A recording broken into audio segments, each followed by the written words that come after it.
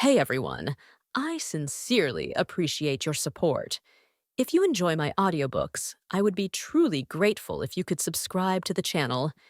And if you'd like to support even further, you're welcome to become a Patreon member, where you can access audiobooks of novels as long as they are freely available on the internet. Your kindness and support mean so much. Thank you. Walter, with an expression of solemnity and seriousness, showed no intention of meeting his son's eyes, continuing to gaze out the window. After clearing his throat, Zolter spoke again. The weather is nice. Yes, the weather is really nice. Yes, it really is. Ghislaine, shaking off the serious atmosphere, replied indifferently. An awkward silence began to fill the room. Zolter, who had been staring endlessly out the window, suddenly started to mutter to himself. Been quite some time since one side of the northern fortress collapsed. They say it'll cost about 5,000 gold to repair it. No, forget it. I'm just rambling nonsense. When Ghislaine said nothing, Zolter sighed deeply, even closing his eyes in frustration. Sigh, where could we possibly find 5,000 gold in this situation? We'll soon have to march out to fend off the barbarian. Tusk, tusk. It's all due to my lack of virtue. Yes, it's my fault. Would have thought the estate would be this low on funds. Ghislaine looked at his father with a dumbfounded expression. Although it wasn't as blatant as Albert or Randolph, it is evident to anyone that Zolter was hinting for money. Suddenly, a memory of something his mother said when he was young resurfaced. Your father worries a lot, so he always broods alone. Especially when it comes to money, he can never be direct about it. Something about a man's pride. Beat around the bush, and if I pretended not to notice, he'd sulk and grumble all by himself. Isn't that funny?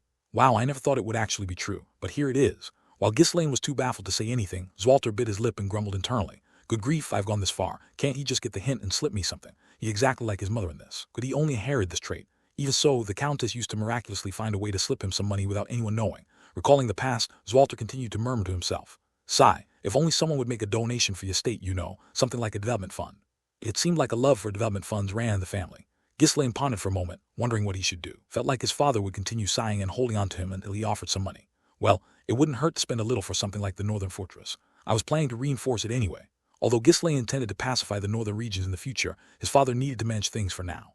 He had already considered providing some support, so covering the repair costs seemed reasonable. Send 5,000 gold when I sell the runestone this time.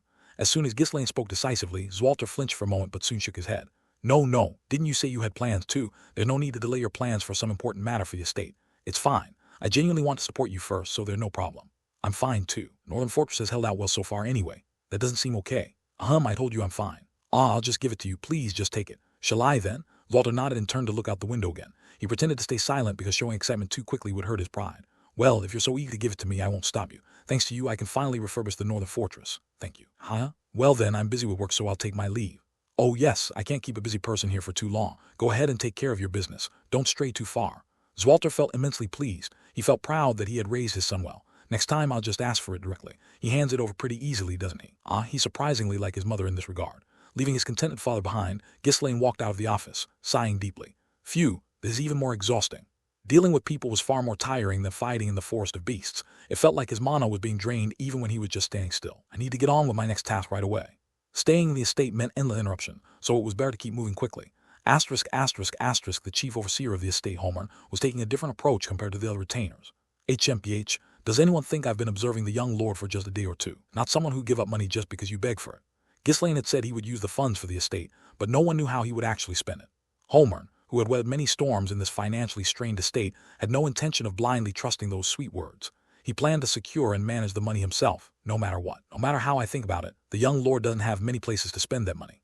Even if he wanted to grow his forces, runestones weren't something you could buy with mere pocket change. Even if the estate were to gather and train soldiers, there would still be plenty of money left over. Besides, he hadn't even begun recruiting soldiers yet, so only the wages for the mercenaries and laborers participating in the frontier development would be leaving the coffers. If he wasted the money on frivolous luxuries, the losses would be unbearable. In fact, it wasn't only Ghislaine that Homer couldn't fully trust, and need to extract as much as possible before Albert and Randolph get their hands on it. Those two would undoubtedly try to allocate the funds to what they believed was most important, not that their opinions were wrong. Their priorities were undoubtedly valid. But unlike them, who only focused on their respective duties, Homer, who oversaw the entire estate, had far more pressing matters to consider. He needed to stockpile food, repair the castle walls, recruit more soldiers, pay overdue wages, provide relief for the estate citizen, sell debt with the merchant guilds, secure war horses and equipment, maintain the fortress, and repair and expand public facilities within the estate. This curt estate had far too many places that required funding. Since tackling everything at once was impossible, he had to address the most urgent issues first, one by one. To do that, the person overseeing the entire estate, Homer himself, needed to manage the funds. If it's hard to bring down your target, you start by dismantling those around it. That's basic military strategy. Instead of asking Ghislaine directly, Homer went straight to find Belinda. She had cared for Ghislaine since he was young, serving as his tutor. No matter how willful the young lord was, it would be hard for him to flat out refuse if Belinda asked for something. Homer inwardly praised himself, thinking this was the very essence of politics. "Oh, Belinda, how are you feeling?" "My Baron, what brings you here?" Belinda was surprised to see such an unexpected visitor. Ever since Ghislaine had started causing trouble, Homer had all but ignored her, treating her as if she didn't exist. She never imagined he would come to see her first. I heard you were unwell, so I came to check on you." "Ah, I'm much better now." "That's a relief. You must always care for your health, as you're responsible for looking after the young lord." Though Homer had treated her as if she didn't exist, Belinda neither resented nor disliked him. She understood why. Ghislaine had been at his worst, causing all sorts of trouble. There wasn't a single person in the estate who liked him. And since she had also served as his tutor, most people blamed her, thinking her poor teaching had led to his reckless behavior. After exchanging pleasantry and the atmosphere softened a bit, Homer discreetly took something out and placed it in Belinda's hand. It's nothing much, but please take it." "What is this all of a sudden, oh my?" What Homer handed her was a rose-shaped brooch made of gold and jewels. As Belinda examined it momentarily, she noticed a small engraved logo and exclaimed in surprise, "Is this by any chance charnel?" "Oh, Belinda, you have quite the eye." "Yes, it's indeed charnel, ha." Belinda inspected the brooch closely with a suspicious gaze. Arnold was a renowned craftsman, one of the top artisans across the entire continent. It was an incredibly expensive item, something you wouldn't expect to see in the impoverished Ferdium estate. "Is this real?" Of course, it's genuine. I have my pride. Do you think I walk around with a fake?" "But why are you giving this to me?" Belinda, looking confused, spoke while her eyes sparkled. With a meaningful smile, Homer replied, "I have a small favor to ask." At the mention of a favor, Belinda hesitated but eventually nodded her head. "The young lord has earned quite a bit of money recently, hasn't he? He says he'll use it for the estate, but wouldn't it be better if he gave the money to me to handle instead?" Homer waved his hand dismissively as he continued. "Not that I don't trust the young lord, but wouldn't it be better to use the money more efficiently? After all, I'm the one managing most of the estate's affairs anyway. What do you think?"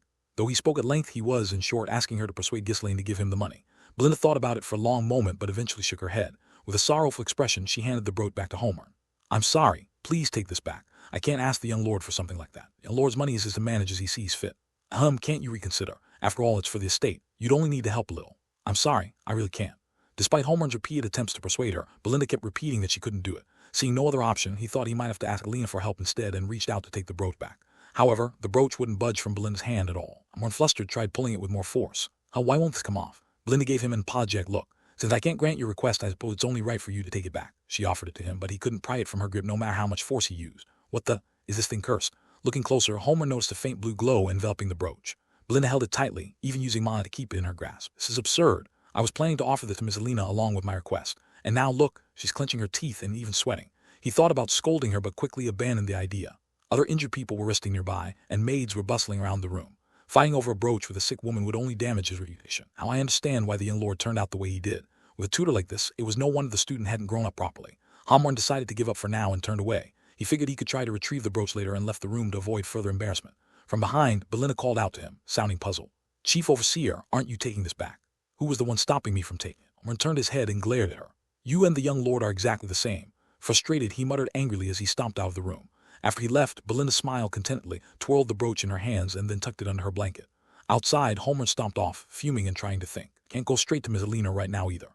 The brooch had been the only valuable thing he had, and now Belinda had essentially taken it by force. He had too much pride to show up empty-handed and make a request.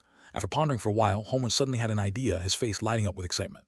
"That's it. There's still Sir Fergus." Fergus, like Belinda, had been with Ghislaine since he was a child. Moreover, Fergus was older than Belinda, and Ghislaine would likely feel even more pressure to agree if he made the request. Determined to try the new approach, Homer ordered his subordinates to fetch him a mandragora root. Though the root they brought him was shriveled and unimpressive, it was still a valuable medicinal herb. Recalling where Fergus's quarters were, Homer made his way there. "Sir Fergus, are you here?" On entering the quarters, Homer saw Fergus sitting on his bed reading a book. "Oh, Chief Overseer, what brings you here?" Fergus looked startled but greeted him warmly. "It's nothing much, really. I just brought something to help with your health." Homer carefully reached into his pocket to take out the mandragora root, worried that even the smallest piece might break off. However, something else caught his eye. Next to Fergus's bed were piles of mandragora roots and a wide assortment of other nutritional supplements. For a moment, Homer just blinked in disbelief, staring at the abundance of rare medicinal herbs. With trembling hands, he pointed at the stash. What is all that? How do you have so many of those precious things?" Fergus beamed with pride. "Ha! The young lord gave them to me in bulk before he entered the forest of beasts. You'd like a few, Chief Overseer." It turned out that the moment Ghislaine had come into some money, he had stocked up on health supplements and handed them over to Fergus. Homer glanced down at the pitiful little mandragora root in his hand and then looked at the large pile beside Fergus. His expression became one of utter dejection. "No, it's fine. Just stay healthy." He stuffed the shriveled root back into his pocket and walked out, looking more defeated than ever. Lane rested for about 2 more days to recover his strength before immediately summoning the mercenaries. He was in perfect condition, but just being able to move at this point meant that he had significantly shortened his recovery time. As Gillian was lining up the mercenaries, he suddenly hesitated, sneaking a glance at Ghislaine. Ghislaine, initially puzzled, quickly realized why. From the direction of the mansion, Belinda was walking toward them at a leisurely pace. Are you here to see us off? Ghislaine joked, but Belinda snorted and shook her head. See you off, I'm coming with you. Ghislaine furrowed his brow slightly. Although her twisted mind had somewhat stabilized, she still hadn't fully recovered. Wouldn't it be better for you to rest more, Belinda? You don't have to come along. No way. What if you run into some bandits? Anyone who sees a runestone like mine won't be able to resist attacking. Be too worried to rest if I don't come. She stayed firmly, throwing on her robe. Ghislaine shook his head with a sigh. Seeing her so determined, he couldn't find it in himself to oppose her. After all, Belinda had been looking after him since he was young. It wasn't easy for him to harden his heart against her. Ghislaine sighed and made a promise. If it gets tough for you at any point, make sure to say something. I know. Are we heading straight out of the estate? No, we must pick up what we left behind first. Ghislaine led the mercenaries back into the forest of beasts to retrieve the Durus Ents inner bark and the blood python's remaining corpse. Unlike when they first entered, the group moved quickly on horseback this time. Are you planning to collect more runestone as well? Gillian asked. Ghislaine shook his head. No, we don't have the time for that. Just gather the corpses and go sell the runestone immediately. At the mention of selling the runestones, the mercenaries' faces lit up. After all, selling runestone meant they would receive hefty rewards. All right, let's move quickly. Thanks to having rested sufficiently, the mercenaries were full of energy. In just half a day, they had collected all the monster corpses and returned to the estate. Since the inner bark won't spoil, store it as is. For Python's corpse, separate the poison, blood, flesh, and skin, and make sure to store them properly so they don't rot. After entrusting the workers with the task of processing and storing the corpses, Ghislaine again led the mercenaries out of the estate.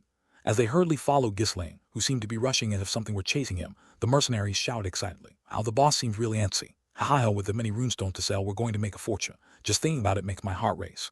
Despite the mercenaries' light-hearted banter, Gillian voiced his concern. Young lord, is there really a need to move so urgently? You're still not fully recovered. You shouldn't overdo it. Although Gillian knew from Ghislaine what the situation was, he hadn't expected him to be in such a hurry. We're riding so fast that the wagons loaded with runestone couldn't keep up properly. That's possible, but always remember, time is not on our side. Even as Ghislaine spoke, he did slow down. He reluctantly reduced speed a little when the horses pulling the wagons fell behind. Keep the pace as it is. Let's move as quickly as possible. Since the mercenaries had no reason to complain about getting their money sooner, they eagerly followed Ghislaine's lead. Our boss really knows how to ride, doesn't he? Is he a centaur or something? He's better than most knights I've seen. Is there anything he can't do at such a young age? Although horsemanship was considered an essential skill for nobles, Ghislaine's riding was far beyond the typical level of refinement. Even the seasoned mercenaries who had survived countless battlefields had never seen anyone handle a horse as well as he did. The time they saw him, his skills and poise seemed beyond his years, leaving them amazed. Whether or not Ghislaine heard the mercenaries marveling behind him, he remained silent, galloping southward. It wasn't until much later that the mercenaries, who had been following him without question, began to realize something was odd. But why are we going this way? That's what I was wondering. We're trying to find a large merchant guild. Rapol would be the fastest. Isn't he just riding without thinking? Rapol was the wealthiest estate in the north. It had many large merchant guilds, so selling anything there would be the easiest and quickest option. Yet, Ghislaine was bypassing the Zimbar estate, heading further south. As days passed and they continued traveling, murmurs of confusion among the mercenaries grew louder. Kayor, representing the mercenaries, finally asked Ghislaine, Young lord, where exactly are we headed? We've already passed all the major estates with large merchant guilds. Ghislaine smirked. We're going to the Briven estate. No one had expected that answer. Kayor and the other mercenaries looked surprised and asked again, Go all the way there. Is there a large merchant guild in Briven? The Briven estate was small, located in the north, but it was famous enough that no one in the kingdom knew about it. The mercenaries, who had been murmuring amongst themselves, soon recalled why Briven was well known and gasped in realization. Briven? Oh, don't tell me. Are we really going there? Ghislaine nodded. Yes, we're heading to the Magic Tower. The mere mention of the Magic Tower immediately made it clear what Ghislaine had in mind. Ah, so you're planning to sell the runestones directly to the Magic Tower. That way you'll get more money. That's right. The young lord is more frugal than we thought. Only a few merchant guilds in the north could buy a large quantity of runestones. Even those would take considerable profit for themselves before giving a price. However, if they sold directly to the Magic Tower, things would be different. Runestones were one of the most commonly used materials in magical research. If the mages, who were fanatical about runestones, saw a large supply, they'd undoubtedly buy it all. The price they offered would also be higher than what any merchant guild could pay. Mercenaries, who were little more than country bumpkins living at the far end of the north, seemed excited as they talked about getting to visit the famous Mage Tower. Since they had made some money and could do some sightseeing, they grinned and said they were glad they had followed Ghislaine. However, after thinking for a moment, Kayor asked Ghislaine a question. Young lord, the Mage Tower in Briven is the Crimson Flame Tower. Wouldn't we get a much better price if we went to the Scarlet Tower instead? Oh, you're right. Then there's no need for us to go all the way to the Briven estate, is there? Exactly. Nowadays, the Scarlet Tower is the best in the north. They probably offer the best price too. After hearing Kayor's words, the mercenaries began chattering among themselves. They were selling to a Mage Tower anyway. It only made sense to sell the runestone to the place that would offer the highest price. Smaller towers wouldn't be able to handle the current supply of runestone, so they needed to go to a more powerful Mage Tower. The largest and most powerful tower in the north was the Scarlet Tower. It was also known for paying generously and purchasing the most. That's why most merchant guilds primarily traded with the Scarlet Tower. However, Ghislaine shook his head. No, we're going to the Crimson Flame Tower. What? Why? Kayor and the other mercenaries were surprised and asked again. The Crimson Flame Tower was once the wealthiest and most powerful in the north, But after Delma, the tower master of the rival Scarlet Tower, became a seventh circle archmage and gained widespread fame, the situation had completely reversed. The Crimson Flame Tower had been biding its time, hoping to reclaim its former glory. Catching up to the now massive Scarlet Tower was no easy task. You're not mistaken, are you? The one in Briven isn't the Scarlet Tower, it's the Crimson Flame Tower. With that much supply, we should go to the most successful tower. The mercenaries couldn't help but think that Ghislaine had made a mistake. Were they willing to take a loss when they could earn more money? As the mercenaries chatted amongst themselves, Belinda furrowed her brows. She didn't like how these rude and ignorant men acted brazenly toward Ghislaine. Without him noticing, she jabbed Gillian in the side. When he turned to look, Belinda narrowed her eyes and mouthed, "Teach them some manners." However, Ghislaine himself did seem to mind their disrespectful behavior at all. "It's not a mistake. Going to the Crimson Flame Tower. I have my reasons, so just follow me." The mercenaries didn't understand his intention but stopped talking and quietly followed Ghislaine. Just like in the Forest of Beasts, half of them trusted that Ghislaine had something in mind, and the other half didn't care as long as it wasn't their loss to worry about. After passing through several more estates, they finally saw a tall tower in the distance. Mercenaries began to laugh and joke amongst themselves as they caught sight of the Mage Tower. Ghislaine let out a brief chuckle and spurred his horse forward. By the time Ghislaine arrived at the Briven estate, Count Harold Desmond was staring at a document with trembling eyes, gripping it tightly. It was a report delivered by the spies he had planted in the Ferdium estate. Harold tossed the report onto his desk, sighing in frustration. A stone runestone of all things, and in such large quantities. Just as Ghislaine had anticipated, the news that he had obtained the runestone had reached Harold's ears in just a few days. With a grim expression, Harold closed his eyes and stroked his mustache, lost in thought. The plan has completely fallen apart. He had intended to weaken the Ferdium estate slowly, but now that they had acquired the runestone, that wouldn't be an easy task. Tusk, should I have just forced them into a fight? Even though Gilmore Dild's corpse had disappeared, he could have still found a way to provoke a battle. However, he couldn't understand who had taken the body, so he had decided to observe a little longer, but he hadn't expected things to turn out this way. Thought it was madness when I heard he went into the Forest of Beasts with mercenaries. The fact that Ghislaine's name had come up when he lost contact with Frank left Harold with a nagging feeling. Since then, Harold had been steadily receiving reports on Ghislaine's every move. While it seemed like Ghislaine's personality had changed slightly, none of the report indicated that he had grown skilled enough to defeat Frank. Receiving the report that Ghislaine had entered the Forest of Beasts with mercenaries, Harold had wholly stopped paying attention to him. After all, he had assumed Ghislaine would die there. But now, hearing that Ghislaine had successfully acquired the runestone, his nagging feeling had turned into full-blown anxiety. He was supposed to be that capable. Harold had spent a long time conducting research to swallow up the northern estates. Actually, he had investigated all the key figures, and based on the information at the time, Ghislaine had been deemed someone unworthy of attention. Yet now, he had heard his name twice recently. That meant there was a flaw in the information. Harold issued new orders to the lieutenants standing by his side. Gather information on the key figures in the north again. Get the previous findings. Start from scratch. Understood. The newly appointed lieutenant was better at gathering information than scheming, so Harold was confident he would handle the task well. Feeling an odd sense of unease, Harold gazed out the window. The crimson glow of the setting sun was gradually coloring his room. After the lieutenant left and dusk fell, darkening the view outside the window, Harold continued to tap his temples in thought, unable to stop his pondering. As time passes, Ferdium will only grow stronger. Their forces will increase as well. The runestone was a treasure of immense value. Not only was it valuable in itself, but it could also easily be converted into cash. The runestone was sold and the money was used to expand the territory. They would be able to secure both troops and supplies quickly. Even if a conflict with the Diggled estate were to arise now, Ferdium would swiftly recover from any damage, and over time, it would become even more challenging to deal with. This isn't something I can decide on immediately. If enough time were spent devising schemes, it would be possible to weaken them or create problems somehow. However, discovering a runestone resource, something rare even within the kingdom, was not something he could bury on his own. Harold sent an urgent message using the fastest horse available. Ferdium, partial development of the Forest of Beasts, secured runestone, awaiting orders. It was a brief message, but it was sufficient. After waiting for a few days, a response arrived from the duchy. Annihilate Ferdium. The duchy will intervene afterward. It's Diggled to start a territorial war. However, ensure they are used and discarded. It is acceptable to take some risks. The duchy's response was also short and to the point. It simply contained clear-cut orders. Harold mulled over the returned orders once more. Annihilate, turn it into territory without an owner. The territory would revert to the royal family if neither the family head nor an heir existed. Afterward, the duchy's involvement meant they intended to appoint a new lord themselves. The order to use and discard Diggled also implied that Diggled should not be allowed to occupy Ferdium's territory. Although Count Rogues, being a relative, had a legitimate claim to Ferdium's territory, the duchy would handle that situation easily. If not, they could just wipe out the Rogues' estate as well. I see. Now I understand. It was because of the Forest of Beasts. The orders, which had been hard to comprehend until now, finally made sense. The directive to continuously weaken Ferdium but not let it be destroyed, and to prevent other estates from seizing it, was intended to ensure that no one could take control of the Forest of Beasts. However, now that Ferdium had meddled with the Forest of Beasts, they would no longer be spared and would be wiped out. Why are they so eager to seize the Forest of Beasts? At present, the duchy was secretly preparing for rebellion. They were moving cautiously to ensure a decisive victory, but engaging in a territorial war could potentially expose their forces to the public eye. Harold couldn't understand why the Forest of Beasts had to be secured, even at the risk of such exposure. No matter how valuable the runestone was, it seemed excessive to go this far for it. Lowering his eyes and contemplating for a moment, Harold soon shook his head. Deciding the direction was the Duke's responsibility. His role was merely to minimize risks in the process. When the time comes, I'll understand. There was no time to worry about reasons. He was already busy drafting plans to align with the new direction. Harold returned to his office and gathered his advisors. Many of our people are in Ferdium. We have 2 vassals and 1 knight left. Send the 2 vassals to Diggle. Use the pretext that Gilmore was killed in Ferdium and start a territorial war. The sudden order left the strategist looking flustered. It was a drastic shift from the previous plan of gradually weakening Ferdium. May I ask the reason for this sudden change in approach? The situation has changed. Harold didn't elaborate further. The strategists were bewildered. They soon appeared to understand in their own way. They too had heard the news about the runestone. Our goal is the complete annihilation of the Ferdium family. We will participate as well. Once again, the strategists appeared shocked. A territorial war wasn't something that could be initiated at will.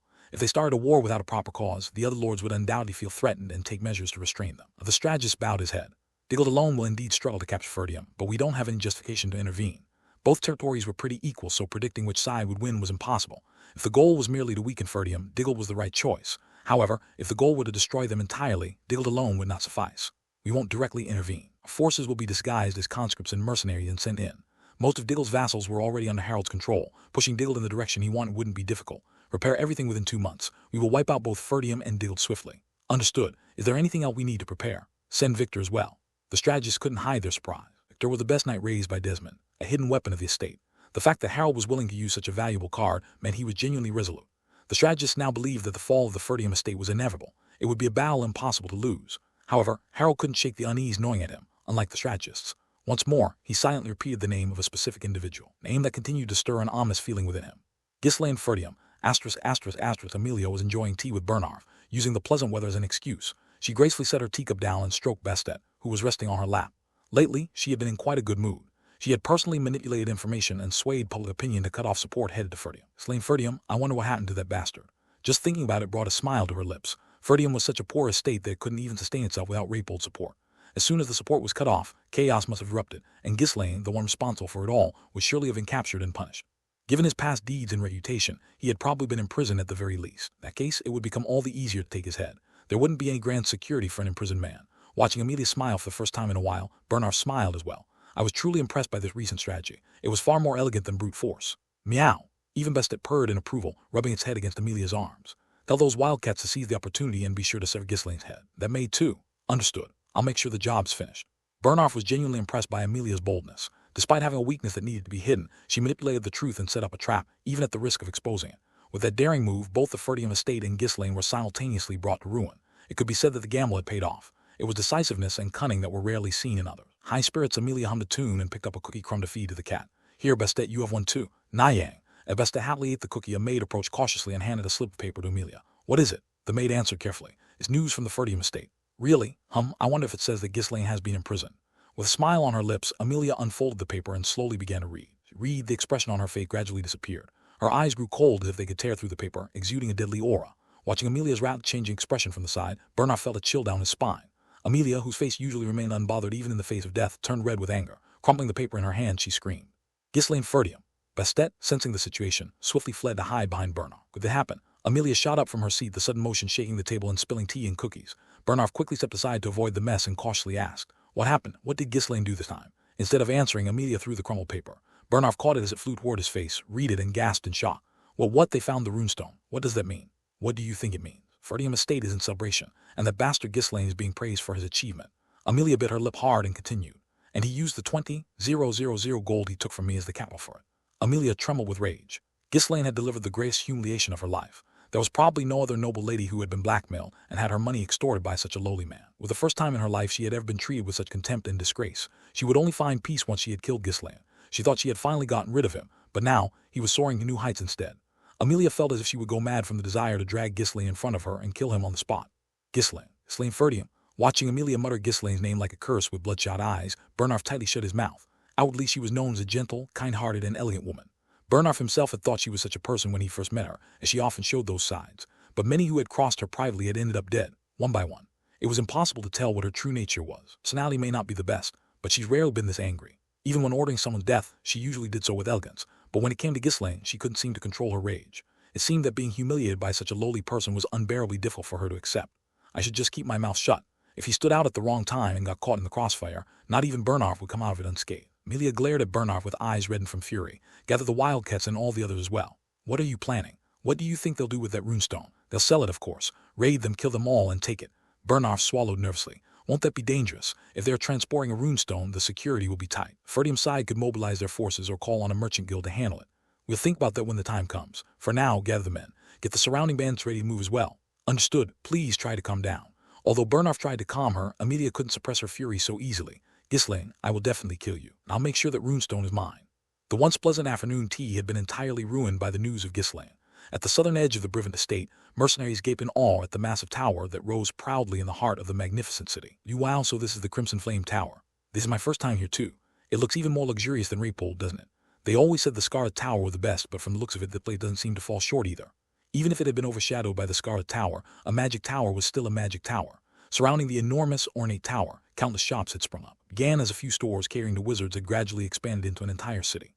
The security system established under the guise of protecting the Crimson Flame Tower also safeguarded the surrounding areas and even extended to the Brivant estate.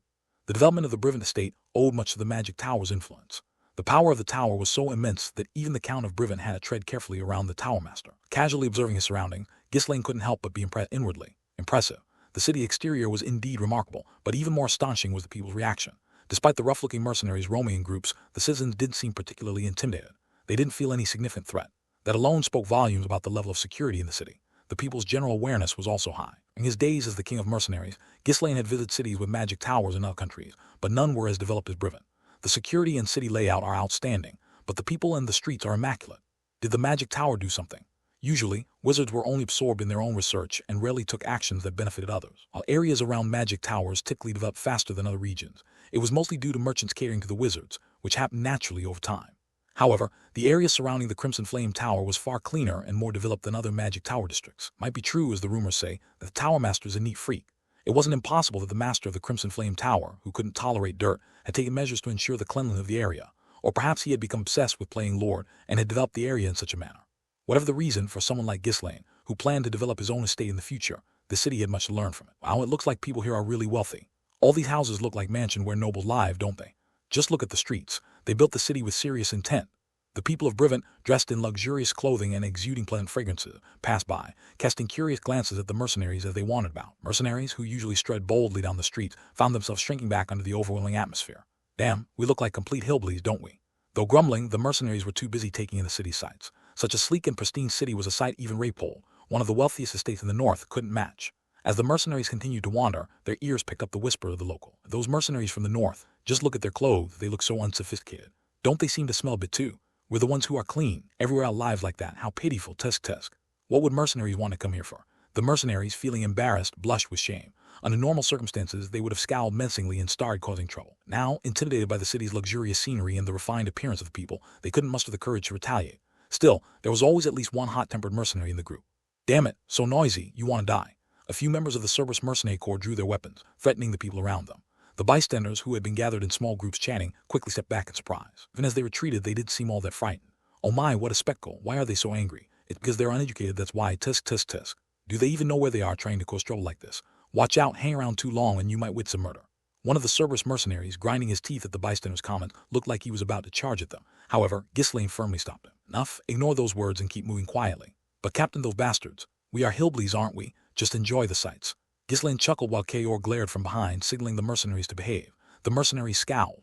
Normally, people would either freeze in terror or go out of their way to avoid them. But here they were just being mocked, and it was infuriating. Wanted to lash out, but they couldn't act rashly with Ghislaine and Kaor holding them back. Feeling thoroughly humiliated, the group walked toward the magic tower with their heads hung low. It didn't feel great to suddenly become a public spectacle.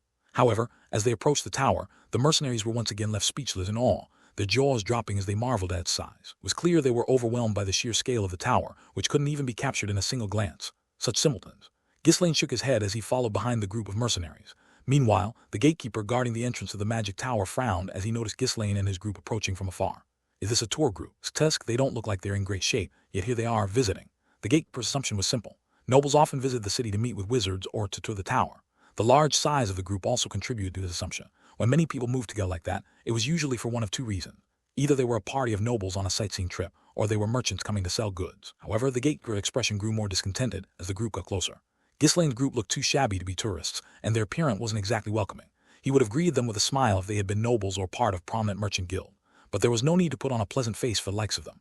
Though he was just a gatekeeper, he represented the magic tower. Overly friendly to this ragtag group, and being seen as a joke by a bunch of vagrants would tarnish the authority of the magic tower. In truth, the gatekeeper was a commoner with no real influence, but the massive institution of the magic tower standing behind him bolstered his confidence. Still, I work at the magic tower. I'm not just any ordinary person. Ahem. It's said that even if you're born a dog, it's better to be a noble's dog. Exactly what the gatekeeper was like. As Ghislaine and the mercenaries came close enough for their faces to be recognized, the gatekeeper also noticed the numerous carts they had brought along. Only then did he understand their purpose for visiting. Judging by the amount of stuff they brought, it's not sightseeing. They're probably here to sell something. Occasionally, mercenaries or adventurers would come to the tower claiming to have obtained rare items to sell. It was rare for groups to visit in such numbers like Ghislaine's. It wasn't unheard of. Given that they were mercenaries or adventurers, their ragged appearance made sense. Looking at the number of carts, it doesn't seem like they've brought anything particularly valuable.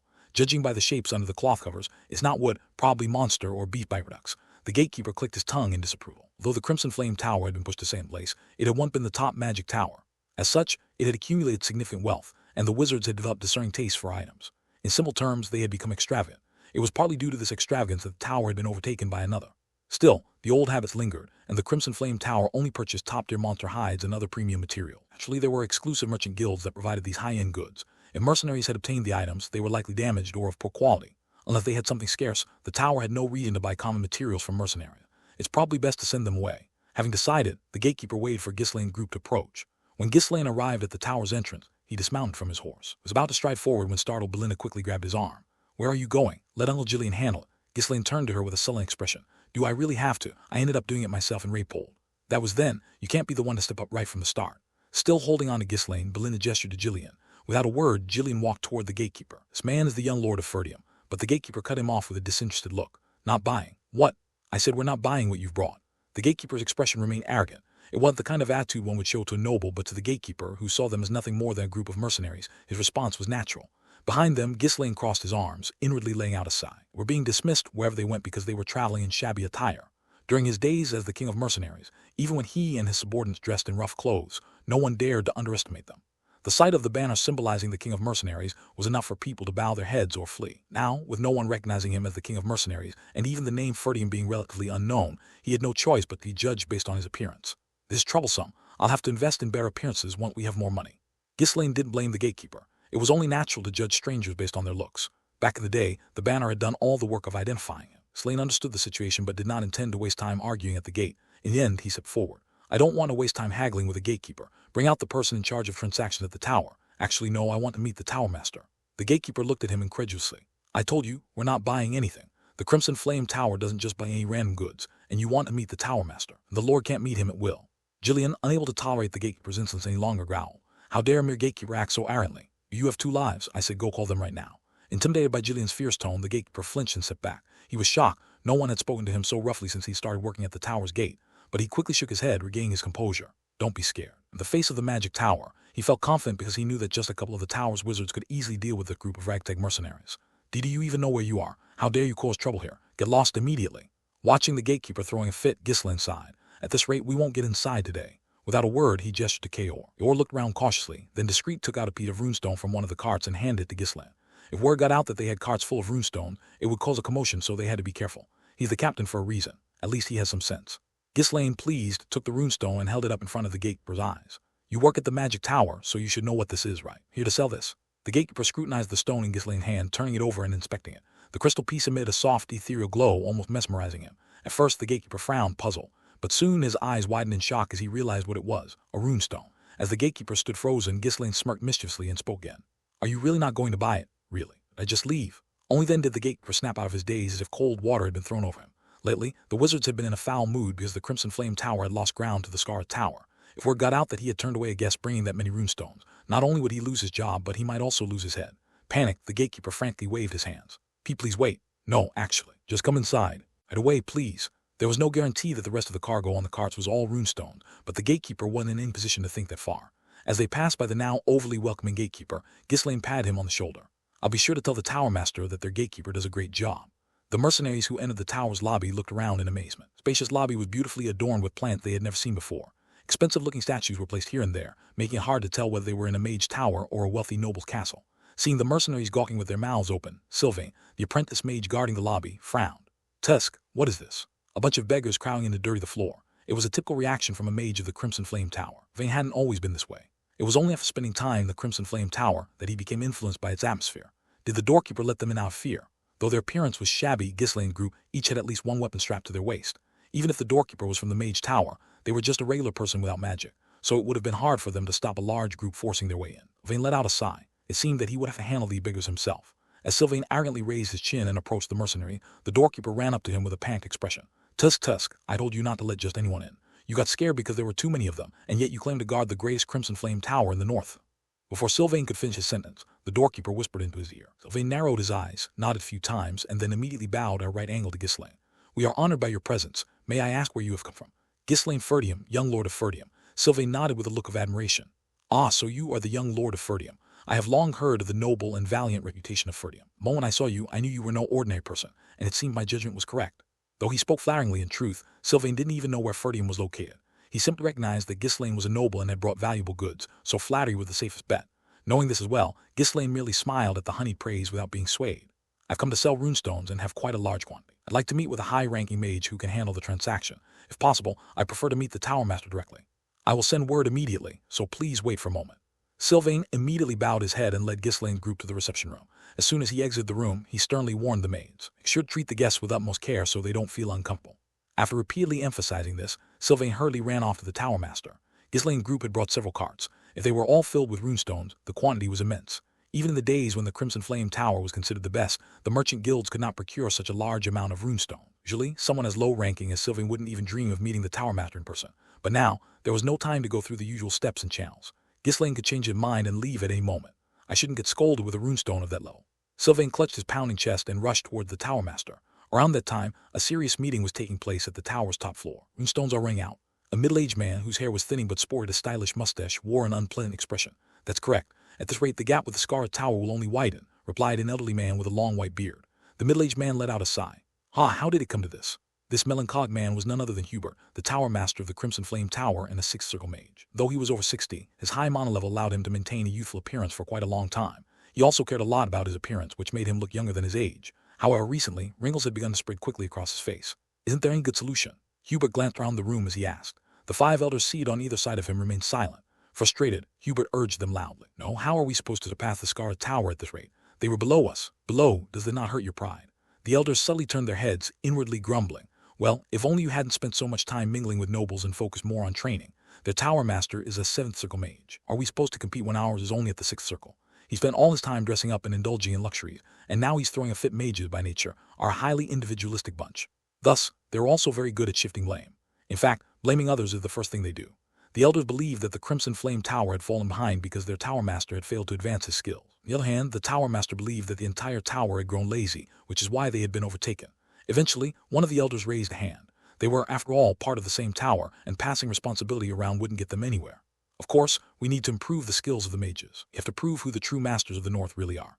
The Crimson Flame Tower and the Scarlet Tower both belonged to the same school of fire magic and had been rivals for a long time.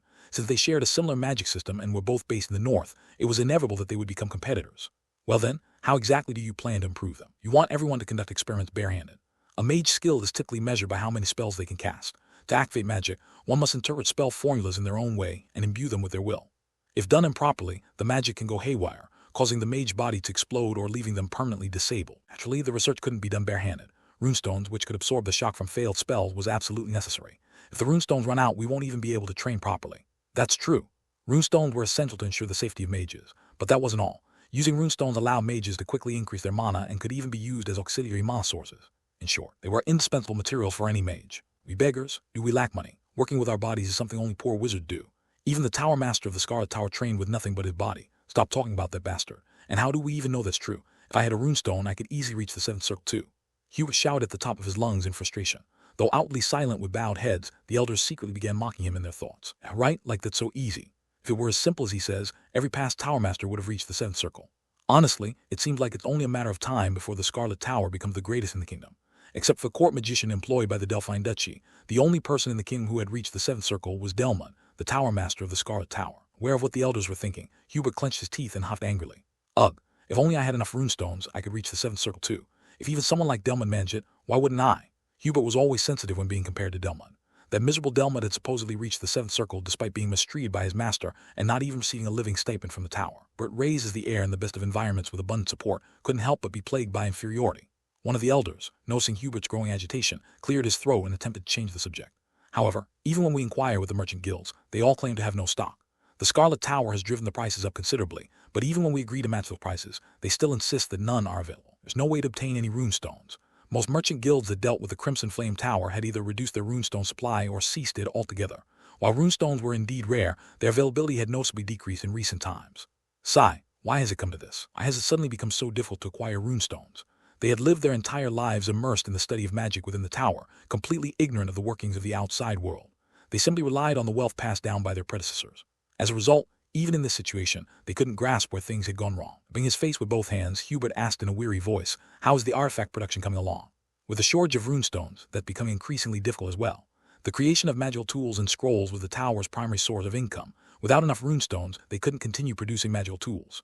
Hubert felt like crying. Once great Crimson Flame Tower, which had been considered the pinnacle of its kind, had not only lost the title of the best in the north during his tenure, but was now steadily weakening. The tower wouldn't just decline at this rate, it would turn into nothing more than a scroll shop. Is there really no way to obtain runestones? The only option is to travel to other regions and bring back small quantities. We have many people, and there are many places we need to use them. The Scarlet Tower has a lot of people too, don't they? They must be buying up everything, right? There are rumors, and most people do say that they're selling everything to the Scarlet Tower, but honestly, it's hard to say. If they're also struggling to get them, then of course they'd raise the price to buy as many as possible, wouldn't they? How about offering more money than they are? Still have plenty of funds, don't we? I told you there's just no stock. They've dried up completely. Besides, we're already spending a fortune by paying extra to get whatever we can. They couldn't determine whether the Scarlet Tower was hoarding all the runestones or if the supply had genuinely dwindled. This was the state of those who had lived complacently, basking in their pride as the best. The money's running out, we can't get any runestones, and now even the apprentices are getting worse and worse. Ha ha ha, what a joke. Even Hubert the Tower Master was too scared to conduct magic experiments without proper tools. Who would take the risk? If things continued like this instead of progressing, they were bound to stagnate and eventually collapse. Ugh. The so-called intelligent yet clueless wizards all bowed their heads, laying out long sighs. We need to recruit a skilled merchant. Let's leave this matter to an expert. One of the elders suggested. Hubert and the other elders nodded in agreement. They prided themselves on studying the laws of the world and claiming to understand all truths, but when it came to commerce, they were utterly incompetent. We should have paid attention to this earlier. In previous generations, the tower didn't only house wizards. There were those skilled in commerce as well. But after achieving their reputation as the best, they grew complacent and stopped valuing such people. Since people would flock to them, offering reasonable prices, they thought all they needed was someone to tally the money. Though it was late, they all agreed on the necessity of bringing in an expert now. Then let's find someone suitable. Boom, boom, boom. Just then someone began knocking loudly on the door from outside. Suppressing his irritation, Hubert spoke. "We're in a meeting, come back later." Boom, boom, boom. I said we're in a meeting. Boom, boom, boom. Despite several warnings to leave, the person kept banging on the door. Hubert, grinding his teeth, rose from his seat. "GRRR, whoever it is, I'll burn their head off. I'm coming in." Bang. Without waiting for permission, the persistent individual violently opened the door and entered. Hubert glared at him fiercely. "Who are you? Who let you in? What are the guards doing? Lay your head down. I'll burn every last strand of hair off your head." The magic tower operated under a strict apprenticeship system with a rigid hierarchy. The tower master would have no reason to deal with a low-level magician. Naturally, Hubert didn't recognize Sylvain. Sylvain, trembling under the frost-like tension in the room, stammered as he spoke. Someone's here to sell us runestone." "What? Runestone?" Hubert and the elders leaned forward, curiosity lighting up their faces as they looked at Sylvain. Although Hubert's anger subsided a bit, Sylvain still couldn't relax. Feeling the weight of everyone's attention on him, he swallowed nervously. It's not just a small amount like what other merchants bring. A massive load. There are more than 10 carts and they're all packed with runestones. As soon as those words left his mouth, everyone in the room jumped to their feet. The tower master and the 5 elders hurriedly came down to meet Ghislaine.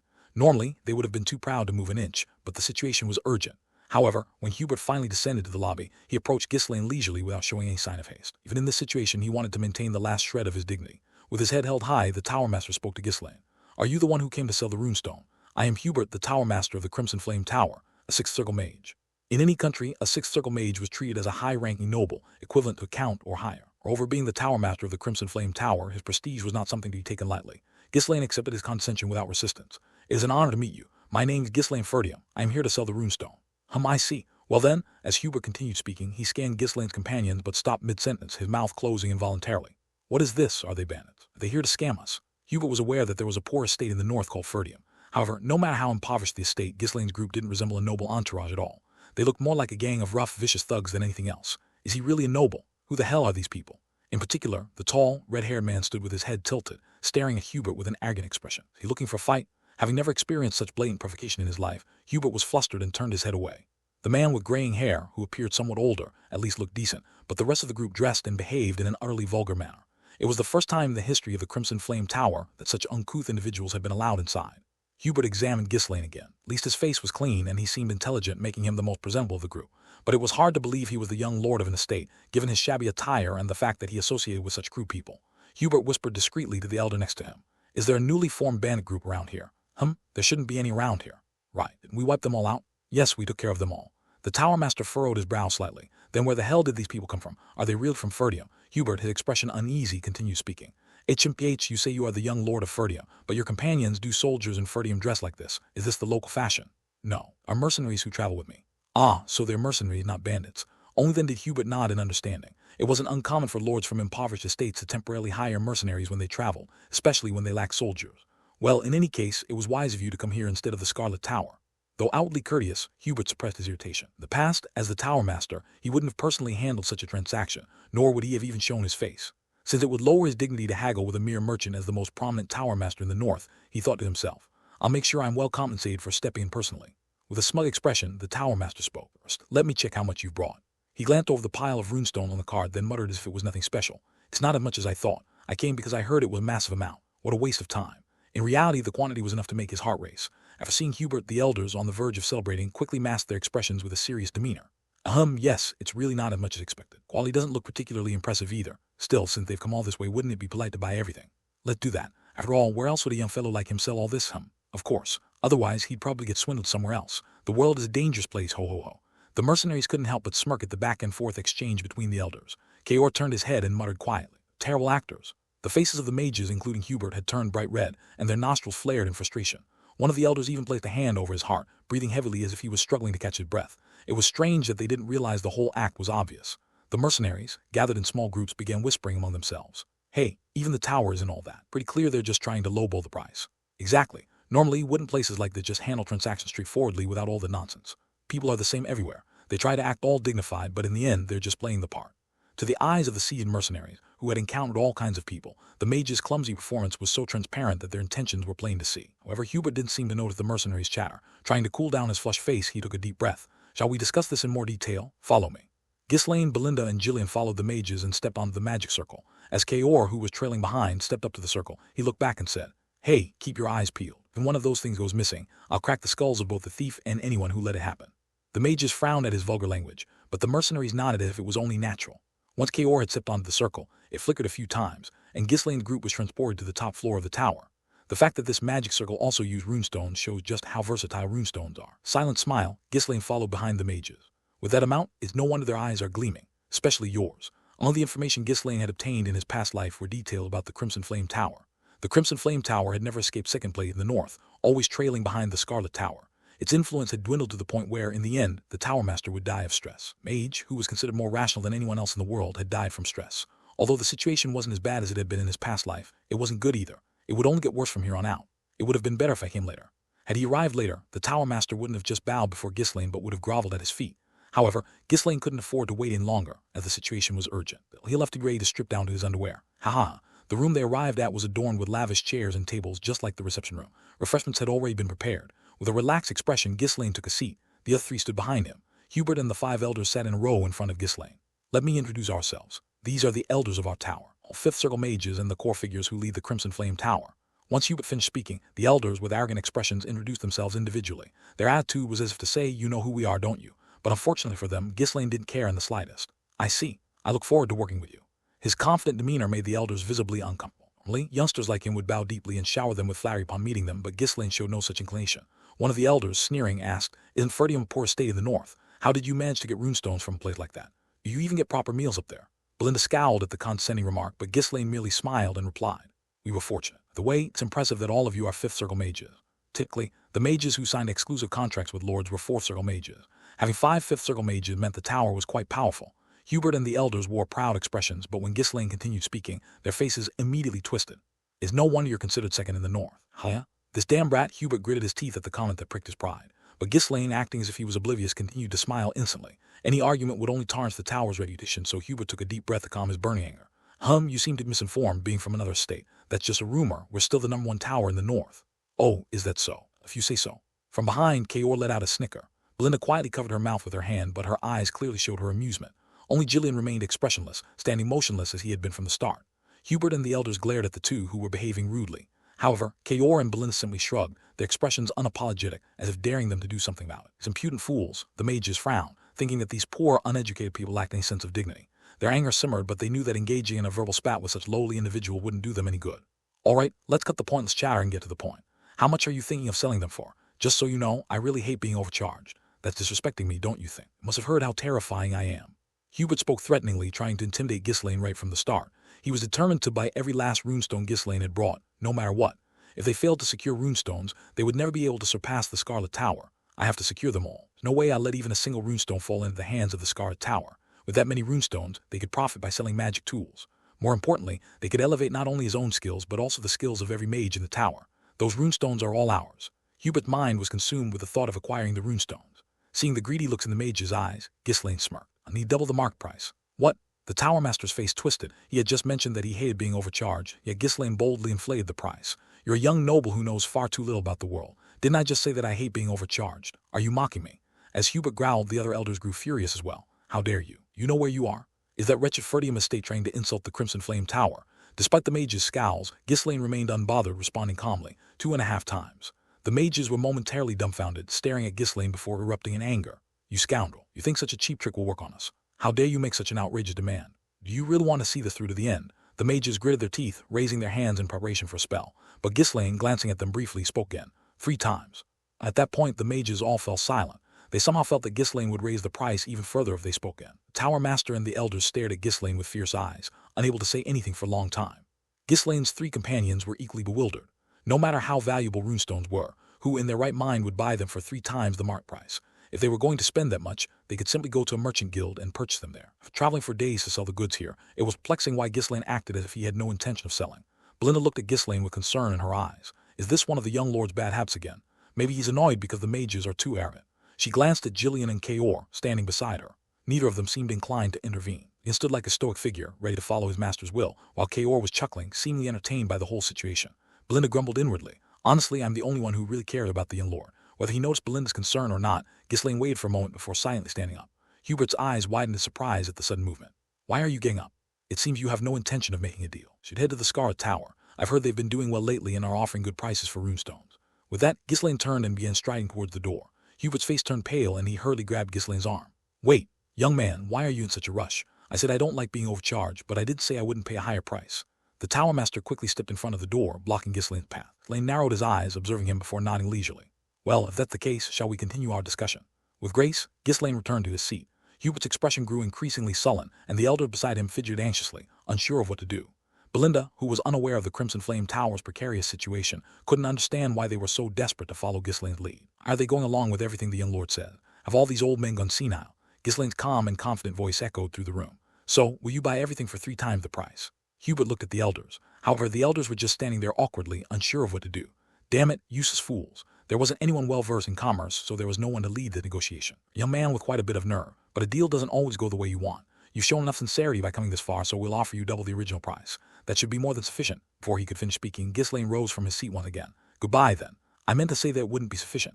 Is that so? I must have misunderstood. Hubert and the elders exchanged distressed looks. The stones were already expensive, and paying triple the amount would require an enormous sum of money. Even though the tower had plenty of funds, such a large expenditure at once would shake its very foundation. Someone say something. Is there no other way? What if he actually leaves? Isn't he just a madman? Hubert and the elders continued exchanging silent glances for a while. Ghislaine patiently waited. For all, the conclusion was already evident, and as the victor, he didn't mind showing a little courtesy. In the end, Hubert sighed deeply, looking as if his life was draining away. Fine, we'll purchase everything at triple the price. Belinda, Jillian, and Kaor gaped in shock. The fact that such an outrageous and ruthless deal had actually succeeded was beyond belief. However, Ghislaine simply nodded as if the result had been only natural. Good. Timed this well. Timed it well, my foot, Hubert muttered under his breath, turning his head to hide his twisted expression. Though he didn't want to give in to the young man's tricks, the situation left him no choice. The other elders merely smacked their lips, unable to even consider opposing the Tower Master's decision. Watching the wizards, who looked like they had swallowed something bitter, Ghislaine smiled inwardly. You better buy it at the price now. Cost even more later. It's better than dying from a stroke, isn't it? In just a little more time, even at 5 times the price, runestones would become impossible to acquire. This was because the Scarlet Tower would block distribution entirely by partnering with most of the merchant guilds. Hubert would later collapse from the shock of this revelation. In case, I've secured plenty of money.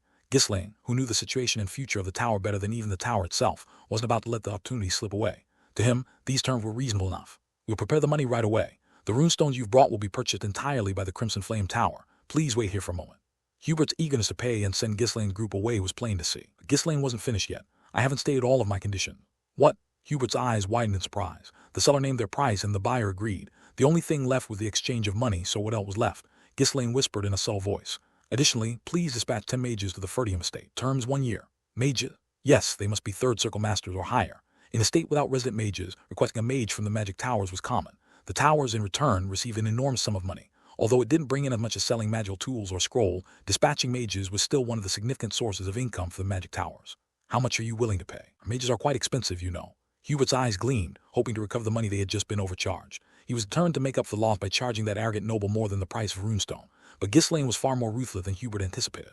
Oh, it seems there had been a misunderstanding. The price I mentioned for the runestone is 3 times the market rate, including the mage dispatch. Ha! What, you insane bastard? Hubert's face turned beet red as he grabbed the back of his neck and staggered. Tower Master, the bastard is clearly mocking us. This is utterly unforgivable. This is nothing short of an insult. The elders raised their voices, veins bulging in their necks as they shouted angrily. Amid the tense atmosphere, Gillian quietly placed his hand on the sword at his waist. Like Belinda, who was just watching with interest or glaring at the back of Ghislaine and Kaor's heads, he was prepared to respond immediately if Ghislaine were attacked. Despite the uproar, Ghislaine calmly reiterated his terms. 3 times the market price plus the dispatch of 10 mages who are third circle masters or higher. Those are my conditions. How dare you? Who do you think you are, demanding mages as a bonus? Never heard of such a deal in my life. Well, that's strange. If you dislike it so much, feel free to walk away. Ghislaine stood up abruptly. I came to the Crimson Flame Tower first out of consideration, but this is a bit disappointing. Oh well, perhaps the Scarlet Tower would be willing to send them. Hubert was so furious that he was on the verge of tears. However, he had no choice but to go along with it despite knowing full well what was happening. He rushed to block Ghislaine's path. Hey now, why is a young man like you in such a rush? You should always listen to someone's words to the end. I only meant that I've never seen a deal like that before, not that it can't happen. There's a first time for everything, right? Oh, did I misunderstand again? I'm just a bit impatient by nature. Ghislaine smiled slyly, sat back down, and elegantly crossed his legs. This guy won't listen to reason. There's no way to win. Hubert swallowed his frustration internally. Most people would try to stay on the good side of the tower, but this arrogant fool seemed to care less about it or anything else. Is this guy seriously insane? He must be someone who lives only for today. He didn't have such a shortage of runestone right now, I would have just burned his head off. However, Hubert couldn't simply send him away just to preserve his pride. If all those runestones end up at the Scarlet Tower, the gap between us will widen even more. He absolutely couldn't allow that, even if it meant putting dirt in his own eyes. So, 10 third circle mages, is there a major construction project happening at your estate? Are you setting up a new barrier? No, I need combat mages. What? Hubert furrowed his brow slightly. When mages participate in combat, they receive extra pay as danger compensation. But in this case, it looked like they would have to provide all of that for free. Are you planning to go monster hunting or something? When Hubert asked for confirmation, Ghislaine shook his head. No, I need mages for war, specifically for estate warfare. Hubert's expression turned rigid. The elders, who had been silent until now, glared at Ghislaine with cold eyes and shouted. What nonsense are you spouting? A law had been passed banning mages belonging to the tower from participating in estate conflicts. A powerful organization like the Magic Tower were to take sides in an estate dispute. It could potentially lead to the entire kingdom falling under the tower's influence. This law was enacted to prevent such a scenario. If anyone were caught violating this law, both the mage and the tower they belonged to would face severe punishment. Mages from the tower are not allowed to participate in estate warfare. You're telling me you don't know that, even as a noble? Only free mages who conducted their own research or wandered the world could participate in estate wars. Surely, you're not suggesting that you'll expel the mages from the tower, have them fight in the war, and then let them return afterward. There had been nobles who used such tricks in the past, and when the truth came to light, an entire magic tower had been obliterated from the kingdom. Ghislaine nodded lightly. Well, something like that. I want them to thoroughly conceal their identities from the beginning and participate in the war. They must make sure they're never caught. They'll have to act as if they belong to our estate. There may have been instances like this in history, but it was too dangerous to trust a rookie like this with such a scheme. Given the tower's desperate situation, the deal for runestone could be conceded. They could accept charging a high price, but this was crossing the line. How dare you? Hubert began drawing on his mana. You don't think you're walking out of here unscathed after making such reckless statements, do you? An overwhelming surge of mana filled the room, causing the entire space to tremble.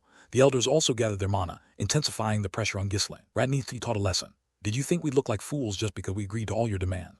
We'll show you what happened when you offend a mage pride. They had a valid excuse. Ghislaine had made dangerous comments first. As the atmosphere grew even more hostile, Belinda and Kaor gripped their weapons. They were facing 6th circle and 5th circle mages. Even with everyone here, victory would not come easily. Gillian prepared to rush forward.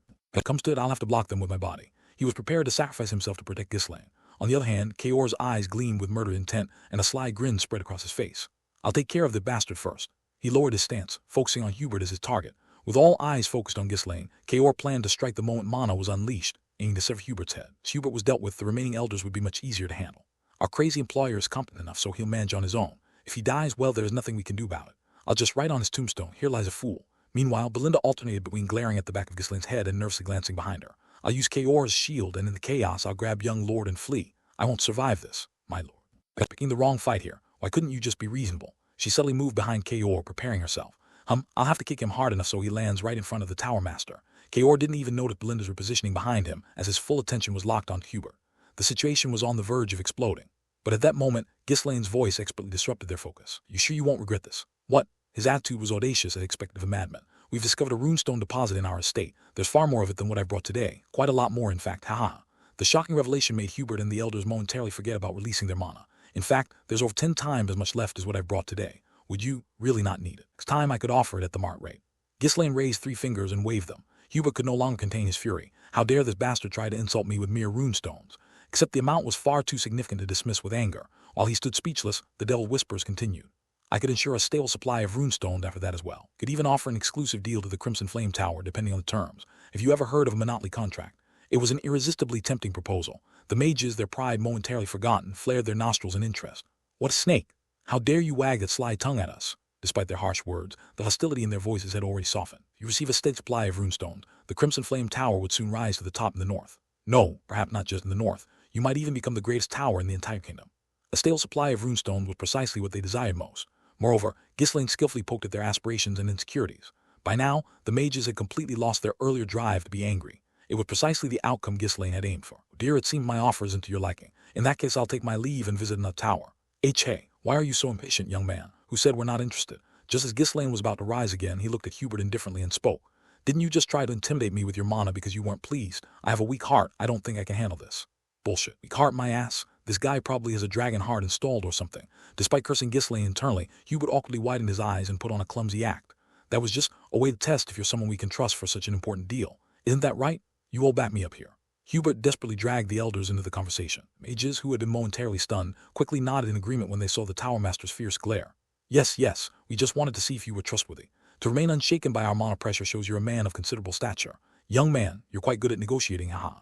Ghislaine glanced around at the elders awkwardly, laughing and smiling brightly. Do I pass your test? Hubert hesitated for a moment before. With a resigned expression, he nodded weakly. Yes, now tell us more about this state war. For some reason, he felt like he was handing over the entire Crimson Flame Tower to the hands of the devil. Belinda, Jillian, and Kaor blinked in confusion as the atmosphere abruptly shifted. Just moments ago, the tension had been so thick that it wouldn't have been surprising if someone had died. For the moment Ghislaine offered to provide the runestone steadily, the mages suddenly became servile again. They looked like people desperate for runestone. This deal was successful purely because Ghislaine knew the future. There was no way those who didn't know that he had regressed could understand him. Belinda absent-mindedly fiddled with her brooch, lost in thought. Does he have some kind of weakness? So, is there more I can get out of this? The ever-practical Belinda, unable to make sense of the situation, began to wonder if there was a way to gain an even greater advantage. She had grown somewhat accustomed to being swept up in Ghislaine's impulsive actions after being dragged into them several times. While the 3 of them were lost in their thoughts, Ghislaine continued speaking. Honestly, it's not like we're planning to attack any particular territory. Don't have the strength for that. Really? Then why talk about war? Hubert asked, showing a hint of interest. If it wasn't about attacking somewhere. A runestone was discovered in a poor, powerless estate like ours. Do you think other estate would just sit idly by? I see. If a runestone were discovered in a weak estate like Ferdium, there would undoubtedly be lords who would covet it and attempt to take it by force. However, it won't be easy to launch a real attack. If one estate tries to claim the runestone, others won't stand idly by either. Ghislaine silently admired Hubert. As expected, a mage's sharp intuition could not be underestimated. He was right. If someone attacked Ferdium, other estates would also find reasons to intervene. First Lord to launch an attack would not only have to face Ferdium, but also several other estates, meaning no one would dare to move hastily for a while, simply gauging the situation. However, Ghislaine didn't need to consider such complicated political relationships. He already knew who the enemy was. The Delphine Duchy would undoubtedly invade Ferdium no matter what. They had the power and political influence to do so. You're absolutely right. We need forces to defend our territory until we can use the runestone to build up our strength. They could conspire together to split Ferdium between them. Since he couldn't tell them he knew the future, he could only frame it as a possibility. It was a plausible enough explanation, so Hubert didn't find anything suspicious and nodded. Given such reasoning, Ghislaine's request to borrow mages made perfect sense. If the lords find out, things will get troublesome. The Crimson Flame Tower was already defending the Brivant estate, but at least it had a justifiable reason to protect the area around the tower.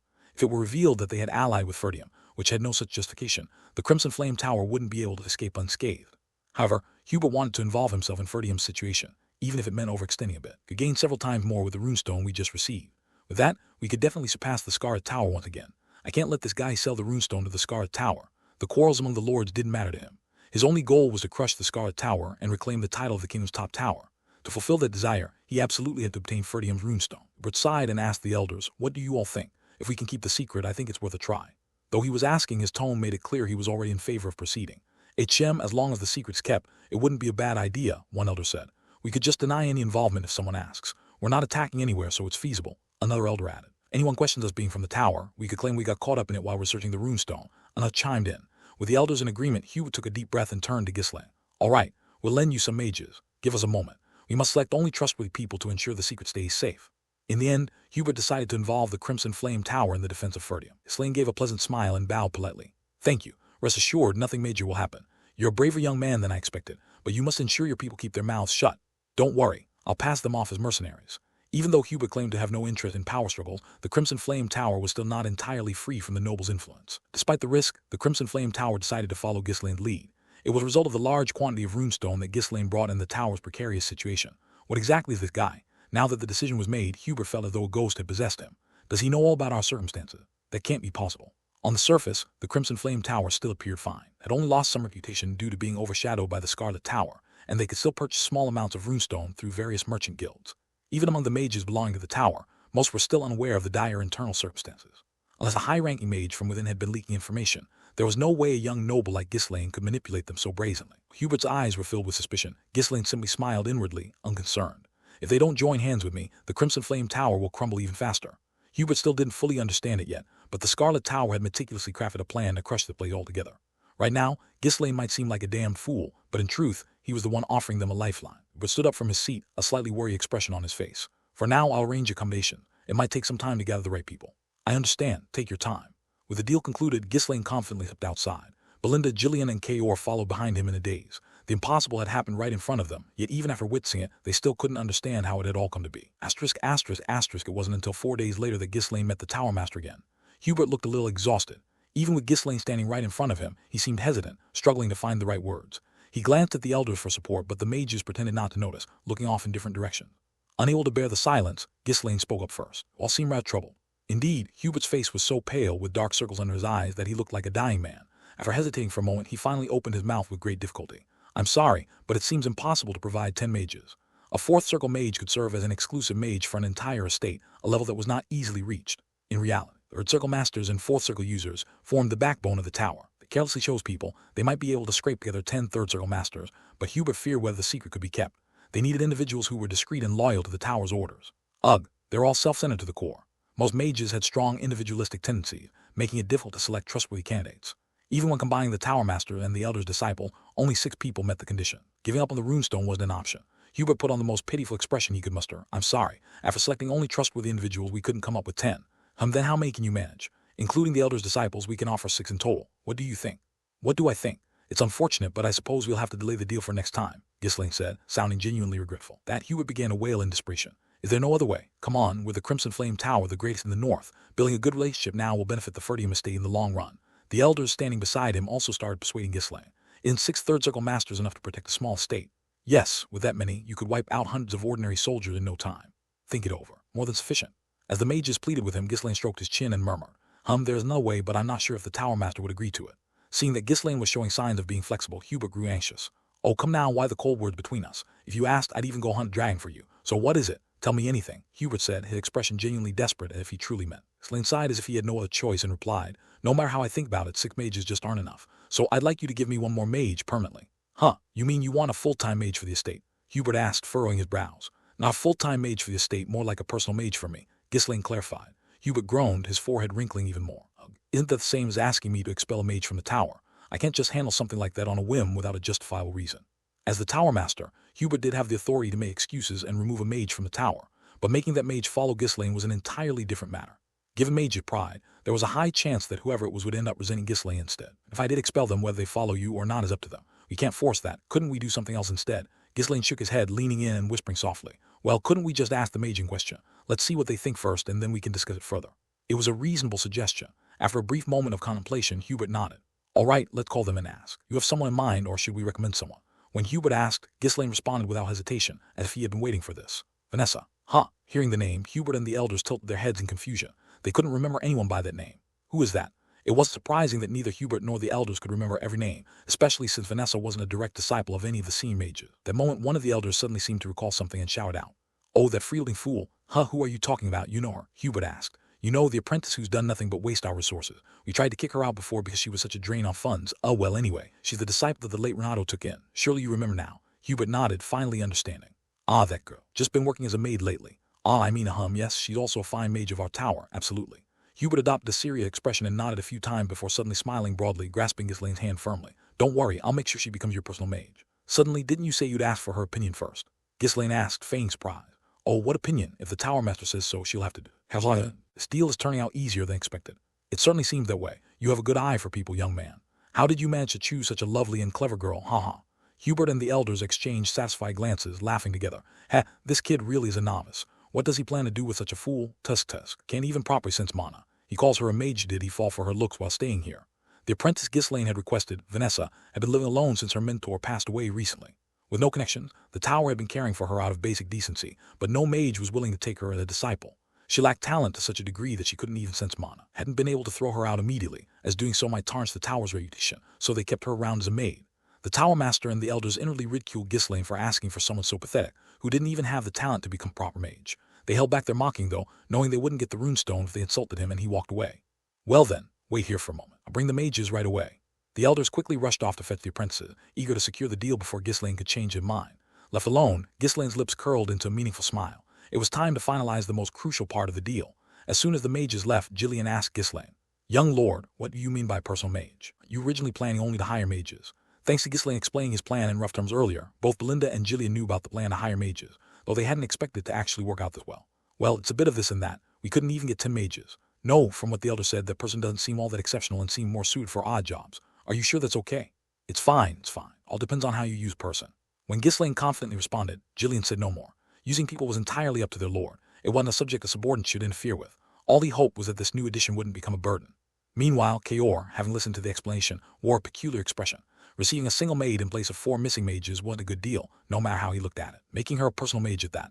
What noble in the world would make a maid from a magic tower their personal mage? Damn, I really can't figure out what he's thinking. In truth, it didn't matter to Kaor who Ghislaine hired as his personal mage or if it was a loss. He was curious about Ghislaine's thinking, but Ghislaine wasn't obligated to explain it to him. However, there was one thing that needed clarification. A lord is hiring these mages really prepare for territorial warfare. Yes, just in case. It's never a bad idea to prepare. Even if you keep their connection to the tower a secret, wouldn't it be better to announce that you hired mercenary mages? With a runestone, if you openly say you're training a large force, others would think twice before provoking you. Kaor's suggestion had merit. Sometimes, displaying power could act as a deterrent to war. That logic didn't apply this time. The Delphine Duchy would attack the Ferdium family no matter what. Hiring a few mages wouldn't scare them. It would be a relief if they didn't mock them instead. The Ferdium family was still far inferior to its enemies in every way, so if it hoped to win, it needed to hide its full strength as much as possible. For now, I prefer to keep it hidden. Kaor, you'll need to be discreet as well. Me. Don't mind as long as you pay me. I'd even tell you my wife's underwear color. At Kaor's sly response, Ghislaine chuckled. Soon, Hubert and the elders returned with a group of mages. 6 mages are dressed in splendid robes and expressions full of confidence, and behind them a woman stood hesitantly. Finally, we meet. Ghislaine spotted the woman and smiled, clearly pleased. She appeared to be in her early 20s. Dark red hair was a tangled mess, and unlike the other mages, her robe was torn and dirty. She looked so anxious and uneasy, constantly glancing at others to read the room, that it was apparent how much mistreatment she had suffered at the tower. Hubert smiled and introduced the mages to Ghislaine.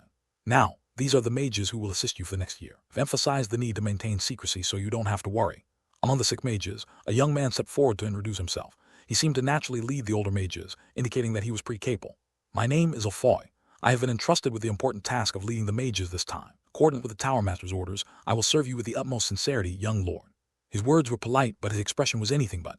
Clearly, he was only following orders from above without any personal dedication. Alfoy smirked as he looked down at Ghislaine as if he were some country bumpkin. His expression was unpleasant, but Ghislaine didn't care. After all, they were merely temporary assets he would borrow. Ghislaine, the young lord of the Ferdium family, I look forward to working with you. It's impressive to be a third circle master at such a young age. Hubert cleared his throat and answered on Alfoy's behalf. Well, it's not to brag, but he's one of the most promising talents in our tower. At his age, there are very few who can match him. I've invested quite a bit of effort into him. One of the elders chimed in from the side. Foy is the Tower Master's disciple. You could say he's the successor of our tower. So how about it? We've done our best. In truth, they reluctantly sent their prized successor only because no one else was trustworthy enough, but they intended to make it sound like a grand gesture. Is that so? I didn't expect you to send even the Tower Master's disciple. Ghislaine smiled as he replied, but he wasn't genuinely impressed. After all, the person he truly wanted was someone else. Still, he offered praise to Alfoy readily. Flattery costs nothing, after all. Having the successor of the tower with us is reassuring. I have high expectations. Alfoy bowed his head naturally in response. Please feel free to speak comfortably. The Tower Master has instructed us to serve you with our utmost effort. Our very important guest to our tower. He deliberately adopted a humble tone, emphasizing how much attention Hubert had paid to Ghislaine. It was his way of currying favor with those above him while maintaining politeness toward their guest. Hubert looked pleased, and Alfoy was also satisfied, thinking he had done well. However, the person they were dealing with lived in a completely different world.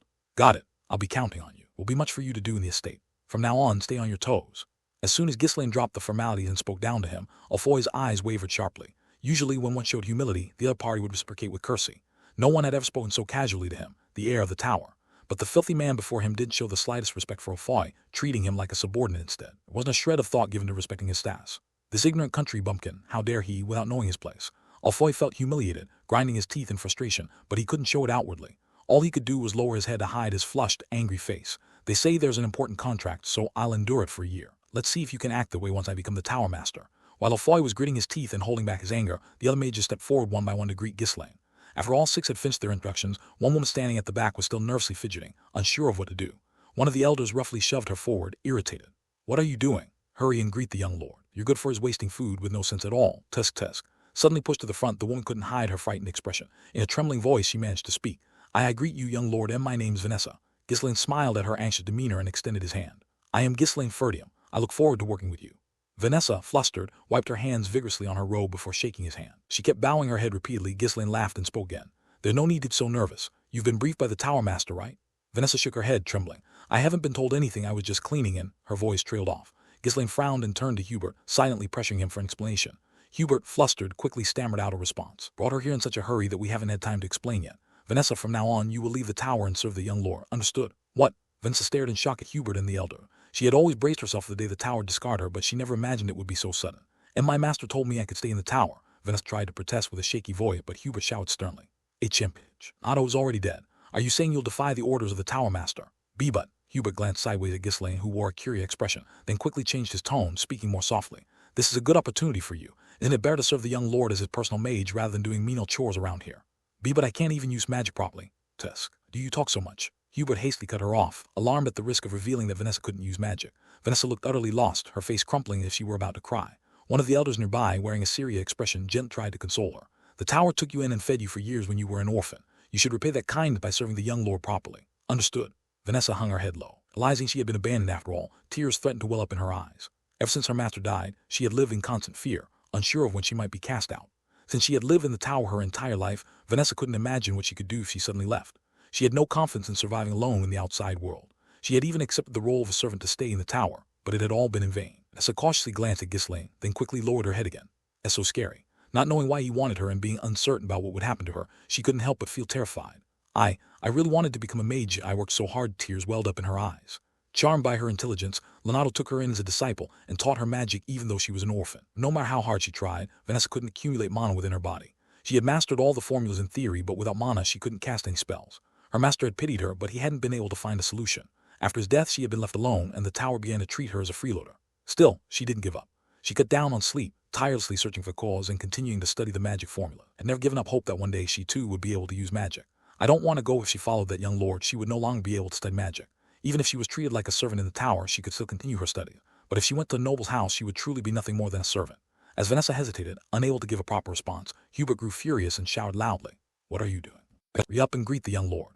Hubert had barely managed to reduce the number of mages by agreeing to hand Vanessa over, and he knew that if he delayed too long and Ghislaine changed his mind, it would cause a headache. Growing impatient, he lost control and revealed his true temper. If you don't listen to me, do you think you'll be able to continue learning magic here? Vanessa flinched at the harsh tone, her body trembling. Others also chimed in with their own sharp remarks. It'll be better for you to go when the young lord wants you to. It's for your own good. Your talents are too great to be wasted here. Now go while we're still speaking kindly. The tower has taken care of you for so long. It's only right you repay that kindness. Under the pressure of the hostile atmosphere, Vanessa's face turned pale. It was already decided that she would follow Ghislaine. Wasn't in a position to refuse. The talk of repaying the tower's kindness was also true. I understand. Though she understood in her mind, her voice kept catching in her throat, unable to come out properly. Finally, she burst into tears out of frustration and sorrow. Seeing this, Ghislaine sighed heavily and stepped forward. If you speak to her so harshly, won't she just get more scared? Should speak gently. Hubert and the elders cleared their throats and turned their heads away, all just wishing that Ghislaine would hurry up and take Vanessa away. Ghislaine gently patted Vanessa's shoulder and spoke. I need your help. I want you to be my mage. Won't you come with me? Vanessa looked into Ghislaine's eyes. His gaze held a warmth like he was greeting an old friend he hadn't seen in a long time. That warm voice and look gave Vanessa a small glimmer of hope. In a trembling voice, she asked, If I refuse, what will happen? Can I stay here? Really, you won't regret it? Why, yes, you'll regret it. Ghislaine, who had been smiling, suddenly wiped the smile from his face and answered firmly. If you stay here, you'll die. The mages clicked their tongues inwardly. Oh, you crazy bastard. Tusk, as expected, he's not normal. Of course, trying to negotiate with a guy like that wouldn't work. Even the 3 people accompanying Ghislaine were secretly surprised. Ghislaine might have been playful and mischievous, but he wasn't the type to threaten the weak without reason. Wasn't he trying to comfort her? What are you doing, my lord? Would you threaten someone who's already terrified? But despite everyone's shock, Ghislaine continued coldly. For now, the tower has already handed you over to me. Even if you don't follow me, it'll be hard to stay here, and even if you could stay well. Ghislaine shrugged his shoulders. I mean, I don't have the right to stop someone who's determined to die. Vanessa trembled with fear. There was no emotion in Ghislaine's words. He'd been implying he would kill her if she did follow. It would have been a different matter, but the way he spoke, calmly and detached, as if stating an undeniable truth, only intensified her terror. In the end, Vanessa, with trembling lips and a voice mixed with sobs, spoke up. I understand. I will serve you faithfully, young lord. Then, as if relieved, Ghislaine smiled again and spoke gently. Good, I'm counting on you. You won't be disappointed. The mages and Ghislaine's group momentarily lost their words, dumbfounded. The sudden shift in his demeanor, as if he hadn't just threatened her, was absurd. Hubert was the first to regain his composure and quietly approach Vanessa. Good. You made the right choice. Master Leonardo would be pleased in heaven. Vanessa only lowered her head without saying a word, feeling that her opinion was no more significant than a dog's bark to these people. Her only hope now was to find the right moment to ask Ghislaine to allow her to continue her studies. She was still so docile at this point. Ghislaine fell into thought as he looked at Vanessa. A parasite and a fool. How blind they were. They had the greatest genius of the Crimson Flame Tower right in front of them. Although a failed genius. Vanessa was the main reason Ghislaine had come to the Crimson Flame Tower. Of course, the fact that it was an easy opportunity to rip people off was also a reason. But if Vanessa hadn't been there, he wouldn't have gone through the trouble of coming all this way, investing both time and effort. Ghislaine, who lacked strength in almost every way, needed a powerful trump card. He was convinced that Vanessa would be that very trump card. Even if she had refused, he had already made up his mind to take her by force. Staying here will only lead to a miserable outcome. Ghislaine hadn't lied. It wasn't a threat either. He had only spoken the truth. If Vanessa remained in the tower, not only would she be in danger, but many others as well. If left as she was, she would become an unimaginable mass murderer. Ghislaine had first heard about her during a time when the world was in chaos. One of his subordinates, who had a penchant for rumors and information, had mentioned the Red Nightmare. The Red Nightmare. She's that crazy woman who ran wild in the Britannia Kingdom. They say her abilities are no joke. 7th Circle, can you believe it? 7th Circle. The Britannia Kingdom, Something about the mention of his homeland, the Britannia Kingdom, stirred a sense of nostalgia in him.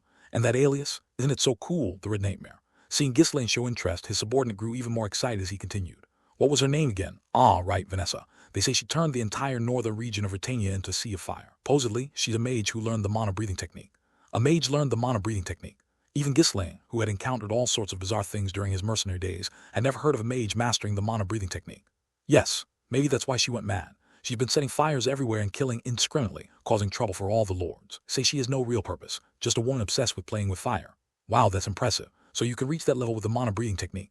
Wait, that impressed you. Whether it was the mage circle system or the mono-breathing technique, both fundamentally stored mana within the body. In theory, one could cast magic using the mono-breathing technique, but no one did it. The reason was simple. Magic cast through it was less efficient. Here was someone producing more firepower than most mages using the mono-breathing technique. Wasn't that truly remarkable?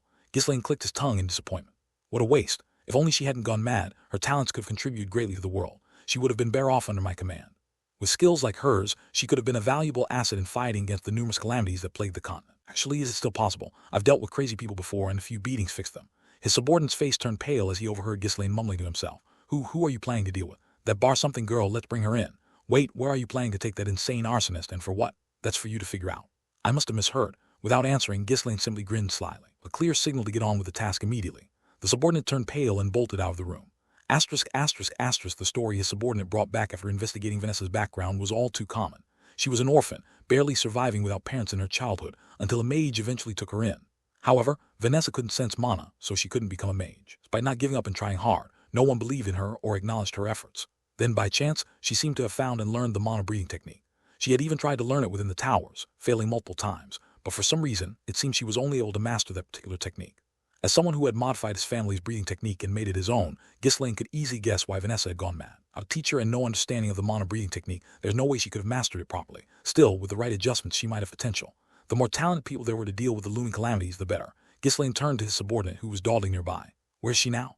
Not sure. The last reported sighting was near some mountain, but come to think of it, there hasn't been much news lately. Maybe she's hiding somewhere. Ghislaine furrowed his brows. Send out the men to track her as soon as possible. When he stood up from his seat, one of his subordinates, looking a bit surprised, asked back, "Where are you going?" "I'm going to look for her myself." What wind blew in all of a sudden? Normally find designated requests too bothersome to even accept. His subordinate was shocked that the leader, who rarely moved from his seat, was personally stepping out. But Ghislaine didn't care and headed outside. He had a bad feeling about this. Asterisk, asterisk, asterisk, it didn't take long for Ghislaine to track down Vanessa, who had been hiding in the mountains. Found you. Hid well, didn't you? Ah. As soon as Vanessa was spotted by Ghislaine, she let out a scream and began wildly firing off spells. She was like a beast, driven by pure instinct. Yet it was precisely because of this primal state that she immediately recognized her opponent as a dangerous predator. Boom. A massive magic circle appeared in the air around Vanessa. Boom, boom, boom. Pillars of fire shot up, an enormous fireball rained down. Ghislaine effortlessly swatted them aside and dodged, steady closing in on her. He wasn't the kind of person to be caught off guard by such random, thoughtless, and tactical attacks. Kaida. Perhaps frustrated by her inability to land a hit, Vanessa began pouring out all of her remaining power. Dozens of magic circles began forming around her. Wow, you're even doing multicasting, and that much at once? Ghislaine was genuinely surprised. Multicasting was something just anyone could do, regardless of how much mana they had. It required pure, innate talent. Even those with high circle magic couldn't perform multicasting if they lacked the necessary instincts. Now that's something I'd like to have. Boom, boom, boom, boom, boom. Fireballs rained down like meteors onto where Ghislaine had been standing.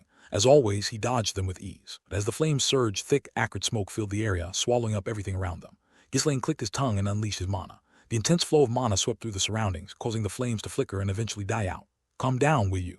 He extended his arm toward Vanessa and clenched his fist tightly. In that instant, Vanessa's body jerked to a halt, frozen in place. As if pulling something toward him, Ghislaine bent his arm, and Vanessa helplessly was dragged in his direction. Kaya, stay still. Ghislaine gripped her struggling neck with one hand and forcibly infused mana into her body. The mana coursed through her veins, spreading throughout her body. But after checking Vanessa's condition, Ghislaine involuntarily grimaced. Vanessa's core was already shattered, was only holding on because she had reached the 7th circle. Considering she had been hiding in the mountains, it was clear her condition hadn't been good for some time. Like a beast whose strength had waned, she had instinctively sought a safe place. And in the brief moment she had spent attacking Ghislaine, her condition had rapidly deteriorated. Tusk, what a shame. It's over. If he had found her just a bit sooner, she might have become a useful subordinate. It would be kinder to put her out of her misery. Ghislaine tightened his grip on her neck. At that moment, his eyes met Vanessa's as she lifted her head. Thanks to the mana Ghislaine had infused into her, she seemed to regain her senses. In her eyes, the madness was replaced with traces of relief and regret. Have you come to your senses? Ghislaine lowered Vanessa to the ground. She stumbled, struggling to find her balance before finally standing upright. Who are you? He shrugged. The strongest and most famous mercenary in the world. Vanessa hesitated for a moment, then nodded. You must be that King of Mercenaries I've only heard rumors about. Even as she spoke, she had to stifle coughs in between her words. Did you come to capture me? No, I came to recruit talent. It's an honor, someone like you coming to find me. Vanessa forced a faint smile, but her body bent forward in pain as she coughed up a mouthful of blood onto the ground. Ghislaine clicked his tongue. I was going to recruit you, but seeing your condition, it seems you won't be joining our mercenary corps after all. Is that really something you say to someone coughing up blood? Vanessa snapped irritably, but Ghislaine only scoffed. Why should I care about someone who's not even worth having as a subordinate? It's not like there's money in it. As he spoke, he seemed to realize something and let out a small exclamation. Actually, if I turn you in, I could still collect the bounty. Get lost, you bastard. Vanessa hurled a fireball at Ghislaine, but the spell fizzled out in midair before it could even reach him. You really are shortening your own life. It's that kind of stupidity that got you in this mess. She couldn't answer, too busy coughing up more blood. She could only glare at him with frustrated eyes. Ghislaine chuckled. Well, if you've got any last words, now's the time. Listen to a final wish at least. Last words, I don't have anyone to leave them for. Then you could at least complain about your situation. She let out a bitter laugh before collapsing to the ground. It seemed even standing had become too much for her. I just, like magic, I only ever wanted to become a mage. Vanessa hugged her knees and curled up. Studying that mana cultivation technique, I shouldn't have done it. So many people died because of me. That's not what you should regret. Ghislaine clicked his tongue and scolded her. You should have come to me sooner. I'm famous for fixing lunatics. You've regained your sanity, haven't you? You must hear, a lot of people say you're a real piece of work. What kind of nonsense is that? No one as good-natured as me.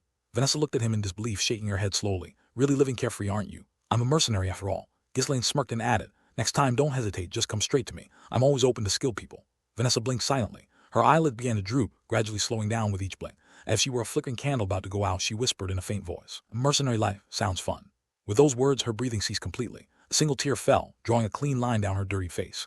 Ghislaine stared down at Vanessa's lifeless body for a moment. On any other day, he would have taken the corpse to collect the bounty. But today, he simply clicked his tongue softly and set the body ablaze. It was the first and last bit of consideration he would ever show to someone who might have become one of his subordinates. Vanessa's madness was largely due to her having learned the wrong mana training method, but the wounds she received from the world also likely played a role. The pent-up anger in her heart had probably surfaced as it tangled with the incorrect mana training. There were knights, too, who occasionally fell into such inner demons during their training, but this life will be different. Ghislaine intended to teach her the proper mana training method and oversee her progress. If he could guide Vanessa to fully unleash her talents, she would be a great asset in the upcoming war. Although the time was tight and she wouldn't be able to accumulate as much mana as she needed, he already had another plan in mind for that. I'll make sure such things don't happen this time, or that to happen he would have to bring her in, even if it meant using threats. Of course, Ghislaine didn't resort to such things. He achieved all his goals in the Scarlet Tower. He felt an indescribable sense of fulfillment. Smiling with satisfaction, Ghislaine spoke. Since the deal is complete, I shall take my leave. Once the estate stabilizes, I'll return with the runestone. At the mention of his departure, the Tower Master and the elders couldn't hide their joy. They were naturally delighted to see an unpleasant man leaving on his own. But the issue lay with Hubert, who had been well trained in countless social gatherings. "Oh my, why leave so soon? You should take some time to explore the city and rest before you go. Not to brag, but I put quite a bit of effort into managing the city, so there's much to see." Hubert wore a subtly proud expression. Should I? But when Ghislaine responded positively, everyone's expressions immediately twisted. Others shot daggers at Hubert with their eyes, as if to ask why he'd said something so unnecessary. Hubert, too, looked like he had bitten into something bitter, unsure of what to do. Ah, this clueless bastard. In social interactions, it was basic etiquette to politely decline such offer, but the rude man in front of them lacked even the most fundamental social skills. Watching the constantly shifting expression of the mages, Ghislaine quietly chuckled to himself. Really are terrible at acting. Though he wasn't particularly good at acting himself, the mages were so blatantly bad at it that it was almost amusing. Then again, how often would these individuals, hailed as extraordinary talents from a young age, have had to cater to others? It was fun to tease them, but Ghislaine had too much to do to waste any more time hanging around here.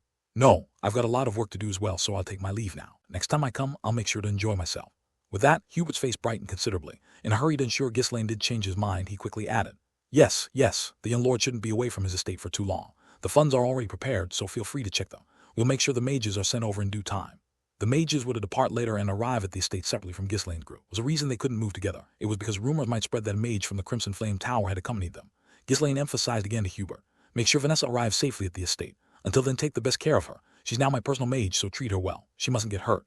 "Of course, I'll treat her like the most honored guest, so don't worry," Hubert replied, sounding overly enthusiastic. Ghislaine approached Vanessa and spoke in a gentle tone. "I would like to depart with you, but due to certain circumstances, that won't be possible. Anyway, take care on your journey." "Understood, my lord," Vanessa answered, her expression as gloomy as could be. Ghislaine gave her one more piece of advice. "If anyone bothers you, make sure you tell me. You mustn't keep it bottled up. If you explode later, it'll be a big problem." Although she didn't understand his cryptic words, Vincent simply nodded. "Yes, I understand." Ghislaine patted her shoulder a couple of times before turning away. As everyone made their way down to the lobby, they found that the mercenaries were already waiting there. The wagon was loaded with crates full of gold coins. "Verify the amount." As soon as Ghislaine gave the order, the mercenaries began counting the money immediately. The mages looked displeased. "Crude of them to count it right in front of us. Did they really think we give them less than promised? How dare they?" Before long, one of the mercenaries spoke up, looking puzzled. "3 gold short. I heard mages are supposed to be smart, but it seems they can't even count money properly." In an instant, the mages' faces flushed with embarrassment. It was a simple mistake, likely due to the large amount involved. But with a trivial sum considering the scale of the transaction, it was a deeply humiliating error for the reputation of the tower. Flustered, Hubert stammered. It seemed the one in charge of the calculation made a mistake. "I'll check again. I'm sorry." Ghislaine sighed and called someone over. "Gordon." Quietly, Gordon reached into his groin area, pulled out 5 gold coins, and tossed them into the crate with a clinking sound. A brief silence filled the lobby. The problem wasn't just that Gordon had taken some, but that even the mercenaries had miscounted. Kaor grabbed Gordon by the neck, dragged him to a corner, and began punching him. "You piss-stained bastard, I'm not letting this slide today. Didn't you say you didn't care about money?" Thud, thud, thud. "Oof, I'm sorry. I figured I'd just take it in advance since I was going to get it anyway. Oh, stop hitting me. Hold back if you keep going. Ah, stop the violence." As the beating continued in the corner, Hubert and the elders could only blink in confusion. Ghislaine gave them an embarrassed smile. "I'm terribly sorry about this. As you can see, I have quite a few uneducated men under my command. Haha. Well, we'll be on our way now." Before the mages could say anything, Ghislaine quickly turned and called out, Let's get out of here, you idiots." Ghislaine's group swiftly left the tower. Even as they departed, the mages stood there in a daze, unable to say a word. As soon as they left the city, Ghislaine suddenly made a noise as if something had dawned on him. "Oh, right. What is it?" someone asked. "I forgot to mention the gatekeeper." Belinda stared at him in disbelief. "You didn't say anything because you were annoyed, right?" "Annoyed. Always sincere." "Yeah, right." Seeing Belinda glaring at him, Gillian stepped in to calm things down. "It's really incredible that your plan worked, my lord. I never thought the tower would agree to all the conditions. Looks like the young master's luck is finally turning. Everything seems to be going smoothly now. Are they not mages but a bunch of fools instead? Why did they agree to everything?" "Yes, maybe they are fools. Be meeting a lot more of them in the future." Ghislaine had a clear reason for why things had unfolded this way, but it wasn't the right time to explain. He simply smiled. "By the way, why did you make that woman your personal mage? She seems utterly useless," Kaor asked again. "She was just an ordinary woman with no noticeable mana or aura. At the tower, she had probably served as a maid. There was no way she had a high level of knowledge or talent." But even to the question, Ghislaine only smiled without offering an answer. "You'll understand later." Kaor looked confused for a moment, but soon raised his thumb at Ghislaine, a sly grin forming on his face, as if he thought he knew what was going on. Ignoring him, Ghislaine turned to Gillian and said, "This is just one step up the ladder, and we need to prepare for the next stage." Understood. They couldn't afford to let their guard down since they had no idea what kind of enemy would come after them, or how much power they'd bring. In war, letting your guard down was no different from throwing your life away. Ghislaine wanted a decisive victory. "I'll make sure they understand. Anyone who messes with us will die." His expression, filled with resolve, was colder than ever. Baron Homeland, the chief overseer of Fridium, had been spending his days anxiously waiting for Ghislaine's return. Since his strategy of asking those around him for favors had failed, his only option left was to straightforwardly ask for money. However, a whole month had passed, and the young lord who had gone to sell the runestone still hadn't returned. What's going on? Why hasn't he come back yet? He had been robbed by bandits and lost everything. Once the thought crossed his mind, Homer couldn't sleep properly. He had every reason to be worried. Ghislaine was the hope of his estate. No more than Ghislaine, the runestone he had taken with him was the hope of Ferdium. What if he was captured and killed by bandits? Ugh, how foolish. Should have taken more soldiers with him. But then again, given the current situation in Ferdium, they didn't even have 100 soldiers they could spare. Still, Homer was convinced that having some soldiers was better than none at all. If the young lord died, we could mine more runestones from the estate. Wait, no, we don't even have the money to hire laborers. While he was genuinely concerned for Ghislaine's safety, he also had to worry about how they would handle the remaining runestones if the worst had happened. Fortunately, Ghislaine had paved the way to the runestone mine, so at least finding the location wouldn't be too difficult. Ugh, I'm going crazy not knowing whether he's dead or alive. Should I do?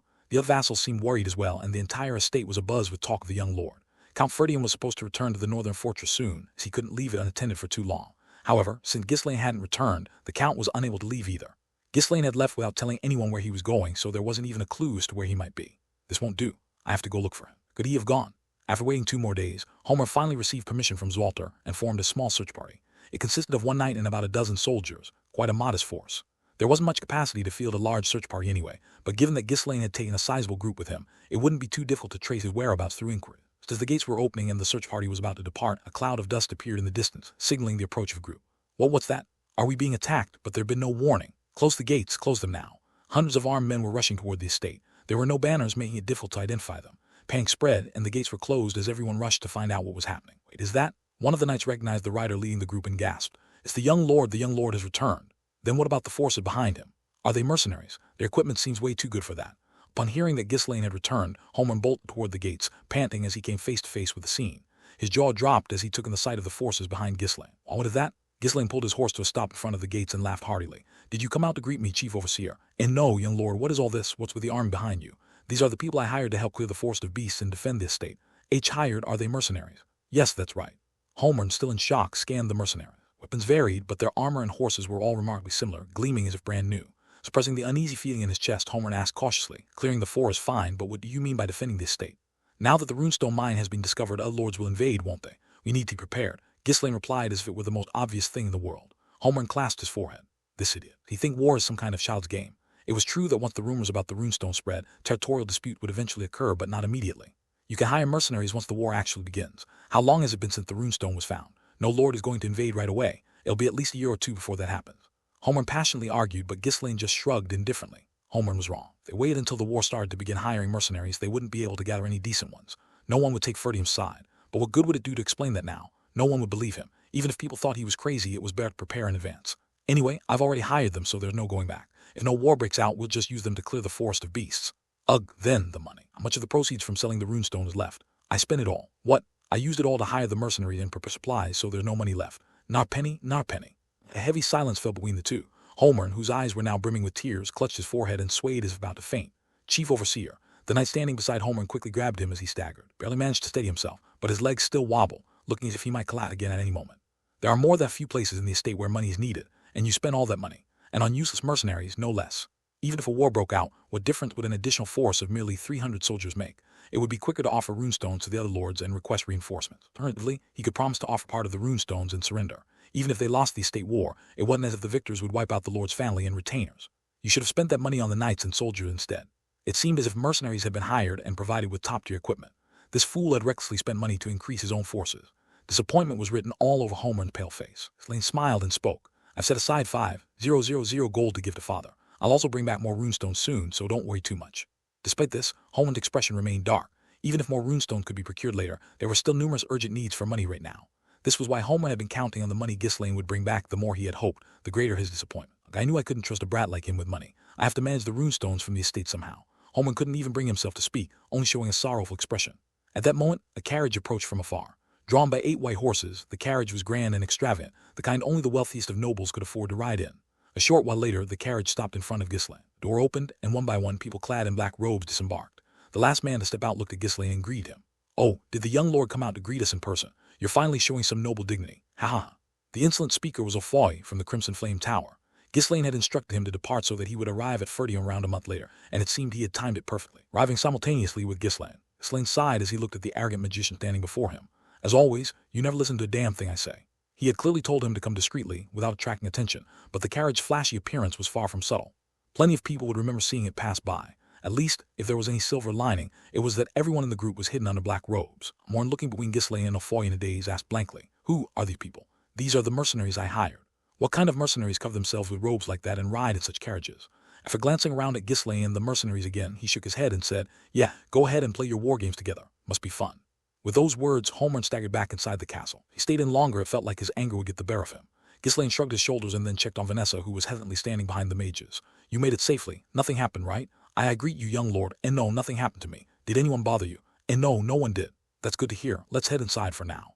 The mages climbed back into the carriage. Mercenaries followed Ghislaine into the castle. After passing through the Hour Castle and stopping in front of the Lord's Manor, Ghislaine entrusted Belinda with guiding the mages. "Belinda, please prepare rooms for the mages. I'll take the mercenaries to their quarters." "Understood. It seems I need to tidy up a bit too. It's been a while." As he was about to lead the mercenaries again, something rather irritating caught his eye. These bastards. The mages were leisurely strolling around, hands behind their backs, casually admiring the Lord's Manor and commenting among themselves. This castle is built with quite an interesting style. Seems well suited to the climate of this region. It's not flashy, but it gives off a practical and classic vibe. It's structured with a focus on harmony and proportion as foundational elements. It wasn't surprising that the mages were showing off with their pretentious talk. It was typical of them. The real problem, however, was that while they elegantly engaged in their discussion, Vanessa was struggling on her own, unloading heavy luggage from the carriage. Load must have been quite heavy, as she couldn't hide the strain on her face. As soon as she unloaded a few pieces of luggage, she hurried back into the carriage to fetch more. There was a lot of luggage, so she had to make multiple trips. Ghislaine coldly approached the mages and spoke. "What do you think you're doing? I distinctly told you not to treat Vanessa poorly. She's always been good at that kind of work. Best to leave the task to those who are competent at it." Their smug grins made it clear that in the past month the tower had momentarily forgotten its place. It was obvious that after Ghislaine had left, they had been treating Vanessa poorly and exploiting her as they used to. Ghislaine called out to Vanessa, who was unloading the luggage. "Vanessa, stop that and come over here." "And no, it's all right. Finish moving the luggage." Ghislaine's voice turned icy as he cut her off. "Who do you think your master is? You only need to listen to me." But Vanessa, torn between Ghislaine and Afoy, was too nervous to act. When Ghislaine raised his hand with a slight motion, Vanessa lowered her head and hesitantly walked over to him. "Listen carefully. From now on, you will only follow my orders and no one else's. Understood?" "Yes, I understand." Ghislaine firmly warned Vanessa and then sternly addressed Afoy. "Vanessa is no longer your servant. She belongs to me now, so do not treat her poorly. I'll let it slide that once in it the first time. But if it happened again, you'll be putting your neck on the line." How could you speak like that about such a lowly wench?"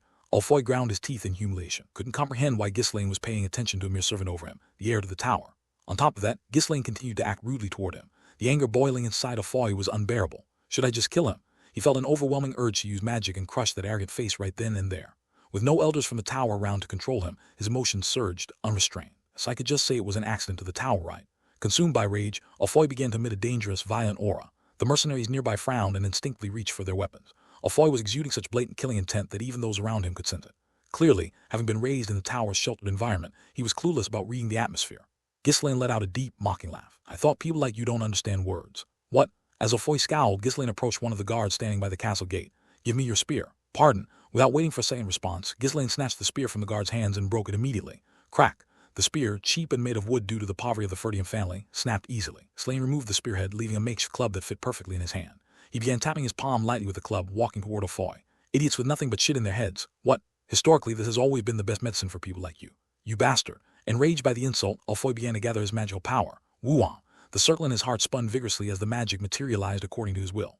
Cool. Is his hand ready to demonstrate the overwhelming might of a mage? Smack! Alar! But before the spell could be cast, pain shot through him as his vision flashed. Well, what just happened? He had no idea how he'd been hit. He hadn't even seen the attack, and he couldn't figure out why his magic had been interrupted. Damn it! Afoy tried once more to summon his magic, but Ghislaine's hand moved faster. Whack! Ayag!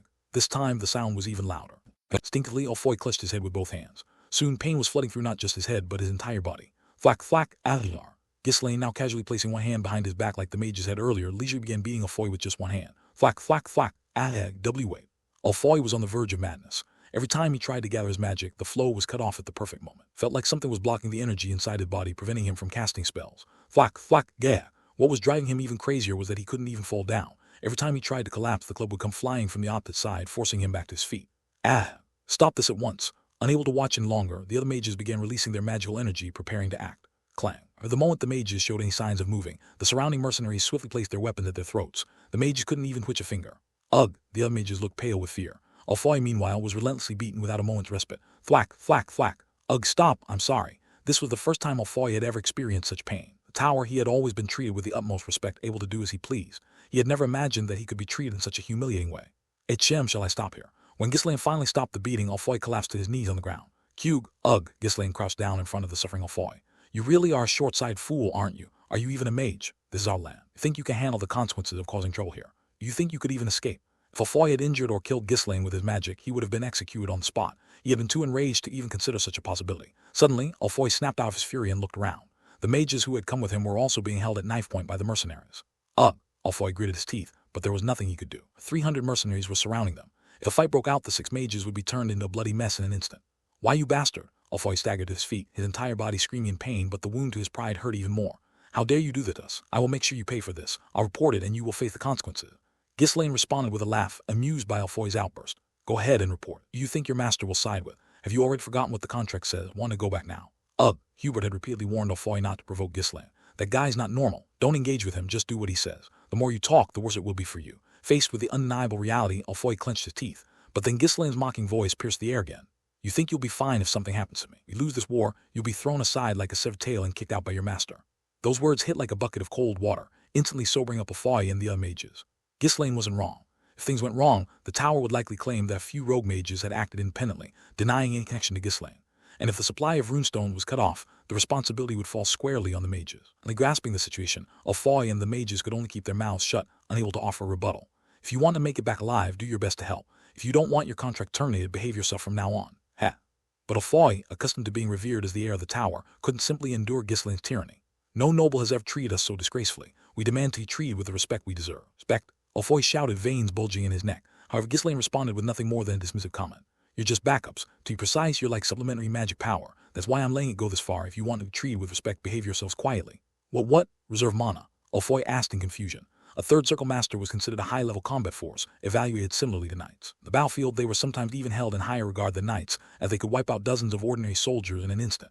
To treat such powerful mages as mere reserve mana, or humiliation Alfoy had never experienced before. There's something like that. Just think of it that way. Ghislaine clicked his tongue as he looked at the remaining luggage in the carriage. Carry the luggage yourself, for I end up smashing the carriage. With that, he turned his horse and headed back to the encampment. Flustered and unsure what to do, Vanessa hurriedly followed behind Ghislaine. She seemed nervous, clearly afraid of staying behind with the mages and possibly facing retribution. The mercenaries also put their weapons away and threw a few comments as they passed by the mages. What are these fancy folks doing blocking the road like this? And with those weak-looking bodies, they call themselves mercenaries. The employer was talking about mana or something, aren't they mages? Come on, why would a mage be out here in the countryside? They're probably just some smart folks. They look rich. Maybe they're from a merchant guild or something. Since Ghislaine and the mages never mentioned the word tower, even the mercenaries, overhearing the conversation, didn't realize the true identities of the mages. Alfoy ground his teeth, glaring at the mercenaries. These vulgar scum dare. But he couldn't openly reveal who they were, so there was nothing he could do for now. Just wait. Once I become the tower master, I won't let this slide. The other mages wouldn't dare think of taking revenge on a noble like Ghislaine, but Alfoy had no intention of ever forgetting the humiliation he suffered today. With the help of the other mages, he healed his wounded body. Fortunately, no bones were broken, so a low-level healing spell quickly restored him to good condition. Even while grinding his teeth at Ghislaine, Alfoy couldn't shake his curiosity. How did he strike me that it felt like my body was exploding? Since he was only bruised on the surface, he couldn't even use his injuries as an excuse to avoid carrying the luggage. Along with the other mages, he grudgingly began unloading the heavy cargo. Ugh, why is this so heavy? They had brought a considerable amount of luggage because they had come prepared to stay for a year. Over, thinking Vanessa would carry all the baggage, the mages packed everything without considering the weight. The luggage was bulky and far too heavy for mages who had never done manual labor. They could have used strength-enhancing spells, but it hurt their pride to use magic for something as trivial as moving luggage. Looking around, Alfoy spotted Belinda and spoke sternly. Some servants immediately moved the luggage. The young master said you should carry it yourself. Are you okay with the carriage being damaged? It looks expensive. Tusk, there are 6 of you and you still can't manage. I saw that woman named Vanessa carrying things by herself just fine earlier. Belinda playfully teased him. Alfoy's face turned bright red. Judging by her attire, that woman seemed to be nothing more than a maid, so what was she thinking, ignoring his words? This estate's completely out of its mind. I've never done such menial tasks in my life. These kinds of things should be done by lowly people like you. However, even as Alfoy raged, Belinda didn't blink an eye. I don't want to get scolded by the young lord either. You know how terrible his temper is. Ugh, just wait and see, just wait. Insolent brats, I'll make sure you all pay for this. Left with no choice, Alfoy began releasing his mana to use a physical strength enhancement spell. At that moment, 2 people emerged from the castle leading a group of maids. It was Alina, accompanied by Jillian's daughter Rachel. Belinda, you're back now. Oh my, miss, it's been a while. Have you been, Rachel? Yes, Belinda, have you been well too? Having steadily taken her medicine and regained her health, Rachel had become Aline's companion. Since they were of similar age, the two quickly became close friends and were always together, no matter where they went.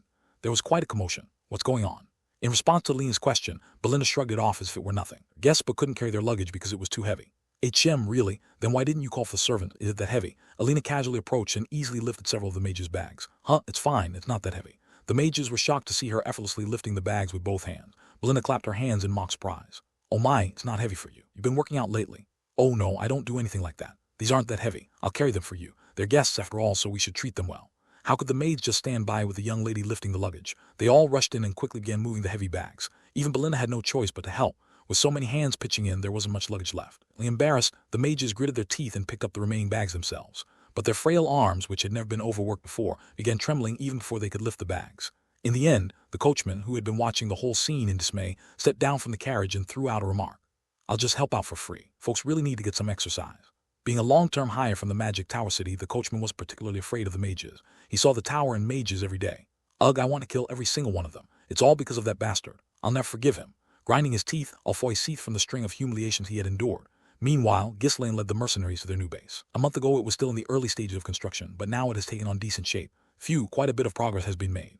Ghislaine smiled in satisfaction, then looked around at the mercenary and said, for the time being, keep watch over the forest of beasts from here. I'll give further order once the next task is ready. Yes, sir, they replied. The mercenaries shouted loudly. They were all individuals Ghislaine had gathered while traveling through the northern territories.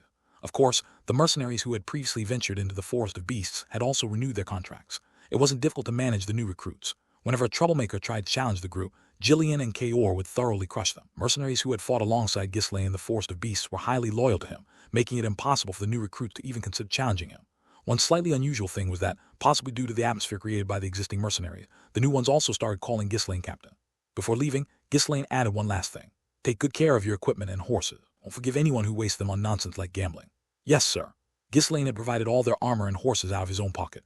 Normally, mercenaries would procure their equipment based on their personal finances, resulting in a wide range of quality. Most would buy cheap, poorly made weapons and replace them after they quickly wore out. With such equipment, no matter how many people they had, it was useless. Since he was preparing anyway, Ghislaine had ensured they were properly equipped from the start. Ghislaine entrusted Jillian and Kaor with the training, management, and organization of the mercenaries, and then headed toward the train grounds. Why are you going to the train grounds? You've just returned. Wouldn't you rather rest? Jillian asked, puzzled. You two go west first. Need to check something about Vanessa. Ghislaine rolled up his sleeves and spoke as soon as he entered the train ground. Take a seat. Tense and anxious, Vanessa quietly sat in the middle of the train ground. I've heard you can't sense mana, is that right? Yes, that's correct. How far did your master teach you magic? In theory, I've learned up to the 5th circle. Vanessa mumbled, lacking confidence. Ghislaine was a bit impressed. As I heard in my past life. As expected. This is excellent. Learning magic formulas wasn't something that could be achieved just by memorization. One needed a certain level of insight, understanding, and the will to grasp it. Comprehending up to the 5th circle formula at such a young age was no small feat, and it showed considerable intelligence. You've already reached the 5th circle. That's impressive. You must be quite smart. And no, not at all. Haven't been able to cast the spell, so I can't even confirm if what I've learned is correct. That's fine. We can test that from now on. But I can't feel mana. I'm planning to teach you a mana cultivation technique. Vanessa's expression darkened slightly. You don't know about mana cultivation techniques. She shook her head as she responded. My master obtained a simple mana cultivation technique and taught it to me. But it didn't help. I see, so you did try. Ghislaine nodded as if he understood. This, too, was something he had heard briefly in his past life. She had attempted to use mana cultivation techniques. If one couldn't feel mana in the first place, then even mana cultivation techniques were useless. Without sensing mana, how could one absorb it and accumulate it within their body? Moreover, it was unlikely that a mage could have fully understood a mana cultivation technique. It's fine. I'll teach you differently. First, we need to get you to sense mana. What? Ghislaine asked in a serious tone. Do you still want to learn magic? Vanessa lowered her eyes, trying to hide the trembling in them. Of course, she did. The reason she had been so mindful of Ghislaine's reactions was because she wanted the permission to continue learning magic. Swallowing hard, she nodded. Yes, I want to keep studying. Good, then grit your teeth and endure it. If things go wrong, you'll die, but I won't. What do you mean? We're starting. Without further explanation, Ghislaine placed his palm against her back. Goom! Mana began flowing from Ghislaine's hand into Vanessa's body. He moved the mana carefully, guiding it through her body. The mana slowly gathered beneath her navel. Vanessa's eyes widened at the unfamiliar sensation she had never experienced before. Keep your mouth shut. The mana flowing inside you is mine. You need to focus and feel how it moves. Vanessa realized that it was a once-in-a-lifetime opportunity. She closed her eyes tightly, doing her best to sense the foreign energy flowing through her body. Goom! As the mana flow stabilized, Ghislaine exhaled a sigh of relief inwardly. Success for now. Ghislaine had temporarily created a small mana core within her body. Vanessa had no idea, but this method required an incredibly delicate control of mana and immense concentration. It was a technique that only those at the level of the 7th strongest of the continent could even attempt. Normally, one would first sense mana, learn a breathing technique, and then form a core by themselves. However, that method would take too long, and there was no telling when Vanessa might succeed. Right now, the priority was for her to at least feel mana. Since the core was created using Ghislaine's mana, it would eventually dissipate with time. Before that happened, she needed to learn how to sense and absorb mana on her own. Woo-boom. As Ghislaine willed his mana, the core inside Vanessa's body began spinning fiercely, absorbing mana. Rather than naturally absorbing mana through breathing, the core was forcefully drawing in the surrounding mana by circulating it. Vanessa gritted her teeth in pain but endured it somehow. It was the mana she had dreamed of. The sensation was excruciating, yet exhilarating as she felt it for the first time in her life. Just a little more. She wished for the feeling to continue, but Ghislaine was already preparing to stop the mana guidance. Flash. That moment, Vanessa's mind suddenly surged with the countless magic formulas she had memorized over the years. The spells, which had always been confined to her thoughts, began straining to burst out as they made contact with even the slightest trait of mana. Caught up in the ecstasy of feeling mana for the first time, Vanessa entered a trance-like state. Zing, zing, zing. Magic circles began forming in the air. It seemed that the magic she had been repressing was now being unleashed uncontrollably as she started casting spells without even realizing it. The number of magic circles grew quickly, soon surpassing 5. She's already performing multicasting. Ghislaine was startled and immediately reduced the amount of mana he was channeling into her. The magic circles were not being created with Vanessa's meager mana, but were greedy consuming Ghislaine's mana to take shape. Couldn't just abruptly cut off the mana as that would endanger Vanessa, so he gradually decreased the flow. However, this created a new problem. FSS, Vanessa's hair started turning white from the tips, slowly creeping upward. With the mana supply dwindling, her body had begun drawing on her life force to fuel the spells. Damn it, snap out of it. He couldn't let her burn away her life force. Ghislaine quickly poured more mana back into her while shouting. On a surge and was rapidly sucked in, completing the magic circle. Since Vanessa had mastered up to the 5th circle, there was likely a 5th circle spell. Moreover, since it had consumed Ghislaine's mana, its destructive power would be nothing to scoff at. If all of this were to be activated, the training hall would be shattered, and the people outside would suffer serious injuries. Goo. Ghislaine quickly began to block the flow of mana swirling inside Vanessa's body, one by one. As the flow of mana diminished, the magic circles flickered and distorted. This is dangerous. He couldn't keep holding on like this forever, but if he let go, Vanessa's life force would be entirely drained. Unless she stopped it herself, the spell would continue to activate endlessly. Even if it was risky, he had to forcibly wake her up. Chimp-PH. Ghislaine released his mana, instantly blocking all the mana roads inside her body. With all paths blocked at once, the chaotic mana surging through her body also stopped. Without missing that moment, Ghislaine shouted loudly, "Open your eyes!" Thwack! The sheer volume of his voice shook the training hall, and finally, Vanessa regained her senses. FSSS, the countless magic circles floating in the air lost their light and vanished. Affirming that the turbulent mana had subsided, Ghislaine slowly withdrew his hand from Vanessa. Cough! Vanessa doubled over, coughing up blood. Even as she writhed in agony from the turmoil within her, she felt a sense of euphoria. At last, she fully understood what mana felt like. The tiny speck of mana now settled inside her body brought her absolute certainty. Even as she continued coughing up blood, she laughed, felt as if a blockage within her had been cleared. In her hazy state of mind, she looked at Ghislaine, the person who had made her feel mana. In this moment, she felt an overwhelming sense of gratitude. Ghislaine, too, looked at her and smiled in satisfaction. It went as planned, though it could have been disastrous if anything had gone wrong. To feel mana and immediately attempt multiple chance, this was an outcome far beyond expectation. Ghislaine, looking pleased, smiled. Vanessa cautiously asked, Why did you do so much for someone like me whom you've just met? Well, because I need your strength. You'll help me, right? Do you really think I can be of help to you, young lord? Hearing this, Ghislaine responded with a chuckle as if he found her words amusing. Of course, you'll be a great help. Now that you've felt mana, I'll properly teach you the mana cultivation technique. Got something that's just perfect for you. Seeing the playful look on Ghislaine's face, Vanessa couldn't stop herself from shedding tears. She had been fortunate enough to meet a good teacher and enter the tower, the most prestigious in the north, but reality had been cruel. Mediocre talent, the contempt of those around her, and no matter how hard she tried, nothing changed. It had only worsened after her teacher died. Had fallen from a wizard's apprentice to a mere servant, enduring every kind of hardship, yet no one had acknowledged her. Even the other servants bullied and ostracized her, simply because she had once been the disciple of a wizard. In the magic tower, she was neither a mage nor a servant, just a stranger, or someone who had never belonged anywhere. An unbelievable miracle was happening to her now. Vanessa's lips moved slightly. I want to. What did you say? She genuinely wanted to be of help to him. The young lord standing before her had broken all the shackles that bound her with an unknown force. She felt an overwhelming desire to repay him. Vanessa mustered a bit more courage and spoke again. I want to be of help to you, my lord. Don't worry about that. I'm good at putting people to work. You'll need to be prepared. Ghislaine laughed cheerfully. Vanessa smiled as well. Ghislaine crouched down to meet her eyes. Welcome to Ghislaine's Mercenary Corps, Vanessa. Under Ghislaine's guidance, Vanessa officially began training in mana cultivation. He had modified the mana cultivation technique of the Ferdium family, tailoring it so she could safely gather only mana. If Count Ferdium and his vassals knew, they would have fainted. It was an unspoken taboo among the nobility to alter a family's secret technique or teach it to someone unrelated to the family. But Ghislaine didn't care about such things in the slightest. If you could use the cultivation technique I practice, you'd progress even faster. The mana cultivation technique Ghislaine used was designed specifically for his body, so he couldn't teach it to anyone else. He found it difficult to control its unstable flow, and if someone else tried to learn it, their body would likely explode. A war will break out soon. When it does, your magic will be crucial. Ghislaine explained to Vanessa what was to come. When things suddenly happen, it's easy to lose your footing and miss the right moment. She needed to be prepared so she could handle things properly when the time came. But I still can't use magic properly. That's fine. You've already mastered spells up to the 5th circle, haven't you? Why, yes, but I'm short on mana. Vanessa hadn't gathered much mana yet. No matter how gifted someone is, there's no overcoming a lack of time. With the small amount of mana she had accumulated, she could only cast very simple spells. Flick. A small ball of light no bigger than her fist floated above Vanessa's palm. It was first circle spell light. This was her current limit. Looked at Ghislaine with a worried expression. How could this possibly be of any help in a war? What should I do? This isn't going to be much help. You can't help that your mana is lacking. I'll handle that, so just focus on your training. Though still anxious, Vanessa nodded. When will the war start? At the earliest, in a month. At the latest, within 2 months. It had already been a month and a half since they had left the Forest of Beasts. Enemies had likely already received word and begun preparing for war. Ghislaine hadn't been idle during that time either. For the first month, he used the money from selling the runestones to gather mercenaries. Then, for the next 15 days, he spent his time teaching Vanessa the mana cultivation technique. Although it took a long time, it was a necessary preparation to win the war. Once Vanessa reached the stage where she could gather mana on her own, Ghislaine reduced the time he dedicated to her and began handling the tasks that had piled up in the meantime. Jillian, how is the training of the mercenaries progressing? No problems. They're now better than most soldiers from any regular estate. Jillian answered with a satisfied expression. Mercenaries focused their training not on individual combat strength, but on moving in coordination with one another. Since they had gathered people with a certain level of skill to begin with, the results quickly showed. After a brief moment of thought, Ghislaine gave an order to Jillian. Then let's take them to the Forest of Beasts. Ghislaine led about 300 mercenaries back into the Forest of Beasts. They had destroyed the monster habitat when they first carved out the path. It was inevitable that new monsters would be drawn to fill the empty space. To prevent monsters from establishing themselves again, they had to regularly clear the area. This time will be easier than the first, so don't worry. The mercenaries who had been in the forest before smiled confidently. The newly recruited mercenaries, on the other hand, followed behind them with tense faces, had already cleared the path and secured the flesh and blood of the blood python. As long as they didn't stray from the path, it would be much safer than the first time. With more people, Ghislaine and the mercenaries easily swept away the wandering monsters in the area and gathered a large quantity of runestones again. After assessing the remaining number of runestones, Ghislaine let out a long sigh. I need to be more sparing with them from now on. Runestones weren't an infinite resource. Although there was still a lot left after 2 large-scale harvests, the reduction was noticeable. Leaving the management of the mercenaries to Jillian and Kaor, Ghislaine returned to the castle. All right, time for me to get some training in as well.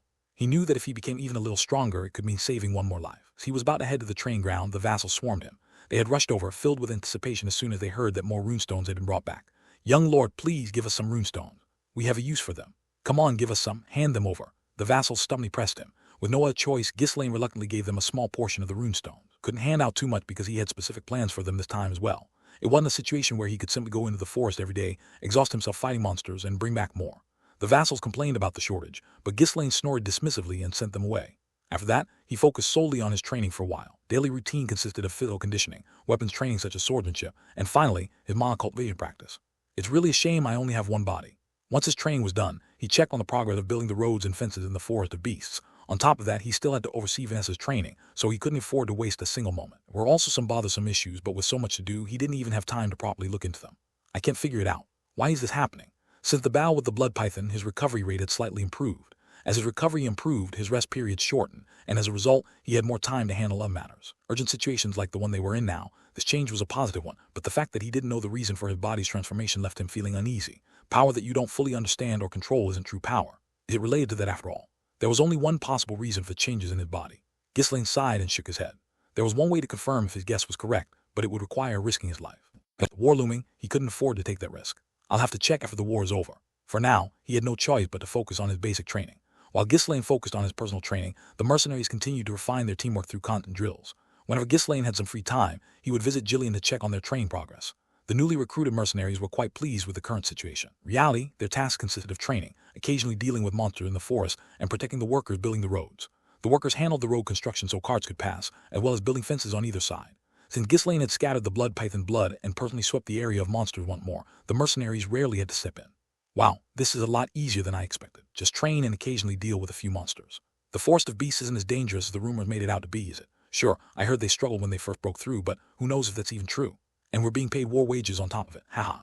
With their high pay and the expensive equipment they had been provided, the morale among the mercenaries was quite high. However, not all of them were genuinely loyal to Ghislaine, hadn't done anything particularly impressive to win their hearts, and they hadn't spent enough time together to develop a strong bond. Yet, none of them dared to disrespect him. The veteran mercenaries who were deeply loyal to Ghislaine kept the newer recruits in line through sheer force. From the moment he started increasing the number of mercenaries, Ghislaine had intended to control and manage them through the veteran mercenaries already loyal to him. Money and force at his disposal, he had no trouble keeping the rowdy mercenaries in check. But these guys sure are training hard. Do they have some intel that someone's really planning to attack? Come on, do you think war is that simple? It takes at least a year just to prepare for something like a territorial war. Our young commander probably doesn't know much about war. Seems to think you can just launch an attack whenever you feel like it. Well, with all those rumors about runestones, I'm sure there are plenty of lords licking their lips, so it's no surprise he's nervous. But if an attack actually happens, do you think we can defend the place? It's not exactly a stronghold, is it? We're fine for now. If the time rumors spread and the lords start paying attention, we'll just pull out once they start making their moves.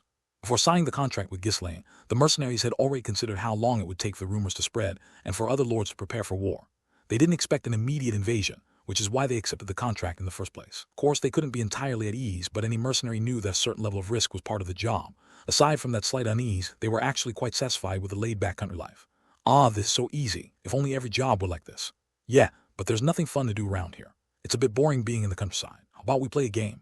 One day, as the mercenaries were lounging about comfortable as usual, a single mercenary came running in, breathless and shouting, as something really big just happened. The mercenaries, who were getting ready for game, lazily glanced at the guy rushing in. In this estate, something big was never actually that serious. It was either a worker getting hurt during construction, someone trying to mess with KO and getting beaten up, or someone slacking off in training and getting scolded by Jillian. What is it? Did someone get hurt? Did you get beaten up by those mad dogs again? Or is the old man calling us for more training? The mercenaries chuckled, amused. But once they heard what the panting mercenary said, their laughter died instantly. It's war. Really a war happening. Count Diggle had suddenly declared war on the Ferdium family. As soon as the envoy delivered the declaration, Ferdium's vassals gathered in one place. Zwalter reread the declaration several times, his gaze grim. The declaration of war was filled with grandiose rhetoric about how just this war was and the justification for Diggle's action. Stripping away the flowery language, the core message was this: my son Gilmore Diggle was killed by Ghislaine Ferdium, so I will avenge him. The vassals could not hide their astonishment. What kind of absurd justification was this? Have these people lost their minds? How could the young lord have killed Gilmore? They've clearly made up their minds to go to war. They must have learned about the runestone. They're starting a war on a false pretext. Must put them in their place. The vassals trembled with fury, criticizing Count Diggle relentlessly. No one believed that the young lord had killed Diggle's heir, no matter how much trouble he caused. They already knew two vassals had defected to the other side, spreading these false justifications. At first, they didn't understand why those vassals had done it, but then they recalled the runestone and everything made sense. This war was driven purely by greed. The chaotic meeting room, Homeland stared at Ghislaine with a troubled expression. He did something good for the estate, but the result is war. Homeland had always thought that one day, other lords would pick a fight with him, but he never expected things to escalate so quickly, without any regard for political alliances, and least of all from someone like Count Diggle, who hadn't even been on their radar. TCH. Now we're going to waste our forces, for no good reason. It is every single soldier is precious. Homeland swallowed his frustration. The other vassals were also angry at the absurdity of the war declaration, but none of them seemed particularly afraid.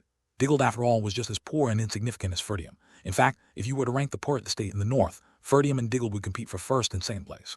However, Ferdium was a border county, receiving support from several other estates. Their estate was similar to Diggle's in terms of wealth. Ferdium had far more troops and soldiers with battle experience.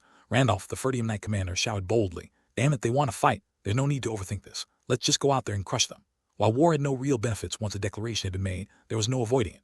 Revenge for a murdered blood relative was the most powerful justification of all. Walter leaned back in his chair and let out a heavy sigh. War. What in the world is going on? And on top of that, we've got traitors.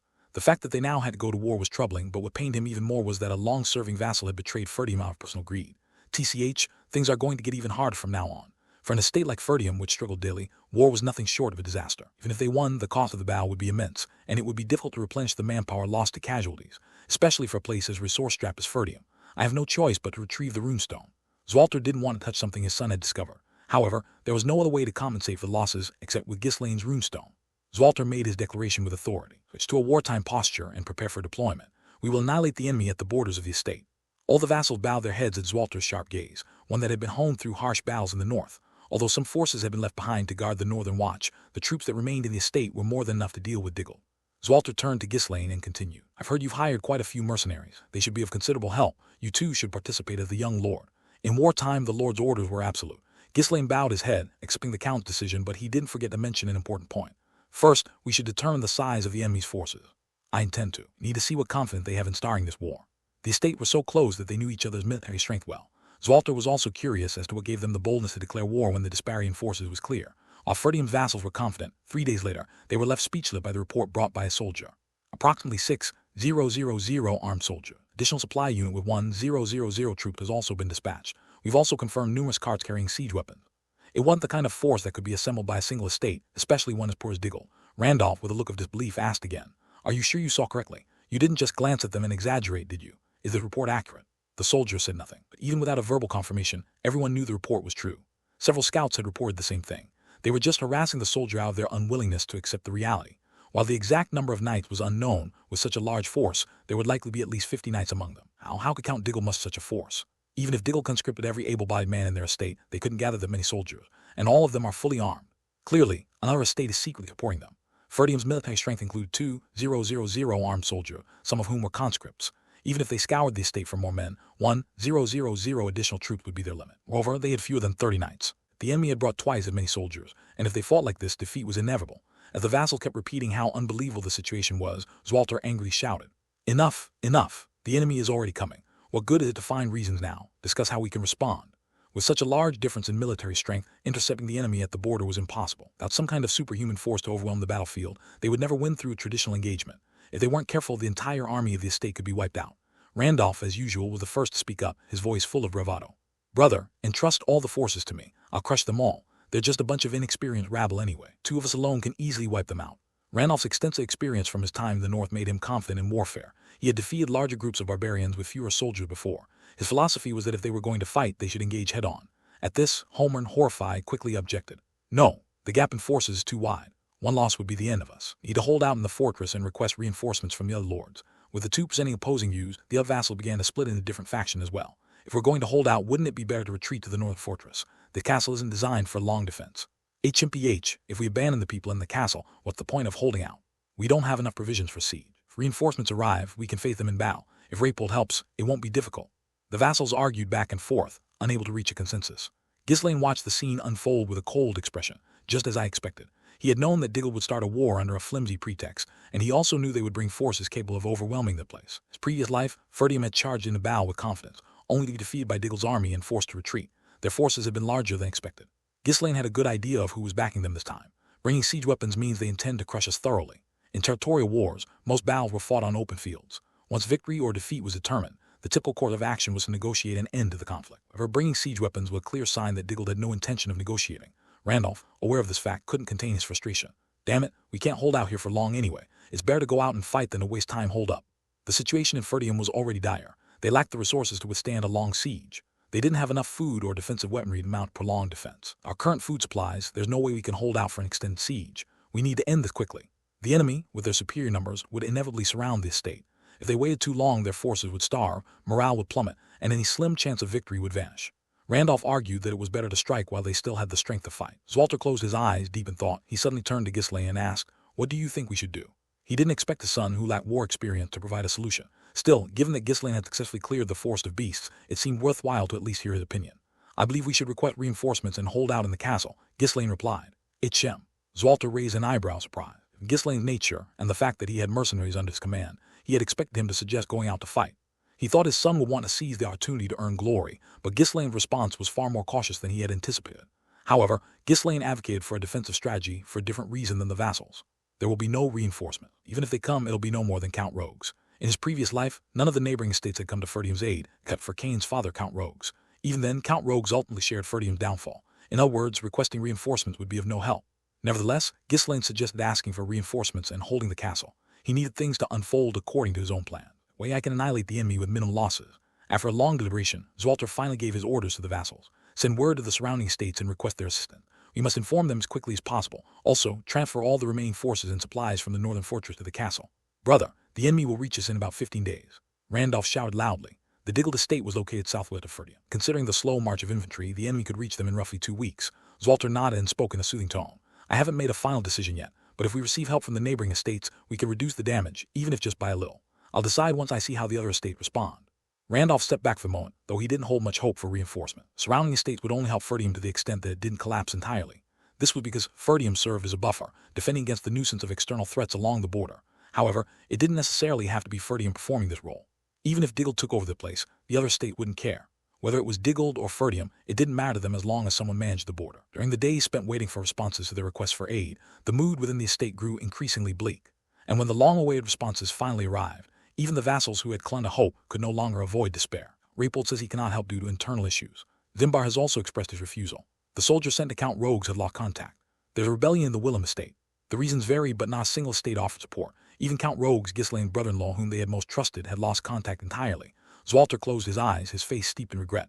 Is this really the end? Whom have I dedicated my life here? He realized he had been wrong all along.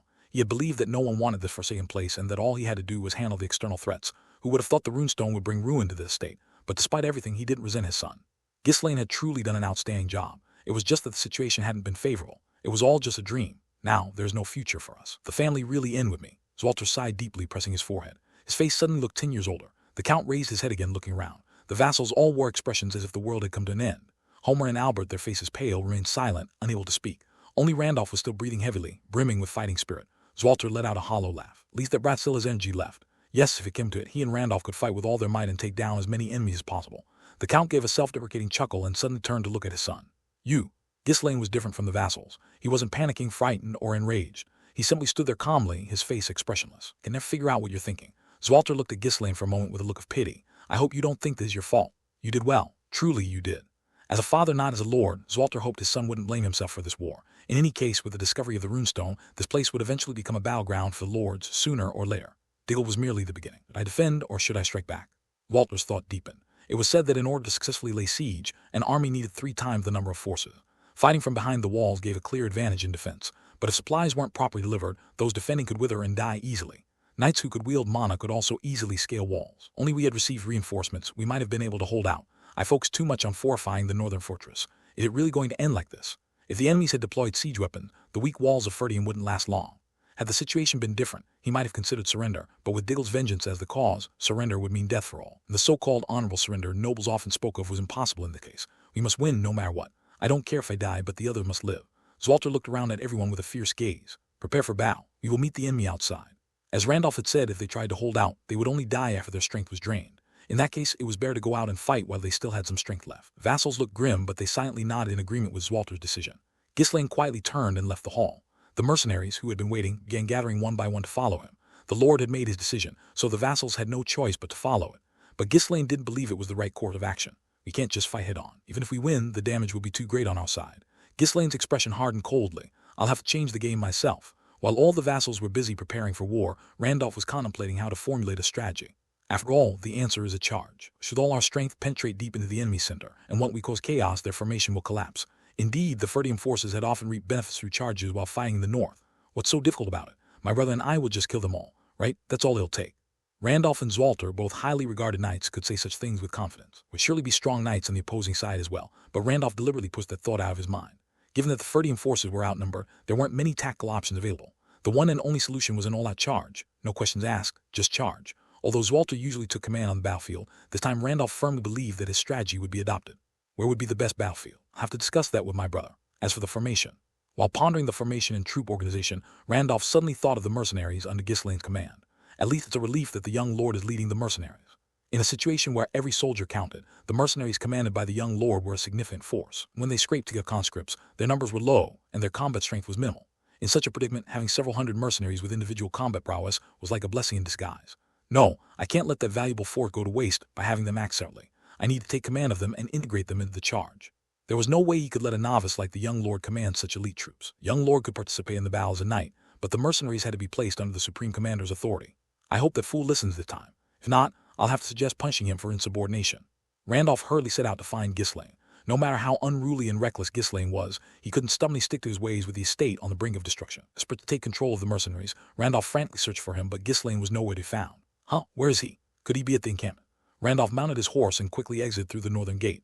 Arriving at the mercenaries' camp, he looked around and felt a growing sense of unease. Only laborers occasionally passed by. Not a single mercenary was in sight. Only ones remaining at the camp were Skaven, the guard captain of the Forest of Beasts, his lieutenant Ricardo, and a few soldiers. Who are the mercenaries? Where's the young lord? I don't know. What do you mean you don't know? He came suddenly and took them all with him. Skaven, the guard captain, answered with a troubled expression. He too had no idea where the young lord had taken the mercenaries. Ugh, that bastard. Randolph, now in a hurry, rushed back to the castle to find Belinda. Belinda, where's Belinda? Belinda was always by Ghislaine's side. If anyone knew where Ghislaine was, it would surely be her. But there was no one at the castle. Belinda, the large man who always accompanied Ghislaine, and the one who always slacked off, none of them were there. It was then that Randolph realized the situation and collapsed onto the ground. Bastard, he ran off to save his own skin. Ugh, Ghislaine, you son of a bitch. He had felt uneasy ever since Ghislaine had uncharacteristically suggested defending the castle quietly. But no matter how one looked at it, how could someone like the young lord of the estate sneak away like this? Randolph's father and the vassal were preparing for a desperate fight, willing to risk their lives, yet here was the heir of the estate fleeing like a coward. You wretch. I'll capture you and throw you in prison no matter what. In a fit of rage, Randolph ordered the soldiers to find whoever remained and then went to seize Zoltar. As soon as the vassals gathered, Randolph vented his fury, revealing that the young lord had fled. The already somber atmosphere became even more dismal. Ghislaine ran away? Zoltar asked, as if he couldn't believe it. Yes, his entire group had fled. Randolph screamed, his anger boiling over, stomping furiously. Baron Homer tried to calm Randolph down, wiping the sweat that had beaded on his brow. Maybe he just went out on a scouting mission. A scouting mission? Do people take all their men and vanish on a scouting mission? At that moment, Albert, recalling something, urgently shouted, the runestone. Didn't we recently mine more runestones? Check if they're still there. If they are, then he hasn't fled. Homer nodded in agreement. Yes. If he ran, there's no way he wouldn't take the money. Check quickly. Soon after, soldiers returned from checking Ghislaine's private storage within the estate and delivered their report. The storage is empty. Everyone's faces turned grim. As unbelievable as the situation was, considering what they knew of Ghislaine, it wasn't entirely out of the question. The vassals hesitated before speaking. Now that I think about it, the mercenaries had been frequenting the young lord's storage recently. They couldn't have moved that many runestones all at once. It seems they've been smuggling them out over time. More testimonies followed. At night, the mercenaries forcibly replaced the soldiers guarding the castle gates. It was probably to cover up their runestone theft. To think the young lord had such intentions all along. Suppose it does suit him. As the vassals continued their testimonies, Zwalter rubbed his temples and closed his eyes. So in the end, that's all you amount to. Foolish boy, without honor, living isn't living at all. Did you truly lack even a shred of pride? Why are nobles called nobles if not for this? If one earns honor and enjoys privileges, they must bear the weight of responsibility in equal measure. Noble who shirks their responsibilities is worse than a slave. To think this would be over before we even fought. If word spread that the young lord had fled before the war even began, the morale of the soldiers would plummet. It would be akin to declaring that they had no chance of victory. With their forces already at disadvantage, how could they hope to win a war when the soldiers wouldn't risk their lives to fight? Must have survived like a coward to at least continue the family line. If he was going to abandon his honor, he might as well have taken his brother with him. If Ghislaine was determined to live without honor, he should have fled with his brother. But as always, he only cared for himself. While Zwalter was grinding his teeth in frustration, there was a commotion at the entrance of the grand hall and someone was dragged in. Let go. You even know who I am. Dare you? The ones being dragged in were Foy, the mages, and Vanessa. On seeing them, Randolph clenched his teeth and approached. So in your hurry to run, you left a few behind. Wait, hold on a moment. Hamarn quickly stopped Randolph, knowing full well that if Randolph let his temper get the better of him and started throwing punches, any meaningful conversation would be impossible. Hamarn approached Foy and asked him directly. You lie. You know where the young lord is gone. Suddenly interrogated, Alfoy snapped in irritation. Ugh, why is everything in this wretched estate so messed up? Do you even know who I am to treat me so disrespectfully? And who are you supposed to be? Just a lowly mercenary, aren't you? Looking down on him with disdain, Hamarn's word made Alfoy shout angrily. None other than the grace in the north. Realizing his mistake mid-sentence, Alfoy quickly clamped his mouth shut. I. He was about to reveal too much and now found himself at a loss, almost losing his mind from frustration. After stammering a few more times, Alfoy snapped in irritation again. You don't need to know who I am.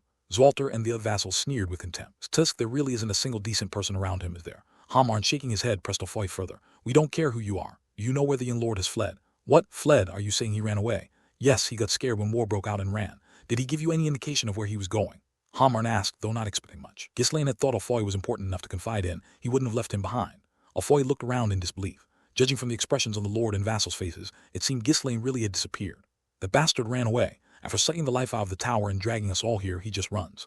Grinding his teeth in anger, Alfoy furrowed his brow in confusion. Did he really run? Alfoy wasn't the most worldly, but he wasn't a fool either. Based on Ghislaine's past actions, he wasn't the type to flee out of fear of war. If anything, he might rush in, he'd live his own safety, but run. That didn't fit. You lot live in the same estate and still don't know him. He's not the type to run. He's crazy and lives like there's no tomorrow. Alfoy's loud laugh made the vassals frown. Ferdium vassals had long been disillusioned with Ghislaine, having witnessed his incompetence for years. Their preconceptions of him were hard to shake, but Alfoy did see it that way. If anything, he held a different kind of preconception about Ghislaine. Hamarn, seeing no point in further questioning someone as unhinged as Alfoy, turned to Vanessa. And you, are you a mercenary too? I've heard that the young lord brought you to the train grounds every day. Apparently he valued you quite highly. Vanessa, feeling nervous, swallowed dryly before bowing deeply. I greet the lord and the chief overseer. Her respectful attitude caught Hamarn slightly off guard. This was the first time he had seen someone so normal among those surrounding the young lord. At least you act like a proper person. Oh, what exactly do you do while by Ghislaine's side? I serve as the young lord's maid. Vanessa couldn't bring herself to admit that she was Ghislaine's personal mage. She could barely cast even a first circle spell. How could she convince anyone that she was his mage? However, Homer frowned and clicked his tongue at her honest response. Are already plenty of maids working in the castle, but then again, I suppose not many want to serve the young lord. When Vanessa remained silent, Homer pressed her. Well, did the young lord tell you anything in particular? If you know anything, speak up. There was something Ghislaine often said to her. You are the key to victory. With you by my side, I will surely win this war. I am the promised key to victory. What? Vanessa couldn't bring herself to continue. How could she possibly repeat such an embarrassing line out loud? So she only said what she could. The young lord said that he would surely win this war. Win? That coward. He fled with all the runestones, didn't he? The young lord isn't that kind of person. Hey, how dare you raise your voice in front of the lord? Just like the rest of them. Homer frowned deeply and turned away, muttering to himself that it was no surprise. After all, these were just the people Ghislaine had left behind. Nothing useful was going to come out of interrogating them. At that moment, a ridiculous thought flashed through Alfoy's mind. He raised his hand slightly and spoke. Could it be that bastard? But Zwalter cut him off. Enough. They clearly know nothing. Them go. Clicking his tongue, Alfoy withdrew with the other mages. There was no need to inform them of anything, especially when they didn't want to listen. Vanessa, not knowing what to do, bowed repeatedly in apology before turning to leave. Watching them go, Zwalter let out a deep sigh. Ghislaine, since you've already run away, I hope you somehow survive.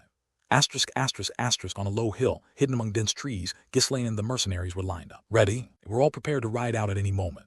Unlike the tense mercenaries, Ghislaine wore a rather relaxed expression.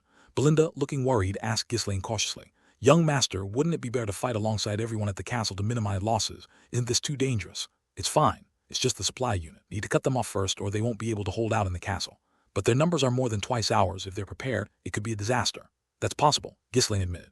But those fools, they're so confident in their overwhelming strength that they won't even consider we might strike.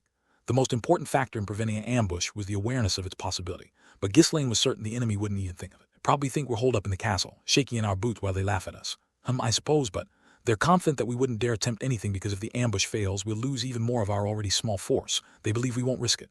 Isn't that true? What if we fail? Belinda asked with concern. We won't fail. Ambushes work best when the enemy underestimates you. Belinda wasn't worried about the ambush failing. She was just concerned that Ghislaine, inexperienced in war, might get hurt in the process. Ghislaine's expression turned cold as he continued. The main force likely doesn't care about the supply unit at all, whether it survives or not. What? Why wouldn't they care?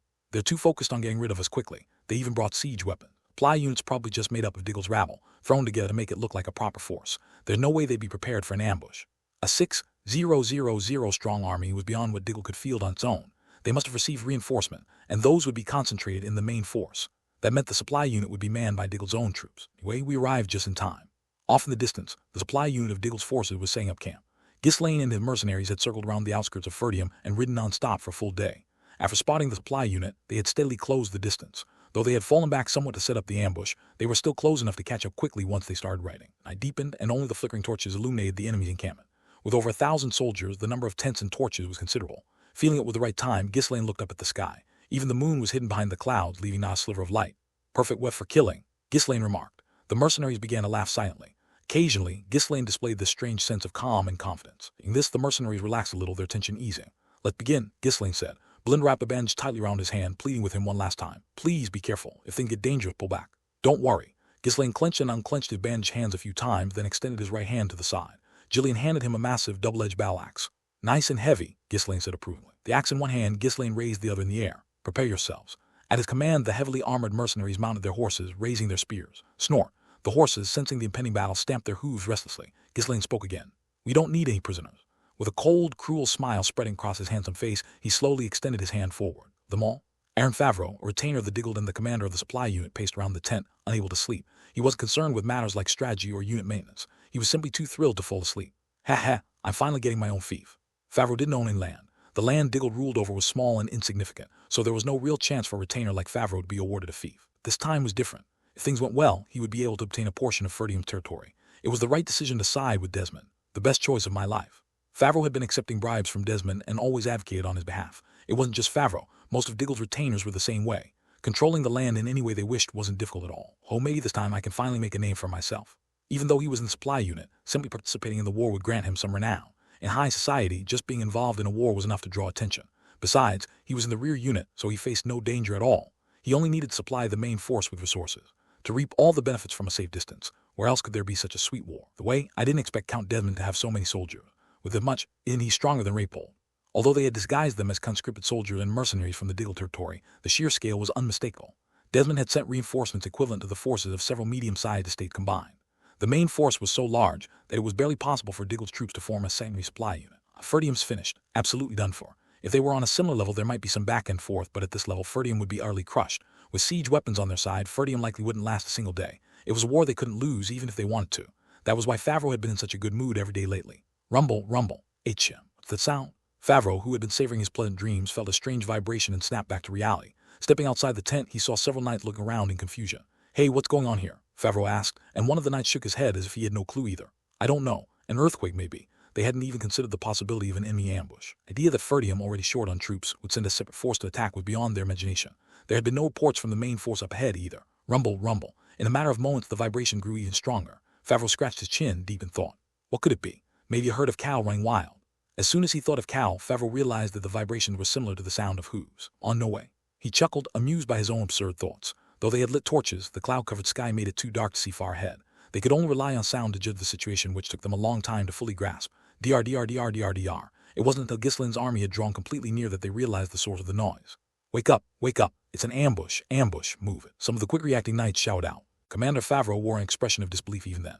An ambush? How? Why? Thud, ag. Only when the enemy was practically upon them did Favreau finally snap back to his senses. He yelled desperately while retreating backward. The enemy is here, enemy! Everyone get out and hold them off. Even in the midst of it, he hadn't thought they would lose. The enemy forces, at most, would number a few hundred. Why, there was no way they could have flanked the main unit so quickly. Despite being a supply unit, they had 1,000 soldiers here. Fending off an ambush of this scale should be no problem. Move quickly, quickly. We have plenty of men. We can hold them off. The soldiers rushed out of their tents, hastily grabbing their weapons. Some didn't even have time to gather their gear, and their formation was a mess. That moment as they were moving around in a day, boom. Ghislaine's forces emerged from the darkness. The soldiers stationed on the outskirts were swept away in an instant. Torches, knocked over by the flying bodies, fell to the ground. Soon, flames began to spread around the area, and the soldiers, now thrown in confusion, started to panic and scatter. A few of Diggle's knights scrambled to rally the troops. Gather round. A line. But forming a proper line was impossible. The enemy, exploiting their superior mobility, smashed through anything that stood in their way in a long, unbroken line. They crashed through tents with such force that some mercenaries ripped them to shreds as they plowed forward. Thud, thud, thud. One of Diggle's knights, spotting Ghislaine charging ahead of the rest, drew his sword, differently from the others, displaying unparalleled horsemanship. The knight instinctively knew the man before him was the enemy commander. If I kill him, we win. He raised his sword, intending to slash down upon him in one swift strike, horse and all. Thud, thud, thud. Due to the spreading flames, he couldn't make out the man's face as he approached. Against the backlight, he could only barely discern a shadowy figure, yet even then the knight saw it. Man's eyes blazing red with a terrifying intensity. The moment he felt the inexplicable hatred and endless fury within them, the knight froze on the spot. He frantically drew forth as much mana as he could, trained to shake off the fear, and charged forward with all his might. Die! Ghislaine leaned slightly to the side. Then with all his strength he swung his axe upward from below. Crack. The single blow, the approaching knight was split in half from his groin to his head and collapsed. The mercenaries following Ghislaine let out cheers and whistled. Thwack! Thwack! All the soldiers standing in front of Ghislaine either had their heads crushed by his axe or were decapitated. Belinda looked at Ghislaine with a worried expression, was concerned that he might be hiding any disturbance within himself, given that it was likely his first time killing someone directly. Meanwhile, Ghislaine, who had swiftly reached the opposite end of the encampment, immediately turned his horse around and spoke. Finish them off. At his dry command, the mercenaries shifted direction and charged at the enemy again.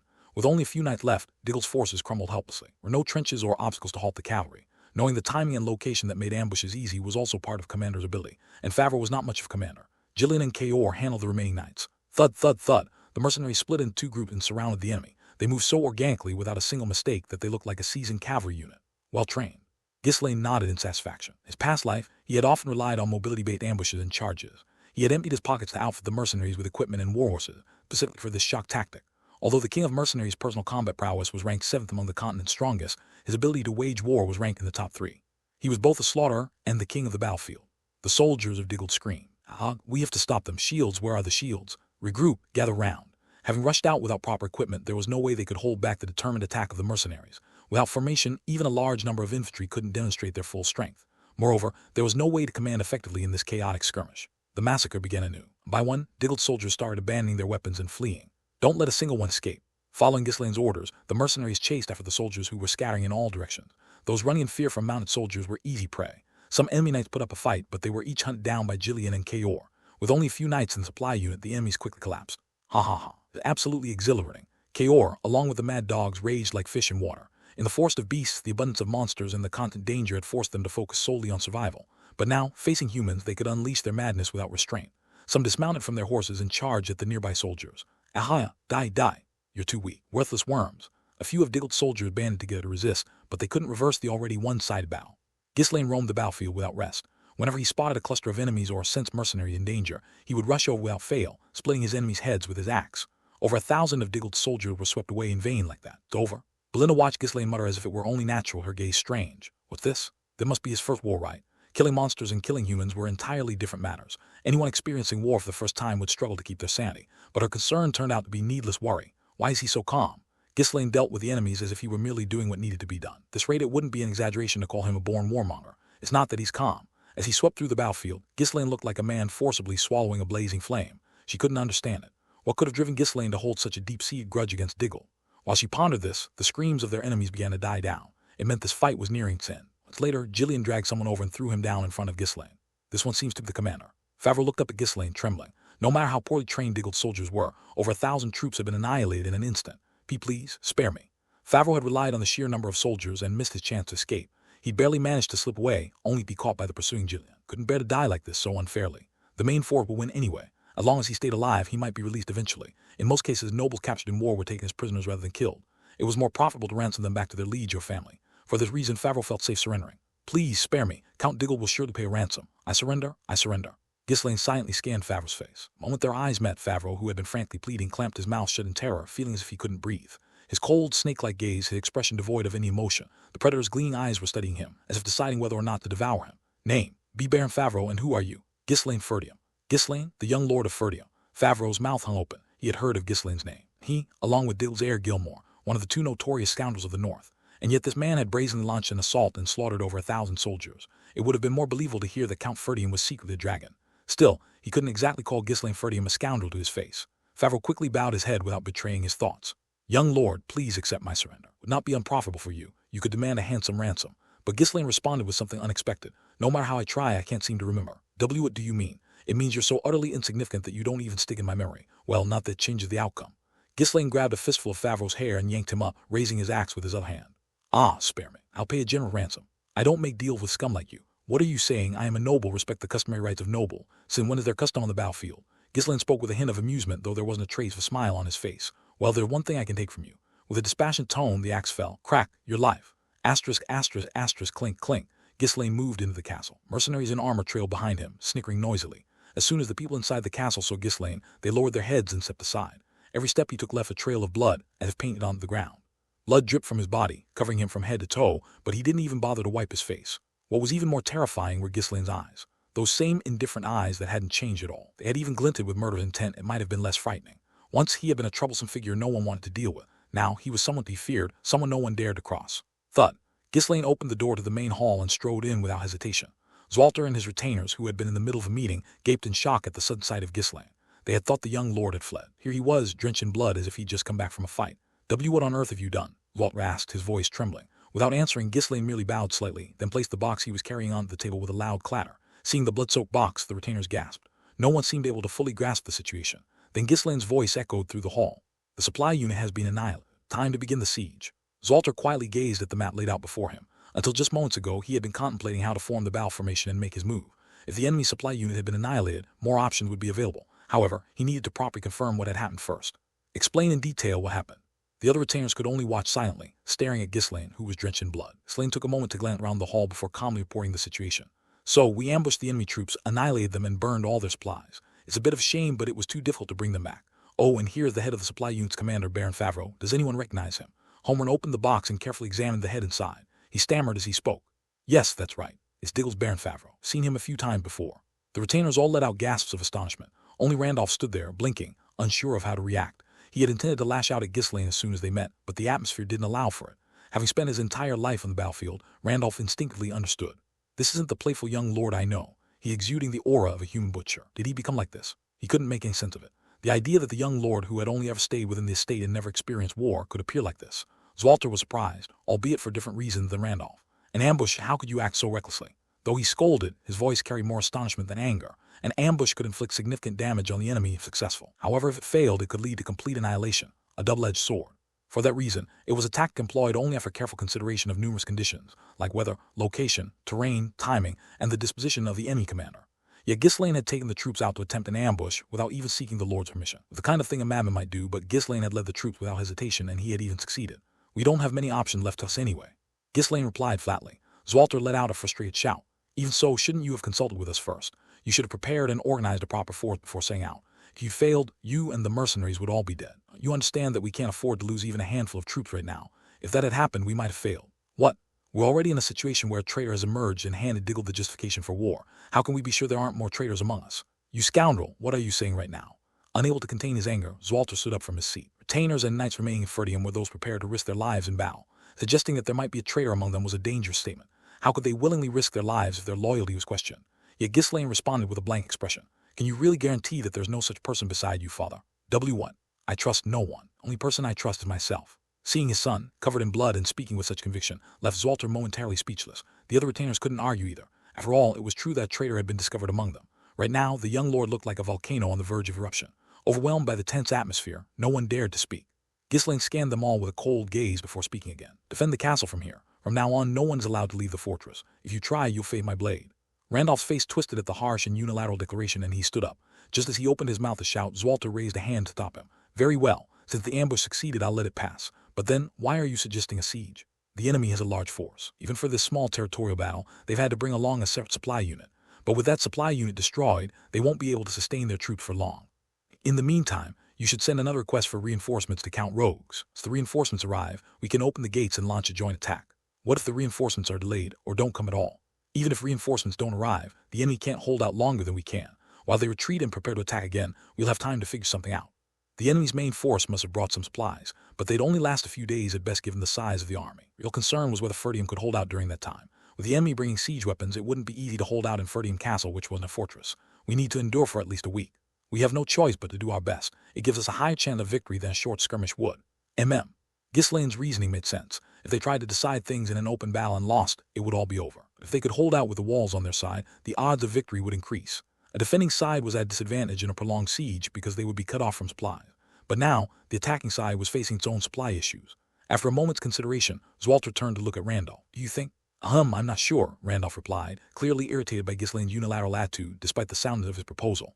On the other hand, Homer, who had been advocating for a defensive stance from the start, was quick to agree with Ghislaine's suggestion. This time, I think the young lord is right.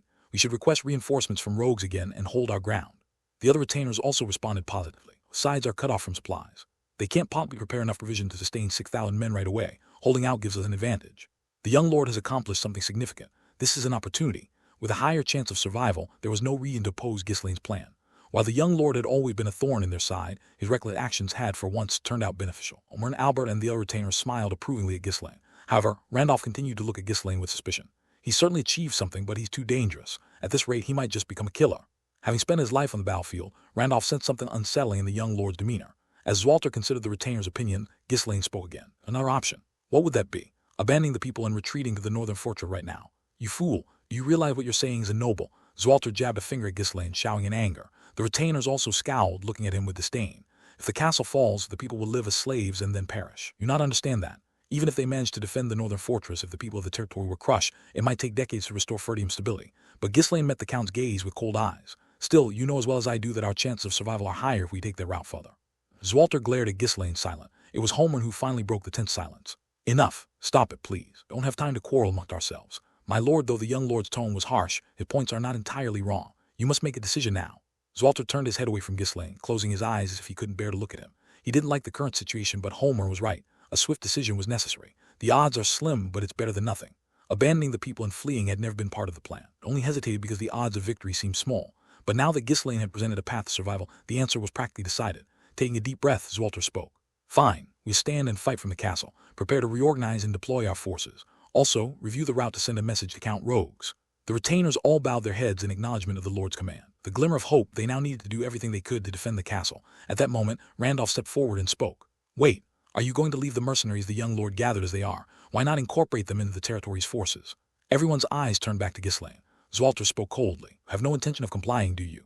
I'll act separately. Is it impossible for you to listen even once? I apologize. Ghislaine firmly declined. Randolph frowned. He wanted to formally take control of the mercenaries, but with the young lord taking the initiative and earning merit, he lost any justification for doing so. Suppressing his anger, Zwalter spoke. You will still need to follow the operational commands. Understood. However, what is it? Let me take charge of the castle gate. The castle gate? Yes. Zwalter narrowed his eyes, leaning back in his chair. Is he trying to preserve his own forces? What is he planning? At the onset of a siege, the walls are usually the most dangerous area. There's the constant risk of being hit by catapults, and they have to fend off soldiers pouring out from siege towers that attach to the wall. Once the gate is breached, it becomes the fiercest battleground. Why? Don't tell me you're avoiding the wall because you're afraid. I plan to wait near the gate and provide reinforcements wherever the situation turns dire. Reinforcements, you say? Since we're dealing with mercenaries, they lack proper training. This way I can cover any weaknesses that emerge. It was a reasonable explanation, so despite his unease, Zwalter Ghislaine was unlikely to follow orders obediently anyway. Very well, but know this, after the war is over, you'll be held accountable for acting independently. Do as you see fit. Ghislaine turned on his heel as if he had concluded his business. Albert hurriedly grabbed his arm. Wait, where did you relocate the new runestones? I already used them all. What? You used that many already? Where on earth did you use them? I used them where they were needed. Don't worry about it. Without further explanation, Ghislaine strode out of the hall. The preparations are almost complete now. One by one, the pieces were falling into place as he had planned. But he hadn't been entirely forthcoming about everything. Count Rogues won't be able to send reinforcements. Although other territories had responded, even if just to decline, all communication with Rogues' estate had ceased. Meant that every route to that estate had already been cut off. I expect from him. Seeing soldiers bearing the insignia of Diggold had confirmed his suspicions. Only two major lords in the north could provide such a substantial force. One was Count Raypold, and the other, the supreme commander of the Northern Army, Duke Harold Desmond. Later on, the King of Britannia would restructure its military in response to the continental turmoil that swept the land. The northern lords would all become vassals of Harold, and Harold Desmond would be granted a new title as Duke. So, you were the one in charge of the north all along.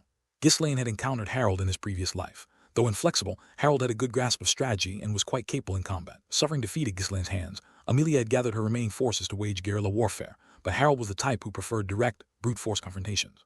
With him involved, holding out will likely be difficult. Count Ferdium and his retainers had chosen to fight, relying solely on the hope Ghislaine had offered.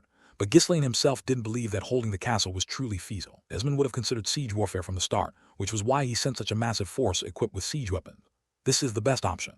Ghislaine was confident he could face the enemy head-on without faltering. If he launched a surprise attack with the sick mages, they could inflict considerable damage.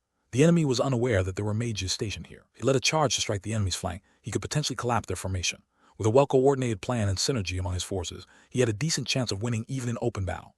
But having a mere chance isn't enough. Engaging directly would inevitably result in significant losses for his side.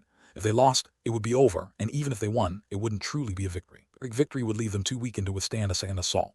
Ghislaine wasn't interested in a hollow victory. I need to make an example. He needed to make it absolutely clear to the enemy. They had to understand that touching Ferdium meant death. Up until now, every move Ghislaine made had been for this single purpose, for this one decisive move. Extermination. How could there be a total annihilation? What happened to the supply unit? Inside the lavish tent, Count Tommo's Diggle raged, furiously pacing back and forth. Ferdium had already abandoned the battle and holed up inside their fortress. In the end, they'd have to lay siege, but without the supply unit, they couldn't drag it out for long. That idiot Favreau, I never should have entrusted him with the unit. How could he be ambushed by the likes of Ferdium? Favreau was the leader of the largest faction among Diggle's vassals. Though he was a useless fellow, Tommos had reluctantly assigned him to the supply unit. He hadn't expected such a catastrophic mistake. No, he hadn't even considered the possibility of an ambush by Ferdium. In the world did they manage to pull off an ambush with what little they had? It was common sense that the smaller the force, the harder it was to execute such a bold strategy. The risks were too high if they failed. A sensible commander wouldn't even think of attempting it. Damn it, at this rate, even if we win, we won't have enough forces left to manage the occupied territory.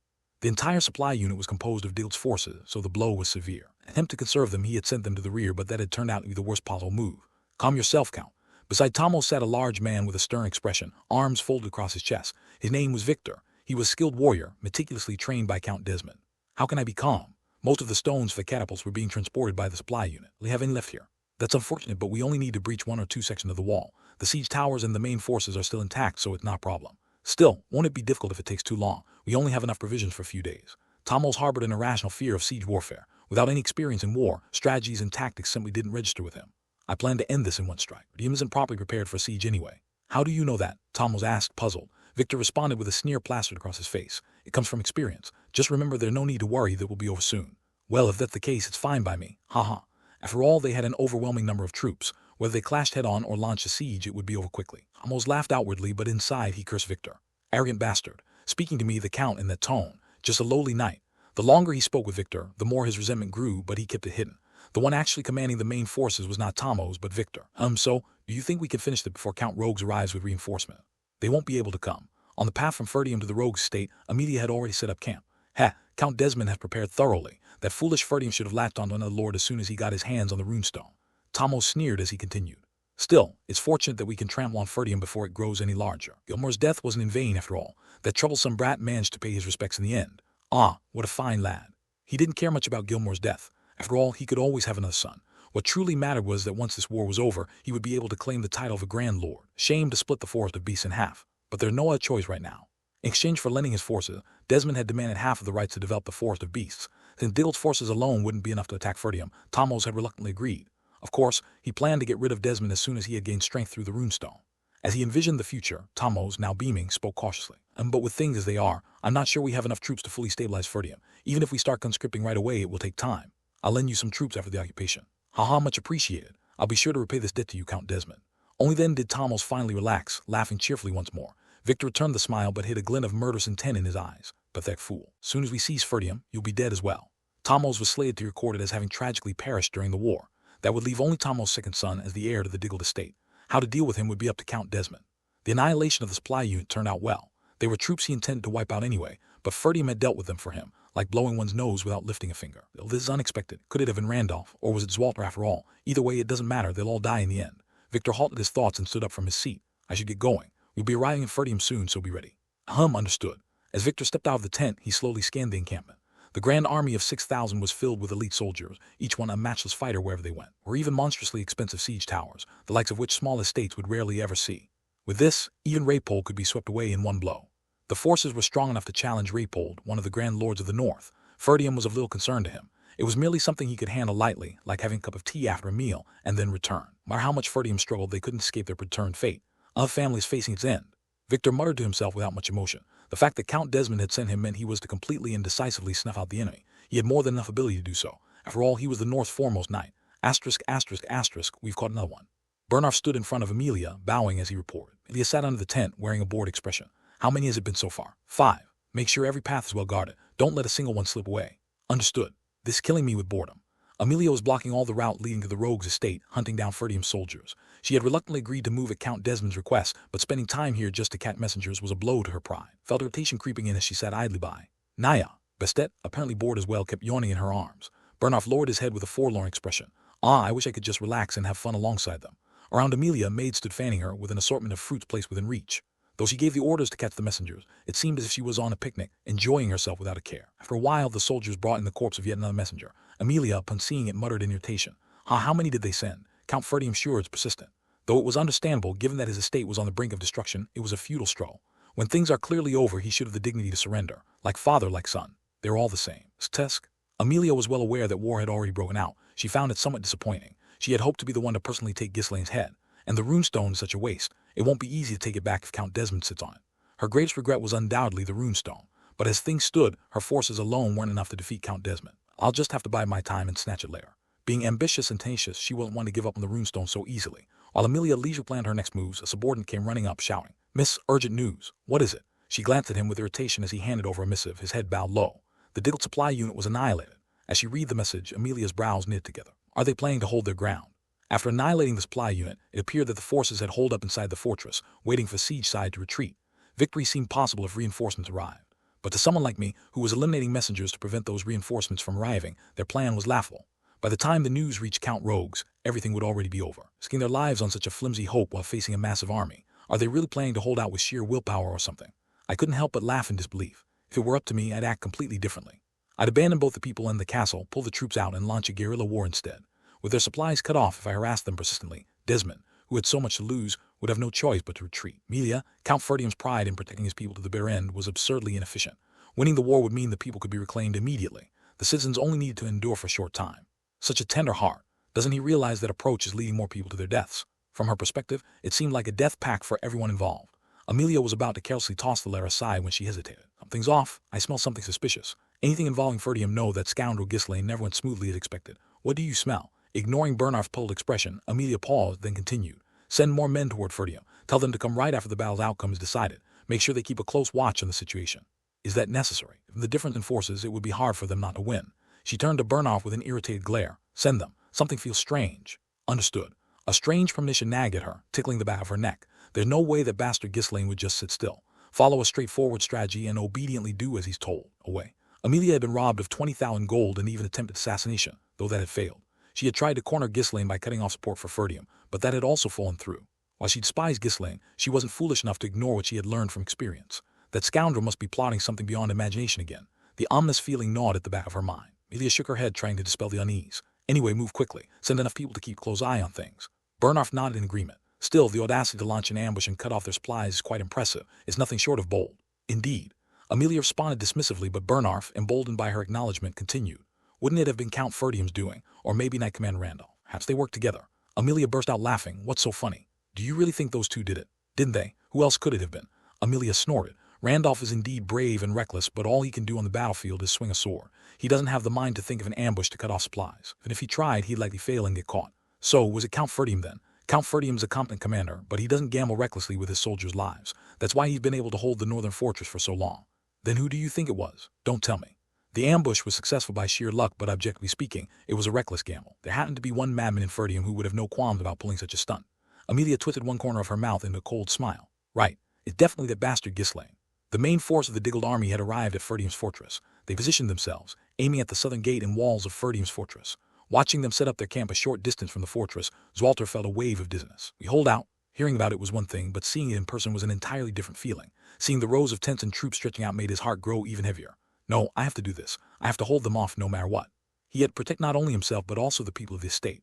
As Zwalter braced himself once again, the soldiers and knights stationed along the walls swallowed hard, trembling slightly. Are we supposed to stop that? We're done for. The gates will be breached in no time.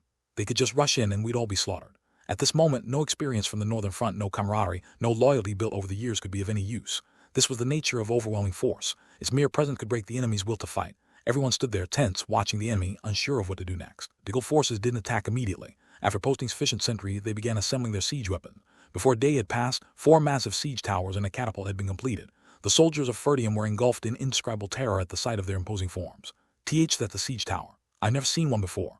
They're bringing those here. these flimsy walls. They knew what a siege tower was, but it was their first time seeing one in person. Seeing the soldiers' unease, Zoltar's expression darkened. This is bad. They're frightened before the battle has even started. The mere sight of those massive siege towers was enough to sap the will of the Ferdium forces. In stark contrast, Tamos wore a very satisfied smile. So it was true that the Count of Ferdium only cared about the northern fortress. It's in even worse shape than ours, isn't it? Though Victor had told him not to worry, people's hearts don't always follow their commands. Tamos, naturally timid, hoped the war wouldn't drag on. Given the huge difference in troop strength, he preferred to crush them in one swift attack. This fortress is so pathetic. Ha. This is good news. Very good news. This rate we'll finish this quickly, don't you think? Victor only glanced at him sideways without much reaction, but Tamos didn't mind and continued laughing and chattering to himself. Once the troop formations were complete, a knight approached Victor to report. Preparations for the advance are complete. Start with the catapult. As Victor raised his hand, the catapult on the left began launching massive boulders. To a shortage of stones, they had to use just one catapult, but that was more than enough. Boom, boom. Take cover. The soldiers of Ferdium, caught off guard by the sudden attack, hurriedly scrambled for cover. Usually before a battle, a messenger would come forward to demand an honorable surrender. But the enemy had started attacking without any such gesture. Their intent to annihilate everything was painfully clear. Swinging his sword, Zoltar shouted at the top of his lungs. Everyone take cover. Since the enemy forces hadn't moved, there was no opportunity to retaliate. Fortunately, the catapult was slow to reload and difficult to aim, making it easier to evade. Boom, crash. As he watched sections of the wall begin to crumble, Zoltar bit his lip. Only we had a catapult, we could fight back. The enemy seemed certain there was no catapult here, showing no sign of preparing for one. Those traitors must have told them. Boom, crash. Then the catapult attacks suddenly ceased. Their stone ammunition had run out. Yet even this brief assault had left Ferdium's walls nearly destroyed. Seeing the devastation, Victor smirked, lifting one side of his mouth. Good start. The roll piled up so high that it looked as if they could climb it without a ladder. As Victor raised his hand, the soldiers finally began to advance. Boom, boom, boom, boom. Accompanied by the pounding of enormous war drums, Diggle's forces moved in perfect synchrony. Prepare yourselves, the enemy is advancing. At Zoltar's shout, the soldiers began trembling as they readied themselves for battle. Sight of the approaching soldiers in formation alone brought immense pressure, and to make matters worse, their numbers were overwhelmingly larger. It's all right, we can hold them off. We fight using the walls to our advantage. Zoltar shouted non-stop, rallying the soldiers. Though their hands shook so badly they could barely grip their weapon, they somehow managed to calm themselves in response to their lord's rallying cries. Thud, thud, thud. Enemy's central force halted at a certain distance. Instead, 2 siege towers on either flank started moving forward. As the siege towers approached, Zoltar shouted. Fire! Whoosh! Countless flaming arrows flew toward the siege towers, embedding themselves in the wood. However, the towers, coated in leather and soaked with water, didn't catch fire easily. And something that massive, they needed to douse the entire tower in oil, and Ferdium didn't have that much oil to spare. Moreover, the enemy was simply going to watch Ferdium's attacks without retaliation. SHH, archers protected by shield bearers moved forward, and soon an overwhelming volley of arrows flew toward the wall. Get down. Stay close to the wall and fire back. A few soldiers were struck by the arrows and collapsed. Remaining soldiers did their best to lower themselves and return fire. But with such a vast disparity in numbers, all they could manage was a feeble attempt at holding them back with a few arrows. Meanwhile, the siege towers reached the wall, each attaching to a side. Thud, thud. Drawbridges descended from the towers, bridging onto the wall, and a horde of enemies began pouring out from within like madmen. Hold them back. Randolph headed to the other side. Zoltar and Randolph split up and began directing the soldiers on the ramparts, fighting as they went. Voila! Clang, clang, clang. A chaotic skirmish broke out atop the narrow ramparts, where it was difficult to even swing a sword properly. Hold the line. Zoltar and Randolph somehow managed to find gaps, cutting down enemies as they pushed forward. By being at disadvantage, they directed the soldiers with seamless coordination. Their individual strength was formidable, and even though the Diggled side kept sending reinforcements, they managed to hold the rampart without giving in ground. Watching this from a distance, Victor's eyes sparkled with interest. They're impressive. Such talent would be wasted, rotting away here. Standing beside him, Tamos grew impatient and urged him on. Don't we just lead the knights and break down the gate? That would be faster, wouldn't it? Victor looked down at him, not bothering to hide his disdain. To break down the gate, they'd have to concentrate their forces in one place. They already had troops on the ramparts, so there was no need to assault another area. Besides, sending knights just to open the gate was absurd. Knights were a precious resource. Even if hundreds of soldiers perished, it was better to save a single knight. If the gate is breached now, the enemy will abandon the ramparts and gather at the gate. Then we just have to push through, don't we? The interior of Ferdium Fortress is quite narrow. Even if we push in, there's a limit to how many can enter at once. We'd end up having to send our forces in gradually. Gradual deployment involves sending in units bit by bit. Hiding that way could wear the enemy down, but considering they had competent commanders on their side, they might end up fighting at the gate for days if luck wasn't on their side. Pointing to the ramparts once more, Victor explained. The same goes for the ramparts, but if we create multiple paths, we can scatter the enemy and defeat them one by one. We have far superior numbers. We need to leverage our advantage and minimize our losses. Though Victor patiently explained, Tommel still didn't grasp it and asked again. Really? So does that mean we'll be done by today? Should I just kill him now? A murderous intent began to well up in Victor. Tommels was going to die sooner or later, and with the war about to end, killing him now wouldn't be an issue. After a brief moment of contemplation, Victor let out a long sigh. His knights and soldiers were still standing beside Count Diggle. Killing them, no matter how many, wouldn't be difficult. However, there was no need to stir up trouble in the rear and bolster the enemy's morale unnecessarily. When forces clash in such tight spaces, it inevitably takes time to determine the victor. Tommels didn't understand half of what Victor had said, but seeing Victor's displeased expression, he simply nodded. Just as Victor described, Ferdium was stuck in a dilemma. Failing to hold the walls was essentially a defeat. If they were forced to retreat while fighting enemies who'd already breached the walls, they'd be surrounded. But there were far too many enemies to defend the entire length of the walls effectively. Zwalter and Randolph were putting up a fierce fight. The Ferdium troops were growing weary as they continued to fend off the seemingly endless waves of attackers. We have to hold on no matter what. Zwalter gritted his teeth. He had to kill as many enemies as possible before his soldiers wore out. Watching the brief lull on the walls, Victor smiled. Deploy troops to the collapsed section of the wall. Divide the forces at the walls and the gate. You secure the area, just hold your position. Boom, boom, boom. The sound of drums and trumpets echoed again as the central troops began advancing. Their target was the section of the wall that had been demolished by the catapults. As more enemies poured in, Zwalter grew desperate. He was struggling to fend off the attackers flooding in from the siege tower, and now he lacked enough troops to cover the crumbling wall. Randolph can't handle all of that on his own. Are too few soldiers on the wall. The enemy's central forces and rear cavalry aimed for the gate had yet to move. He could clearly see their intent to spread out his forces, but there was no choice. He had to defend the breach. If the broken wall were overrun, it would serve as an entry point for the enemy. In a panic, Zwalter shouted, "Ghislaine, hold the broken wall." Ghislaine was waiting inside the gate with a group of mercenaries. Were all heavily armed, clad in black helmets and armor with something carefully affixed over their armor. Near the gate's mechanism, Skaven and the force of Beast Guard were gathered. "Young lord, the lord has given the order. You must go and provide support. The knight commander is in danger." Skaven shouted urgently, but Ghislaine shook his head. "We're not here to defend the wall." "What?" Skaven and the soldiers looked bewildered. Ghislaine had taken control of the mercenaries with the intention of supporting the most vulnerable area. But now, with this decision not to defend the wall, what were they supposed to do? Skaven and the soldiers began to waver, uncertain and restless. It looked like they were contemplating whether they should head out to provide support themselves. The mercenaries, too, cast puzzled looks at Ghislaine. If they weren't going to defend the wall, what exactly were they supposed to be doing? At that moment, Zoltar's shout echoed again. "Ghislaine, move! What are you waiting for?" Randolph also bellowed as if in a rage. "Young lord, you bastard, what are you doing? The enemies are coming." The enemies had already drawn close to the collapsed wall. Ghislaine judged the timing and gave Skaven an order. "Open it." "What? Open what?" "The gate." Skaven flailed his hands in shock. "And no, young lord, what are you talking about? Why open the gate? Now is a perfect opportunity." "Opportunity for what? That's nonsense. Don't be ridiculous." Seeing that Skaven seemed unwilling to obey, Ghislaine nodded toward the nearby mercenaries. The mercenaries hesitated for a moment, but then proceeded as instructed. Their employer's command, they rushed over, pulled up the portcullis, and began to open the gate. "No, you can't open the gate." Skaven scrambled to stop them, but the mercenaries seized him and dragged him back. Rumble. Through the slowly open gate, the enemy's central forces came into view in the distance. They remained utterly still, appearing calm and unhurried. This really is an ideal situation to make a move. Clank. Ghislaine grinned and lowered the visor of his helmet. His helmet, too, was covered with something black and meticulously layered. Clank, clank, clank. The mercenaries followed suit, lowering their visors to cover their faces. They were ready, but a sense of unease began to spread among them. Belinda's face turned pale as she started to break into a cold sweat, and Jillian's expression hardened. Only Kaor's eyes sparkled like a child's, eager for gift. Then Zoltar shouted again. "Ghislaine, what are you doing? Why aren't you moving yet?" He brushed off the attackers, quickly looking down toward the gate, then stammered in disbelief. "Why you? What are you doing? Why is the gate open?"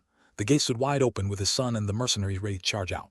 He had explicitly ordered him to follow command multiple times. "Close it. It's the gate and get back to the wall." No matter how loudly Zwalter shouted, Ghislaine and the mercenaries showed no response. "You fool! This is an order from your lord. Hurry and assist Randolph in defending the wall." Randolph also glanced down, stunned by the scene below, and bellowed in horror. "Young lord, why did you open the gate, you madman?"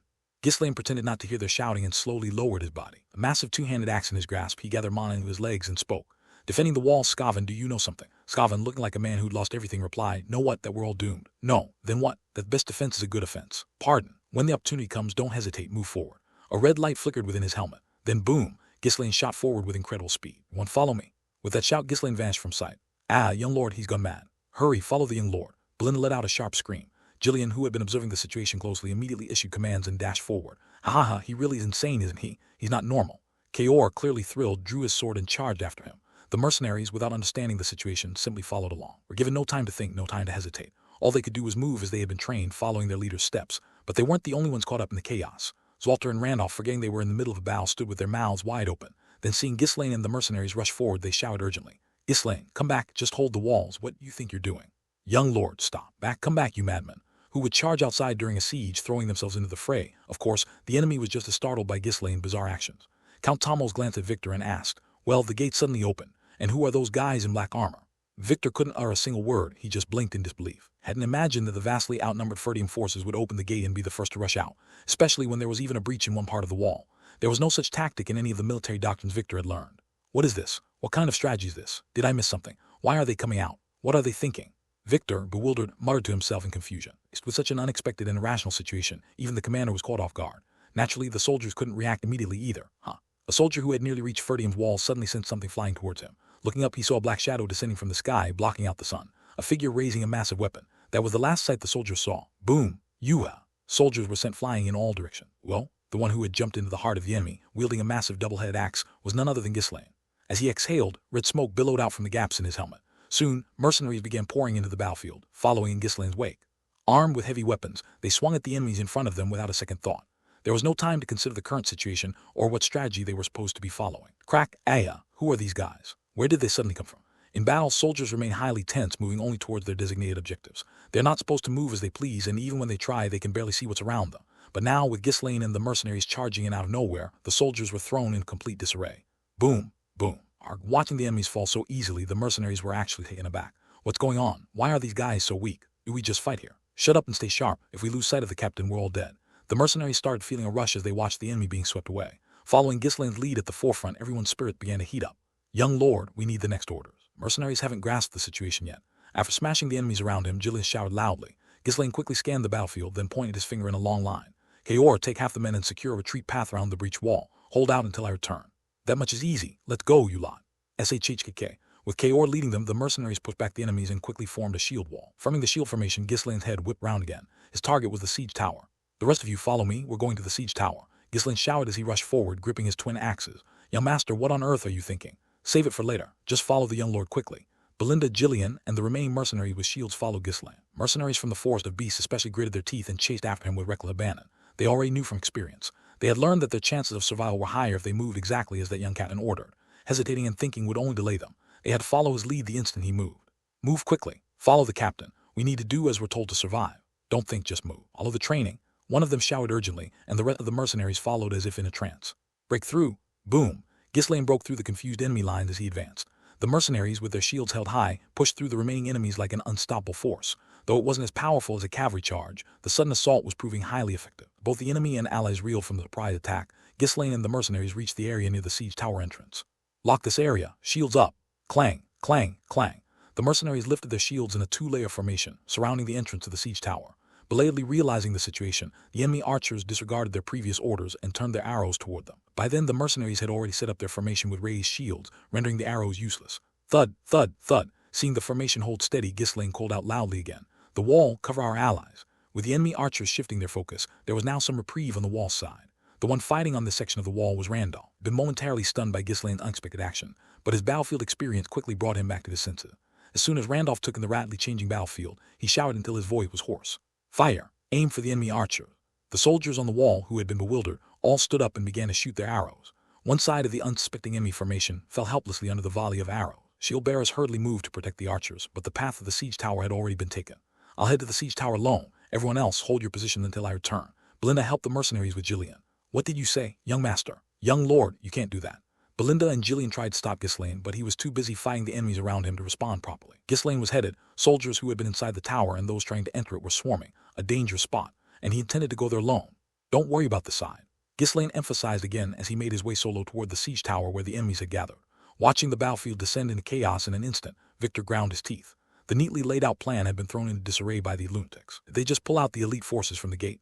He hadn't anticipated anyone would burst out in the middle of a siege. The battlefield was a mess. Soldiers clashed along the walls and screams echoed without pause. It was hard to keep an overview in such turmoil, where you might not even notice if the ally next to you fell. In this situation, they've read my mind and struck a weak point. No matter how much of a numerical advantage you have, you can't completely avoid losses in war. The more you push, the greater the casualties. He had planned to conserve his forces for Day, waiting for the right moment. Even with their supply lines cut, he figured the Ferdium troops could hold out for that long. He could use the siege towers first. He could exhaust the enemy while minimizing his own losses. Once the enemy grew weary with their smaller numbers, he planned to press forward with his main force. In short, the earlier skirmishes had been about gauging the enemy's strength. Victory seemed certain, and he wanted to avoid a costly battle. He assumed that even if the enemy sensed his intentions, they would be unable to respond effectively. Ferdium forces were mostly concentrated along the two walls, and they had not even properly stationed troops at the breach section. No, it's not over yet. If I can spread the gate's forces further and drain their strength, I can launch a full assault. Victor's strategy was almost textbook. It was a fortress with no moat, no towers. There weren't even crude traps in front of the gate, yet he had carefully accounted for everything to avoid any losses. If he could use the siege towers to wear down the enemy, they wouldn't be able to hold the gate for long. This was the perfect way to minimize his own casualties. Even as the soldiers climbed up the breach section of the wall, he remained confident. Ghislaine and the mercenaries had just barged in when Victor was on the verge of moving his other troops. And now, of all times, they make a move. They actually wait for that opening. It was a move that had seized upon the slightest gap in his thinking, a split-second opportunity exploited with speed that outpaced reason. Amidst all that chaos and danger, the enemy had somehow read Victor's thoughts. grasped the flow of the battle, and seized this one chance. To open the gates and come out like that, right in the face of overwhelming forces, he was either a clueless fool or a beast with a terrifying predatory instinct. Damn it, the gate, the gate. Victor's eyes widened as he surveyed the battlefield, but the gate had already closed once again. Did he need to press forward with everything? No, no. At this rate, the losses would be massive. I'll have to push harder than I'd like. His mind raced. One of their flanks had already collapsed after being hit in the side, succumbing almost instantly. At speed, did they just throw themselves out here on faith in their combat ability? If the siege tower were to fall, it would deal a blow, but he could reallocate those forces elsewhere. Though caught off guard, it wasn't enough to alter the outcome of the war. Send the knights and troops over to the left siege tower. Resecure that tower now. The tower soldiers would turn and hit the enemy's rear. Those men in black armor seemed confident enough that securing the siege tower would require knights. Their formations had been broken, and their ranks were disrupted, but they still had forces below the tower, plenty to surround the enemy commander. 20 knights and additional troops moved toward the left siege tower. Once those fools are pushed back, their forces will thin. Attack the gate at the same time. The battering rams and ladders forward. Prepare to advance. At Victor's command, the soldiers began to shift formation. The troops waiting to enter the tower also noticed the disruption and turned around. What's with that guy? One knight stared incredulously at Ghislaine, who was approaching alone. Rumble. The double-headed axe that Ghislaine held was not only enormous but had a long handle as well. Dragged it along the ground with one hand as he approached the siege tower. Is he coming alone to block the rear? The knight smirked as he turned around. The enemy troops blocking the path of the siege tower were busy holding back his own soldiers. Beyond those who had already entered the tower, more than 100 troops were still waiting here. With their backs exposed, a strike from this side would allow for quick encirclement. Don't worry about those climbing up. Everyone else hit their rear now. The commanding knight's shout sent the waiting troops into motion. He didn't know who this lone figure was, but as far as he knew, there was no one in Ferdium with that kind of strength. That guy is just being reckless. Taking him down in one blow, then killing those idiots clogging the path, would wrap this up nicely. Ha! The knight, his mana surging, closed the distance between them in an instant. As he reached Ghislaine and prepared to swing his sword, Ghislaine's axe traced a broad arc and slammed into the ground. Boom! Squelch! The troops following behind the knight froze. The knight body had been cleaved cleanly in half. As the two halves of his corpse fell apart, a demon with a black helmet stood between them, emitting a red, mincing glow from its eyes. The remaining knight's face hardened. Split a knight skilled in handling mana in half with a single blow, that was no ordinary feat. Does Ferdium have someone like that? Could he possibly be Randolph? The knight stepped back, assessing the situation. Dr. Ghislaine dragged his blood-stained axe along the ground, quick closing in. If you're coming, come all at once. I don't have time. Provoked by Ghislaine's arrogant words and gestures, the knight scowled and shouted, form ranks. Attack all at once, Shayak. The soldiers raised their shields and pointed their long spears forward. Attack, well. Over 100 soldiers charged at the lone man. Narrowing his eyes, Ghislaine pulled his axe back, preparing for a wide swing. Hup! The axe cut a massive arc through the air before slamming into the ground. Quelling. Ayag. The 10 or so soldiers charging from the front exploded outward as if they had been torn apart. Shields were useless against the sheer force of the attack. Biwoom, Kearararak. As Ghislaine grasped his axe with both hands and spun halfway around, the front line of the enemy was mowed down. What is this guy? We can't handle him. As the vanguard was obliterated in an instant, the enemy soldiers, who had been charging with confidence, hesitated and staggered back. A warrior of that caliber should be faced by a knight, not mere soldiers. Soldiers only stood a chance against such a powerful foe when the enemy was exhausted and they could overwhelm him with sheer numbers.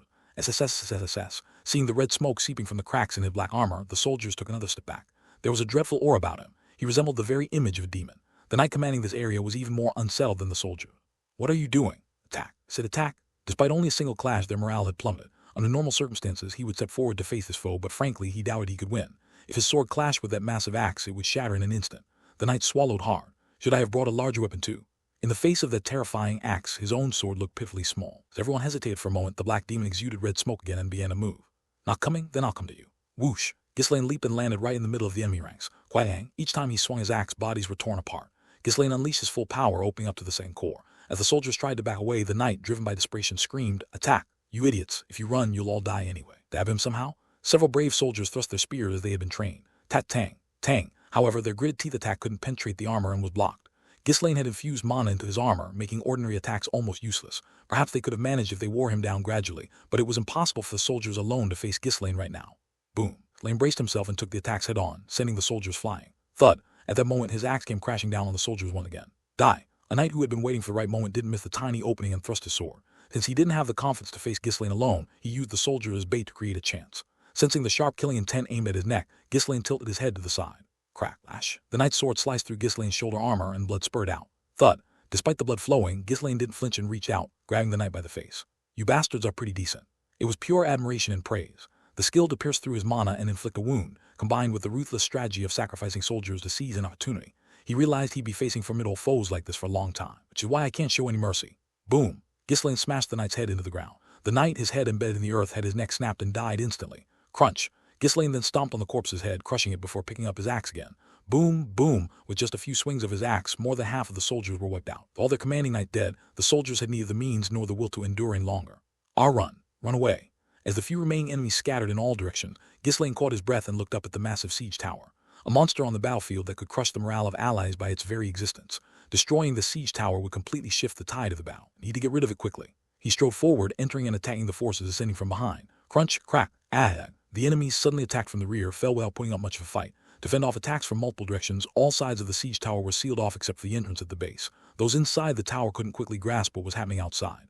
An enemy. Enemy has entered the siege tower. The soldiers at the bottom noticed the commotion and turned around, but none of them could stop Ghislaine, who was swinging his axe with red smoke billowing around him. The soldiers gathered at the base were annihilated in an instant. Gee, go up. Why is the enemy here? It's a monster. A monster has gotten inside. The soldiers climbing the tower desperately pushed those ahead of them in a panic. Slain, approaching while creating countless corpses in his wake, was the embodiment of terror itself. The Ferdium army was blocking the area near the castle wall, causing the enemies to panic. They trembled, fearing they would be caught from behind, but Ghislaine didn't pursue them up the tower. Instead, he stood amidst the fallen bodies and briefly surveyed the surrounding before beginning to demolish the stairs leading upwards. Boom, boom. First floor of the siege tower, made of 3 sections and stairs, was quickly reduced to rubble. Now the enemies couldn't descend. The soldiers of the enemy army, caught between the Ferdium forces ahead and the blocked tower behind, were left in utter turmoil. Who? Ghislaine took a deep breath, standing atop the debris of the broken stairs and the corpses. Rumble, his 3 cores spun violently, releasing even greater power. Red mana enveloped his axe, and without hesitation Ghislaine swung it. Boom! The left side of the siege tower burst apart, leaving a gaping hole. Creak! The remaining structure groaned, emitting a piercing noise. But the massive tower showed no sign of collapsing. Grinding his teeth, Ghislaine drew upon even more mana and swung his axe toward the opposite wall. Boom! The tower's fragments exploded outward. Crack! Finally, the siege tower began to tremble. With only 2 walls left, they could no longer support its immense weight. Creak, crackle. The remaining thin sheets of metal and wood twisted and groaned, emitting anguished sounds. Ugh, you are.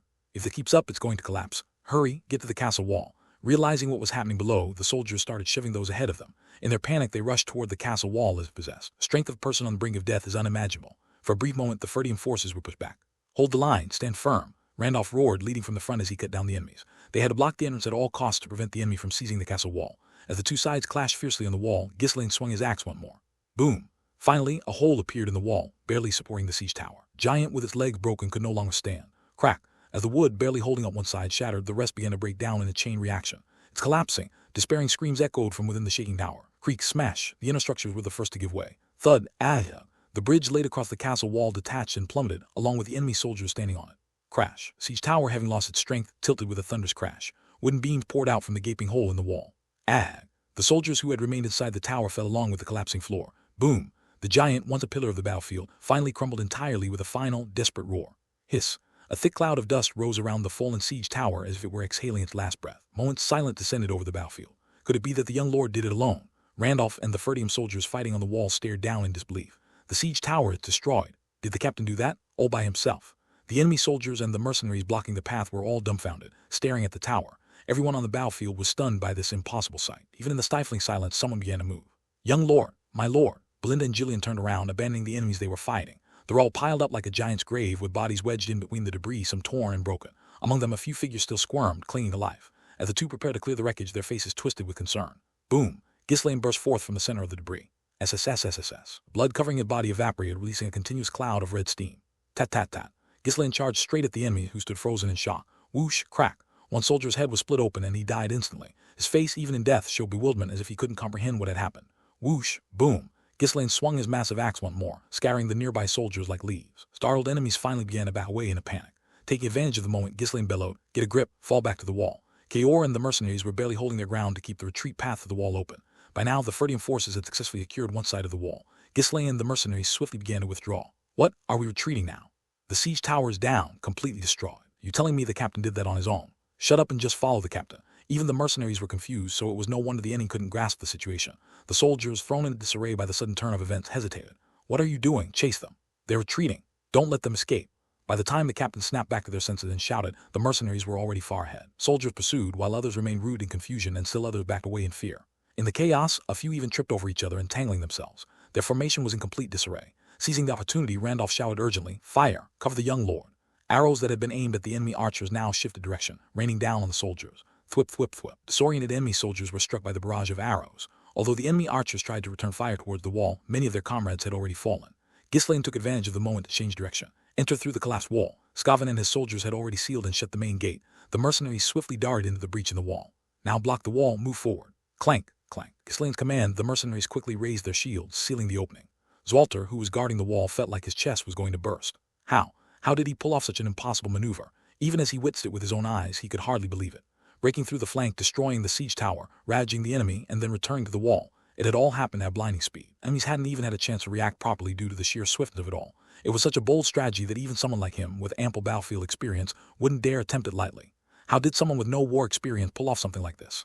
Zoltar felt as if he were seeing a ghost. He couldn't make sense of it, no matter how he tried. It wasn't just the fact that Ghislaine had destroyed the siege tower single-handedly. It was more shocking that he led the mercenaries into battle and completely overturned the flow.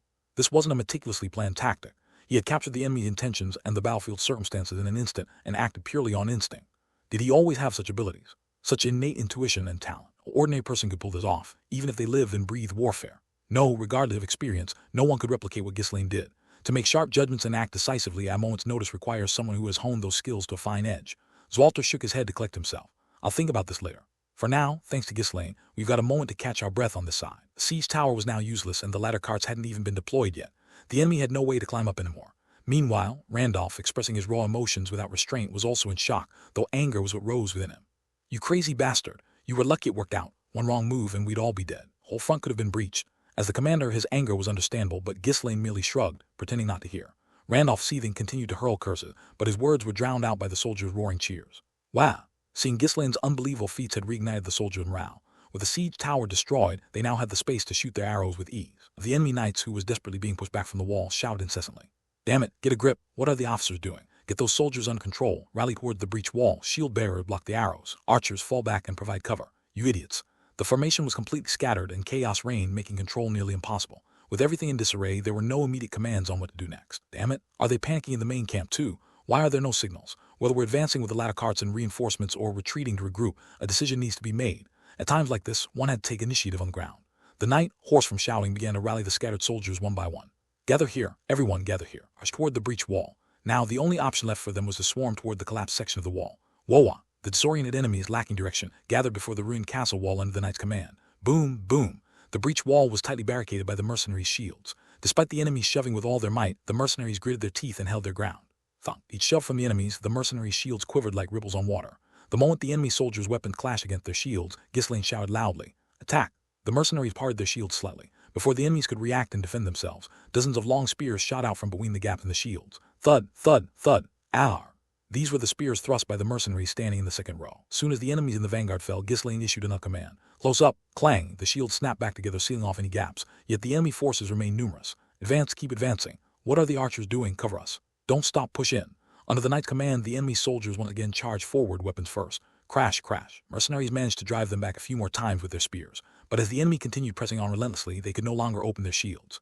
The precarious situation, where it seemed like the defenses would either hold or fail, was suddenly alleviated by an attack from above the wall.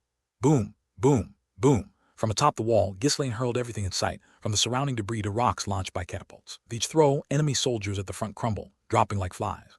Hesitating in the face of this relentless assault, the advancing soldiers faltered and began to retreat. It seemed that, for the time being, the side where Ghislaine stood would not be easily breached. Seeing this, Zoltar quickly made a decision. Only a minimal force here and moved the rest over to this side. The Ferdium soldiers atop the wall swiftly shifted towards another side where another siege tower stood. Whoa! Though they were outnumbered by the opposing force, concentrating their troops allowed the Ferdium soldiers to push back the enemies emerging from the siege tower. Ultimately, the enemy soldiers were gradually forced back inside the siege tower, an outcome driven by a disparity in morale, and the support from the enemy archers firing from beside the siege tower was rendered ineffective. The Ferdium soldiers, with their increased numbers, raised their shields and blocked the incoming arrows. Arg, how dare they? Victor trembled in frustration, grinding his teeth. He had executed his tactic by the book, without any errors. He believed that they could capture the castle by the end of the day, tomorrow at the latest. Weren't for those strange individuals who suddenly appeared, things would have gone exactly as he anticipated. Where did such an elite force come from? The men who emerged from the castle gate were incredibly swift and strong. They exploited the brief bit of gaps to dismantle their formations. The distance was too great to assess fully, but judging by the way they had destroyed the siege tower, it appeared that some knights were mixed in with them. The battlefield had devolved into chaos during the enemy's sudden onslaught. He had mobilized the rest of his forces belatedly, but they were unable to regain control. Whether it was luck or skill on their part, he had taken a direct hit from their tactics. A full-scale attack right now. Victor's hands trembled as he considered it, but in the end, he abandoned the idea. Enemy's morale had soared, while his own troops were disoriented, stumbling around in disarray before the castle wall. Even the last remaining siege tower was now being pushed back. In these circumstances, launching an all-out assault would only lead to greater losses. With a sigh, Victor reluctantly gave the order to retreat. The troop back. As soon as the retreat order was issued, the remaining shield bearers rushed forward to cover their allies, especially those around the siege tower, lifting their shields tightly to provide cover. Once all the forces had fallen back, even the knight deployed their mana to drag the siege tower back. Hey, throw it now. Randolph infused a rock, the size of a man's head, with mana and hurled it with all his might. Had seen Ghislaine throwing earlier and was now imitating him. Thunk, thunk. Whenever a shield bearer was struck down by a rock, arrows swiftly followed through the gap. The attack didn't inflict major casualties, but it did boost their side's morale. Even the knights nearby began flinging rocks, pouring mana into each throw. Stop! Spare the stones. Knowing that every stone counted, Zwalter restrained the knights. Couldn't waste rocks or arrows, as the enemy might soon attempt to scale the wall with ladders. They needed to conserve their resources for that eventuality. The retreating enemies, well disciplined, fell back in an orderly fashion. Once the last of the enemy had completely withdrawn, Zwalter raised his sword high and shouted, "The enemy has retreated. Woa!" The Ferdium soldiers also raised their hands in celebration, cheering loudly. Had successfully repelled an assault that had seemed impossible to stop. While this wouldn't end the war, the fact that they had held off even one attack had a profound impact on their morale. As the soldiers celebrated, Zwalter glanced over at Ghislaine. "Just who are you?" His son was laughing, patting the shoulders of the mercenaries who still looked dazed. There was nothing unusual in his demeanor. Was it a gamble, or were you certain? Did you plan this, or did you simply act on impulse? Looking at the result Ghislaine had achieved, it was clear how stunning his quick judgment had been. He had taken into account the enemy's forces, their route, the siege weapon, the disposition of the enemy's forces, and even the enemy commander's intentions and overconfidence. But that kind of strategy only worked when there was a real chance of success. Ghislaine's judgment had been off by even a little. Not only he and the mercenaries, but also the Ferdium soldiers, would have suffered heavy casualties. How could he have acted so confidently, reacting to shifts in the battle that changed in the blink of an eye? Neither he nor Randolph, nor any other commander could have made such a rapid decision. And to think he had gone alone to destroy that siege tower, and actually succeeded in doing so. Even on the battlefield, he acts on his own whims. Zwalter found himself shaking his head unconsciously. It suits him, I suppose, but it's far too dangerous. Perhaps it was an action that perfectly matched Ghislaine's nature. He called Ghislaine over and asked him directly, "Why did you act so recklessly?" "I thought the enemy would be careless in the first clash. Simply didn't want to miss the opportunity. Moving by instinct on the battlefield can sometimes lead to clever tactics, but a beast guided solely by wild instincts will eventually fall into a trap. You only have one life, so always act with caution." "Understood." Ghislaine nodded, but he couldn't exactly say, "I have more experience in war and in life than you do, father." Randolph, who had been cheering excitedly, soon approached with a forward look of seriousness. I was a bit taken aback by the young lord's performance, but if you act the way every time, it'll be troublesome." This was always a tricky situation, when someone disobeys orders but still achieves success. It's hard to either reprimand or praise them. Randolph had never really respected the young lord, and had certainly never imagined he'd have such skill. He's probably stronger than me. The uneasy thought crossed his mind, but he felt that he could probably handle something similar if he had to, though of course he couldn't guarantee success. Ghislaine gave a slight bow to Randolph and replied, "The situation was urgent and there wasn't much choice. As long as we hold our ground like we did today, we should be fine." He wasn't about to promise he wouldn't do it again. Randolph clicked his tongue disapprovingly, but Zwalter only nodded. Indeed, if Count Rogue sends reinforcement, that would be ideal. With support from rogues, they just might be able to secure victory. Although he felt restless with no word yet from the messenger, Ghislaine's action today had eased his mind a bit. In any case, you never know what will happen in war, so always move with care. No matter how skilled someone was, trust was a different matter. Ghislaine had always taken risks and acted independently, courting serious danger. Today, it seemed he had skill and sound judgment, but a single mistake in war could still cost him his life. Zwalter couldn't hide his concern. Ghislaine, however, saw things quite differently. With a half-hearted mindset, victory is impossible. The Duke of Delphine was an enemy they might barely defeat even if they fought with everything on the line. Outnumbered as they were, they had to push beyond their limits to have any chance of winning. But of course, no one else could understand the harsh reality. Ghislaine was about to step back after simply acknowledging with a nod. "Wait, Ghislaine." Zwalter stopped him just as he was turning away. Looking somewhat awkward, he clasped his hands behind his back and cleared his throat unnecessarily. Well, thanks to you, we managed to win this fight. Be counting on you from now on. You did well." He wanted to give praise, but the word didn't come easily. They weren't exactly on close terms, after all. Right up until just before the battle, he'd been debating whether to kill or spare him. In the midst of this strange atmosphere, Randolph scratched his head and spoke up as well. "I never expected the young lord could lead the mercenaries so effectively. Taking down the siege tower alone, well, it seems you've improved a lot."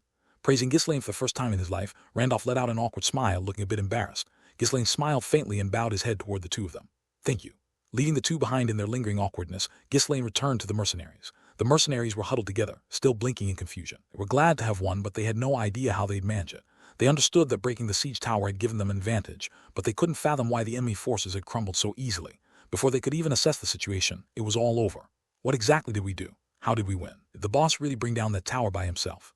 We just followed him around and did what he told us, and we won. Remember what the boss always says during training. By the time you've thought it over and understood, the enemy will have figured it out too. Shut up and just do as you're told. Yeah, today was one of those days, huh?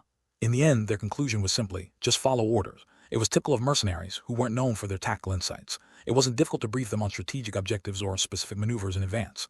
Doing so would help them act more cohesively without confusion. On a battlefield that demanded immediate action, there was no time to explain everything in detail and ensure everyone understood. Moreover, Ghislaine's strategies were typically spontaneous, born from his experiences as the King of Mercenaries and his keen instincts, adjusting on the fly as situations unfolded. If he took the time to organize his thoughts and explain them, he'd miss the crucial moment to act. That's why he trained the mercenaries to simply move in sync with him without question. The seasoned mercenaries, those who had experience from their time in the forest, were less phased, but the newly recruited ones were still in a bit of a daze. When it all started, it was so chaotic that it wasn't too bad in the end. Exactly, the more you think, the more you start to panic. Those moments, the best thing is to just go and kill the guy in front of you. Whatever anxiety they felt at the sight of the enemy's large army had vanished somewhere along the way, or rather, they hadn't even had the chance to feel anxious. They had swung their weapons for a bit and suddenly they'd done something big. If we're going to keep this up, we'd better stay sharp. Can't afford to die stupidly and regret. And by the way, the boss is seriously strong, huh? Most nights a shame. Ghislaine encouraged the murmuring mercenaries. Good, let's keep up the momentum. Just stick to the training and we'll be fine. Keep following along. Kaor gave him a thumbs up with a grin. That was pretty exciting. I'd be happy to go along with any operation this thrilling. The Cerberus Mercenary Corps had fought like mad dogs, tearing through anything that blocked their retreat. Those who never overthought things being thrown into a frenzied fight was exactly what they preferred. Ghislaine chuckled and nodded. Don't worry, there's even more excitement to come. Kaor let out a cheer with a laugh, but Belinda looked like she was on the verge of losing her mind. What? What do you mean, more excitement? This kind of excitement could cost us our lives. You really have to go this far, sir. When the siege tower fell, she had been so shocked that her heart nearly stopped. The urgency of the situation had forced her to follow orders, but she hadn't been happy about it. No matter how strong he was, there were limits. How could he throw himself into danger so recklessly? She considered snatching up Ghislaine and fleeing right then and there, maybe even taking the runestone with her. It's fine. I'm holding back, really. Don't worry so much, all right? Holding back. If this is you holding back, then next time you'll be charging into the enemy camp by yourself. Ha! Why aren't you denying it? Belinda shouted, but Ghislaine just laughed and changed the subject. All right, we'll be even busier next time, so make sure everyone gets plenty of rest. Mercenaries called out from all around in response to his words. You should rest, boss. We're the one doing the most today. Hey, Gordon, I bet you nearly pissed yourself from fear. Did you hold it in this time? You bastard, I was at the front holding them off. Boss, how's your knee? I heard you got shot with an arrow there once, but you were flying around today like it was nothing. Whatever it is, we just gotta follow the boss and we'll be fine. At this point, the mercenaries seemed ready to follow Ghislaine into hell itself. They didn't fully grasp the situation, but it didn't matter. All they needed was a trust that if they followed orders, they'd win. That faith alone was enough. Ghislaine watched the boisterous mercenary, smiling as he turned away. In that brief moment, his expression became cold. They haven't shown their full hand yet. It had only been 2 days. On the first day, they hadn't even attempted an attack, and today's assault wasn't their full force either. We're testing the waters. Now that their plan has failed, they'll move differently. The enemy wouldn't make the same mistake after taking such a hit from Ghislaine. Having seen the strength of his mercenaries, they would adapt accordingly. If they go all in with everything they've got, it'll be hard to hold them off.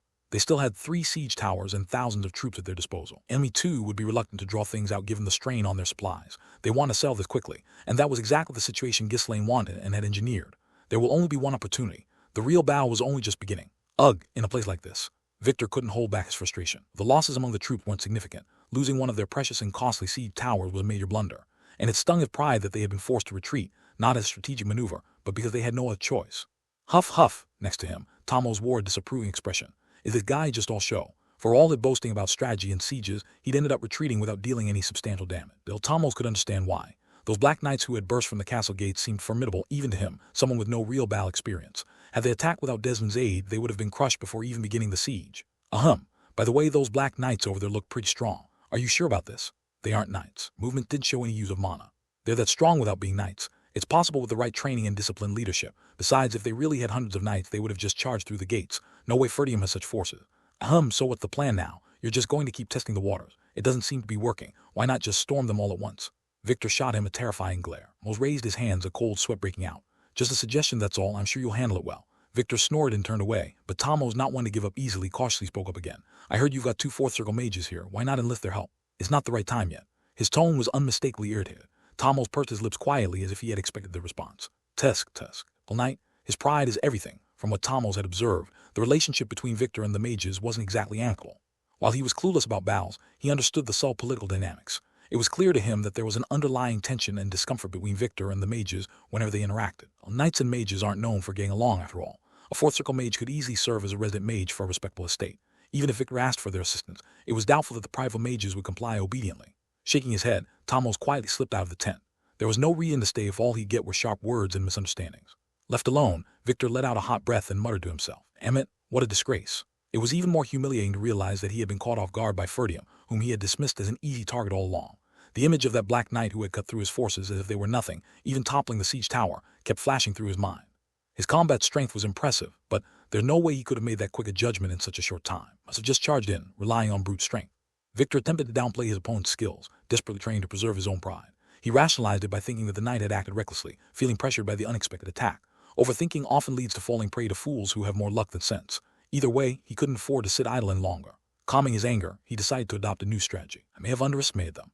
Victor begrudgingly admitted that his opponent was stronger than he'd anticipated. It was a lowly estate in the countryside, but it was evident that those who had long fought in the north wouldn't be easily overwhelmed.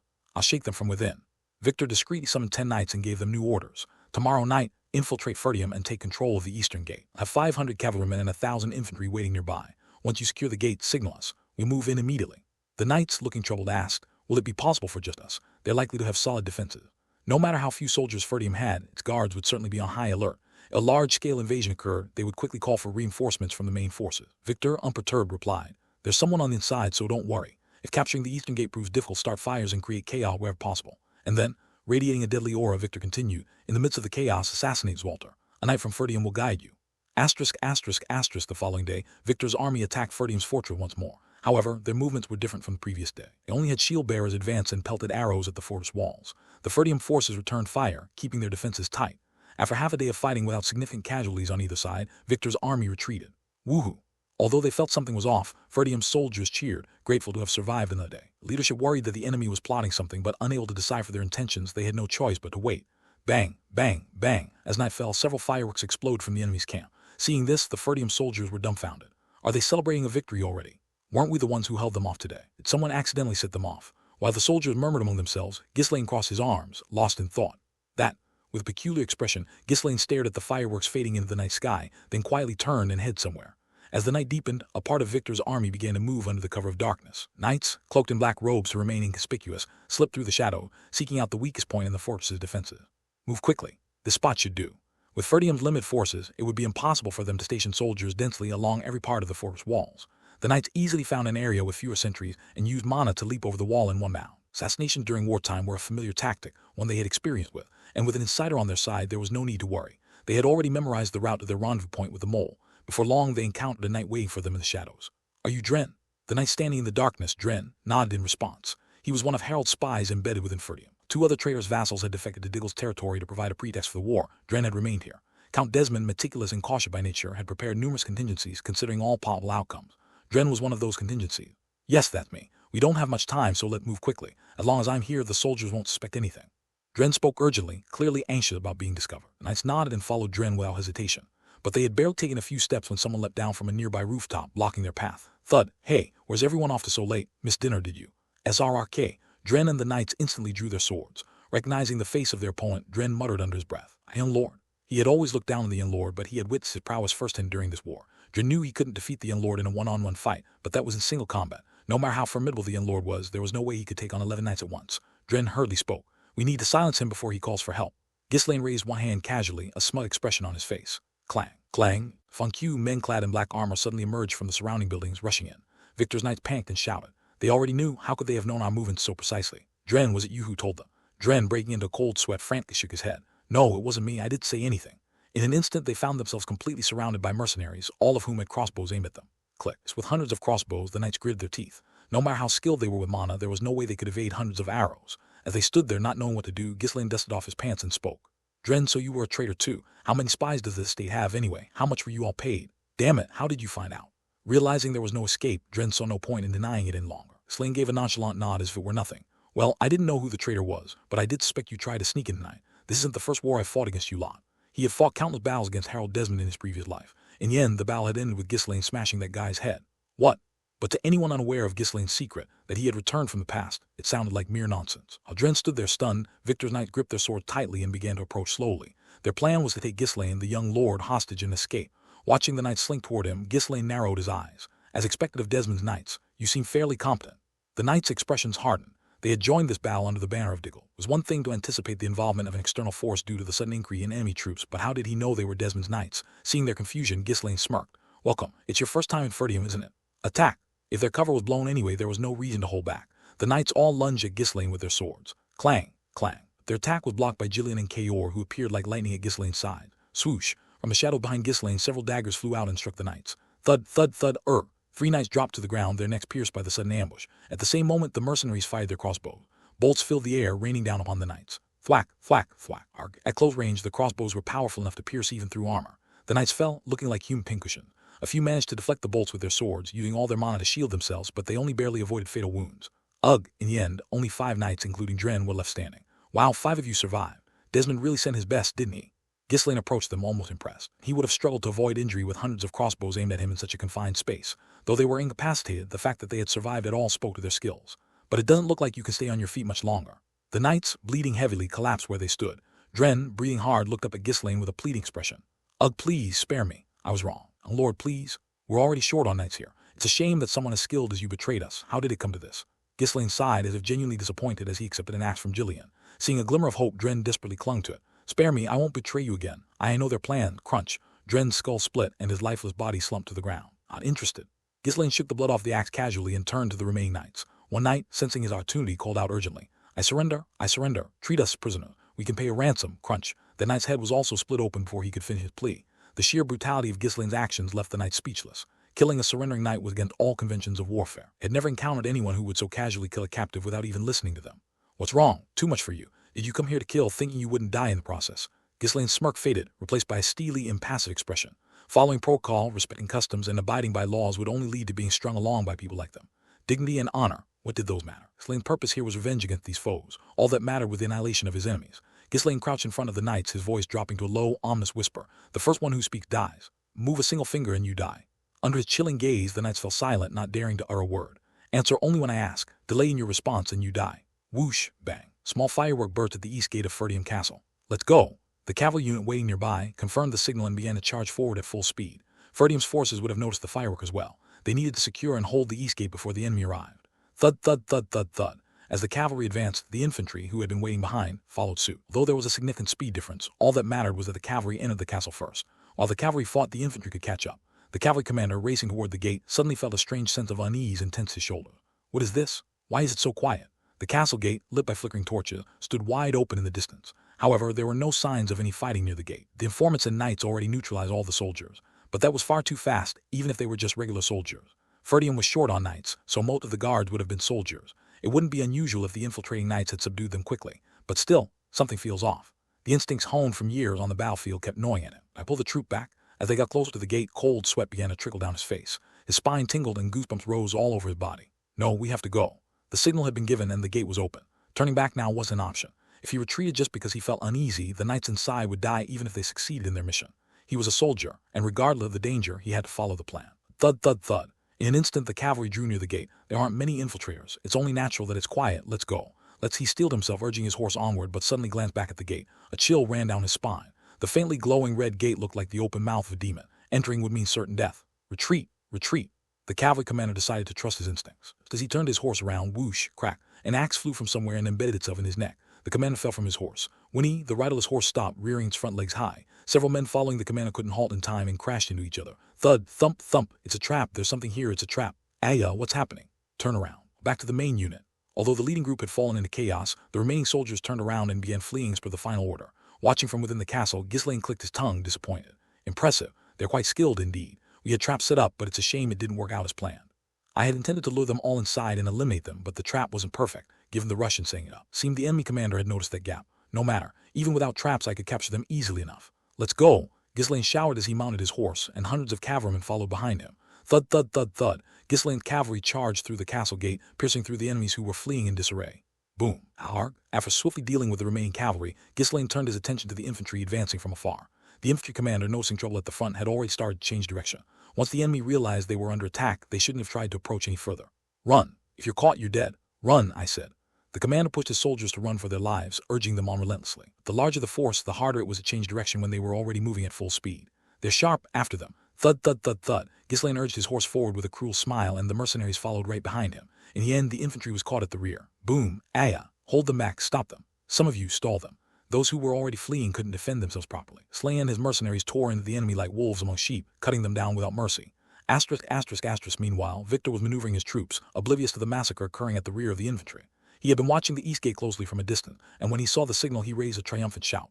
It worked. Half of you follow me. The rest attack Ferdium Castle. Their main force was currently attacking Ferdium's southern gate. Victor took half of his reserve forces and headed towards the open east gate.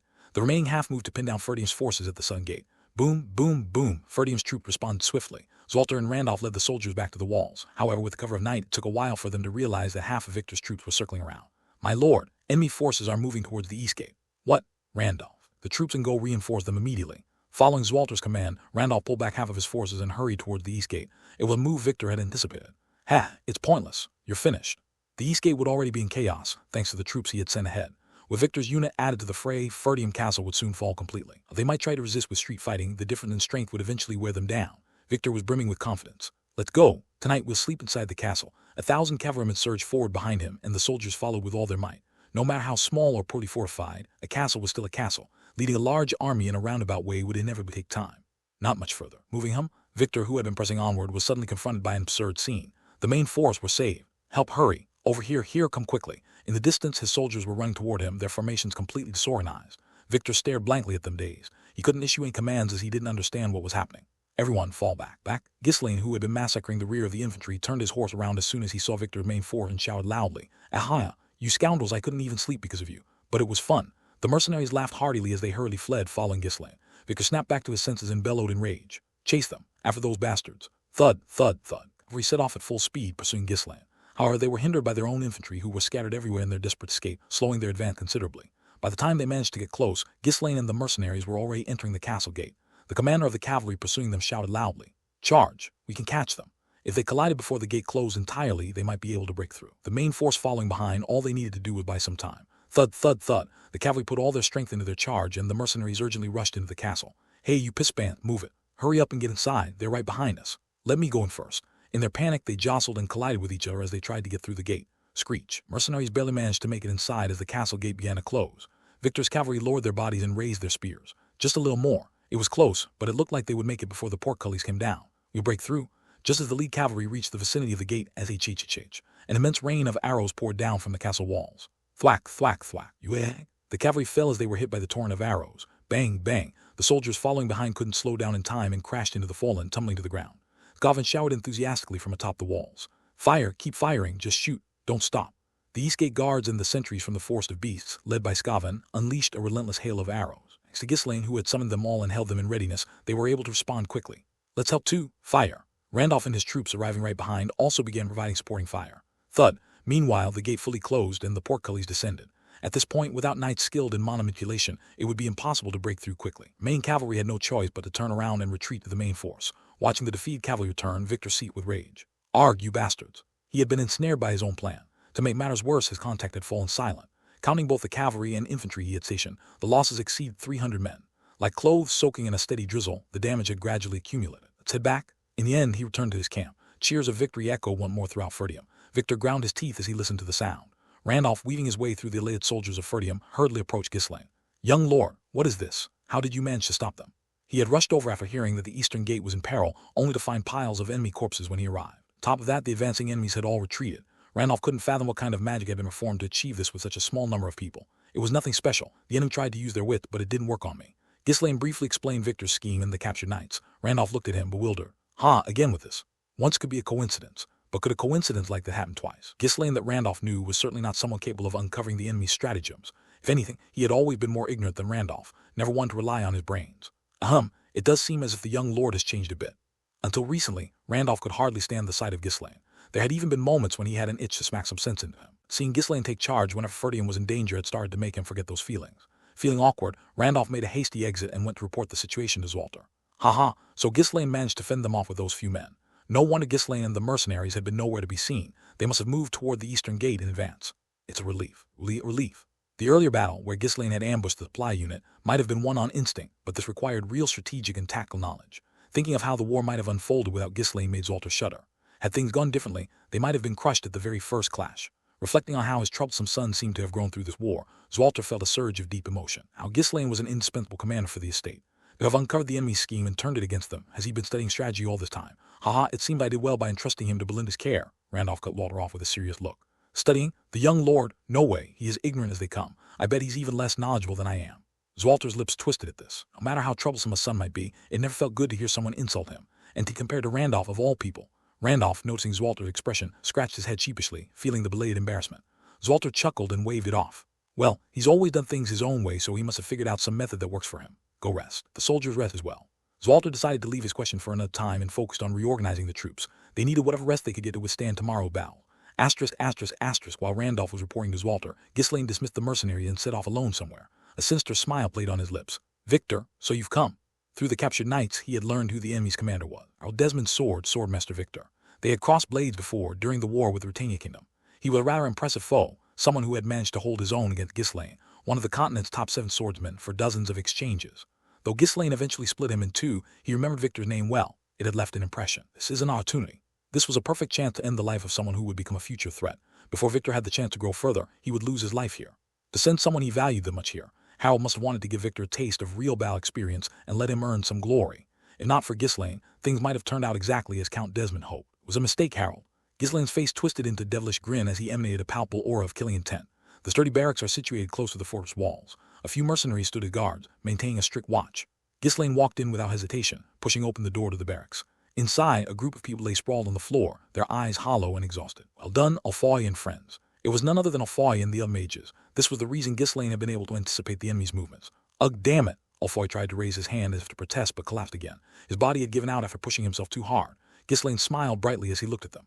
Thanks to you, we managed to hold them off. You did great. I'll be counting on you from now on, too. When will this war end? In truth, the mages had planned to just throw some fireballs from the walls and flee when the battle began. After all, if the Ferdium estate falls, their contract will become null and void. As long as they can hide the fact that mages from the Scarlet Tower had been in Ferdium, the tower wouldn't suffer any consequences. As the war started, they had been constantly looking for the right moment to escape. But from the very beginning of the battle, mercenaries had been hovering around them, preventing them from fleeing. And today, at Ghislaine's request, they had to endure a grueling ordeal. I'm never doing that again, my head feels like it's about to explode, Alfoy groaned in a dying voice. Ghislaine nodded. Yeah, you probably won't need to use that magic again. I'll ask you for something else next time. Phew, that's a relief. Alfoy responded with a deflated voice. The magic they had used was none other than a large-scale detection spell. 6 mages cast the detection spell over all areas beyond the reach of the fortress gate defenses. In theory, it was the best option, but the problem was that the human mind could only process so much information simultaneously. It was no surprise that some of them had collapsed, bleeding from their noses, trying to cram dozens of different viewpoints into their heads simultaneously. Still, thanks to them, Ghislaine had been able to accurately pinpoint the direction from which the enemy forces were advancing and what they were targeting. Vanessa, can we talk for a moment? Huh, yes, of course.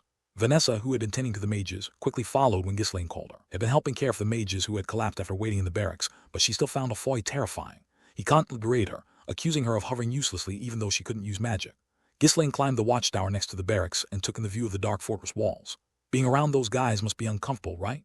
There's no choice but to move together when things get urgent. Just bear with it for a while. It's fine. Though his attempt at comforting her wasn't particularly graceful, Vanessa was grateful for the kind words, even if they were just empty consolation. After a brief silence, as Ghislaine remained quiet, Vanessa hesitated for a moment, then cautiously asked the question that had been nagging at her the most. Did you know the enemy would come today? The plan to use detection magic to locate the enemy wasn't particularly special. The enemy likely didn't know there were mages on this side, so they wouldn't have made any preparations for it. It would be strange if someone with access to mages did think of such a strategy. However, Vanessa couldn't understand how Ghislaine was so certain that the enemy would attack today. Ghislaine chuckled softly before replying. I've seen it before, that fireworks signal. Have you fought them before? Yes. Each territory had its own preferred signal system. In his past life, Harold frequently used fireworks as signal. Each time it threw his forces into confusion. Of course, they were utterly crushed by Ghislaine's overwhelming strength before they could even attempt anything. And if I hadn't fought them, it was an obvious trick. Even without having fought them before, he would have been able to guess what they were aiming for. After fighting in countless wars in his previous life, he had experienced every kind of situation. Still, if it weren't for mages, we wouldn't have been able to wrap things up this smoothly. Even if one could guess the enemy's plan, accurately detecting their movements wasn't easy. So the mages, they had managed to fend off the ambush with ease and even had time to counterattack. By the way, how do you feel after experiencing your first war? Are you getting used to it? Ghislaine had constructed a watchtower beside the barracks, where the mages could observe the battlefield. Vanessa's expression darkened slightly. The image of people dying still played vividly before her eyes. It was terrifying. Ghislaine had told her to get used to it, but she wasn't sure if she ever could. On the first day, her face had gone pale, and she had to repeatedly fight the urge to vomit. The sight was unbearable to watch with her eyes open. The soldiers falling helplessly, dying in pain, had made her forget even the constant burden of her own unfortunate fate. What had they done to deserve such a gruesome end? That thought filled her mind completely. Are you able to fight like that, my lord? Vanessa had also witnessed Ghislaine's rampage from afar. She had been deeply shocked by the way he killed enemies without hesitation. He was the man who had shown her immense kindness, something she could never repay. A young lord who was always playful, sometimes even a bit absurd, and so different from the typical nobles. She had never imagined that such a violent nature was hidden beneath that facade. Her question could have been interpreted as a criticism. Ghislaine responded calmly. These lands, the people of this estate, my family, my retainers, the knights and soldiers, the mercenaries who follow me, they are all people I love. No matter what, I must protect them. Vanessa couldn't respond. It had only been 2 months since she arrived here. During that time, she had been focused on the training Ghislaine provided and preparing for tasks he assigned her. Hadn't had much time to get close to anyone else in Ferdium. While she deeply admired and followed Ghislaine, she didn't yet feel a strong connection to Ferdium itself. To her, both the allies and enemies alike were simply unfortunate people dying on the battlefield. As if sensing her thoughts, Ghislaine continued. But not for you, right? That's why I have no choice but to make you do this. These are the people you'll have to kill. His tone was resolute, and as her voice trembling asked in return, isn't there any other way to win? Ghislaine had prepared a terrifying trap. If the plan succeeded, not a single enemy would leave alive. At first, she hadn't thought too much about it, she just wanted to help Ghislaine. But after witnessing the slaughter firsthand, she realized the gravity of what she had to do. After a moment of silence, Ghislaine spoke again. If the enemy split their forces and surrounds all 3 gates, we could win even without you. I could defeat them one by one. We'd suffer some losses, but even if they occupy the fortress, we'd have the advantage since we know the terrain better. If the enemy divided their forces, they had a chance to win in their current state. But the enemy isn't stupid. They move cautiously, staying united. Even if we win, we'll suffer near total destruction. In the end, if one side has to be wiped out, wouldn't it be better for the ones who survive? Vanessa nodded silently. Ghislaine's words were right. Though she hadn't had time to bond with people here due to her magic training, the short time she had spent in Ferdium had been among the few truly happy moments in her life. If they lost the war, Ghislaine would die, whether by defeat or surrender. The only way to save her benefactor was to win this war. Ghislaine looked into her eyes and smiled, but the smile reflected in the moonlight wasn't pure or innocent. It was filled with an inexplicable bloodlust and ferocity. His eyes showed the determination to kill anyone who stood in his way. You can do it, right? This wasn't a question. It was an order, an undeniable command. It was only then that Vanessa began to grasp Ghislaine's true nature. My lord, it would be a lie to say she didn't know his true nature at all. Vanessa still hadn't forgotten the threat Ghislaine had made when they first met at the Scarlet Tower, but at the same time she wanted to be his strength. Whether it was out of pity, necessity, or simply on a whim, he had pulled her out of her despair. She wanted to be of help, even if only a little. If this wasn't blind loyalty to a savior. Despair had weighed down her life. She had been mocked for being incapable, and no matter how hard she tried, she never seemed to achieve anything. I'm tired of that. She could no longer hide behind others, just watching them from the shadows. She needed to overcome her despair and step forward into the world. To overcome pain and defeat her setbacks, she had to take that first step herself. A life of her own choosing. And Ghislaine was the first decision Vanessa had ever made for herself. For the land where she would spend her life. For a person who had recognized her, and for herself. She no longer wanted to live running away. I'll do it. ****. Victor sat inside the barracks, frowning in thought. I can't bear this. He didn't think he would lose the war. Of course not. Ferdium could be taken at any time by launching a full-scale assault and throwing in enough forces. It hurt his pride to have been repeatedly thwarted by such an enemy. Should I just go out there and kill them all myself? If he led the charge, he could unleash devastating power. He was that strong of a knight. No, if I do that, I won't be recognized for it. Though force could be used when necessary, knights showed their true strength more in open field battles than in sieges. Victor had no intention of remaining just a knight known for his individual strength. Best, such a man would only rise to the position of knight commander. His goal was to become a high-ranking commander of the king's forces. To do that, he needed to capture the fortress with minimal losses in order to prove his command abilities. Feeling a headache coming on, Victor let out a deep sigh. How did they know about the informant? Was there a betrayal? That couldn't be. Anyone else maybe, but there was no way Count Desmond would have failed in managing the informants. Could Ferdium really have a tactician that's skilled? Grinding his teeth, Victor felt as though someone was toying with him from above. His strategy had failed. Instead, he had been caught in a counterattack. It was hard to suppress the humiliation that coursed through him. Suppose I have no choice. Though angered, he was no longer interested in continuing the tackle battle. The supply situation was already dire, and he couldn't afford to wait any longer. He'd be labeled incompetent if he failed to capture the place soon. Just as Victor resolved to launch a full-scale assault, 2 middle-aged men entered the barracks. They wore smug expressions as they looked down at Victor. The Count expected the fortress to be taken in 2 days. It's already been 2 days, hasn't it? We fail to understand your tactics, Sir Victor. Victor did not hide his displeased expression as he responded. I have thought this through. The war will end soon. The 2 men before him were mages sent by Harold. To prepare for any unexpected situations, Harold had sent not 1 but 2 fourth-circle mages. However, these mages did not get along well with Victor, who was a knight. The damage in capturing Amira's state is significant. It will only disappoint him. You know Count Desmond's personality well, don't you? Why not split the troops and attack the other gates simultaneously? We still have a larger army, so their forces would be spread thinner, wouldn't they? The mages were giving their advice, but Victor frowned and shook his head. Splitting up would have little effect. The situation would be no different from now. Need to divide into at least 3 groups to noticeably reduce the enemy's forces. Then why not do just that? One of the enemy units is quite formidable. If even one of our divided forces gets crushed, the advantage of having a large army would disappear. Even if we capture another gate, we'd have to re-engage in urban warfare. Victor, if nothing else, highly regarded the unit clad in black armor. Had they not suffered at their hands again today? Our foes one can confront and those one cannot. The black-armored unit was the latter. If they divided their forces and reduced their numbers, the enemy would seize the opportunity to strike. It was the only way Ferdium could possibly win. If we had more troops, we would have surrounded them on 3 sides and fought. But for now, it's better to keep the troops together. Victor could not be everywhere at once, watching every front. Though Victor's reasoning was sound, the mages were not convinced. They believed he was just making excuses out of fear. Silently mocking Victor as being timid, one of the mages asked again, "Are you just going to let us sit idle? They don't have any mages on their side. If they have no mages, we 2 alone could kill hundreds." As the mages continued to complain, Victor responded irritably, "We'll head out soon, so prepare yourselves. We'll use your magic in the final battle." The final battle. When Victor explained his plan, the mages finally showed interest. "Indeed, they say you excel in both swordsmanship and strategy. It must be true. If that's your plan, I approve. expected from the knight favored by the count. Haha. The mage's empty flattery only deepened Victor's displeasure. He knew they were looking down on him. Saw him as a novice, commanding such a large army for the first time. HMPH, just wait and see. Won't we win this war, I'll rise even higher. Though this was his first time commanding a large army, not once did he think he would lose. Harold's trust in him was the same as his belief in himself. Victor had never met someone as thorough and meticulous as Count Desmond, and Victor was like a disciple to Harold, having learned everything directly from him. Harold had provided him with thousands of elite soldiers, mages, and even siege weapons, and the force was overwhelmingly strong. Just before their deployment, Harold had told him that with his swordsmanship, he could overcome any unforeseen variables and still achieve victory. We begin tomorrow. With our supplies running low, this will all be over soon. The mages nodded and left the tent. Alone, Victor's gaze grew colder as he stared at the map. We'll win with minimal losses. As the enemy gave their best, so would he, and that would ensure that they would never lose. Duong, duong, duong. As soon as dawn broke, the enemies began to swarm again. Unlike before, the enemy forces now moved all at once. They seemed determined to breach the castle this time, as they even brought along mobile siege ladders. The soldiers of Ferdium, upon seeing this, froze in tension. Although their morale had been high after enduring 2 days of siege, the sight of the massive army advancing all at once brought an overwhelming sense of pressure. Stay strong. We can hold them off today as well. Encouraged by Zwalter's words, the soldiers took their positions and shot arrows fiercely at the oncoming enemies. Thud, thud. However, arrows were not very effective against the enemy, who advanced with shield bearers at the forefront. Occasionally, the infantry and archers in the rear ranks were struck and fell. Despite the suppressive fire, a group finally reached the bottom of the castle walls. The damaged parts of the wall had already been filled with wood, dirt, and rocks. The enemy, not bothering with that section, attached ladders to various parts of the wall. Boom, boom, boom. The enemies began to climb up the ladders leaning against the castle walls. Stop them. Push the enemies back. At Zwalter's command, the soldiers hurled various weapons down the ladders. Spiked cylinders were rolled down, and hot water and molten metal were poured continuously. Yarg! The enemies, who were climbing with shields raised, could not withstand the fierce defense and fell one by one. Ferdium soldiers also had to fight while keeping their heads down due to the suppressive fire from the enemies at the foot of the wall, making the battle even more challenging. Fortunately, since the enemy's assault wasn't too intense, the casualties were minimal. What's going on? Why aren't they moving the siege tower? Zwalter's mind was in turmoil. Using ladders to climb the walls, the attacking side inevitably suffers greater casualties compared to using siege towers. Yet the enemies only used ladders, and the siege towers remained completely immobile. The fact that the enemy wasn't pressing forward aggressively also seemed suspicious.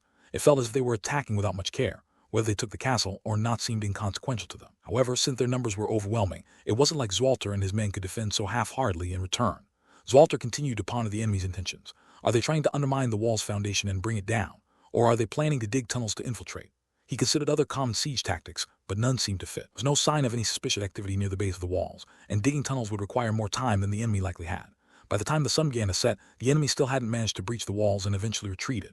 Woohoo! We held them off again today. The soldiers cheered, but it was another victory that felt unsettling, just like the previous day. Zwalter's uncertainty didn't last long. At nightfall, he quickly understood the enemy's intentions. Well, attack! The enemies launched another assault, this time in the middle of the night, but only about half of their forces were involved. Even so, half of their forces were still more than Ferdium's entire army. These bastards, they're trying to wear us out completely. Zwalter clenched his teeth and shouted in frustration. We pull back our forces, the defenses will be exposed everywhere. Due to the difference in the size of their forces, it was difficult to adopt the same strategy as the enemy. The enemy had been attacking cautiously, so the casualties weren't severe, but the fatigue was building up. The next day, the other half of the enemy, who had rested during the night, would attack again. Zwalter tried to mirror the enemy's tactic by pulling back about half of his own forces. But the moment he did so, the enemy immediately noticed as if they had eyes everywhere and rushed to exploit the weakened section of the defenses. They're the enemy, but their commander is incredibly skilled. If it weren't for Ghislaine and the mercenaries' outstanding efforts, they would have already lost control of one side of the wall. Brother, the soldiers are completely exhausted, Randolph cautiously reported, but there was no clear solution. Zwalter tried to rotate the soldiers out for rest. The gap in number was too large. The following day was no different. The enemy, having rested, was noticeably fresher while his own forces were visibly drained. Ah no, I'm exhausted to death. Do we have to keep fighting like this? When will this end? Didn't they say the enemy has no supplies either? The morale of Ferdium soldiers plummeted rapidly. They hadn't had proper sleep for 3 days straight. Or itself brings immense stress and exhaustion, but fighting continuously without rest, even at night, quickly depleted the soldiers' stamina. Even though Ghislaine once again took extreme measures by leaping off the wall, the enemy's strategy remained unchanged. When the mercenaries clad in black armor appeared, the enemy soldiers would avoid them, while the knights would gather to contain Ghislaine. As a result, Ghislaine couldn't inflict significant damage and had to retreat. However, a strange smile played on his lips. Yes, you're doing well, Victor. Push yourself a little harder. After that, Ghislaine and the mercenaries focused solely on defending the walls. Young lord, at this rate we will be doomed. We must find a solution. Jillian whispered anxiously, but Ghislaine nodded with a cold smile. Yes, they're putting in their best effort. It's still not the right time. Just a little longer, hold on. Such a strategy wouldn't usually be employed if the defending side had sufficient manpower and supplies. It would only waste time. In fact, the attackers could end up suffering greater losses if they weren't careful. However, against Ferdium, it was proving to be highly effective. Zwalter was beginning to seriously question the true purpose and mastermind behind this war. Long have they been preparing for this? It was no secret that Ferdium was suffering from a lack of supplies. But still, Those ladders, they were clearly prepared before the war started. Ferdium's walls were relatively lower than those of other places. Even the ramps of siege towers, when placed against Ferdium's walls, would slope downward. And yet, the ladders the enemy had brought were made to fit perfectly to the height of Ferdium's walls. Meant the enemy had been planning for the siege months in advance. So, there wasn't something that started when the traitors defected. Did they start preparing the moment the runestone was discovered? It seemed that spies had already been infiltrating the territory for a long time. Count Rogues won't be coming after all. It seemed like any hope of reinforcements had to be abandoned. The reason they had lost contact with Count Rogues was obvious. Bastards must have captured the messengers. Now, their last hope was that the enemy would retreat due to supply issues. The day the currently idle siege towers moved would be the day of their final battle. Can we hold out until then? Zwalter, with weary eyes, gazed at the distant siege towers. Meanwhile, Victor too was preparing for the final battle. And though they had been leading the battlefield to their advantage, the attrition of his forces was inevitable. The growing casualties were far from welcome. Minimizing losses was essential to proving his competence as a commander. Still, he couldn't afford to simply wait, so he had to proceed cautiously. Supplies are running low. Are we going to be all right? Tomos asked, his tone filled with concern. One way or another, they had to bring this to an end and secure the runestone. Without it, Diggle wouldn't be able to recover from the damage sustained in this war. And if Ferdium somehow managed to counterattack, Diggle would face total destruction. Don't worry, it'll be over soon, Victor responded firmly. The truth that the day Ferdium fell would also be the end for Diggle was a truth he kept to himself. How much longer can they hold out? 2 days. And now they should be facing serious problems. Ideally, Victor wanted to push hard for 3 or 4 more days, but they didn't have enough supplies for that kind of luxury.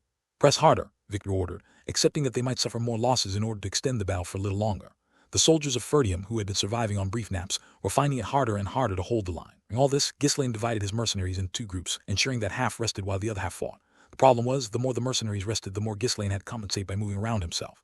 Young lord, have you lost your mind? At this rate you'll die. Sir, you need to rest as well. Belinda and Gillian tried to stop him, but once Ghislaine made up his mind, he pushed forward relentlessly. I'm fine. Better than resting forever in death, right? Now's the time to push ourselves, Ghislaine replied nonchalantly, almost too relaxed, prompting Belinda to clutch her chest in frustration. 2 more days passed like that. The soldiers of Ferdium found themselves facing an even graver crisis. We've run out of arrows. Our defense supplies are completely gone. As more reports came in from the knights, Zwalter could only lower his head in defeat. Had expended all their resources in defending against the enemy's relentless day and night assaults. Even Homer had done his best to scrape together supplies from the estate, but that too had its limits. They were waiting for this. The enemy commander had expertly exploited their weaknesses.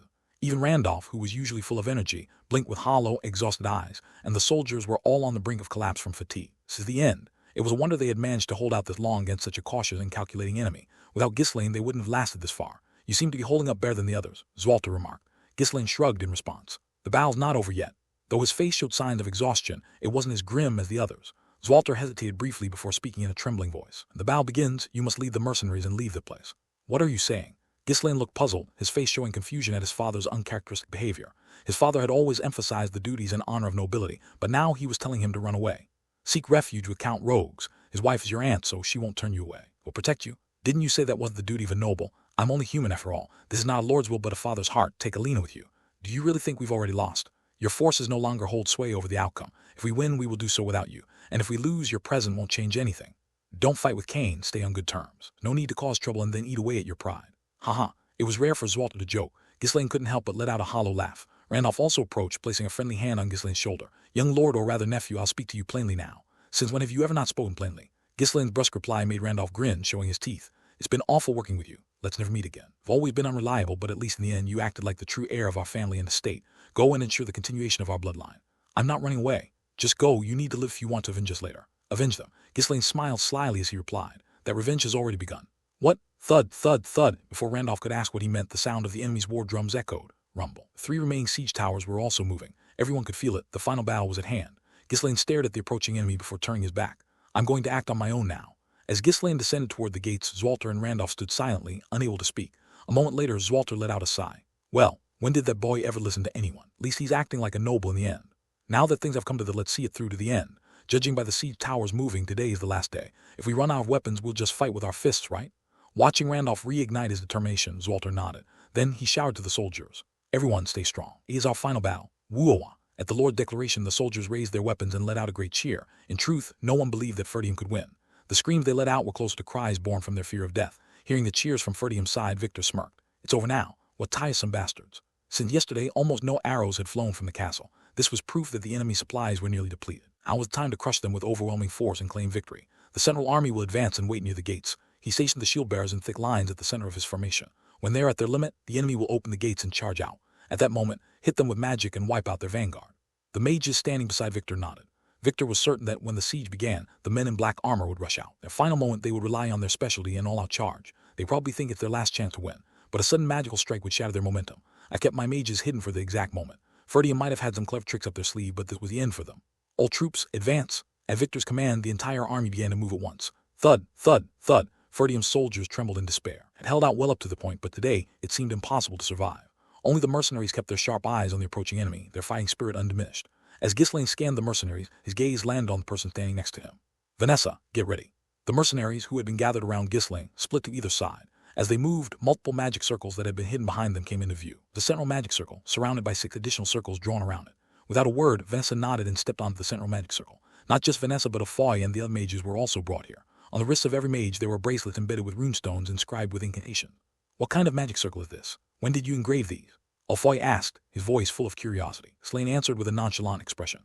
Afoy and your companion step onto the circle. No, we have to know what this is before we decide to step on it or not, don't you think?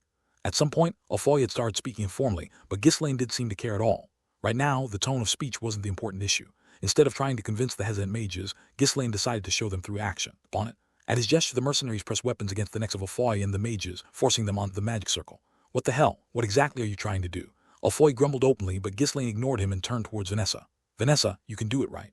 She swallowed nervously as her trembling eyes met Ghislaine's. Though she had made up her mind now that the moment had come, her confidence quickly faded. Can I really do this? You can, you must succeed. As firm response, Vanessa nodded. Resolving herself to succeed even if it cost her life, Vanessa closed her eyes and began to gather her mana. Gu-Wang, as her body gradually lifted off the ground, Mon started to converge towards her. There was no way someone like her, who couldn't even properly cast a first circle spell, should be able to draw in them much mana. Mana, Mon transfer. Afoy shouted in shock. Suddenly, mana was pouring out of his body at an alarming rate. As he looked around, the other mages were also panicking, flailing their arms in confusion. Afoy cried out in despair. You crazy bastard, why did you let her take control of the transfer?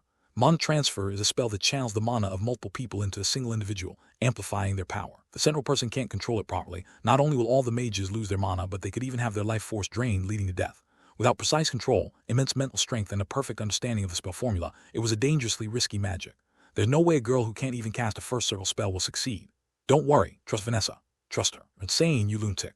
Afoy and the mages screamed as they tried to escape, but it was too late. They had already been caught in the storm of mana. The mages were completely mobilized, their mana being drained by the magic circle. Ugh, no, I can't die like this. As much as Afoy and the other mages were suffering, Vanessa also gritted her teeth in agony. Began to trickle from her nose and ears, and the veins across her body rapidly darkened to a strange black color. This was proof that her body could not withstand the mana that was surging into her. Her violently trembling body clearly showed just how hard it was for her to endure. Ugh! Eventually, a groan escaped from her lips. Unable to withstand the pressure of the mana, blood tears began to leak from her tightly closed eyes. As time passed, the people nearby also began to feel the heavy presence of mana in the air. It wasn't chaotic, but it was something that kept building, pressing down on the space around them. Vanessa could no longer hold on. Her consciousness was beginning to fade. I expected this was impossible. I can't do it. How could I ever? Her life had been filled with nothing but failure. Had only briefly tasted a miracle, and yet she had been deluded into thinking she had any ability. Guo. Now she has reached her limit. She could no longer endure. The pain was unbearable. Was this what it would feel like to experience all the suffering of one's life at once? Even her firm resolve was melting away like snow in the face of the overwhelming pain. She wanted to forget everything and just give up. Right-eye Vanessa, who had been floating in the air, let her head fall limply. Thud, thud, thud. The sound of enemies approaching filled the air. As the great army marched in unison, the ground shook all the way inside the castle. The soldiers of Ferdium began to prepare themselves for the end. Some wept, while others prayed to the gods they believed in. Some were filled with bow spirit, while others thought of their families. Contrast, the mercenaries below the wall stood silently, waiting for Ghislaine's orders. His low voice broke the silence. Vanessa. I, she mumbled to herself with her eyes closed as if she hadn't heard Ghislaine's call. Will I be of help to the young lord? Of course you'll be a great help. Vanessa. I want to be of help to the young lord. Vanessa slowly, with great effort, lifted her head. All the mercenaries held their breath as they watched her. Vanessa, you can do it, right? Ghislaine looked at Vanessa with a mix of sympathy and encouragement. Her incessantly trembling body suddenly came to a halt. The massive flow of mana, the blood that had been leaking from her, all of it stopped as if it had never happened. At that moment, Ghislaine clenched his teeth so hard that it seemed they might shatter as he turned his head. Open the gates, Skaven. Why, young lord? What are you thinking right now? Open them. Skaven gulped. He knew precisely what Ghislaine was thinking. At this rate, they were bound to lose. Their only hope was to charge forward with Ghislaine and the mercenaries. Yeah, if we're going to die anyway, might as well go out fighting like last time. Dying in a futile defense on the walls seemed far worse. Of course, the enemy wouldn't fall for the same trick twice. But if Ghislaine could manage to break through the enemy's formation, every soldier inside the castle might have a chance to charge out and escape. Having made up his mind, Skaven, along with the soldiers, slowly began to open the castle gates. Kriya. As the gate began to open, the people on the walls were thrown into panic. Zwalter and Randolph, in particular, quickly realized what Ghislaine was up to. Could they not? They had already experienced it once before. No, Ghislaine, what are you doing? Are you insane, young lord? Stop that right now. They had seen firsthand how capable Ghislaine and his mercenaries were, but that only worked when the enemy numbers were reasonable. Zoltar shouted again. That won't work twice. How many times have I told you to be cautious? There was no way the enemy wouldn't have prepared for the same situation. Looking at the enemy's formation, it was clear. Shield bearers were packed tightly at the front. The intent was obvious. They were prepared for the mercenaries' charge and were set to minimize damage. Close the gates. Close them now. Run away instead. Save yourself, you idiot, if nothing else. Zwalter and Randolph shouted until their voices were hoarse, but Ghislaine didn't so much as acknowledge them. Skaven, ignoring the Lord's orders, kept his head down and continued with the plan. You fool, are you really going to throw your life away so easily? Zwalter, shaking with rage, started to descend toward the gate, but Randolph grabbed his arm and shook his head. It's too late, brother. If the Lord left his post at a time like this, it would all be over in an instant. Zwalter glared at Ghislaine in the distance, took a moment to calm his breath, and spoke. Fine. Gates are already open. We'll fight as one. They had no arrows left and no supplies to maintain the defense. Staying on the walls would do nothing to hold back the approaching enemy. If they were going to fight, perhaps it was better to face the enemy altogether. Even if the enemy had prepared for Ghislaine and the mercenaries' charge, it wouldn't be an easy fight for them. All troops, band in the walls and gather round the gates. Following the Lord's command, the soldiers of the Ferdium army began to gather one by one at the gate. But the space was too tight, and they could do no more than stand behind the mercenaries. While Zwalter, Randolph, and the knights were still moving the remaining forces off the walls, Ghislaine spoke to his mercenaries. Get ready. Finish it before the others gather. The mercenaries, their blood pumping, gripped their weapons and prepared to charge out. They were tense but not afraid. They believed that as long as they followed their captain's orders, they would win. Kaor, meanwhile, easily let his mind rest. If I die in battle, so be it. If I live, that's fine too. Sure, there's some stuff I'll miss, but dying in a war like that wouldn't be so bad. It feels satisfying, at least. As Ghislaine prepared for battle, Belinda, who usually caused a commotion trying to stop him from fighting, was unusually silent this time. The danger remained the same whether they fought with the gates open or closed. I'm sorry, my lord. I'll make sure to get the young lord out alive somehow. If possible, the lady too. Her plan was to knock Ghislaine unconscious when he grew exhausted and then drag him off the battlefield, no matter the cost. Gillian had a good idea of Belinda's plan, but he said nothing and continued checking his weapon. He had heard they prepared a trap with the mages, but seeing the look on Ghislaine's face, it seemed something had gone wrong. He hadn't known Ghislaine long. Gillian understood one thing. His young lord would never run away. Gillian had already decided to devote the rest of his life to him. He was ready to die here with Ghislaine. Rachel, if things go wrong, escaped with Lady Alina. Meanwhile, Victor grinned brightly when he saw the gates open. It's finally time to end this.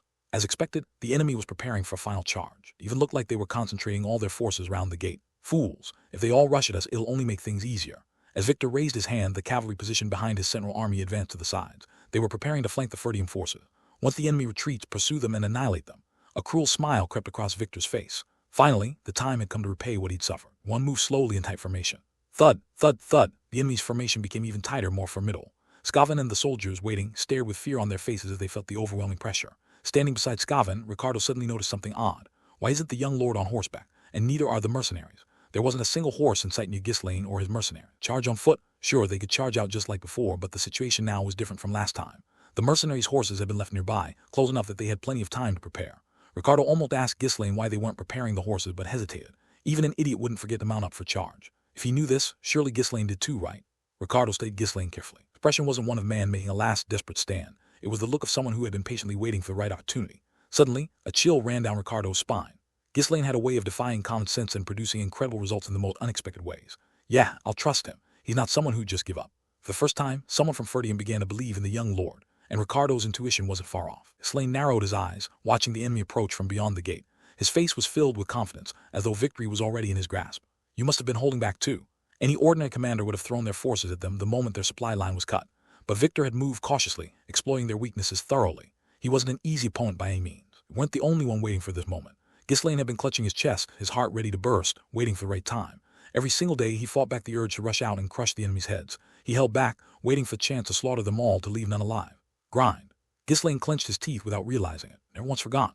On these very castle walls, his father and his vassals had their heads impaled on pikes, left to rot in disgrace. That sight haunted Ghislaine every day of his life. He was consumed by agony day in and day out. Thump. Just thinking of that scene sent blood rushing to his head, and the mana within him surged, ready to explode. None of you are leaving here alive. Ghislaine had prepared to the best of his ability. It wasn't perfect, and a single mistake would lead to the destruction of the estate and the deaths of everyone. Who could confidently guarantee victory against an overwhelming army like this? And yet, I won't give up. Ghislaine took a deep breath. He had stopped the war once, right after returning home. The first battle sparked by Alina had been prevented. That had bought them some time, but in the end, war came regardless. This time it was far worse than before, on a much larger scale. The more they resisted, the greater the danger grew. It was as if the heavens themselves were determined to see the Ferdium estate fall. Maybe this is an unavoidable fate, one that has ensnared that land. Ghislaine shook off the pessimistic thoughts in his mind, laying out a fierce laugh. Don't make me laugh. There won't be a second time. Clang. Ghislaine lowered the visor of his helmet, and every mercenary followed suit, adjusting their helmets in unison. Huff, huff, huff. The sound of the mercenaries' tense breathing echoed through the air. Scavan and the soldiers, who had been standing nearby, took a few steps back, overwhelmed by the intense atmosphere. Only Ghislaine and the mercenaries stood in front of the gate, their fighting spirits burning bright. Slain slowly extended his arm to the side, signaling to the mercenaries. Wait. The tension reached its peak. Hearts pounded as if they would explode, muscles tightened to the point of cramping, and blood rushed to their heads, leaving them dizzy. They were so focused that they barely realized they were still standing. Not yet. Time seemed to blur as the mercenaries concentrated with everything they had. Then, Ghislaine turned his head and shouted. Vanessa? Vanessa's tightly shut eyes flew open. In her pupils, golden magic circles were etched. Her small lips began to move as she softly chanted something. Her will and understanding pierced through the world, connecting with a single universal truth. That truth defied limits, summoning power far beyond her circle. Guru! A massive surge of mana erupted in every direction. The mana materialized into symbols that circled around Vanessa. Flaming magical runes transformed into red dots, scattering in all directions, blending back into the world as they faded away. Guru! For a moment, everyone, both enemy and ally, froze. In their eyes, the same scene unfolded. Between the castle walls and the enemy army, a shimmering red barrier like a burning sunset rippled and surged endlessly. Zwalter, in shock, dropped his sword. Randolph, forgetting all decorum, stood there with his mouth agape. He could no longer approach the Ferdium castle. Even Victor halted his horse in surprise. In the midst of the frozen masses, only one person moved. Like the rippling flames of the red barrier, his eyes glowed with the same crimson hue. Rumble, the ground began to shake violently. I've waited for this day. Ghislaine's voice rumbled like molten lava about to erupt. What is this? A massive wall of fire had completely surrounded the enemy forces. Couldn't move forward, let alone retreat. Everyone stood dazed, shocked by the sudden appearance of the phenomenon. Victor was the first to regain his senses and shouted at the wizard beside him. Break this magic, dispel it now. However, the wizards were frozen in place, their eyes wide open, unable to move. We cannot dispel the magic. What? You're wizards, aren't you? This magic is beyond our circle. One of the wizards stuttered as he explained. Closely, does this look like normal magic to you? Have you ever seen anything like this before? Even the tower masters of most magic towers couldn't cast something like this. We can't dispel this magic. Another wizard, glaring at the wall of fire, joined in. This is fourth circle magic, but the one who cast it isn't a fourth circle mage. At least what? At least a seventh circle. Don't be ridiculous. Are only 2 seventh circle mages in the entire kingdom. Are you saying one of them is here? Victor gritted his teeth and shouted, but the wizard mumbled to himself as if not hearing him. No, even a seventh circle mage couldn't do this. What in the world is this? That goes beyond the concept of typical magic. This isn't just personal power. What is it? A magic circle? An artifact? There must be some kind of device. It has to be a medium. Even in the midst of this, the wizards seemed more interested in satisfying their curiosity than defeating the enemy. They began to inspect the wall of fire, analyzing the patterns of mana. However, Victor had no interest in the principles behind the magic. The Count sent you to deal with any mages, and now you're saying you can't do anything. You think this is the time to stand around gawking. There's nothing we can do. Even the Count wouldn't have expected something like this. Hearing the wizard's excuses, Victor's anger flared to its peak. Ugh, useless fools. Weren't you supposed to prepare for something like this? Count Desmond had assigned 2 wizards to Victor in case Ferdium had hired their own mages with the money from selling the runestone. The thorough Herald hadn't anticipated that Ferdium might have a mage above the 5th circle. In the entire kingdom, there were fewer than 50 mages who had surpassed the 5th circle. No matter how much money Ferdium had, the best they could have brought in that short time would have been a 4th circle mage. That's what Harold had thought. Are you saying even the Count couldn't have foreseen this? Victor muttered to himself before suddenly lifting his head. Siege had become impossible due to the wall of fire blocking all sides. They had no choice but to wait for the magic to fade. The flames surrounded them, but if they ran quickly, they might be able to retreat through the back. Retreat, regroup and wait until the fire dies down. Then we'll advance again. Get out of this area as quickly as possible. As Victor shouted loudly and was about to turn his horse around, one of the wizards spoke up. To think of it, the concentration of mana here is unusually dense. Something's off, rumble. In an instant, the horses they were riding staggered. The wizard couldn't finish his sentence and pulled at the reins. Vanessa had begun casting the next stage of her magic. The golden magic circle engraved in her eyes rotated once. Crack! The runestone bracelet worn by her and Alfoy's group shattered into dust and scattered. Wall of fire was merely a means to trap the enemy in place momentarily. The actual attack was just beginning. The mana that had been blending into the surroundings slowly began to take form. It seeped into the ground, meeting something that had been waiting beneath. At last, the conditions were perfectly met. Vanessa softly muttered, "Flame strike." The ground trembled as if mana was erupting forth. Boom, rumble, kaboom. An earth-shattering roar, dozens of massive pillars of fire shot up from all directions. Ah! Victor's soldiers screamed as they were engulfed in flames. Those who stood at the center of the fire pillars couldn't even scream before being reduced to ash. This is kaboom! Neither Victor nor the wizards could escape the explosion. The battlefield had turned into utter chaos. Who survived began to scream, throw down their weapons, and scatter in all directions.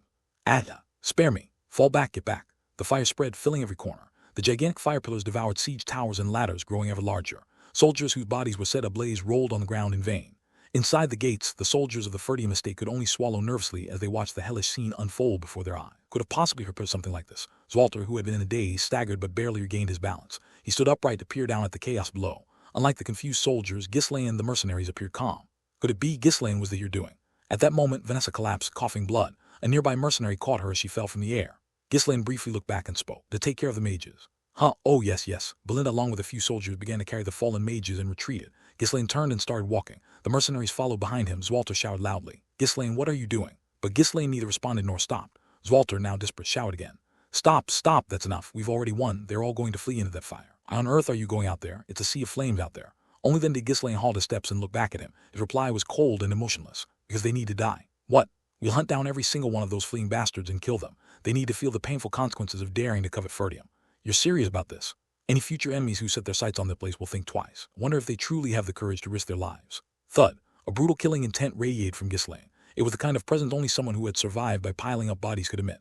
Zwalter felt chills run down his spine as he saw this unfamiliar side of his son. How could he exude such terrifying power? But for now, stopping his son was the priority. "I understand your intent, but how do you plan to enter those flames?" Even if one used mana to shield themselves, there would be limits to how much it could protect against such an intense fire. Anyone foolish enough to attempt to break through would surely die. However, despite Zwalter's desperate plea, Ghislaine merely gave him a silent, sly grin. Count Tomos, who had been observing from the rear, was utterly startled by the sudden eruption of flames. "What is this? What's with these flames? Why are they shooting up out of nowhere?" He had no idea what was happening, nor could he comprehend the situation at all. A few of the soldiers on the outskirts managed to escape, but far more had perished. Some had managed to flee even while their bodies were aflame, but they died shortly after. As Tomos stood there dazed, a young officer shouted loudly, "Get a hold of yourself. You need to issue a retreat order on the horn and send the remaining soldiers forward to help the wounded." The officer urgently continued when he saw that Tomos still hadn't recovered his senses. "This isn't a forest, sir. The area is wide open, and we don't have mounts. If we can just escape, we can regroup and gather the troop again." One of the greatest dangers of fire attacks was how quickly the flame could spread by burning trees and us surrounding. However, in this open plain, there wasn't much for fire to consume, so it wouldn't spread far and would die out quickly. You're under the scribe's command. Lowell was it. But what if the enemy comes after us? Shouldn't we just flee right now? The enemy can't cross the fire either, sir. They're probably waiting for us to either run or burn to death. It'll take time for them to circle around to another gate. Need to act now. Tomos, still stumbling over his words, asked again.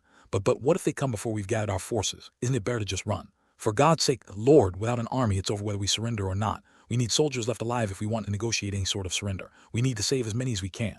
Yes, you're right. Move the wounded. We've gathered enough, we retreat. At Tomos' urgent shout, the guards stationed at the rear finally began to move. He had only about 100 soldiers left, but this was all that remained of his forces. Meanwhile, Ghislaine dusted off his armor and looked back at the mercenaries. "We won't hold out for long. As many as you can as fast as possible, and take care of the rest." The black armor worn by Ghislaine and the mercenary was reinforced with the inner hide of the Durasant. It was strong enough to temporarily withstand even fourth circle fire magic, which meant it could endure the immense flames of that powerful magic for a short time. Jillian shook his head as he remarked, "This must be the most expensive trap in history." "Probably. Blew all the runestones we gathered for this." "Aren't you bothered by wasting those runestones? Money is just a means to an end." The mercenaries, who had followed orders without knowing the full plan, finally understood Ghislaine's strategy. From the moment war was declared, Ghislaine had ordered the mercenaries to bury a large number of runestones in the ground outside the castle. "First, I thought we were hiding them to avoid having them stolen, but to think they'd be used like this. All those enemies just got wiped out. Doesn't it seem wasteful to you? I was planning to dig some of them up later and take a little bit for myself, but now they've all blown up."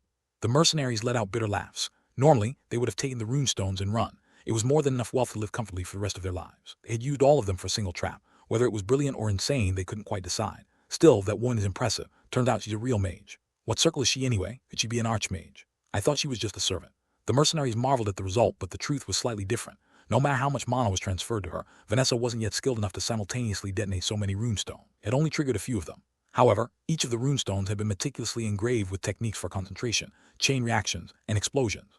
Before the war was declared, Vanessa tirelessly inscribed these formulas onto the stones under Ghislaine's orders. It was a task only possible because of her exceptional magical knowledge and intuition. Ghislaine had been preparing this trap ever since he had first extracted the runestones from the Forest of Beasts. Bringing Vanessa from the magic tower was all part of that plan.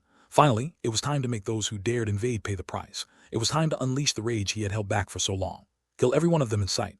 With a loud shout, Ghislaine charged forward. Leon and Kaor followed behind him, and the hesitant mercenaries, gritting their teeth, rushed in as well. "Damn it, let's go. They said it's safe, so it should be fine. Let's kill them all before they run away." Sizzle, the inner hide of the Durasant began to dry and release steam as it came into contact with the flames. "Whoa, it's hot. Really hot. We can hold out, right? Let's kill quickly and get out of here." On the hellish battlefield, there were still quite a few survivors. The mercenaries chased after those desperately trained to flee, swinging their weapons with all their might.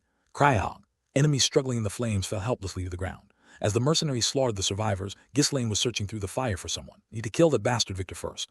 Even now, Victor was formidable. As time passed, he would surely become an even more dangerous adversary. Ghislaine had to find and kill him in the battle. If he died from a direct hit by one of the fire pillars, that would be best, but I need to confirm even a piece of his corpse.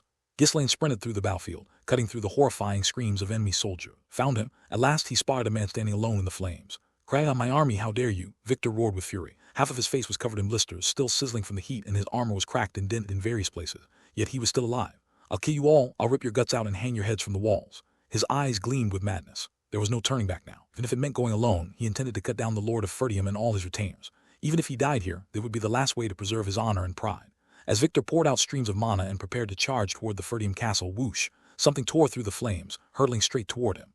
Tomo shook his legs, unable to stay still. Soldiers couldn't approach the fire, so they were barely managing to carry out the wounded who had escaped. At first, quite a few came out, but now almost no soldiers were making it out. Damn it, they're all injured. What am I supposed to do with this? The ones who escaped early on were in relatively decent condition, but the rest were barely clinging to life. Even so, when they were all counted, there were fewer than 500. Victor, you idiot. Acted all high and mighty, and this is what you deliver. How do you lead an army of this size and still lose? While Tomo's cursed Victor, Lowell, who had been nervously observing the battlefield, started to break out in a cold sweat. This doesn't make sense. No matter how fierce the flames are, this is a plane. Even if they're badly injured, they should still be able to escape. Think something's wrong. Desmond had sent a well-trained contingent of knights and soldiers as reinforcements. In a situation like this, it was impossible that all of them had fallen into panic. Was it because they were packed too closely together? If their movements were hindered and they hesitated, the fire could have spread to them. He had expected at least 1,000 to escape, but the number of survivors was far too small. Anai's screams still echoed from within the fire. They're screaming in pain like that, yet they're not escaping. A sinking feeling gripped his heart. Lowell immediately checked the east and west of the Ferdium fortress. There's no dust cloud. If the enemy had begun their pursuit, they would have deployed cavalry. By now, there should have been dust clouds visible in the distance. What in the world is happening inside? Chills ran down his spine. In his teeth, he shouted at Tomos, "Lord, we need to retreat immediately. Lead the remaining soldiers and knights and flee." "Huh, what about the wounded?" "There's something in there, you must flee at once." Tomos, who had been fidgeting for some time, suddenly brightened at Lowell's words. "Yes, let's run. Everyone retreat." But it was already too late. Men clad in black armor burst through the flames. Appearance resembled demons emerging straight from hell. "See that armor?" Both men turned pale. Smoke continuously billowed from the black armor. Tomos immediately turned his horse around. He didn't even care to wonder how they had survived the fair. "Stop them, block those bastards." Leaving those words behind, Tomos kicked his horse and fled. "Huh? And my lord, I'll serve you well." Lowell, spouting empty words, quickly followed behind Tomos. Even the last few knights fled after their lord. The soldiers, left without their commanders, plunged into chaos. "Let's run too. What about the wounded? We've already lost. If we stay here, we're all dead too." The more quick-witted soldiers started to scatter one by one. They abandoned not only the wounded but also their weapons, running for their lives. The reinforcements sent by Desmond fared no better. They had also lost the will to fight. If you want to retreat, just survive and make it back to the estate somehow. The mercenaries began to chase the fleeing enemies like madmen. Catch them all and beat them down. "Keha, where do you think you're running off to?" "Kill them all." The mercenaries, intoxicated by the heat of slaughter, ruthlessly butchered their enemies. "Kreia." The screams of the enemies who had been caught from behind echoed throughout the battlefield. Mercenaries ran as they fished off the wounded who had fallen. Even those limping away were decapitated. Asterisk crunch, crack. Asterisk spare me, I surrender, I said I surrender. Aheg, stop it. I dropped my weapon, please spare me. Some soldiers lay flat on the ground or knelt down begging, but such pleas were meaningless to the frenzied mercenaries. Our captain said not to accept any surrenders. Only a handful of soldiers managed to escape. Even Tomo's guard forces were nearly annihilated. "Stop, that's enough, stop the chase." Jillian raised his hand, halting the mercenaries lost in their excitement. If they continued to pursue, their own forces would scatter and become disorganized. Phew, what a shame. That was a good warm-up, Kehe. Is it really over? Let's loot the bodies then. The mercenaries began to search the fallen corpses, looking for rings, necklaces, or anything else that might be worth some money. As the mercenaries laughed and rifled through the bodies, Jillian approached them, growling. "What the hell do you think you're doing? I say the spoils would be divided fairly after the war. Heh, why are you acting like you don't know how things work? First come, first serve with the kind of stuff. Why don't you join in?" When the mercenaries talked back casually, Jillian pressed his axe against the neck of the nearest one. "Do you want to lie down next to the corpses? Who told you to act on your own?" The men, startled by the dangerous atmosphere, hesitated and backed away. Jillian always showed loyalty to Ghislaine. He was, at his core, still a rough mercenary. During training, he was known for pushing the mercenaries so hard that they feared he might actually kill them, which made them terrified of him. Reluctantly, the mercenaries pulled their hands away from the corpses, but their faces were filled with dissatisfaction. Knowing that simply hurting their pride would only build more resentment, Jillian added another remark. "You forgot the young lord's orders. Even mercenaries should show the minimum respect to the dead. You'll get your fair pay in due time." "Ugh, yeah, the captain did say that. Well, I guess there's no choice." Grumbling, the mercenaries licked their lips but complied. They might have cursed and rebelled if it had been any other employer, but no one dared do that now. While keeping the mercenaries in line, Jillian frequently glanced around with a heavy expression. Lord Ghislaine was still nowhere to be seen. Did something happen? It didn't make sense. The mercenaries had easily defeated the enemies and escaped, so Ghislaine should have returned by now. Jillian checked his armor. The inner lining made of asterisk, durus, and asterisk was already shriveled and had almost lost all its function. Most of it had fallen off, with only a few unsightly patches still clinging here and there. He touched his helmet, but it was the same situation. This condition, he wouldn't be able to last long inside the flames. The fire still showed no sign of dying down, roaring all around them. He could have endured by wrapping his body in mana if it had been an ordinary fire, but this was a magical fire. Even Jillian couldn't guarantee his safety within it. "I'll have to check." But he couldn't just wait around any longer. If something had happened, he had to help, and if not, he could simply find Ghislaine quickly and get out. As Gillian moved to step forward, Kaor tilted his head and asked, "Hey, old man, you real planning to go back in there?" "Yes, the young lord hasn't come out yet." "Haha, are you seriously worried about that crazy guy? Watch your mouth, or should I kill you right here?" Raising his axe, Kaor backed off, putting on a dramatic display of fear. "Do it next time, next time. Too tired today, used up too much strength." Gillian glared at him coldly before turning away. "Anyway, I'm going back in. You handle the mercenaries." "Hey, if the captain hasn't come out yet, there's probably a good reason, right?" "What did you say?" When Gillian frowned and looked back, Kaor shrugged and continued. "I'm saying don't go in there and screw things up. We just need to do our job properly. Am I wrong?" Kaor had a point. Ghislaine always liked to move faster than the enemy expected. Because of that, even his own allies had difficulty keeping up with his thinking. He was probably doing something now that Gillian hadn't anticipated. But even so, Gillian couldn't just leave him alone.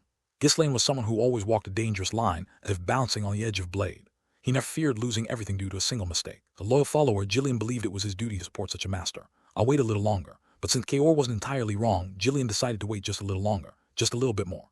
Asterisk, asterisk, asterisk, asterisk, clang. Asterisk, Victor staggered. If he had reacted even a moment later, his neck would have been severed by the decisive blow. He was taken aback. Was there really a knight in this estate who could threaten him? Instinctively, he thrust his sword, causing his opponent's body to sway as they slid back.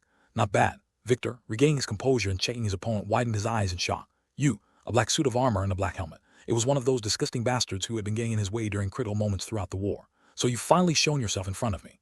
Victor gripped his sword tightly, his rage spilling out, as he needed to hunt down and kill all of them. He was about to step forward when something strange made him pause. Asterisk hiss. Asterisk steam continuously rose from the opponent's armor. It wasn't armor.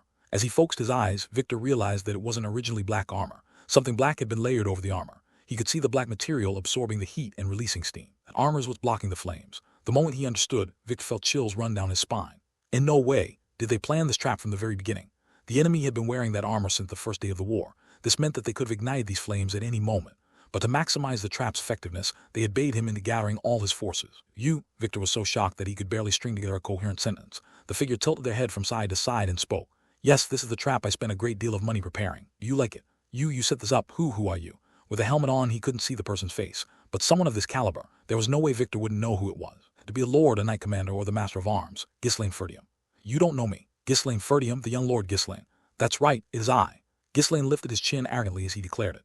Victor, who had been staring at him blankly, began to breathe heavily. That foolish young lord, the Shetland swordmaster, the trash of the North, Ghislaine, wasn't even on Victor's radar, wasn't on any list of threats, and hadn't even been considered a possibility. To think someone like this defeat him, it was unbearable. The humiliation that wrapped around him was suffocating. His head felt hot, and dizziness threatened to overwhelm him. Victor stumbled but managed to steady himself, adjusting his posture. I, the greatest knight of the North, beaten by a fool like you. Yes, your life ends here, Victor." Victor's mind cleared at that moment as if cold water had been thrown over him. "How do you know my name?" He was Harold's hidden piece. Almost no one knew his name. But for someone from this backwater estate, a so-called foolish young lord, to know his name, the Count was wrong. The Count's information was mistaken. Victor was certain. His defeat in this war wasn't his fault. It was Count Desmond's failure. There must be a traitor in the estate. Someone had leaked all of the Count's plans to the Ferdium family. That's how his name was revealed and how Ferdium had been able to set up such a massive magical trap. All he had to do now was kill this bastard. Then he could go back and explain. It wasn't his fault. He had killed the enemy that stood in his way, so everything would be fine now. "Arrogant bastard. Do you know who I am and yet still dare to show up alone and run your mouth?" Victor's eyes flared with killing intent. The heat from the flames surrounding them was no longer noticeable to him. Only his rage burned inside, threatening to consume him entirely. "Do you really think a fool like you can face the greatest knight of the North?" Asterisk boom. Asterisk dozens of sword strikes came crashing down on Ghislaine. Asterisk clang, clang, clang. Asterisk Ghislaine swung his massive two-handed axe to block the strikes, but his body was gradually pushed back. Indeed, Victor was a formidable opponent. Despite his injuries, there was no sign of weakness in his swordsmanship. His strikes were relentless, targeting Ghislaine's vital points with the precision of a knight following the perfect form. His overwhelming force left Ghislaine struggling to hold his ground, even with his larger weapon. Asterisk clang. Asterisk as Ghislaine's axe clashed with Victor's sword and bounced away, Victor seized the moment and thrust his sword. Asterisk thud. Asterisk Ghislaine twisted his body to dodge, but Victor's sword followed through, piercing his shoulder. Asterisk SSSSS. Asterisk the blade, heated by the flames, seared Ghislaine's flesh. Smoke rose from his shoulder as it burned. Just as Victor, filled with exhilaration, was about to strike again, Ghislaine's cold voice pierced his ears. "Enjoying yourself?" "What?" Asterisk whoosh. Asterisk from Victor's blind spot, Ghislaine's axe cut through the air. Victor hastily threw his body back in panic. Asterisk rip. Asterisk splat. Asterisk the chest of his armor split open with a tearing sound and blood splattered. Not missing the opportunity, Ghislaine spun around and delivered a powerful kick to Victor's abdomen. Asterisk thud. Asterisk ga. Victor, losing his balance, fell backward but quickly scrambled to his feet. Fortunately, the next attack didn't immediately follow. "You bastard, how could someone like you, could the piece of trash really be skilled enough to fight him on equal footing?" No matter how injured he was, Victor found it impossible to believe. Asterisk clank. Asterisk Ghislaine threw his axe to the ground. Then he removed his helmet and tossed it aside, revealing his sweat-drenched face. "I admit, you're not bad. Is that all it takes to call yourself the greatest in the North?" Slowly, Ghislaine drew the sword from his waist and pointed it at Victor. He smirked, his expression mocking. Get up. I'll show you who the real greatest knight of the North is. You filthy scum. Victor ground his teeth as he rose to his feet. His face and body, covered in burns, felt unbearably hot and painful. His armor had heated up so much that it was now more of a hindrance than protection. Sword, too, seemed like it might bend with just a little more impact. He was using mana to suppress the heat but couldn't hold out for much longer. He had to deal with the bastard quickly and get out of here. I'll kill you, then I'll cut the throats of the others too. Victor glared at Ghislaine as he reached for his waist. SSSK. Without hesitation, he drew a dagger and began cutting through the joints of his armor, tossing the pieces aside one by one. Clang. Clang. Victor, now lighter after shedding his armor, smirked. You waited, huh? At least you've got some manners. If I just killed you, you'd make excuses even in the afterlife. You claimed that you were defeated while taking off your armor because I had no sense of honor, not because of my skill. You arrogant bastard. Mana surged into Victor's sword as he released his killing intent. In the crimson-lit space, a refreshing blue light enveloped the blade. Brilliant light that radiated out was proof of Victor's exceptional skill. Yeah, you'll need at least that much. Seeing this, a crimson blaze ignited in Ghislaine's eyes as well. That way, it'll be more fun to crush you. Rumble, as Ghislaine unleashed the power of his three cores simultaneously, a heavy pressure spread throughout the area, and his sword was dyed a deep red. Victor's face twisted in disbelief. The hell do you have that kind of power? Just how wrong was the information we got? You can ask your master in hell. Your master will arrive there after you, so you'll have to wait. It'll be boring, I bet. I'll tear your mouth apart. Boom. In an instant, the distance between the two closed. The shock from their swords clashing distorted the surrounding flames, sending them scattering. Is this all you've got? Put in some effort, you dog of Harold. Shut up, you filthy bastard. GRKKKK. Victor withstood the mana from Ghislaine, who had fully unleashed the power of his three cores. To endure this after being burned so severely, his mana reserves were genuinely immense. Indeed, his skills were worthy of someone aiming for the title of the greatest knight in the North. While Ghislaine was inwardly impressed, Victor remained confused. He wasn't hiding his abilities then. There must be another way he's able to wield this kind of power. Raising someone to the level while keeping the world's attention deceived, there wasn't something that could be done in some backwater territory like Ferdia. Victor assumed that Ghislaine had temporarily grown stronger through some kind of magic or trickery. What did you do? Swish. Ghislaine raised his sword upright, blocking Victor's strike. Clang. Moment his body lifted off the ground and slid sideways. His hands tingled from the shock. As expected, this guy isn't easy. Ghislaine had trained and accumulated mana whenever he could, but it couldn't compare to Victor. The sheer amount of Victor's mana was astonishing. That he could rival Ghislaine, who had amplified his power by fully unleashing all three cores, was a testament to Harold's care in nurturing this talent. Whoosh. Before Ghislaine could regain his stance, Victor closed the distance again, swinging his sword. Clang. Ghislaine barely raised his sword in time to block it. His feet dug into the ground as the pressure drove him back, his body aching from the strain, but he bared his teeth in a grin. I always thought you were pretty decent when it came to brute strength. What? I enjoy fighting with strength too. Ghislaine spun his body rapidly and brought his sword down. Clang. Time Victor found himself blocking from below. In an instant, their positions in the fight had reversed. Ghislaine didn't miss that fleeting moment and relentlessly swung his sword again. Victor retreated, doing his best to meet each strike with his own sword. Clang, clang, clang. With each clash of their swords, the two were thrown back in opposite directions. Neither could fully absorb the impacts. Insolent bastard. Victor gritted his teeth and poured every last bit of his remaining mana into his sword. He abandoned any thoughts of killing the others. The opponent before him wasn't someone he could afford to defeat while holding back. Ruar. As Victor pushed his mana to its absolute limit, the blue light enveloping his sword grew even brighter. SSS. At the same time, Ghislaine's sword oared deep into a darker red. Red smoke began to rise from his body. Attaining the release of all three cores simultaneously for long was impossible. He needed to finish it quickly. Boom. The sound of their weapons clashing changed. It no longer sounded like steel meeting steel, but mana crashing against mana, the energy from their strikes echoing through the air. The flames that once surrounded them were pushed back by the sheer force of their mana, unable to get close. Locked in a complete tangle of mana, the two moved rapidly within the confined space. Boom. Each step they took caused the ground to explode beneath them. Both fighters were now completely focused. Their only goal was to claim the other's life. Boom, boom, boom. Victor began to push back after what seemed like hundreds of exchanges, so fast they couldn't be followed by ordinary eyes. How is it happening? The speed and strength of their clashes were equal, but the gap in skill was vast. For every wound Ghislaine sustained, Victor suffered 2. Then it became 3 at a time, and then 4. Victor was finding it harder and harder to keep up with the increasingly strange swordsmanship. How is it possible that someone like you? I can't accept this. What a joke. When did I ask for your acceptance? Victor, enraged, swung his sword at Ghislaine with all his might. The strike seemed as if it would split him in half from head to toe. Though the attack was formidable, it was far too simple for someone like Ghislaine to fall for it. Thrust. Ghislaine didn't miss the opening and extended his sword. The blade, twisting in an unpredictable manner, found its way into Victor's chest near his heart. Victor staggered backward, clutching his chest. Ghislaine's expression hardened. It didn't finish him. The backlash from having released all 3 of his cores was starting to set in. His rotating mana was becoming too much to handle. His muscles were tearing and his bones were twisting. At this rate, he would collapse before he could kill his enemy. Feeling something flowing, Ghislaine wiped under his nose with his finger. It came away smeared with blood. Seemed his body had reached its limit. If this continued, blood would soon start pouring from his ears, mouth, and eyes as well. Victor quickly noticed the change in Ghislaine's condition. A grin of euphoric joy spread across his face. Haha, I knew it. I thought something was off about your strength, so it was some kind of trick. You must be burning through your life force to the limit. Black magic, perhaps? You catch on quickly. So what now? You going to run and try to drag that out? No, that wouldn't do. You might hold back and conserve your strength if I did that. No, I think I'd rather push you even harder. As a skilled warrior, Victor instantly grasped Ghislaine's deteriorating state and figured out the best response. Though the wound on his chest was deep, he could still endure and continue the fight. Now it makes sense. You were the anomaly all along. Was it you who took care of Frank, of course? No way someone like Frank could have handled you. Victor couldn't stop laughing. He had finally identified the source of his frustration. Neither Harold nor his advisors nor even his spies had known about this hidden variable. With an opponent like Ghislaine, it was no wonder their plans had kept failing. I'll cut off your head and present it to the Count. Then I'll be given another chance. Don't get cocky. Whose head do you think you'll be taking? You really think you'll be going back? Boom. This time Ghislaine attacked first, launching a strike at Victor. Aha, go ahead and try to kill me.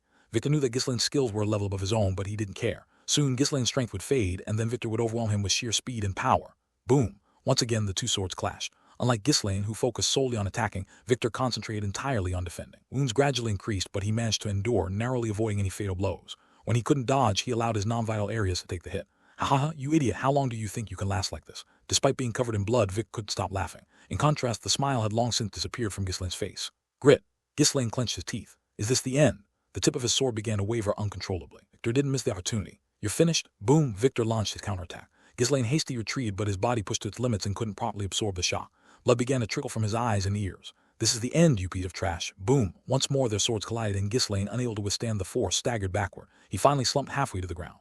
Ugh. Blood gushed from his mouth. Yee, swish. Victor's sword came slicing toward Ghislaine's neck. At that moment, Ghislaine extended his left hand, the one not holding a sword, forward. Thunk. Huh. Victor's attack halted for a moment. An unknown force seemed to bind his body. A cheap trick. Crack. Victor channeled his mana, breaking through the mana thread that had restrained him. Swish. His sword once again tore through the air. It was a perfect strike, no flaw in his form. Then Ghislaine's left hand twisted slightly, turning just half a rotation. Boom. Victor's sword missed and struck the ground instead. Huh. He had clearly aimed for Ghislaine's head, yet some mysterious force had disturbed his stance. It was a weak interference, barely enough to alter the angle of his strike. But that minor disruption kept Victor's sword from reaching Ghislaine's body. Panting, Vic tried to regain his stand and pull his sword from the ground. Thrust. A cold blade pierced his thick neck. Grrrk. Blood and foam gushed from the wound and around the embedded blade. Victor's eyes were filled with nothing but confusion. Squelch. Ghislaine pulled the sword free, and Victor, spewing blood from his neck, collapsed face first onto the ground. Ghislaine gave Victor's twitching body a light kick, flipping him over. Rk, how? Whether it was his stubborn will to live or pure frustration, Victor continued to cling to his last breaths. Ghislaine staggered to his feet and looked down at Victor's face. What, did you think you'd win every fight? You didn't even know who I was. That's why you lost, you bastard. Covered in blood, Ghislaine grinned, baring his teeth. His entire body screamed in agony, his muscles strained to their limits, but the thrill of victory far outweighed the pain. I'm going to keep winning. Come at me as many times as you want. I'll devour every one of you. You should consider yourself lucky. At least you get to die cleanly. With his blood-stained hand, Ghislaine gripped his sword once more and brought it down in a swift final strike. Krrk. Victor let out his final scream. The light of life in his wide-open eyes, filled with resentment, extinguished. Body, which had been twitching sporadically, finally ceased all movement. Thud. Ghislaine, who had been holding his sword deeply embedded in Victor until the very end, collapsed to the ground the moment he was sure of Victor's death. Phew. He gasped heavily for a while before slowly standing up and surveying his surroundings.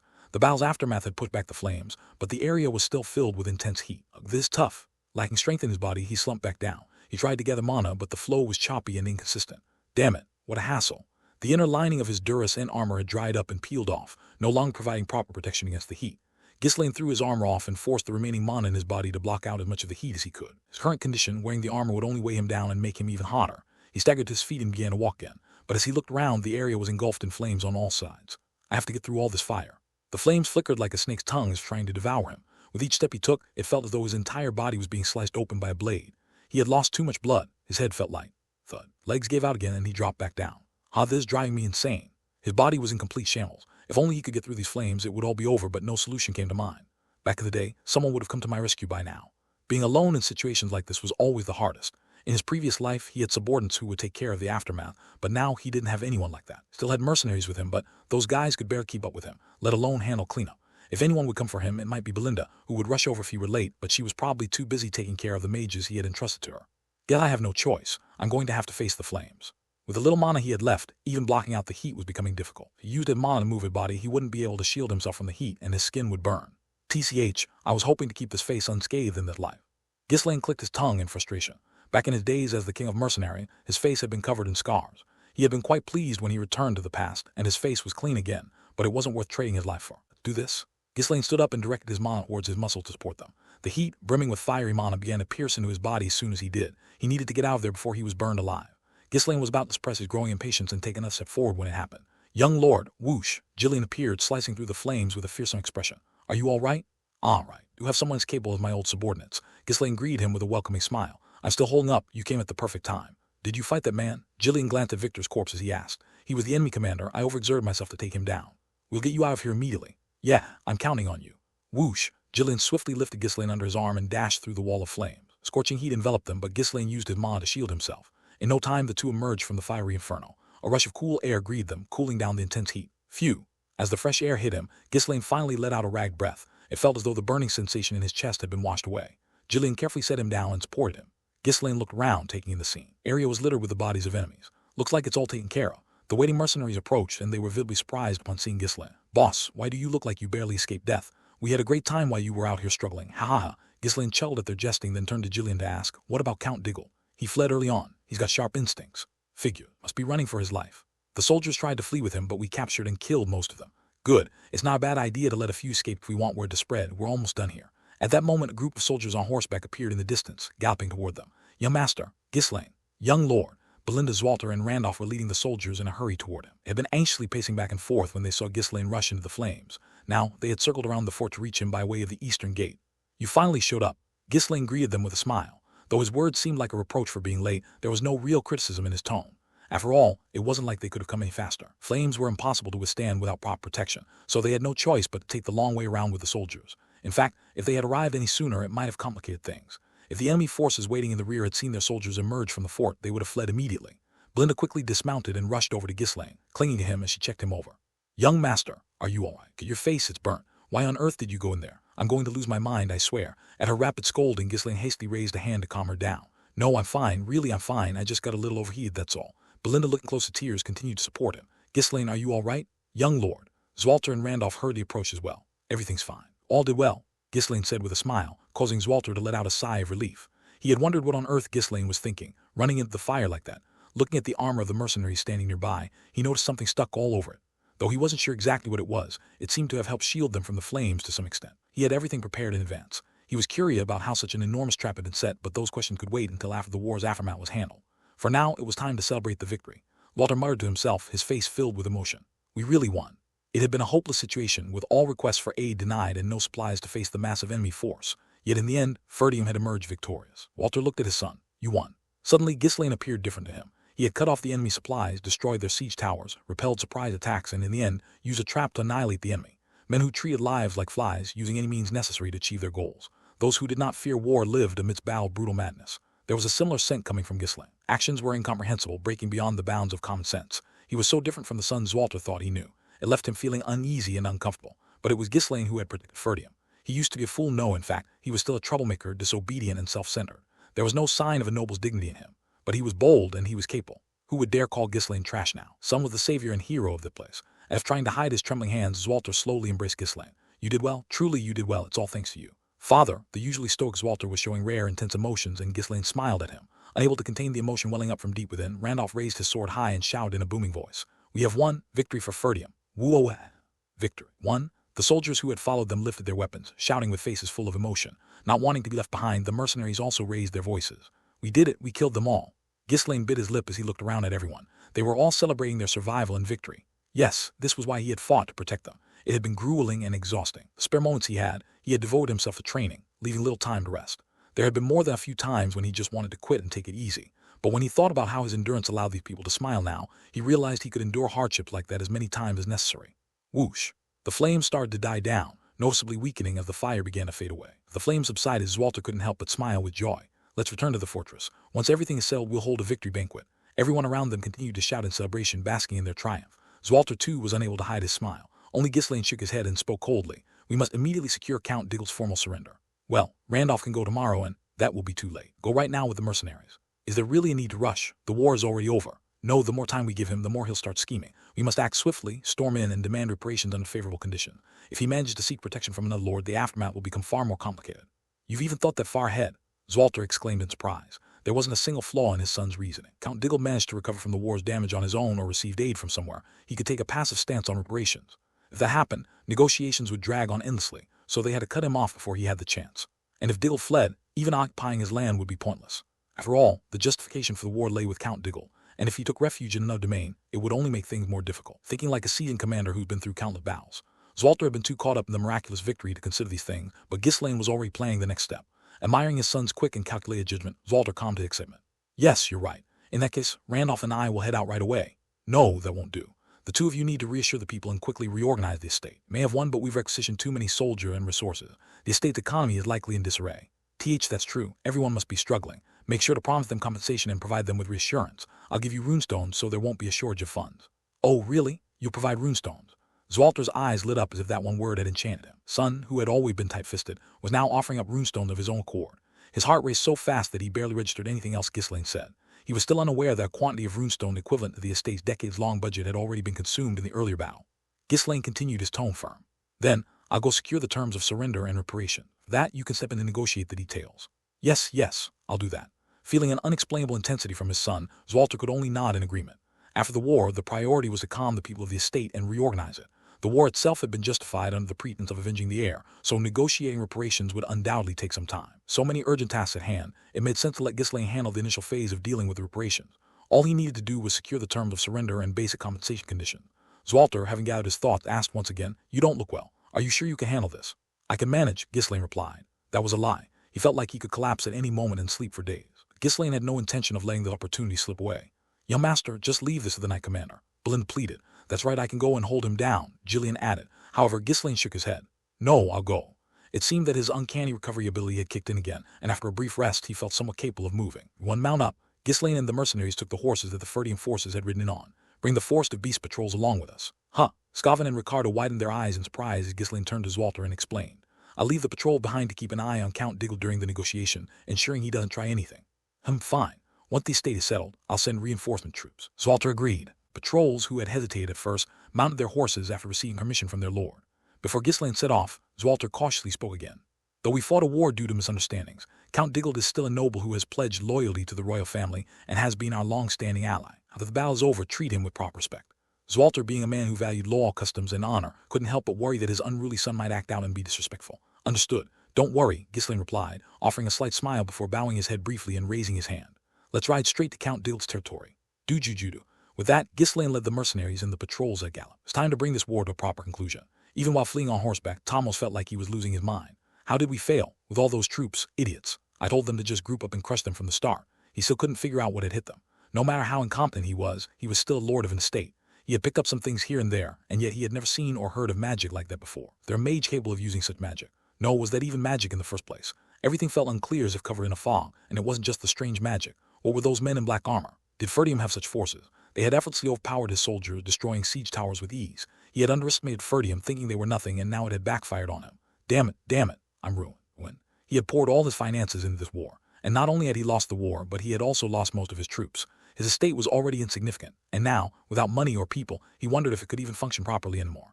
I need to reduce the compensation as much as possible. This war hadn't stemmed from a territorial dispute, and at least he had managed to escape, so his life was spared. Ferdium was known for respecting customs and honor. Moreover, Ferdium was so weak that even managing a single estate was a struggle for them.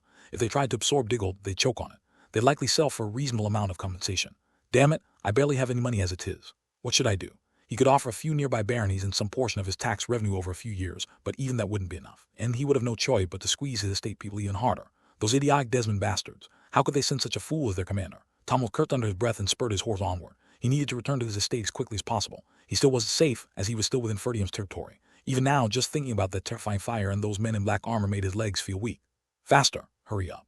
Tommel panicked as he urged his horse to keep running without rest. By the time he arrived at his lord's castle, his horse collapsed, tongue hanging out. Everyone was shocked to see the lord return in such a pitiful state, but Tommos didn't care and immediately started shouting, "Prepare to negotiate our surrender. Now." Startled by the lord's urgency, no one had time to ask what had happened and scrambled to follow his orders. Had all seen him lead a massive army, so how in the world did a place like Ferdium stop them? Even as they prepared for surrender, the people's eyes were filled with confusion and curiosity. Not long after, Ghislaine arrived at the Diggle estate. "Oh, they're quite quick to prepare, aren't they?" He spotted a white flag hastily raised at the borders of the estate. No one attempted to stop Ghislaine and his party as they rode quickly through. A group of people holding white flags was already waiting in front of the lord's castle. "Take me to the count." The retainers of Diggle respectfully guided Ghislaine into the lord's castle. Tommo sat arrogantly on the high seat in the main hall. It was his last desperate attempt to preserve his noble pride. Although he had lost the war, he still harbored disdain for Ferdium. Ghislaine, accompanied by a group of intimidating armed soldiers, entered. Tommo's expression became uneasy. Damn, they came fast. Did they pursue me right away? Judging by their attire, it was that terrifying black-armored unit. Ghislaine couldn't hide his sneer as he looked at Tommo sitting there smugly. It was ridiculous that he was trying to hold on to his pride in this situation. "Were you preparing to negotiate your surrender?" "Yes. Who might you be?" "I am Ghislaine Ferdium. I've come with full authority granted by my father." Though Ghislaine's tone was relatively polite for him, his expression and eyes showed clear contempt for Tomos. But Tomos didn't even notice that. You are. Ghislaine was notorious in the north, infamous for being a delinquent, someone who rivaled his own deceased son, Gilmore. Even if other estates hadn't heard the rumors, the neighboring Diggold estate had heard plenty. Now that troublemaker was here as the representative of the Lord. And not only that, he was leading that black armored force. Tomos looked at Ghislaine in disbelief. At that moment, Ghislaine coldly commanded, "Drag him down." The mercenaries immediately approached and grabbed Tomo by his arms, pulling him down from his seat. What are you doing? How dare you filthy wretches lay your hands on me? Go with me this instant." Tomo struggled in shock, but the mercenaries easily subdued him and threw him to the center of the hall. The retainers of Diggold were all stunned by the mercenaries' brazen behavior, but none of them dared to speak up. The atmosphere was too threatening to protest. Clomp, clomp. Ghislaine walked up to the seat where Tomos had been sitting, crossed his legs, and sat down. Tomos, forced to kneel on the floor, looked up at him in disbelief. Could there be such an insolent man in the world? Even though he had lost the war, Tomos was still a high-ranking noble at count of the kingdom. A man without a title, someone so insignificant, had no right to treat him this way. What is the meaning of this? Show some respect. Does Count Ferdium even know you're acting like this? Ghislaine, still with a sneer on his lips, replied, "You sure make a lot of noise. Did you think your noble staff would protect you? Threw countless lives into this war, so you should be prepared to risk your own. And for the record, my father is well aware of how disrespectful I can be." What are you saying? You're going to kill me? That's right. You bastard, I'm a noble, count no less. You dare to kill a loyal servant of His Majesty the King. I demand that you follow the laws and custom. If you sought to kill others, you should have been ready to risk your own life. You lose a war, death is all that awaits you. Tomos grew flustered as he saw the cold look in Ghislaine's eyes. It was tradition not to kill nobles who surrendered or escaped from the battlefield. Nobles justified it with the idea that we serve the same king and therefore must not harm each other. That was precisely why Tomos had rushed back to Diggold. Once he returned to his own estate, no one would dare to kill a lord so recklessly. Going to kill me without even negotiating. Tomos began to feel uneasy. Although rare, there were some powerful or cruel lords who didn't care about laws or customs. He hadn't expected Ferdium, especially not the heir rather than the lord himself, to act that way. This is absurd. I demand to speak with Count Ferdium directly. I won't negotiate with the likes of you. I have no intention of negotiating with you either. Diggold County will be annexed by Ferdium and your title will be revoked. You lunatic, you're acting on your own without approval from the royal family. Tomos cut himself off mid-sentence. He realized that Ghislaine was serious about what he had just said. Quickly changing his approach, Tomos began to plead. Then, I'll relinquish my estate. Allow me to leave with the customary 10 wagons of wealth. Tomos was hoping to save his life and then rush to the capital to sway public opinion in his favor, but Ghislaine rejected even that. You will get nothing. Then I'll just leave. Denied, you'll die here. You bastard, how dare someone like you? Cut him down. Upon Ghislaine's signal, Gillian swung his axe in an instant. Swish. Tomos' head rolled across the floor of the main hall, and the retainers of Diggold held their breath in shock. Even though Ghislaine was the young lord, for a mere representative to kill a high-ranking noble who was a sworn vassal of the king, there was madness, something only a tyrant would do. Ghislaine, however, didn't care what they thought. Calmly, he continued speaking. Round up every one of Diggold's heirs and execute them. Me the list of officials, retainers, and the barons who supported this war. At the sudden command, Ghislaine's mercenaries, along with Scavan and the guards, hurried to carry it out. The retainers in the hall were the first to be bound and forced to kneel in a row. Soon, the officials and retainers of the estate who hadn't managed to flee were also dragged into the hall. Please spare us. Committed no crimes. We were only following orders. The captured men wailed, but Ghislaine didn't even glance at them. He merely skimmed through the list of names in the dossiers handed to him after interrogating a few administrators. Though he wanted to kill them all, doing so would plunge the Diggold estate into chaos. The estate was already impoverished, and with its remaining resources plundered, it was on the verge of collapse. Without a minimum number of officials to manage it, the land would quickly become a haven for thieves. Ghislaine swiftly began soaring through them, deciding who would die and who would live. A trembling administrator tied up beside Ghislaine began explaining the identities of the men standing before him. This is Baron Isang. He supported the war with 100 soldiers and 2 knights and personally participated. Kill him. No. Dare you, you wretch? Without hesitation, the mercenaries dragged him out as soon as the order was given. There were some who struggled desperately to avoid death, but it was futile. My name is Martin. I assisted in military supply work as a commoner. Lock him up. As each person was dragged away, all those captured trembled in fear. Those who ended up in prison had to feel relieved, knowing at least their lives were spared. Didn't matter if they were fools or scoundrels. For now, the one who held the power of life and death over them might as well have been the Grim Reaper. Another man was dragged forward. The young man with a refined appearance looked quite disheveled and exhausted. Judging by his condition, he seemed like someone who had participated in the war following Tomos. My name is Lowell, a commoner under the scribe's office, but served as a strategy officer in this war. A strategy officer? Ghislaine chuckled. The war had been entirely carried out by Desmond, so what could Diggold's strategy officer possibly have done? He probably just stayed by Tomos' side and ran away when things got tough. Moreover, he had originally been a scribe, so it was unlikely he could fulfill the role of a proper strategy officer. Strategy officer was typically a position held by knights or military commanders who had specialized in military science. In any case, since he had participated in the war, Ghislaine was about to hand down a fitting judgment. But just then, Lowell cried out desperately, "Please spare me. I can be of use to you, my lord." At the pleading tone, Ghislaine looked down at him with interest. How exactly can you be of use? Seeing Ghislaine's interest, Lowell quickly seized the opportunity and replied, I managed all administrative tasks under the scribe. No one else would work, so I handled nearly everything myself. I know all the strengths, weaknesses, and vulnerability of the estate. If you entrust me, I can stabilize things quickly. That why you're sparing some people now because you're worried about the estate? Oh. Ghislaine raised one corner of his mouth. The man seemed rather perceptive, speaking in a way that piqued his curiosity, but Ghislaine shook his head, showing no outward reaction. The situation wasn't dire enough to warrant keeping him alive. Diggold is infamous for being poor and chaotic. Would managing such a place be of any help? That's because the lord and his retainers were constantly embezzling and exploiting the land. I managed everything as frugally as I could, and that's the only reason it even lasted this long. Ghislaine responded with lukewarm interest, but Lowell's expression grew desperate, as if he was about to cry. I was the one who created the laws and systems of the estate. I studied military science on my own and took over managing the forces instead of the matter of arms. That's why the Count took me as his strategy officer. Since it wasn't our estate's army, there wasn't much I could do. In other words, he claimed to have managed the estate on his own, and that was why he was dragged to the battlefield as a strategy officer.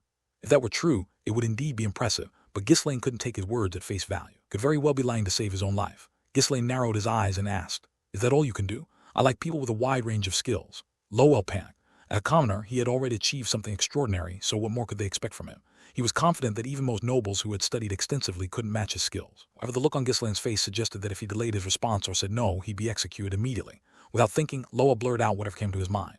"I heard you obtained a runestone. You'd need to sell it, right? You'll need to do business for that, won't you?" "Really? Have you done business before?" In truth, Lowell had never engaged in business. And though Tomos had entrusted him with many things, managing money was the one responsibility he had never been given. Still, Lowell said whatever came to mind in order to survive. "I am extremely quick with calculation. I'm sure I could be of use." Ghislaine decided to test him immediately. He posed a ridiculously difficult question that required a calculation normally done with an abacus. And what's 750 multiplied by 1? 920. 230. Lowell's answer came without a moment's hesitation, leaving Ghislaine staring at him with an incredulous expression. "Not even close, is it? But I was fast, wasn't I?" The hall fell into silence. Lowell bowed his head deeply. "It is over now. If even nobles were being mercilessly slaughtered, how could a common like him hope to keep his life? But as with all things in life, sometimes there were exceptions. You're quite the amusing fellow." Ghislaine looked down at Lowell with a smirk. He wasn't sure if the man was bold or simply lacking common sense, but he was definitely intrigued. Unlike the fools who begged for sympathy or clung to tradition, this one immediately presented his usefulness. That alone set him apart from the others. Moreover, he seemed to have considerable confidence in his abilities. Ghislaine chuckled, gesturing toward Gillian with a nod. "Put him on hold for now. Lock him up." Since Lowell had been involved in administrative duties and troop management, he was likely well informed about the war preparations and the ongoing situation. Ghislaine planned to interrogate him later to determine whether he truly had value. Thank you." Lowell, feeling as if he'd been dragged out of hell, sobbed uncontrollably while bowing his head. "It might be temporary, but for now, he has saved his life." Gordon dragged him away. He whispered in awe, his tone low.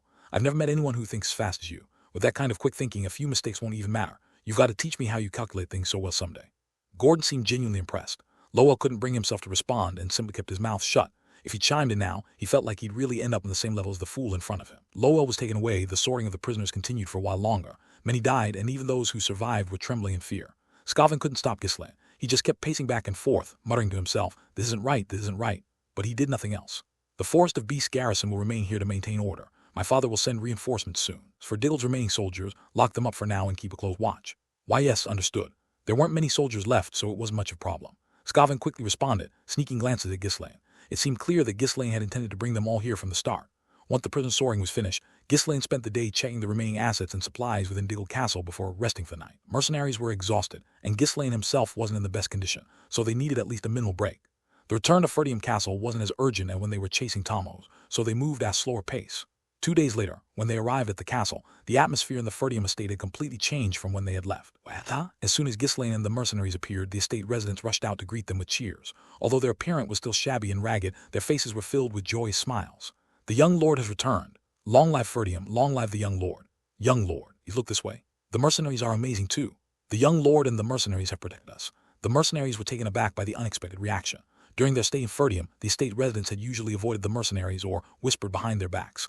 The mercenaries had grown accustomed to such treatment. After all, mercenaries were rarely welcomed anywhere they went. However, seeing the estate residents cheering with genuine joy made the mercenaries naturally puff out their chests, wearing proud expressions. Well, that doesn't feel too bad," one remarked. "We were just doing what we were told," another added. "We didn't even know what was happening half the time, just fighting and running around like madmen." "Ha ha," a third said with a chuckle. Like the bewildered mercenaries, Ghislaine waved calmly, even smiling as if he were used to the attention. In his previous life, he had received the kind of praise more times than he could count, so there was no reason to be flustered. Only 3 days had passed since the war had ended, but rumors about how the young lord had brought an end to the conflict had spread throughout the estate. Surviving soldiers had been spreading the word everywhere they went. First, the estate residents couldn't believe it, but as the same stories echoed from multiple places, they couldn't help but accept it. Since the details couldn't be shared with the public, the rumors had been greatly exaggerated. "I heard the young lord has been secretly learning magic all this time. He's a 100th circle mage. 100 circles." "You idiot. There's no such thing as 100 circles. No. I heard he made a deal with a demon and sold his soul. Why he used to act so crazy. They say he's like a demon himself. The rumors were ridiculous, but people were eager to elevate Ghislaine, even knowing it was all nonsense. After all, thanks to the young lord, they had won the war and their families had returned alive. How are you feeling, my lord? Gillian asked with a smile. Ghislaine nodded nonchalantly, feigning modesty. Well, not bad. Could praise me a bit more, actually. Haha, looks like you're back to your old self now that the war is over. It wasn't bad at all. A sense of unknown exhilaration slowly filled him. This felt different from the victory parades he had experienced in his past life. Is it because it's been a while since I've been welcomed like this? Nothing special, yet it feels oddly satisfying. Ghislaine pondered for a moment about what felt different, then shrugged and waved again to the estate residence. Gillian observed him with a fresh sense of awe. It really is happening just as he said. When they first arrived at the estate, there wasn't a sliver of hope to be found. The estate was in such bad shape that it was hard to know where to even begin improving it. I will put an end to this estate poverty, with a single drop of water but with a downpour. When Gillian first heard those words, he dismissed them as nothing more than the bold claims of a young man. But Ghislaine's grand promises were gradually turning into reality. He had predicted the war and achieved a miraculous victory. The runestone was still in their possession, so the estate could develop rapidly from here. Now, Gillian was curious just how far the young lord could go. A long time since I felt the excitement. At first, he had sworn loyally simply out of a sense of repentment. But now, beyond that, he wanted to see the future that Ghislaine envisioned. After passing through the welcoming crowd and arriving at the front of the castle, they were greeted by an even more astonishing sight. The young lord has returned. A knight shouted loudly. Soldiers from the entire estate were lined up on either side of the knight. Ghislaine, caught off guard by the unexpected situation, widened his eyes in surprise. Raise your weapons. As the knight, clad in armor, unsheathed his sword and shouted, the soldiers on both sides gripped their spears with both hands, lowering them forward as if presenting them. Over 1,000 soldiers lined up on either side, creating a path, which in itself was a magnificent sight. Soldiers still bore the marks of war, their appearances untidy, but their spirit was unrivaled in gallantry. Wow!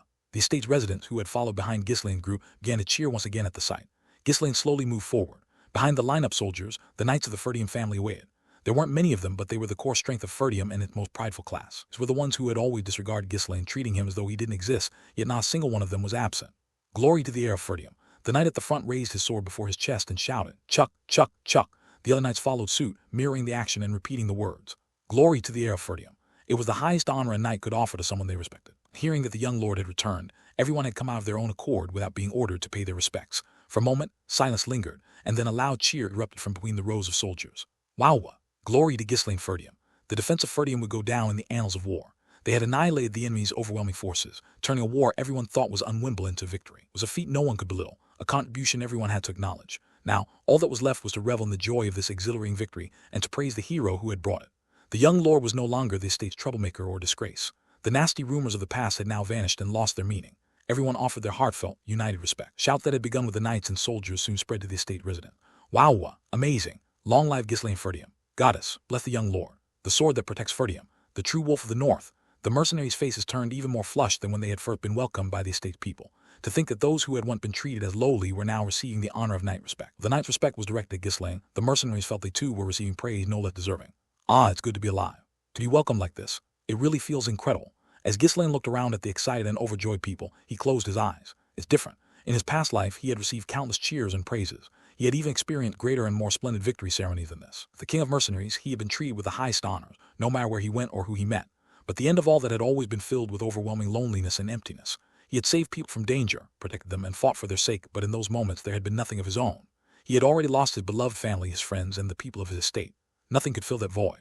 But now, things are different. With dirty, disheveled faces were smiling brightly, waving their hands. It wasn't as grand as the celebrations from his past life, and there were far fewer people, and their appearances weren't much to look at either. Yet the humble gratitude touched his heart much more than the lavish praises he had once received. Brother, young lord, Alina and Rachel, who had run ahead to the lord's castle, waved their hands with bright smiles. Servants who had followed behind them also waved their hands, warmly welcoming him. There was no fear in their faces as they looked at Ghislaine. They now knew that the young lord had changed. Oh, young lord, you finally returned. Baron Homer approached, wiping the sweat from his brow. Even he, who always grumbled and nagged at Ghislaine, greeted him with a joyful smile. Saving the runestone wasn't just luck. Rumors have been endless. When I saw you fight, you looked like a monster. I always thought you were just playing around, but you've been secretly training, haven't you? Albert, who had been nothing but cold before, was now smiling, and Randolph couldn't hide his look of pride. And then, from inside the castle, the person Ghislaine had missed the most and felt the most sorry toward slowly stepped forward. Welcome home. Return safely. Walter greeted his son with the brightest smile of all. Ghislaine suddenly felt a lump in his throat, and he took a deep breath. No words came to mind. In this moment, he felt a sense of fulfillment that he had never experienced in his past life. The very wish he had longed for, wished for all his life, had finally come true. The reason I've returned. The people he loved were welcoming him back with open arms. It was the scene he had always dreamed of. He had returned to protect them, and from now on he would continue to do so for all of them. Now he could finally say it, the words he had always wanted to utter but had never had anyone to say them to.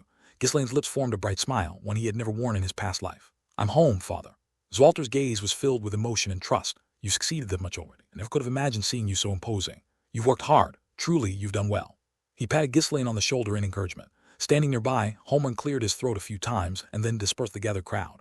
Despite being told to return home, the people of this state continued to cheer for Ghislaine for quite some time. It wasn't until the soldiers intervened, escorting the families back home, that the surroundings finally quieted down. Ghislaine sent the mercenaries back to their camp and entered the castle. Just as he was about to return to his room to rest, Zwalter caught him from behind.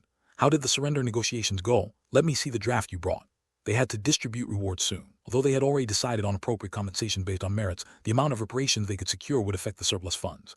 Half worried and half expectant, Zwalter posed the question, and Ghislaine answered with a bright smile, his tone refreshingly direct. "There's none. No negotiation draft. Why? I killed them." Zwalter blinked for a while, trying to make sense of the words. Ghislaine's demeanor was so confident that Zwalter wondered if he had misheard. "What? You killed them, really?" "Yes." Zwalter's expression hardened. "Did you forget what I told you?" "I didn't forget. I just thought it would be better to sell things quickly once I got there." "What do you mean by sell things quickly? If we accepted their surrender, they'd come for the place again. It's better to prevent such nuisances ahead of time." Zwalter sighed deeply, specifically cautioned his unruly son, fearing that he might cause trouble, and sure enough, when trouble struck, it struck big. He was about to scold Ghislaine, but upon seeing his son's dust-covered appearance, he swallowed his words. What could he do now that they were already dead? It wasn't as if this was entirely unexpected, and it wasn't urgent enough to reprimand his son, who hadn't even had a chance to rest after the war. "For now, get some rest. Talk about this later." Shaking his head, Zwalter lightly patted his son on the shoulder before walking away. For some reason, his shoulders and back seemed to sag with weariness. The next day, a large crowd gathered in the grand hall, regardless of status. It was the day of the reward ceremony. "Begin." At Zwalter's command, Homeland stepped forward. He began his speech by passionately explaining how glorious their recent victory had been. However, as his words dragged on, the people's expression gradually dulled. Noticing the growing boredom, Zwalter abruptly cut Homeland off. "That's enough. Let's proceed with the rewards." Since they had already organized the contributions of those who distinguished themselves while Ghislaine was away, the award ceremony proceeded swiftly. The rewards began with the lowest-ranking soldier. Next, the administrative officials responsible for ensuring the continuation of the war and managing the estate received their rewards. After that, it was the knights who were considered the backbone of the estate. Based on their accomplishment, they were given appropriate amounts of money and position. The second-class merit honorees will now be announced. Knight Commander Randolph, Master of Arms William. The commanders were recognized as second-class honorees. Different circumstances, the name being called out now would have been first-class merit honorees, but no one found it strange or voiced any complaints. Even after the rewards for second-class honorees were completed, people remained in their seats, their faces filled with anticipation. The most important individual was still left. All eyes were on Ghislaine. He was the true hero of this war, the one who had led Ferdium to victory. One was eager to see how great his reward would be. Young Lord Ghislaine stepped forward. At Homeland's call, Ghislaine moved forward and knelt on one knee. The crowd fell silent, their attention focused solely on the Lord and the young Lord. A hush fell over the grand hall in an instant, and Zwalter rose from his seat, savoring the silence. "By unanimous agreement of my vassals, there's only one first-class merit honoree, Ghislaine Ferdium. Would not be an exaggeration to say that this victory is entirely thanks to him." The knights and soldiers who had witnessed Ghislaine's exploits on the battlefield nodded in agreement. Some of the vassals still furrowed their brows, unable to believe it, but they couldn't defy the consensus. Therefore, Ghislaine will be awarded 2,000 gold. Upon his words, the hall erupted in cheers. "Wow, that's amazing. 000 gold. That's enough to live in luxury for the rest of your life. Well, if it's the young lord, he deserves it." The crowd buzzed with excitement. Even when combined, the rewards given to everyone else didn't add up to 2,000 gold. It was an amount most people wouldn't touch in their lifetime. Naturally, the crowd gathered in the hall was astonished at the announcement that such a vast sum had been given to a single person. However, from one corner of the hall, Belinda, Gillian, and Kaor exchanged perplexed glances. Ghislaine looked at Zwalter, who was beaming with pride, and his expression softened into one of pity. How impoverished must the estate be for only 2,000 gold to seem so impressive? A person who has lived their whole life frugally would, understandably, lack the confidence to spend money freely. Ghislaine was well aware of this, and so he didn't bother to refuse or question the small sum in front of everyone in the hall. He'd make sure to get his real reward later. Although the official combinations were over, the post-war settlements were still incomplete. Once the crowd dispersed and only the key vassals remained in the room, Zwalter, wearing a complicated expression, asked Ghislaine, was it really necessary to kill Count Diggle? They must have been exhausted from fighting the war and their forces were already wiped out. Do you really think that? Zwalter couldn't respond to Ghislaine's sudden interruption. Count Diggle couldn't have prepared such a large force on their own. They reached out elsewhere for help. In fact, don't you already know this, father? Know why Count Rogues couldn't make it as well, don't you? Yes, I know. Zwalter's voice was heavy as he admitted, and Ghislaine continued firmly. That's why I killed him. Even if the pretense was fabricated, Count Diggle's family had a legitimate reason to attack us. If they were left alive, the ones who truly invaded us would use them to launch another attack soon enough. Only way to buy ourselves any time is to completely eliminate Diggle County. That may be true, but additionally, the North is composed mostly of independent counties rather than feudal territories. It's an opportunity to expand the estate without cumbersome procedures. Cough. Zwalter cleared his throat, unable to hide his discomfort. His son always pursued extreme efficiency. It wasn't necessarily bad, but long-standing custom couldn't simply be ignored. Thinking of the future, where protest letters from other nobles would pour in, made his head throb already. We could have just settled for compensation or imprisonment. After all, we don't have the resources to govern that far. It wasn't that Zwalter disliked expanding his territory. The problem was the reality of the situation. The Ferdium family was already impoverished, and merging with the equally poor Diggle would only dull the poverty. The Ferdium estate itself was in poor condition, awaiting the compensation they hoped to extract from Diggle, yet managing Diggle's territory was an entirely different matter. To stabilize that land, they would have to pour all the remaining resources from Diggle into it. Don't worry. The runestone, we can normalize both estates as quickly as possible. Will it be enough? It will be more than enough. Fine, you're not wrong. If we can absorb Diggle, we'll become stronger. Since things have already happened, there's no choice but to move forward. Zwalter's eyes were filled with concern. Honestly, I'm worried. Your actions are becoming more and more aggressive. Restrain yourself a little. Know how dangerous it is to cross the other nobles and lords, don't you? Pursuing only efficiency would inevitably lead to clashes with others. In the long run, it would cause significant harm. The existing powers were not to be underestimated. Rather than turning everyone into enemies, it was better to yield occasionally. Zwalter pointed this out. Ghislaine, who understood the ways of the nobles, quietly nodded in agreement. Father was merely acting realistically because he couldn't see the future. I'll do my best. Zwalter let out a groan. The way Ghislaine spoke made it clear he would continue to act on his own whims, but even if Zwalter wanted to reprimand him, he could no longer do so freely. Ghislaine's abilities had now surpassed Zwalter's influence. How did it come to this? His son had grown up so suddenly that it was difficult to keep up with the lightning-fast changes. What was complicated, part of him also felt proud. What parent wouldn't be happy to see their child grow beyond their grasp? Yes, he's aggressive, but that's because he's still young. What had already happened couldn't be helped. In truth, Zwalter felt more joy and pride than anyone else. As a father, he was only nagging out of concern. I'm just saying that because I'm worried, so don't take it too hard. In any case, you did well. Really well. Take some rest now. Beholding a victory banquet soon. As Zwalter pondered ways to stabilize the territory, a sudden realization struck him. Wait, doesn't that mean we can't receive compensation immediately? A new problem emerged. The Ferdium estate was miserably poor. From the start, they had planned to use the compensation from Diggle to distribute rewards. But now that Diggle's land had been incorporated into Ferdium, they couldn't extract much money from it to keep things running. Albert, how much money do we have left? When Zwalter asked, Albert the treasurer responded with a confused expression. We have no money. None. Yes, not a single penny. Why are you asking this now? We used up all our resources because of the war. We've always been broke. Then how do we handle the rewards? Didn't we plan to cover that with the compensation from Diggle? Right, we did. The joy of victory quickly dissipated. It might be fine to delay paying the retainers. That wasn't the case with the knights and soldiers. The longer they waited to receive their rewards, the more their morale would drop. The belief that loyalty would be rewarded was the foundation of their allegiance. Battle rewards were one of the most tangible forms of compensation. We must reward those who achieve merit. Zwalter clicked his tongue and looked around at his retainers, silently pressuring them to think of a solution.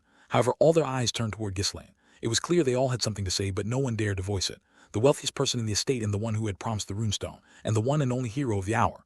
My throat feels a bit sore. Zwalter, clearing his throat again, smiled awkwardly, feeling a bit embarrassed. Well, Ghislaine, perhaps lend us the runestone a little earlier. Instead of rewarding the greatest hero, they were now in a position to ask him for money. As soon as the topic of the runestone came up, everyone looked at Ghislaine with expectant expressions. Their eyes sparkled to the point of being overwhelming. It was a bit embarrassing to be holding out my hand for reward instead of receiving one as the top contributor, but I had no choice. Getting the runestone was essential to breathing some life back into the estate's finances. It was something to refuse just because it was embarrassing. That didn't mean I could outright ask for it either. The runestone was something Ghislaine had earned entirely on his own. In the end, the vassal could only rely on an age-old method that had been passed down through the generations. Flattery, also known as the praise relay. Marnaf, gauging the mood, was the first to step forward and loudly exclaimed, "Your achievements will be remembered in history forever, young lord. The victory in the Ferdium defense was entirely thanks to you. Every bard across the continent will sing praises of your accomplishments, spreading the word far and wide." The late Count Dante Ferdium, who was the former lord of Ferdium estate. As Homeland words began to stretch on, Albert quickly cut in. "Lord, it's extremely rare for a war hero of your age to have accomplished so much. No one in any other state can even compare to you." Well, the young lord certainly did accomplish something great. Fought well, too, Randolph added reluctantly, though it sounded more like a compliment forced out of him. As Randolph's hesitant praise was added, the rest of the vassals began chiming in, one after another. "It's an extraordinary feat. Even the people of the estate are in awe. Rumors about the young lord have spread across the entire estate. Truly remarkable." In truth, the rumors had become so exaggerated that the vassals who hadn't witnessed Ghislaine's exploits firsthand had difficulty believing them completely. However, those who had been on the battlefield all praised in unison that the young lord played a decisive role in the victory. So, there was no harm in offering some praise since it didn't cost them anything. In this harmonious atmosphere, the compliments continued without end. Smiling as he soaked in all the flattery, Ghislaine seemed satisfied, as if his hunger was sated, and finally spoke up. "I don't have the runestone right now." It was like a bucket of cold water had been dumped on them. The vassals who had been flattering him immediately fell silent. Homer, as if he hadn't heard correctly, asked again, "What did you say? What don't you have?" "The runestone, I don't have it." The vassals assumed the young lord was playing a joke again. Some of them shot suspicious glances at Ghislaine, clearly wondering if he was backing out at the last minute because he was reluctant to hand it over. Feeling frustrated, Homer urged him on. No, but you said you'd give it. What do you mean you don't have it? Didn't you secretly take plenty before the war? Oh, that? I don't have it. Why? You didn't know they all blew up. Boom. Ghislaine spread his arms wide, emphasizing the explosion with an exaggerated motion. Well, all those runestones blown up. Where on earth had they used them? Albert, whose mind worked a bit faster than the others, asked in a trembling voice. Don't tell me that fire you used for trap was that with the runestones. The magic fire that Ghislaine had unleashed was awe-inspiring just by description alone. Many had wondered how he had managed to cast such a powerful spell. Finally, the truth was being revealed. Yes, I buried a bunch of runestones underground and then set them off. He spoke as if it was as trivial as burning a few logs of firewood. The vassals were all dumbfounded, mouths agape, unable to say a word. As Ghislaine briefly explained the mechanism of the trap, the vassals staggered in disbelief. Has there ever been a case in history where someone blew through an entire cache of runestones just to create a trap? Likely not, even across the entire continent's history. It was already a shocking feat, but to think that he had used up such a vast quantity of them. It was akin to saying that he had set fire to several cartloads of gold coins. With that much wealth, even the Grand Lords could live comfortably for years. For Ferdium, it could have easily sustained them for over 10 years, maybe even 20 if they spent it wisely like they were now. Even Zwalter, who thought he had grown used to his son's eccentricities, turned pale. Mern frustrated clutched his chest and cried out, how could you use all of that for trap? Wouldn't it have been better to give half of it to Raypold or Desmond and secure their support? That would have been far more practical. If you offered them that many runestones, other lords would have rushed to help you. It was Desmond who attacked. What? More shocking than the news of the runestones was what followed. Everyone's eyes widened in disbelief. In an impoverished estate like Diggle muster that kind of force. Desmond supported them. Why would a grand lord like Desmond target us? Probably for the runestone. There were other reasons, of course, and it wasn't Desmond but Duke Delphine pulling the strings from behind the scenes. But Ghislaine decided not to mention that for now to avoid causing further confusion. Zwalter, his voice trembling, asked again, are you sure? Was it really Desmond? It was. Show you the proof. Ghislaine nodded to Gillian. A moment later, Gillian brought forward 3 knights, all bound tightly in chains. They were Desmond's knights who had been captured after infiltrating Ferdium. Ghislaine had deliberately spared their lives at the time, intending to use them later. These are the knights of Desmond who infiltrated during the war. The knights wore expressions of utter defeat, looking exhausted and broken. The mana-suppressing shackle made from runestones weren't that effective to begin with. They didn't work properly on those with powerful abilities, and the ones Ferdium had were the cheapest of the cheap, so they didn't even suppress half the knight's mana. To subdue them, multiple mana-suppressing devices had been attached, in addition to tightly binding them with chains. No matter how strong a knight might be, it was impossible for them to remain unharmed in such a condition. Go ahead, ask them yourselves, Ghislaine said. Zwalter, his face adopting a mask of anger, questioned them. Who are you? One knight, his lips dry and cracked, spoke. We are knights of Desmond. Is that the truth? It is. Then explain why you attacked our estate. At Zwalter's enraged demand, the knight slowly began to explain. He didn't know the exact reason. It seemed to be about the runestones. Most of the lords were still unaware of Ferdium's runestones, so it appeared Desmond wanted to seize them first. The knight shared what little he knew without resistance. Since they had been promised their release if they cooperated, they clung to that hope, enduring in the meantime. I didn't even have the courage to lie, afraid of Ghislaine from the start. The interrogation ended. Zwalter and the vassals all wore heavy expressions, unable to utter a word. Even though they had won the war, standing against a great lord like Desmond was extremely unsettling and burdensome. No, honestly, it was terrifying enough to make my hands tremble. Ghislaine, who had been slowly surveying the main hall, finally spoke. From now on, we must keep as much distance from Desmond as possible. We cannot fight him. Officially, it was Diggle who attacked us after all. In the end, it was nothing more than a superficial trick. Since Desmond disguised his own forces as Diggle's soldier, they had no choice but to overlook any inconsistencies, even if they were obvious. The other lords aren't fools either. Eventually, they'll get a sense of what happened. They won't side with Desmond, they won't actively help us either. Desmond was one of the most powerful great lords in the north. The only territory capable of opposing Desmond was Raypold. But the relationship between Raypold and Ferdium had already deteriorated to its worst. The vassals remained silent, and Ghislaine continued speaking. If offering up the runestone could guarantee peace, then we should do it. For once we ask for help, the other side will only grow greedier. Whether it's Raypold or Desmond, it'll be the same. As hard and difficult as it may be, we must protect ourselves with our own strength. In his calm voice, everyone quietly nodded their heads. It wasn't wrong, though there were numerous practical difficulties. I'll gather a new batch of runestones and present them. Since they all know I have access to the runestone, they'll wait for some time. If we announce that relief supplies will soon be distributed to the residents, we can quickly restore public sentiment. Zwalter looked at Ghislaine with a hint of admiration in his eyes. Though it was disappointing that they couldn't receive the runestone right away, seeing this new side of his son was both surprising and pleasing. He had always thought of him as a mere child, but how could he have become so dependable? The vassals, too, wore expressions similar to Zwalter's as they observed the young lord's reliable demeanor. However, Baron Homeland felt a mixture of joy and a tinge of fear at Ghislaine's growth. Now, there's no one left who can stop the young lord. In the past, he had only needed to humbly ask the young lord for some money. With his remarkable achievements in the recent war and his discovery of the mastermind behind it, the atmosphere in the main hall had now begun to revolve around Ghislaine. Even now, none of the vassals could refute his words, merely nodding in agreement. Of course, this time, Ghislaine wasn't wrong, so Homeland stayed silent as well. But he didn't want to see the situation where everyone blindly followed whatever Ghislaine said. It was good that the young lord had changed. However, not knowing why he had changed meant there was always a chance he could revert to his old self at any time. Baron Homeland's theory was that people did not change easily, but now I suppose there's no way to stop or control him. Ghislaine was no longer just influential, he was wielding absolute power over the estate. Gulp. Homeland swallowed dryly, feeling nervous. He He wanted to understand why the young lord had changed so much. That the war that had rapidly shaped him into this, or had he always been like this, hiding his true nature until now? Has there been some kind of trigger? It was truly frustrating not to know the reason for change or grasp his way of thinking. In the tense silence, so quiet that one could hear a pin drop, Ghislaine raised his voice again. Send another message to Count Rogues and solidify our alliance. As long as Desmond is our enemy, this won't be the end. At the mention of a powerful great lord being their enemy, unease spread across the faces of the vassals. But Ghislaine continued without concern. Now that their enemy had become clear, the estate had to adapt. And besides Desmond, we don't know if someone else might emerge. Redeem can't handle everything on its own, so we need allies. They couldn't keep focusing solely on the north while neglecting the rear, so it was essential to secure other allied forces. Zwalter nodded heavily. Understood. I'll send another messenger and have a serious discussion with Count Rogues. After a brief pause to consider, he spoke again. As for rewarding those who remain, I will delay that for now. Ghislaine, bring back the remaining runestones. We will distribute them to the estate people first and only then issue rewards. Some of the knights showed slight disappointment, but most bowed their heads in agreement. At this point, arguing against the decision would only get them stoned and dragged away. Besides, without the runestones from Ghislaine, there was no money for rewards anyway. Once everyone agreed, Zwalter turned to Ghislaine and spoke. I promised to give you 2,000 gold, but it seems like you'd just be taking it and then giving a portion of it back. I doubt you need much money. Is there anything else you might need? Ghislaine nodded, as if he had been waiting for this moment. Of course, after all the hardship he had gone through, he had no intention of just letting it slide. Even though they were family, a mercenary had to be compensated for their work. There was no way he was going to settle for a reward of a mere 2,000 gold.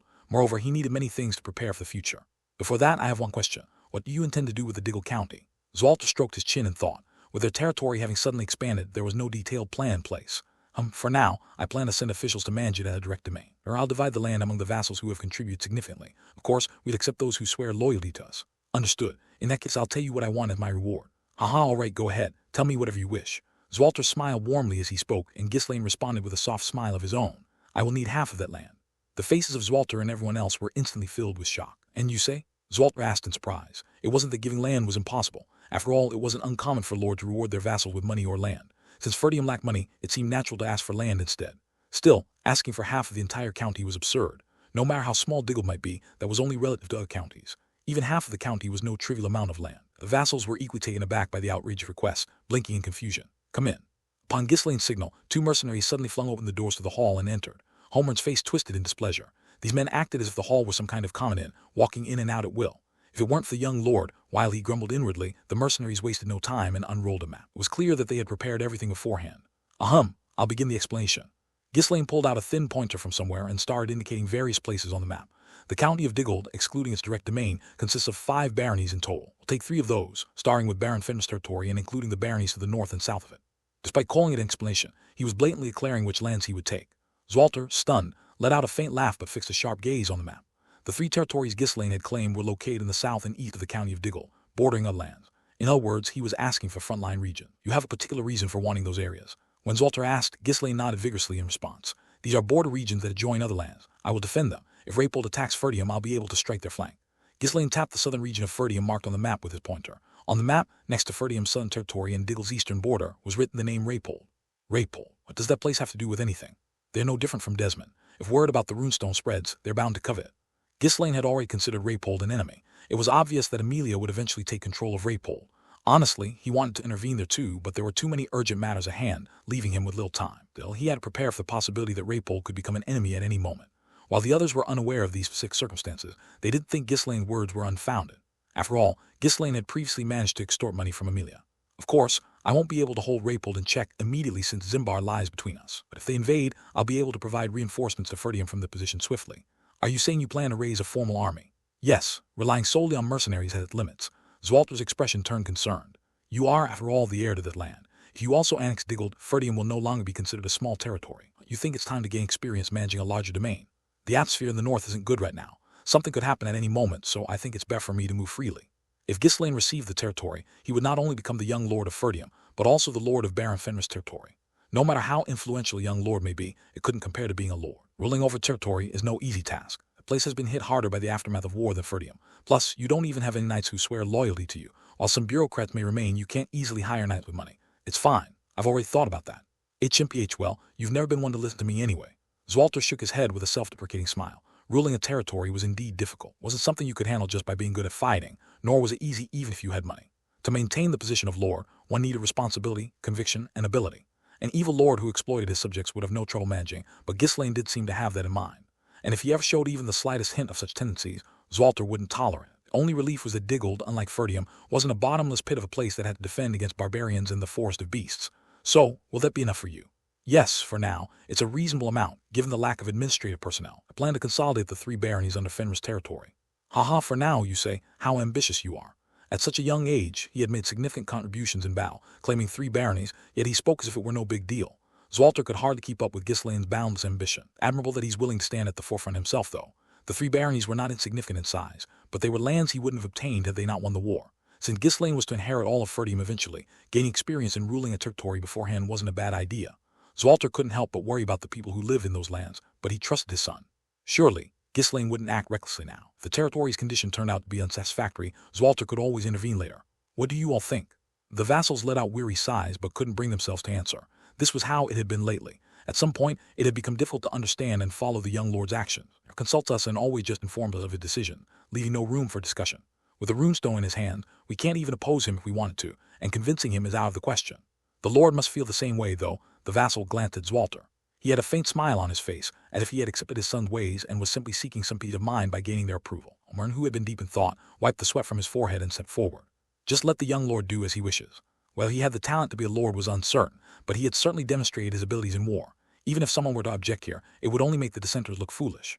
In truth, Homer was only surprised and had no real intention of opposing the decision. This was evidence that his perception of Gislain was gradually changing. While his concerns hadn't completely disappeared, it was becoming hard to regard Gislain as the reckless troublemaker he used to be. Much of the resentment toward Gislain had dissipated after this war. The other vassals felt similarly. If he achieved such merit, it's only right that he receives a reward. I think granting him land is appropriate.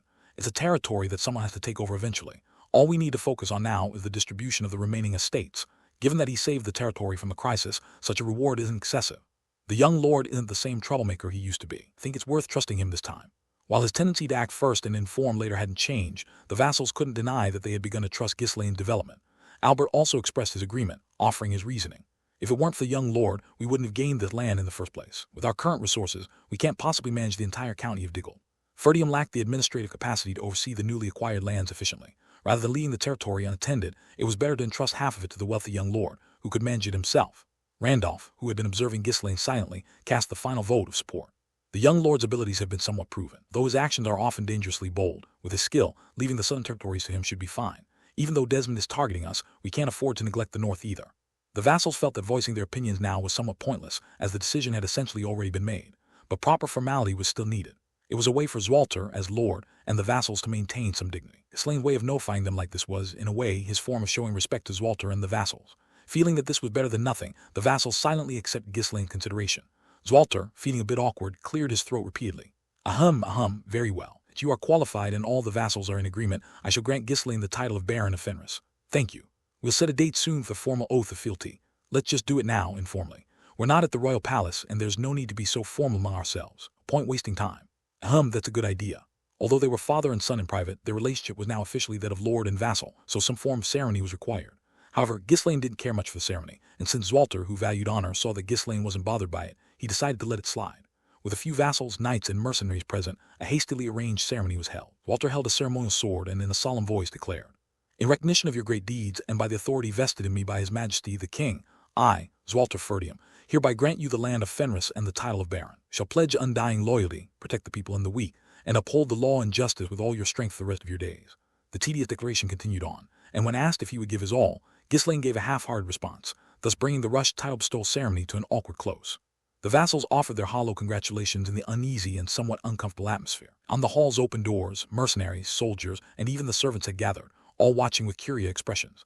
It seemed word had quickly spread throughout the castle that Gislain was being granted a title. Having gotten what he wanted, Gislain rose from his seat, bowed once to Zwalter, and immediately turned on his heels.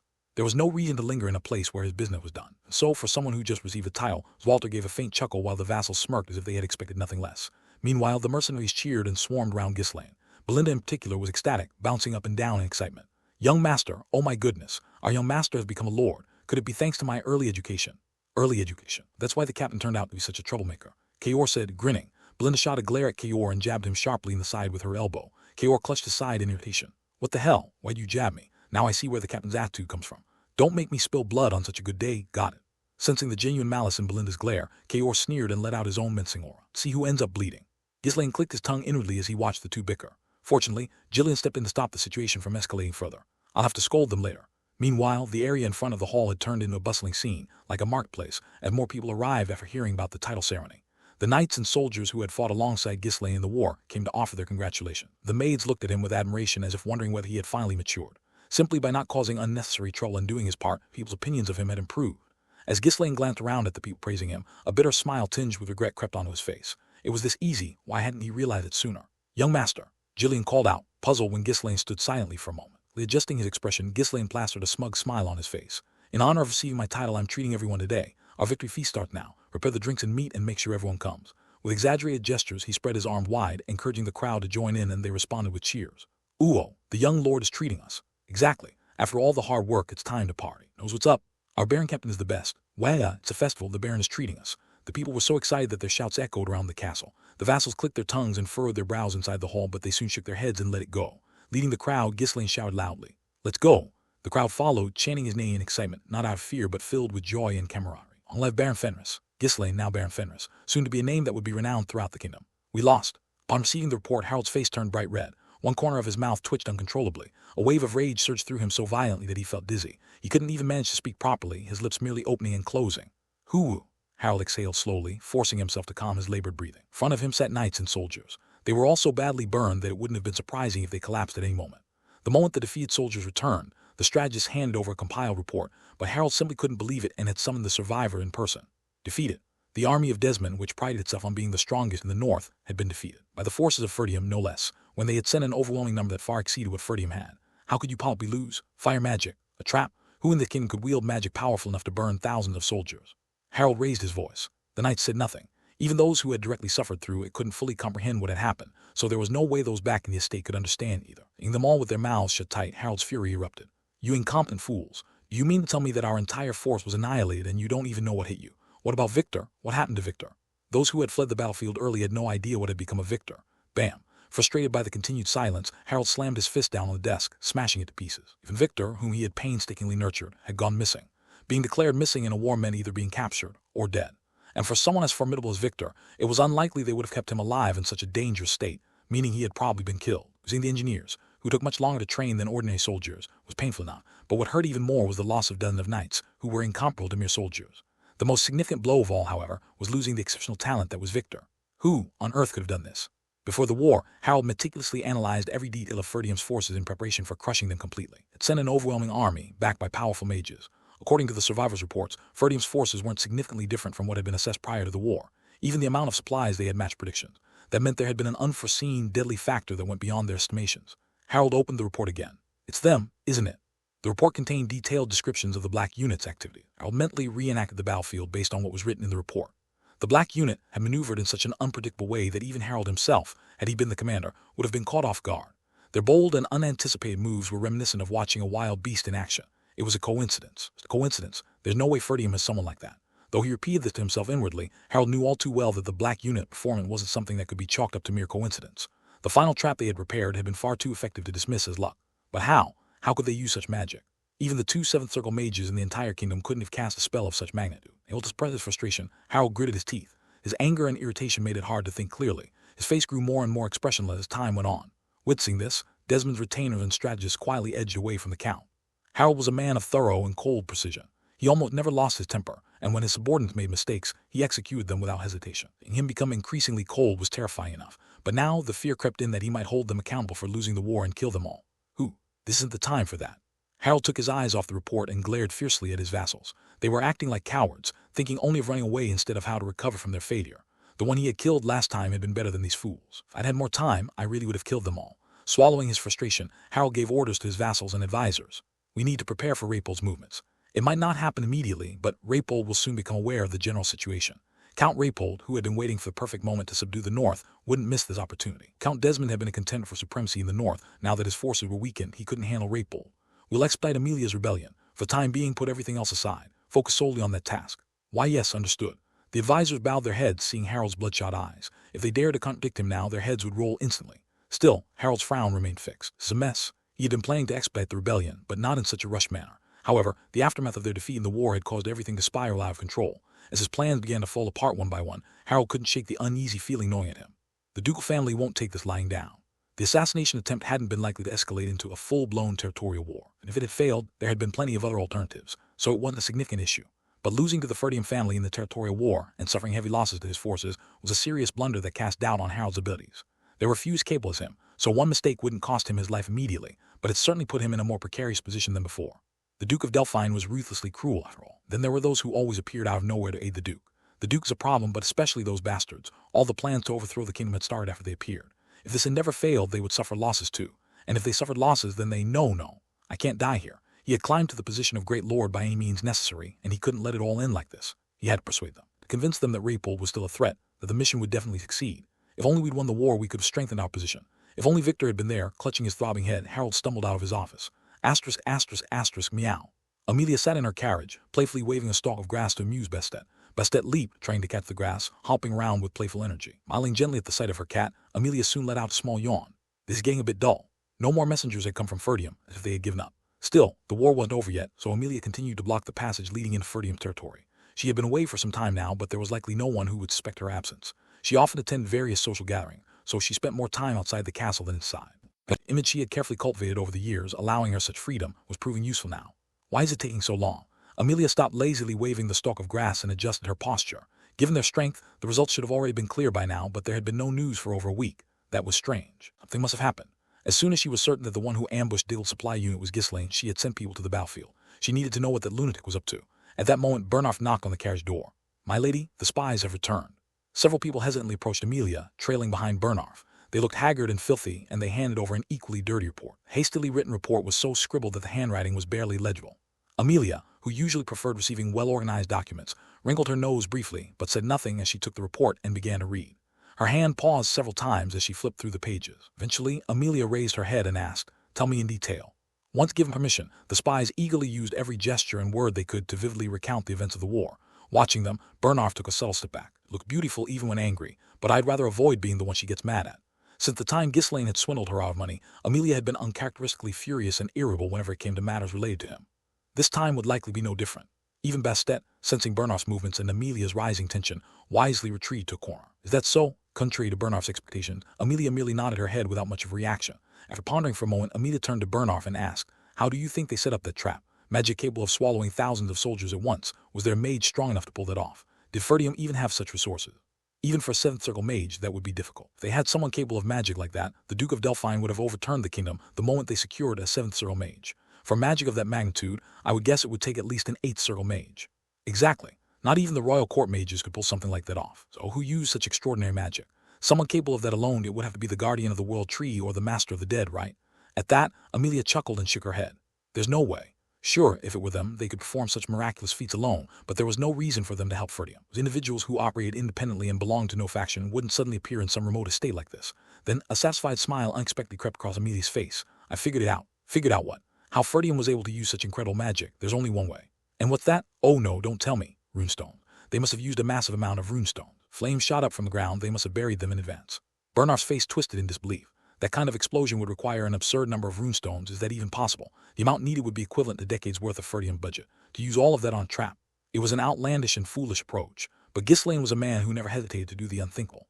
"No, if it's that lunatic, it's entirely possible. Yes, that must be it. It means they're now willing to absorb losses of that scale." Amelia could confidently say that no one understood Ghislaine better than she did. To deal with him, one had to think outside the bounds of ordinary logic. As she skimmed through the report again, imagining the situation in her mind, a chilling smile crept across her face. He trained and moved his troop this quickly. That brute had such abilities after all. Or is there another advisor or figure behind him?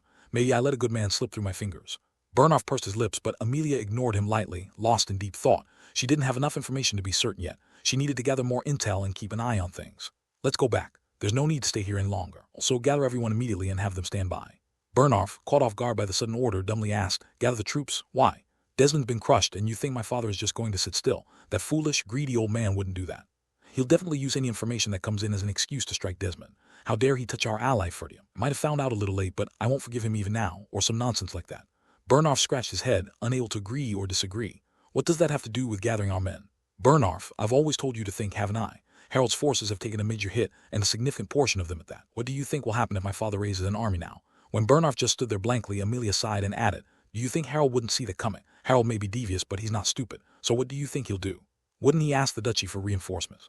"No. The Duke is currently pressuring the royal family. If the ducal family raises troops, the royal family won't just sit by. This would escalate too much. Oh then, exactly, he'll proceed with the rebellion even faster. They have no choice now. Thanks to that, I'll end up with half of Raypold.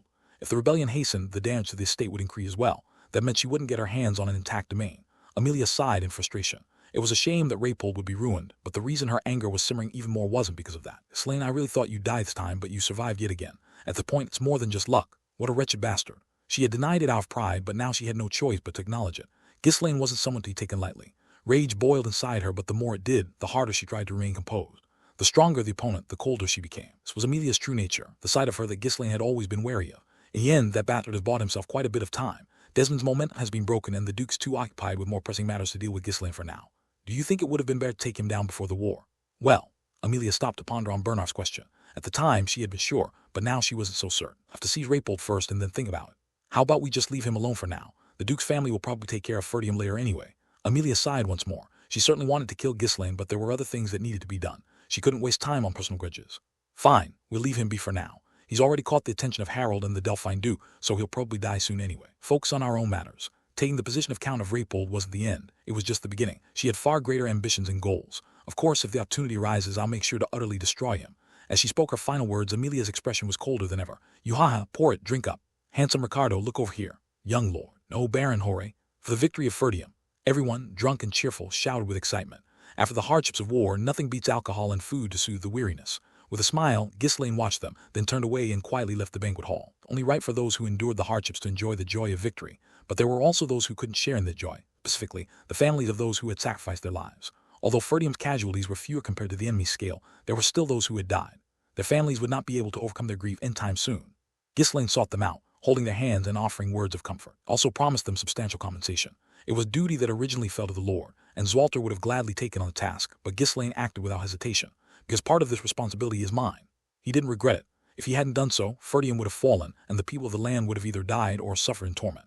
Yet, he couldn't deny that sacrifices had been made because of him, the one who had hastened the war and expanded its scale. Since it was a war he had initiated to protect everyone, the victims deserved adequate consolation and compensation. Ghislaine, accompanied only by Belinda and Gillian, visited the families of the fallen.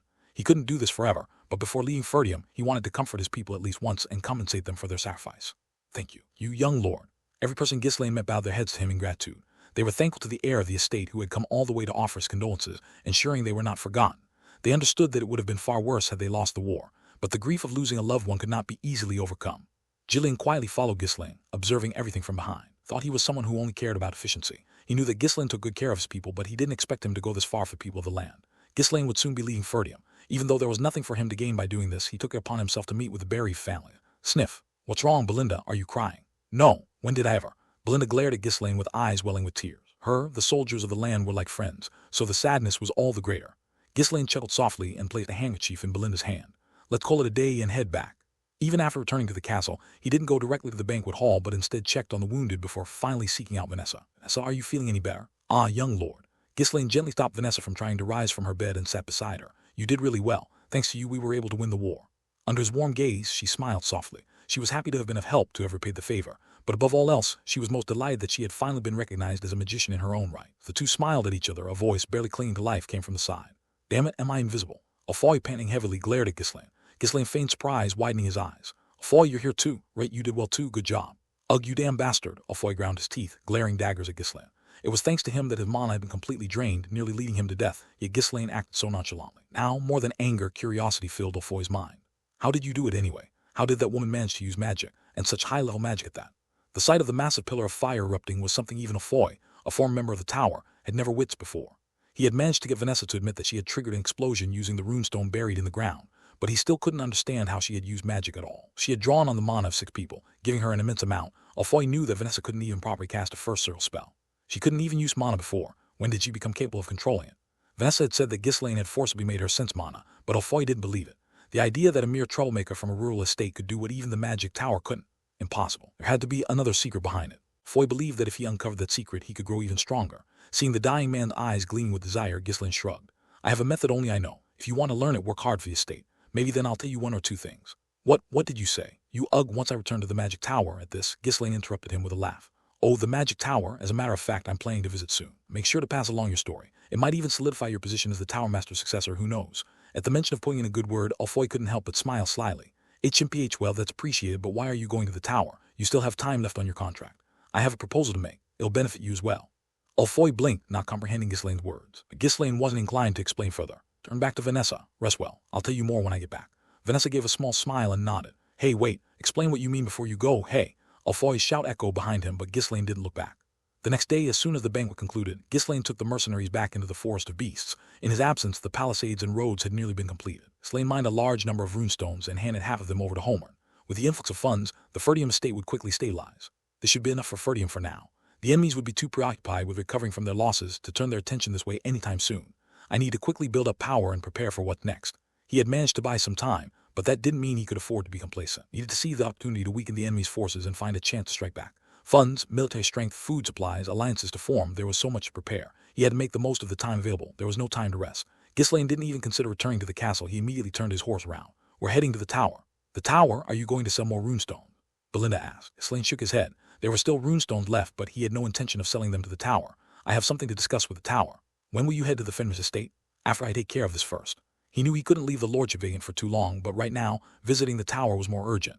Forging a new agreement with them would make things smoother going forward. Soon as Ghislaine had received the Fenris barony, he had sent Kaor and some of the mercenaries there. They would be able to maintain some order for a while, preventing the estate from falling into disarray. Belinda, worried about the Fenris estate, furrowed her brow but silently followed Ghislaine toward the Crimson Flame Tower. After several days of travel, they arrived in the Tower City. Belinda glanced around, laying out an admiring sigh. Wow, it's as clean as ever here. I hope our estate can become like this someday. Ghislaine and the mercenaries nodded in agreement. No matter how many times they visited, it was always a remarkably clean and impressive city. Oh my, you've arrived. Please come right in. The gatekeeper, who had once been stiff and formal, promptly opened the doors as soon as he spied Ghislaine. Sylvain, who had been stationed in the lobby, immediately bowed at a steep angle upon seeing Ghislaine. It's an honor to have you visit again. I'll send word right away. Sylvain hurriedly led Ghislaine to the Tower Master. Hubert, the Tower Master, greeted Ghislaine with an exaggeratedly emotional expression. Oh my, come in. Did you win the war? Well, you must have, otherwise you wouldn't be here. What happened? There had been magicians dispatched to Ferdium, but given the sensitive matter of the runestones, Hubert had been keenly keeping up with the news through his own channels. Thanks to this, he had quickly learned that a war had broken out. However, he hadn't yet heard the outcome or the detailed events, and the uncertainty had made him anxious. Seeing Ghislaine arrive in person brought him a great sense of relief. Ghislaine responded to the overly enthusiastic welcome with a playful smile. It seems you've been eagerly waiting for me. You don't know how worried we were, wondering if we'd be caught in the crossfire. I never expected the war to break out so soon. You should never underestimate the ambitions of the lords. Hubert nodded in agreement. He hadn't thought that war would break out so easily, but events had unfolded in direct contradiction to that belief. In this regard, the insight of the young man was something to be commended. Well, take a seat. Did you come to sell runestones? I did see a wagon with you. No, more importantly, how did you manage to win? Tell me all about it. Ghislaine leisurely sipped his tea, drawing out the moment. Hubert fidgeted impatiently like a dog with its tail on fire. Ghislaine, satisfied with Hubert's reaction, spoke leisurely. It wasn't much. I just buried all the runestones I had gathered in the ground and detonated them. What? Hubert blinked, struggling to comprehend the shocking statement. Soon, understanding the full scope of what had happened, Hubert shouted in disbelief. This is insane. You weren't in your right mind, but I never thought it was this bad. With that many runestones, if they had gone over there themselves, even if they couldn't directly assist, they surely would have found another way to help. You should have just handed them all over to us instead. We could have brought a team of magicians with us. Hubert lamented, recalling the cart full of runestones from their previous transaction. Ghislaine lowered his voice subtly and asked, were you really planning to send magicians to help?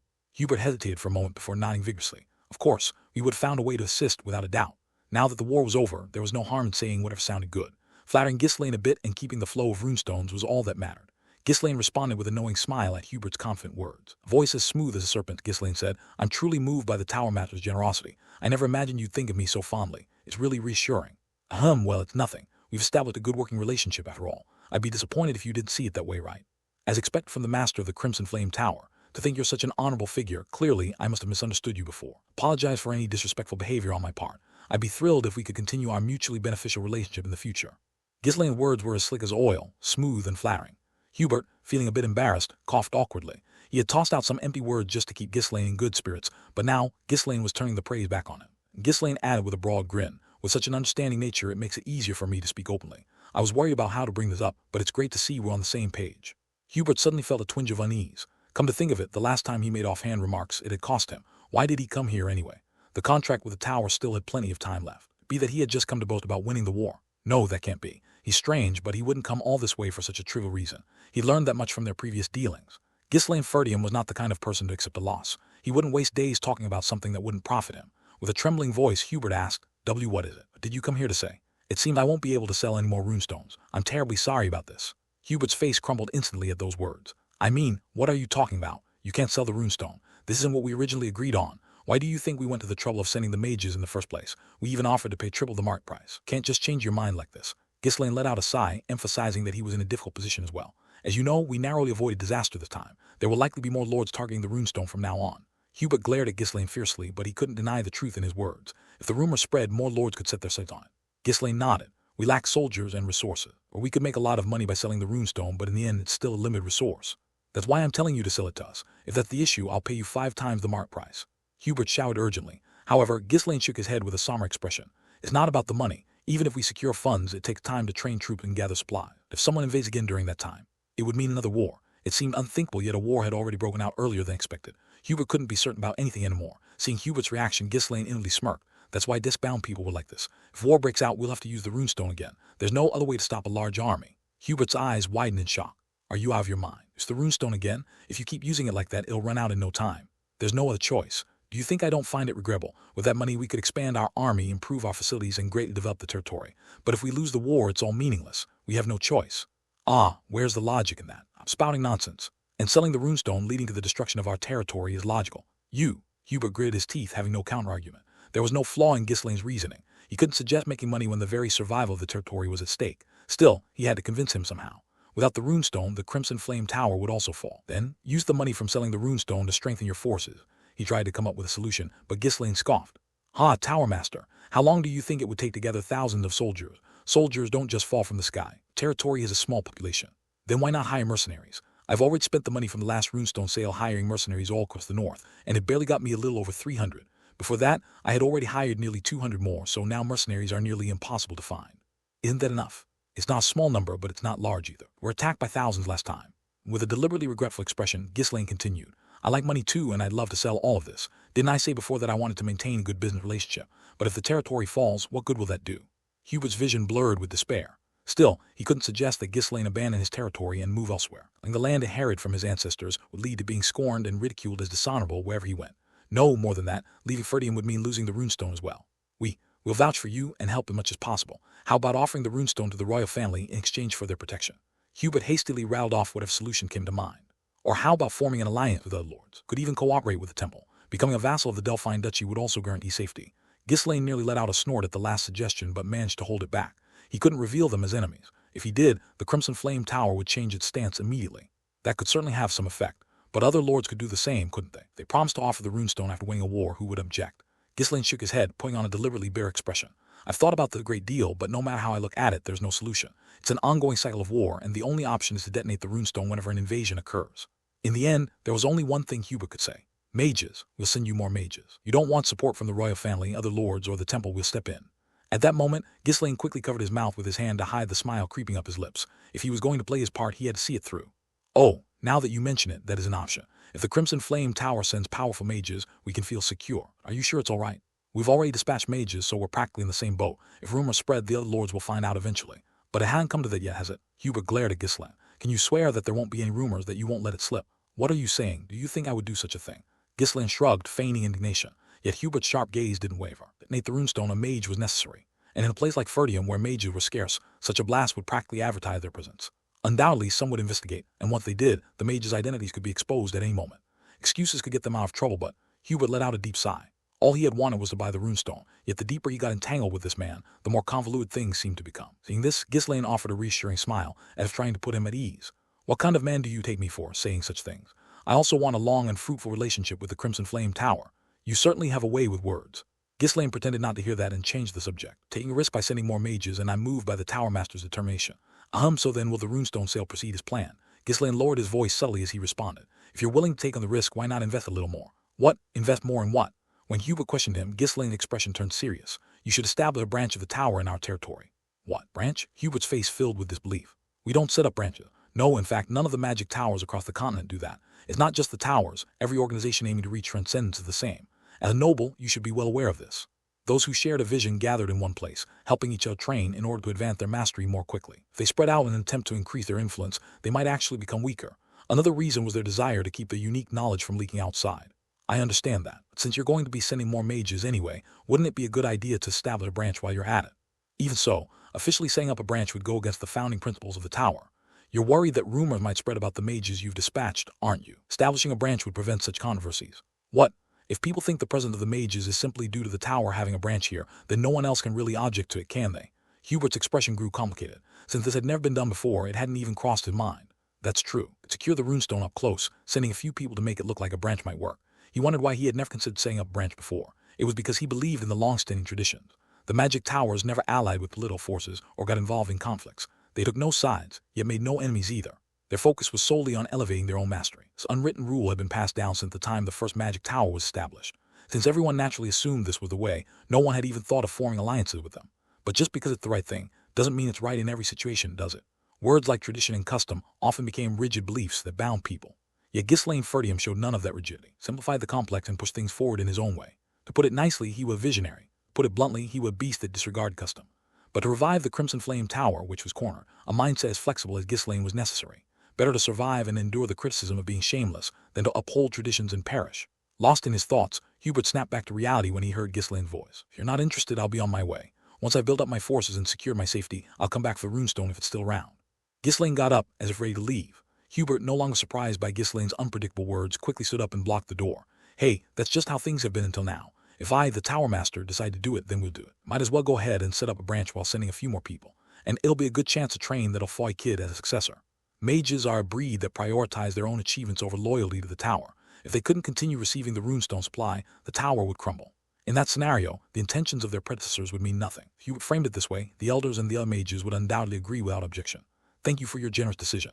Ghislaine bowed his head, a relaxed smile on his face. I've achieved my goal. With the mage's support, it would greatly assist in both protecting and developing the territory. This time, unlike when he had to secretly hire them as if they were mercenaries, he would receive their support openly. Mages are far more challenging to cultivate than knights. Even with all his knowledge of future events, Ghislaine lacked the time needed to train mages himself. That was why he sought out the magic tower to save as much time as possible. Detonate the runestone. What a waste. Why would I blow it up again? To execute the plans he had for the future, he would need a substantial amount of runestones. No enemy would fall for the same trick twice anyway. Since setting up a branch is a first for us, I'll need some time to research and make preparations. Of course, that's perfectly understandable. I'll be waiting.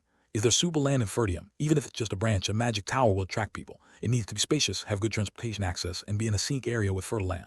This was non-negotiable. The surroundings of a magic tower were a point of pride. Slane nodded in agreement. I'll find a location that meets your requirement, but it won't be in Ferdium. HM, what do you mean by that? First, he said to come to his territory, but now he's saying it won't be in Ferdium. Talking to the guy was like trying to guess which direction a wild card would fly. Then where do you expect us to go? Ghislaine flashed a sly smile as he replied. To Baron Fenris's estate. It's where I hold my title as lord. Lord? Or lord? This guy being a lord, is this some kind of omen of the kingdom's downfall? Hubert's face went pale. Hubert's trembling voice, filled with disbelief, asked again. Ah, really? You're saying you've become a lord for real? Yes. Through this war, Ferdium has taken over Diggle County, and in recognition of that, I was granted Baron Fenris land as a fief. Combining 3 baronies, it now amounts to nearly half the size of the county. To think you're a lord now. Being a tower master meant that baron's rank was hardly impressive. However, if someone had gained both land and title, becoming a noble, one was naturally obliged to show proper respect. But it felt a bit awkward to suddenly start being polite to someone with whom he'd been informal all along. They met when the title was already in place, it would be different. But now trying to show deference felt absurd. Well, in any case, congratulations. Although taken aback, Hubert reminded himself that a tower master was treated on par with a count, so he didn't feel particularly diminished. He decided to continue acting as he always did. But Ghislaine wasn't the type to let such things slide unnoticed. Crossed his legs and leaned back in his chair, putting on a smug expression. Although I've become a lord, you may treat me as you have before. I'm not some high-ranking noble like a count, and I'm still young, aren't I? So, until then, feel free to continue as you always have. It sounded as though he was warning Hubert that he wouldn't tolerate it if he continued acting like that once Ghislaine became count. Hubert, pursing his lips, replied with a smile. Or let's keep things casual, just like before. He could only hope that Ghislaine's title would stop at Baron and go no further. Anyway, it seems we've truly ended up in the same boat. Let's work well together from here on. You've made a wise choice. You won't regret the decision you've made today. Ghislaine extended his hand and they shook hands. While they might get caught up in a war, the Crimson Flame Tower didn't really have any other options left. Instead of withering away, it didn't seem like a bad idea to take a gamble on the young man. Even though everything Ghislaine said couldn't be taken at face value, hadn't he still won the war with a bold strategy? Though he still fumed at the thought of that precious runestone being detonated, the mere fact that Ghislaine had thought of such a plan was impressive in itself. Having secured what he wanted, Ghislaine wasted no time standing up from his seat. Take my leave then. Do contact me once the preparations are complete. Understood. We'll get ready at once. Take care on your way. As Ghislaine left the tower, a strange smile spread across his face. They may think it's a gamble, but this is the only way to save the Crimson Flame Tower. In his previous life, the Crimson Flame Tower had collapsed, falling victim to the schemes of the Scarlet Tower. In the end, it was almost as if the Delphine-Duchy had destroyed the Crimson Flame Tower themselves. After all, the one who had nurtured Delmont, the master of the Scarlet Tower, was none other than the Delphine-Duchy. Asterisk, asterisk, asterisk. As soon as Ghislaine returned to Ferdium, he quickly packed his things and gathered all of his people without exception. This included Vanessa, who had recovered to some extent, and the other wizards. Ghislaine looked around at everyone and spoke swiftly. He didn't take the people in head to finish first. Leave the management of the estate to the current administrator and make sure to focus on security along with Kaor. Those who had expected to depart for Fenris estate now were puzzled by the unexpected orders. Young master, no, my lord, aren't you coming with us? No, I have somewhere else I need to stop by. I'll just take a few mercenaries with me as an escort. Where are you going this time? You abandoning the estate entirely? There's something essential I need to do to manage the estate properly. I need to handle this first. Where are you headed? To Austern in the Kingdom of Seiron. Seiron was a kingdom located to the west of Britannia. All he had to do was cross the southwestern border, skirting the long mountain range that extended down from Diggle. It wasn't far. However, Austern wasn't some borderland. In fact, it was much closer to Seiron's capital. Belinda, arms crossed, stared intently at Ghislaine, puzzled by his sudden statement. He wasn't heading to the estate but to a foreign country now. She had no idea what he was thinking. Then something seemed to dawn on Belinda and she exclaimed briefly. Ah, Austern's famous for its gambling, right? Don't tell me you're going there to gamble. Used to enjoy gambling a lot back in the day. At the mention of gambling, the mercenaries perked up, their bodies stirring with excitement. Meanwhile, Alfoy and the wizards clicked their tongues in disdain. Ghislaine laughed and shook his head. No, I'm going to bring someone back with me. Who? Someone to oversee the estate's administration. There's a brilliant fellow I know. You're entrusting the estate's management to someone from outside. Know someone there? Yeah, someone I know very well. As he spoke, a strange sense of nostalgia flickered in Ghislaine's eyes. Belinda's expression turned skeptical. To her knowledge, Ghislaine had never been abroad. It made no sense for him to have someone he knew well there. Truly, he was a man who seemed suspicious no matter what he did. My lord, didn't you want to imprison a man named Lowell? You said you questioned him regarding the estate's administration. Ah, that guy can rot in prison a bit longer. He needs to pay for his crimes. I'll deal with him later when I decide to take him out myself. Gillian nodded and then changed the subject. I'll escort you to Austern. Been there before. You need to keep an eye on the others. If we leave it to Torrin, it should be fine. Torrin was an older mercenary who had been following them since the Forest of Beasts incident. Come to think of it, the two of them are about the same age. It seemed the two had gotten quite close after going through the war together. If Gillian was saying so, there shouldn't be any major problems. All right, then let's take just a few people with Gillian. If we bring too many, we'll be stopped right at the border. Me, young lord, I want to go abroad too. We're not going on a trip. Then I'll go to keep an eye on you just to make sure you're not having fun. Belinda quickly got up, saying she needed to pack. Ghislaine clicked his tongue but did stop her. When Belinda got like this, it was impossible to stop her anyway. Following Gillian's orders, Torrin also began gathering the mercenaries. Ghislaine grabbed Vanessa and spoke. If anyone bothers you, make sure to tell me. Don't bottle it up, got it? Yes, yes, I understand. Vanessa responded, bowing her head deeply. In truth, no one had mistreated her since the war ended. Even Alfoy, who once picked on her, now cautiously avoided her, sneaking away whenever possible. All right, I'll see you in a few days then. I'll see you at this state. Ghislaine barely acknowledged the farewells and immediately kicked his horse into motion. Belinda, who had been packing her things, was startled and hurried to his side. Hey, what's the rush? Did you have an appointment or something? I need to meet the guy before he loses a hand. He's got a bit of a situation. Loses a hand? Yeah, lives in the gambling den, so you never know when it'll get cut off. Belinda asked incredulously. You're planning to put him in charge of administration. What if he gambles away the entire estate? It's fine. Despite everything, he's a good guy. Belinda looked like she had a lot more to say, but she closed her mouth and simply shook her head. Except for gambling, he's good at everything. Just watch. It's only gambling that he's bad at. Is that? Ghislaine chuckled, confidently assuring her. A faint smile had already crept onto his face. Because of urgent matters, he had delayed recruiting him, but now it was time to bring him in. I'll see you soon, Claude. Claude had been his strategist in his previous life. There had been no shortage of mercenaries under the King of Mercenaries, but Claude had been the one to lead and take care of them all. Who else could he trust to manage the estate? Wasn't all. During the war, he had devised brilliant, unpredictable strategies, making even enemy commanders covet him as the strategist of strategists. Even though he couldn't fight, he never held back his sharp tongue against the rough mercenaries, and he even clashed with Ghislaine himself on more than one occasion. But thanks to him, what was once just a small mercenary corps had managed to wage war against the kingdom for a full year. His past life, that guy couldn't fully utilize his abilities. No matter how brilliant his tactics and strategies were, there had been a limit to what he could accomplish with a mercenary corps that lacked a solid base of operation. But things were different now. He had gained territory and was poised to grow his influence. Claude had showcased his talents even in those harsh conditions. This time, he would be able to make an even greater impact. Waste your life in this lifetime on gambling again. In his past life, when Claude joined the mercenary corps, he had already lost one hand, and the tendons in one of his ankles were severed. There had been reasons why he couldn't help but cling to gambling even after ending up in such a state. In that past life, it had already been an irreversible situation. But this time, I could resolve the issue before Claude got hurt. Asterisk, asterisk, asterisk. After several days of travel, as soon as we arrived in Austern, I sought out the largest gambling house there. The rest of the group, by now used to my tendency to act first without much explanation, followed silently. Kraken Game Hall, a large octopus sign, blinked brightly above the entrance. Just by looking at the expensive magic lights adorning the sign, it was clear how much money the gambling house was raking in. It was the heart of Austern, the gambling city. Belinda and the mercenaries looked around in awe. The area surrounding the lavish gambling house was lined with bustling taverns. Young master, this place is amazing. It looks like the perfect place to have fun. Even Gordon, who had tagged along after hearing it was gambling city, rubbed his hands together with a grin. Haha, just seeing the gambling house makes my blood boil. I show off my skills for the first time in a while. I shook my head and said, don't bother, you won't stand a chance here with average skill, they're all swindlers. How do you know that, young master? Have you been here before? Well, I came here once in the past. You've always stayed in the territory. When did you even come here? I have, a long time ago. I had also come here in my past life to resolve Claude's problem. Couldn't restore his already lost hand, but I had at least wanted to eliminate the cause. While I was here, I decided to enjoy some gambling as a way to relax. That day, the Kraken gambling house was destroyed. The 7 strongest of the continent, who could dare protest after getting scammed by the King of Mercenaries and ending up completely crushed. Even the King of Saron had no choice but to let it slide. Ghislaine smiled as he recalled the fond memory. Then let's go find that guy. Belinda nodded and asked, do you know what he looks like? Last time we had to search forever for Uncle Jillian because we didn't know his face. Just wait over there. He's probably inside even now. In his past life, Claude practically lived at the Kraken Game Hall. When he ran out of money, he'd earn some petty cash by ghostwriting or teaching, only to lose it again as soon as he went back to gambling. It was a vicious cycle. Said he lived there until the day he joined the Mercenary Corps, so if they waited around, he would eventually show up. Ghislaine and his group entered the game hall. Something about the atmosphere fell off. People were murmuring here and there while others were tidying up the place. Did a fight break out or something? As Ghislaine muttered to himself, a man who seemed to be a staff member approached and gave a slight bow in greeting. Welcome. I guide you to a seat. Would you prefer the VIP room? The staffer must have assumed Ghislaine was a noble, judging from his attire and the people scoring him. He had sharp eyes, fitting for someone working at a gambling den. Ghislaine glanced around and shook his head. The mood here seems off. Did something happen? It's nothing serious, just a small commotion. Happens all the time at a place like this. Well, that's true. It would have been stranger if there weren't any fights in a place fueled by money. Just as Ghislaine was about to let it slide, he overheard some people at a nearby table whispering, that bastard Claude, I always knew he'd end up like this. Think they'll take one of his hands? Of course. He messed with the wrong person. You've got to give it to him for having guts, though. Still, Claude wasn't the type to pull cheap tricks. The guy's educated after all. Hey, who knows what's going on in someone's head? Even if you're educated, once you get hooked on gambling, that's how it goes. Hearing the same name they were looking for, Ghislaine's face hardened. He turned to the staffer and asked, the person who caused the trouble, is his name Claude? Looks sharp, but his eyes are like dead fish. The staff member replied with a hesitant expression, yes, that's him. Do you know him? What kind of trouble did he cause? He tried to pull a fast one on the leader of a notorious local gang and got caught. Just dragged him off. By any chance that leader's name wouldn't happen to be. They call him Crank. As soon as he heard the name, Ghislaine muttered in disbelief, so it was today. Ghislaine clearly remembered the name Crank. It was because every time Claude drank, he would curse the man who had cut his wrist, but for that to be today of all days. This is urgent. Lead me to this man, Crank, right now. Handsomely reward you. The employee shook his head with an awkward expression.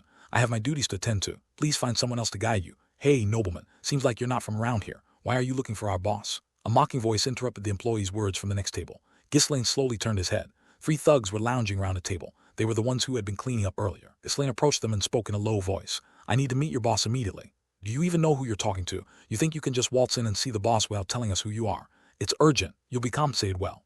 Well, if it's that urgent, maybe we could make something happen if you pay the errand fee first. It's just how things work around here. The man sitting in the middle twirled his finger into a circle, gesturing for money. Ghislaine pulled out a gold coin from his pocket and tossed it to him. Move quickly. His eyes began to gleam with a dangerous light, but the thug, oblivious to the warning, raised his finger again. PFF, since you've already started spending some coins, why not add a little more? Cost of living's pretty high around here. The 2 thugs sitting on either side chuckled in agreement. S.H. Wick, huh? In an instant, something flashed by, and the man's wrist was sliced clean off, landing on the table. The thug, who hadn't even had time to react, screamed and rolled on the ground as blood spattered across the table. Jokes have their time and place. Ghislaine sheathed his sword as he spoke. Only the men on either side jumped up in shock, but the mercenaries moved faster. Bang! Before they could fully stand, their heads were slammed back onto the table, faces pressed down by the mercenaries. What the hell are you doing? The man whose wrist had been cut off staggered backward, his face pale with fear. Ghislaine grabbed him by the throat. Where did they take Claude? To the slaughterhouse. They dragged him to the slaughterhouse. It's on the outskirts of Austern. It hasn't been long since they took him. Thud! Ghislaine drove his sword deep into the man's shoulder. You'll guide me. If we're late and Claude's hand gets cut off, all of you are dead. Ghislaine dragged the man outside by his neck. Shaking in terror, the thug pointed with trembling fingers in the direction they needed to go, and Ghislaine began to walk. Along they arrived in a filthy, run-down area that was no different from a slum. Unlike the bustling streets crowded with tourists, this area was filled with cheap taverns and shady individuals. As they approached an especially large building, the thug in Ghislaine's grip began to shout. It's an intruder! Intruder! Spare me! In front of the building, a dozen rough-looking men were lounging around, chatting idly. The moment one of the men shouted, they jumped to their feet, gripping their weapons. They didn't even seem interested in checking who the opponent was. Let's smash him first. As the thugs rushed forward, Ghislaine grabbed the man he'd been using as a guide and slammed him to the ground. Jillian, subdue them all. Once I've seen the situation inside, I'll decide whether to kill or spare them. Understood. Go ahead. While the mercenaries clashed with the thugs, Ghislaine quickly dashed into the building. Animal carcasses hung in various spots throughout the slaughterhouse. The stench of blood and the musky odor of beasts filled the air. Crank, the thug boss, cracked his neck from side to side, a grin spreading across his face. The thought of swinging his axe after such a long time made his heart race. In front of him, a man who appeared to be in his late 20s was tied to a chair. Though his appearance was disheveled and shabby, there was an undeniable air of intelligence in his face. He was Claude, the man Ghislaine had been looking for, known around Austern as the gambling hall's eccentric sage. Despite being tightly bound and on the verge of facing an axe, Claude's eyes showed not fear, but only wariness. Claude opened his mouth, his bored and raspy voice echoing in the warehouse. Who sent you? Who the hell needs to send me? You're the one who got caught messing around. I'm just here to follow the law and chop off your wrist. Claude snorted in disbelief. I've never cheated. Pretty pathetic for someone who claims to run the back streets. Don't have the guts to find out the truth, huh? You bastard, Crank gritted his teeth. More would only aggravate him, so it was better to finish the job quickly and dispose of the body. Hey, bring me the axe. One of his men stepped forward holding a hand axe. Crank gestured toward Claude's wrist. Cut it off, cleanly. Where exactly? Where do you think? Forget it, give it to me. Snatching the axe from his subordinate, Crank nodded his head. You bet for mercy right now I might sell for just a finger. However, Claude still didn't show even a hint of tension. Instead, he glared at Crank with annoyance and muttered, if you're going to cut it, just cut it. I don't have time to waste arguing with someone like you. Fine, once I lop off a piece, you won't be able to flap that mouth anymore. With a twitch of his lips, Crank raised the axe above his head. Enemy, we've got enemies. Just then a loud commotion could be heard from outside. Frowning, Crank glanced toward the warehouse entrance. What the hell? What's going on? Go check it out. The nearby thugs nodded and started heading out, but there was no need. Crash! The door shattered as Ghislaine stormed into the warehouse. Scanning the surroundings quickly, Ghislaine spied Crank, pointed at him, and spoke. If you move, you die. Right where you are. A thug stepped forward, blocking Ghislaine's path, shouting. Do you know where you are, you bastard? The thug lunged forward, thrusting a dagger, but Ghislaine wasn't someone who would fall for such a clumsy attack. With a nonchalant gesture, he reached out and grabbed the dagger. Crack! The dagger shattered into pieces, leaving the thug staring in shock. No way, that's impossible. Who breaks a blade barehanded? Well, someone here does. I'll just let it rest. Boom! Ghislaine casually swatted the air as if brushing away a bug. The thug was sent flying into the wall, his nose and teeth completely shattered. Crank shouted frantically. What are you idiots doing? Attack him all at once. A dozen thugs in the warehouse charged at the same time. Ghislaine glared at them and extended his hand. He had no intention of dealing with them one by one. He was too pressed for time to waste any. Clink. Zamana wrapped around the thugs, freezing them in place. Crack. Ow! As Ghislaine clenched his fist, the thugs' limbs all twisted and broke, sending them collapsing to the ground. What the hell? Crank staggered backward, his face drained of color. He had seen all sorts of brutal things in his life, but never something as strange as this. Is he a mage? He fought with his fists like a knight, but Crank had never heard of a knight pulling off something that bizarre. Even Claude, who had been trying to hide his fear, widened his eyes in shock. Having studied at the academy, Claude had seen plenty of knights and mages, but none who could use such a technique. As Ghislaine approached him, Claude watched silently before asking, Did you come to rescue me? Yeah. Why? Don't even know each other. Let's just say we'll get to know each other from now on. Claude grimaced, looking like he was staring at a madman. Ghislaine chuckled and untied Claude from the chair. I'm Ghislaine, Baron of Fenris from the Retaining Kingdom. You can just call me Ghislaine.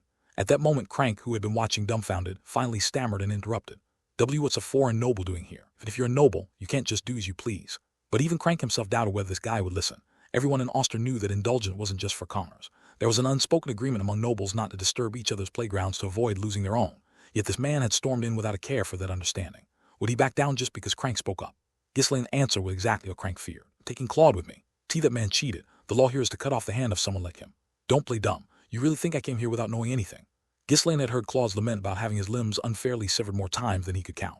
Crank glanced sideways at the shattered door. His subordinates were either lying on the ground or kneeling in defeat. He was still unsure of what to do. Ghislaine walked over and placed a firm hand on his shoulder. I'm in a good mood today, so I'll leave it at this. Since Claude's wrist is still intact, I'll let you and your men keep your heads too. That should be more than enough, don't you think? Ghislaine's snake-like gaze pierced into Crank's eyes. I understand. Crank nodded repeatedly, trembling. Had fought his way to the position, spilling plenty of blood along the way, so his instincts told him one thing. The man standing before him was far beyond anything he could handle. You're quick to catch on, I like that. Ghislaine grinned, pulling a few gold coins from his pocket and pressing them into Crank's hand. For your men's medical bills, use whatever's left for drinks. Thank you. Crank slowly backed away, still terrified. Ghislaine appeared ready to walk past him, but suddenly he grabbed Crank by the collar and yanked him forward. What now? Leaning close, Ghislaine whispered into Crank's ear in a low, menacing voice. Stop the surveillance too. I'll be gone soon enough. The killing intent in Ghislaine's voice sent cold sweat trickling down Crank's face as he nodded frantically. Satisfied, Ghislaine let go of Crank's collar and gave him a pat on the shoulder, looking pleased. Worked hard, keep it up.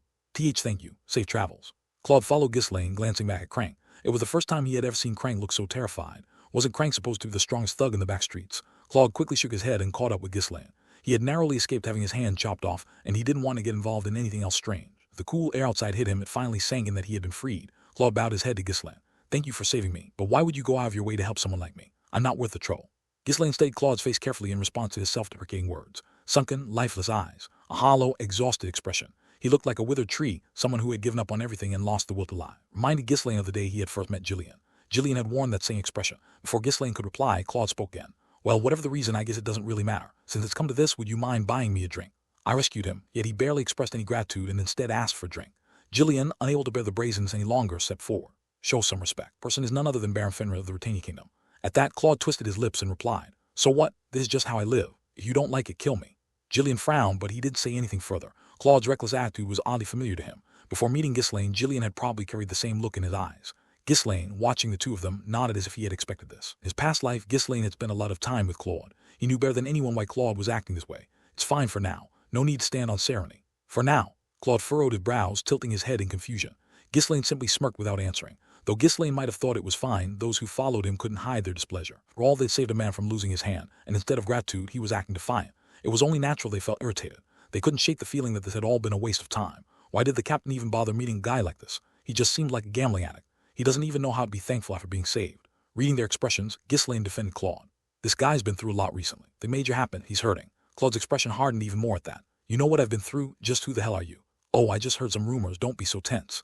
Despite Ghislaine's casual tone, Claude's suspicion didn't waver. The only rumors about him were either about his teacher or his gambling addiction. Yet Ghislaine seemed to know something deeper about what had happened to him. Come on, I told you not to worry. You want a drink? I'll buy you a good one. Ghislaine, acting overly familiar, draped his arm over Claude's shoulder. Claude grimaced. He had just barely escaped from the thugs, and now another strange noble had latched onto him. He tried to break free, but there was no way he could overpower someone who could break a sword with his bare hands. With a sour look on his face, Claude was forcibly dragged off by Ghislaine. The mercenaries followed them, clicking their tongues. Ghislaine had stood up for Claude. They couldn't criticize him any further. Only one person, Belinda, narrowed her eyes, staring at the back of Ghislaine's head. This is strange. How does he keep finding such peculiar people? Everyone Ghislaine recruited seemed to have some sort of flaw or shortcoming.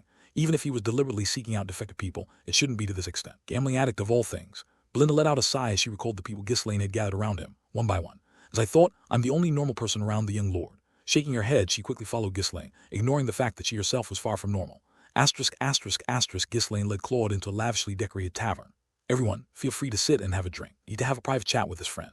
The mercenaries happily moved to take their seats, but Gillian didn't let them off the hook so easily. He immediately split them into groups to stand guard and even warned them that if they got too drunk, there'd be repercussions. Though the mercenaries wore disgruntled expressions, none dared to defy Gillian.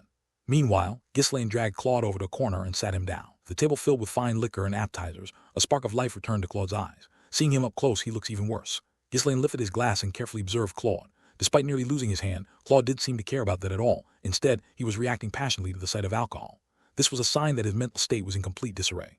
My hand's still intact, and now I'm getting free top-shelf booze. Like today's my lucky day. I'll drink well. Claude wasted no time, finishing his sentence and immediately downing his drink. Ghislaine, keeping pace with him, silently emptied his glass as well. Each time they ran out of alcohol, they ordered more, pouring drink after drink down their throats. It wasn't long before Claude, who neither had mind control nor much physical stamina, was the first to hit his limit. With his face flushed red, Claude muttered under his breath. Drink well, but looking at your eyes, you don't seem like the type who actually enjoys drinking. If it's there, I drink it. If not, I don't. Still, I do enjoy expensive wine, something like Red Dragon. Huh, so you've got a taste for something even royalty struggles to get. What a show-off. Anyway, didn't you have something to say? You went so far as to save me, yet you've barely said a word. Ghislaine just shrugged his shoulders without speaking. Grumbled. What do you want from me? Want me to teach you how to gamble? If I wanted to learn gambling, I'd find someone who's actually good at it. I wouldn't ask you. Damn it, I can't even argue with that. If you've got something to say, spit it out and get lost. Why the hell did you seek me out and save me? Ghislaine adjusted his posture and looked Claude square in the eye. I'll get straight to the point since I don't like beating around the bush. Want you to manage an estate for me. Claude blinked, unsure if he had heard correctly. Then, as if realizing the absurdity, he burst into laughter. Ha ha ha, you want to put a gambling addict who lives drunk out of his mind in charge of an estate? Yes. Wow, I've been called crazy plenty of times, but you're something else. This is a joke, right? You even know who I am. This is my proposal. You accept it or not is entirely up to you. Without saying anything further, Ghislaine lifted his glass and took another drink. Still in disbelief, Claude downed a few more glasses before finally speaking again, his tone more serious this time. I appreciate you saving me, but honestly, it was meaningless. I'm someone who has no desire to do anything. I have nothing left. No dreams, no hope. Claude emptied his glass in one gulp and continued. It was a time when I had something I desperately wanted to achieve, but I couldn't do anything with my own strength. Now, I've lost everything, money, health, knowledge. Is there anyone else in the world as useless as me? The light in Claude's eyes began to fade more and more. It was the look of someone who had lost everything, including the will to live. Sure, following you and managing an estate would be a great opportunity. Get a job, and it's a pretty high position too, right? Someone like me shouldn't dare refuse. But I can't leave the place. There are shackles around my ankles. I have to live and die here like this. It's the only thing I'm capable of. I'll break those shackles for you. Ghislaine, who had been quietly listening to Claude's ramblings, suddenly spoke up. The absolute certainty in Ghislaine's voice made Claude grit his teeth. Is it because you're still young? Arrogance? The idea that you can solve all the world's problems is poison. You don't even realize how dangerous that mindset is. Ghislaine put his glass down with a thud and stared intently at Claude. His eyes, despite his youthful appearance, held a profound depth. If I want something, I get it, no matter what I have to do. Even if the result is death, there's no need to think about anything else. Claude's face twisted in anger. Couldn't bear watching someone speak so recklessly as if seeing a reflection of his own past self. I used to be like that too, but the result was only misery. Fine, let's say I follow you. What could you possibly do for me? Tell me what you want. Money, I need a lot of it, so much that even the wealthiest noble would find it burdensome. At this, Ghislaine chuckled softly. Money, that's the easiest thing to solve, nothing else. Don't need someone killed or something. Don't mess with me. Claude bit his lip. Most problems in the world could be solved with money, and if they couldn't be, it usually meant there wasn't enough of it. It wasn't wrong, but that saying was usually reserved for issues that required jaw-droppingly large sums. Claude's situation was the same. It could be solved with money, but the amount needed was far too much. It was hard to believe. He couldn't believe it. Must just be the errand of a young noble. That's what his rational mind kept telling him. However, despite Claude's cold rationality, a strange desire began to seep into his gaze. When someone who's lost everything and fallen to the depths suddenly see a glimmer of light, how would they react? Even if that light was fake, they'd probably try to grasp it at least once. With a bit of sarcasm, Claude asked, "Baron of Fenris, was it? You seem pretty confident. The state must be wealthy, huh? But how rich could a baron possibly be? You said money's an easy problem, right? If you've got so much, lend me some. Or better yet, buy me out. I'm quite expensive, you know." Belinda, who had been eavesdropping from a nearby table, frowned. Not only did they save him, buy him drinks, and offer him an estate position, but now he was asking for money, and he had the audacity to call himself expensive. It was obvious what would happen. Swindle the money and then blow it all on booze and gambling. Belinda naturally expected Ghislaine to reject him. Ghislaine was no fool. There was the same man who even managed to extract 20,000 gold from his fiancée. There was no way he'd fall for such a transparent scheme. But Ghislaine's response was entirely unexpected. "All right, I happen to have more money than you think. How much do you need?" Belinda's eyes widened in shock. A lord who wouldn't easily hand over money even to his father or closest retainers had answered so readily. Is he just planning to treat it as charity? No matter what, this is going too far. Shouldn't I stop him right now? Belinda suppressed her anger and took another swig of her drink. What came next shocked her even more. "I need 2,000 gold. Can you give me that much? It's a hefty sum, even for a barony." Belinda quickly turned her head to look at them. Ghislaine wore a strange expression. It looked as if he was torn between being troubled and finding the situation pitiful. Claude, noticing his expression, openly mocked him. "What's the matter? Thought I'd only ask for around 20 gold. Do you think I haven't seen nobles like you, full of envy bravado? I can see it in your face. You're panicking right now, aren't you?" Belinda couldn't take it in longer. She shot to her feet and shouted, "Hey, are you kidding right now? Thought you'd ask for a few gold, but how much? 2,000 gold." Since Ghislaine had bolted earlier, it would be hard for him to back down now. It would hurt his pride. Belinda raised her voice on purpose, hoping to give Ghislaine an excuse to reject the absurd request. But her efforts were in vain, as the response that came from Ghislaine's lips was something she couldn't believe. Not 5,000, but only 2,000 gold, that's all. Not much at all. Claude, enraged, shouted at the top of his lungs. "Don't mess with me. Are you mocking me like this? Do you have that much time to waste?" However, Ghislaine's response remained calm and consistent. "Why are you acting like that when I said I'd give it to you? I was just surprised that the amount was smaller than I thought." He was certain because he'd heard it from Claude several times in his previous life. Then it had clearly been 5,000 gold. Well, quite some time has passed since then. I suppose the price could be different now. "Smaller? You really?" Claude growled, glaring at Ghislaine through clenched teeth. He couldn't fathom what kind of twisted game Ghislaine was playing with him. "Fine, you seem pretty confident. Then hand it over right now." Claude's words were dripping with sarcasm, but Ghislaine merely nodded lightly without showing any sign of offense. "Not difficult at all. Is that all you want? The guy just doesn't quit, persistent bastard." Claude snored, playing along with Ghislaine's little game. 2,000 gold isn't enough for you. Then just give me 500 more. That should be cheap enough for the price of me working for you. Belinda, unable to tolerate the increasingly shameless demand, stepped forward with a frown. "No manners, no shame. Wouldn't be enough to cut off your neck, let alone your wrist." She looked like she was ready to drive a dagger into Claude's neck for real. Ghislaine raised a hand to stop her. "That's enough, Belinda. He's someone we'll need for the future of our estate." "Master, are you seriously planning to let someone like that off?" Belinda's temper flared as if she couldn't believe what she was hearing. "I said enough." Upon Ghislaine's heavy voice, Belinda clamped her mouth shut but continued to glare daggers at Claude. With Belinda in such a foul mood, it seemed impossible to send her off on any tasks. Ghislaine let out a bitter smile as he called for Gillian. "Gillian, go to the largest merchant guild in Auster and bring someone back. Then we'll issue a letter of credit." "Are you really sure about this?" Gillian asked cautiously, his eyes questioning whether it was wise to hand such a large sum to someone like that. Up until now, he'd followed Ghislaine's instructions without objection, but even he found this situation troubling. However, Ghislaine merely smiled as if nothing were wrong. "Gillian, what were you like when we first met? You ain't different from the man now." At those words, neither of them could say anything. In some ways, Gillian had been in even worse shape. Unlike Claude, who at least frequented gambling dens, Gillian hadn't even stepped outside. But look at him now. He had become Ghislaine's most vital asset, someone he couldn't do without. Understanding the meaning behind Ghislaine's words, Gillian bowed his head and left the room. On everything he'd observed so far, his lord had never acted thoughtlessly, not even once. Surely, Ghislaine had seen something in this gambling addict that the rest of them couldn't. Even though Belinda still wore a dissatisfied expression, she withdrew as well. That old man had a good physique at least. What in the world does Master see in this guy to trust him so much? Claude crossed his arms and looked around at the now chaotic atmosphere. He was no longer just angry, he was utterly dumbfounded. Given how things had escalated, it seemed that giving them a proper humiliation was the only way to feel satisfied. Before long, Gillian returned with someone in tow. Claude recognized the man entering the tavern and flinched in surprise. "Huh, that man is." The man was the vice president of the largest merchant guild in Auster. The amount involved was significant. It was only natural for someone of such a high rank to step in. What kind of prank are these bastards pulling? For a prank, the scale was enormous. To think they had brought in someone like him. How are they planning to handle the aftermath of this? If Ghislaine were a noble of the Kingdom of Seron, he would have been able to secure a letter of credit without any condition. There was no fear of the merchant guild being defrauded. Even for the sake of saving face, they wouldn't worry about not being repaid. But it was different for a noble from another country. No merchant guild would easily issue a letter of credit without collateral. What are they planning to offer? No ordinary jewel is worth 500 gold.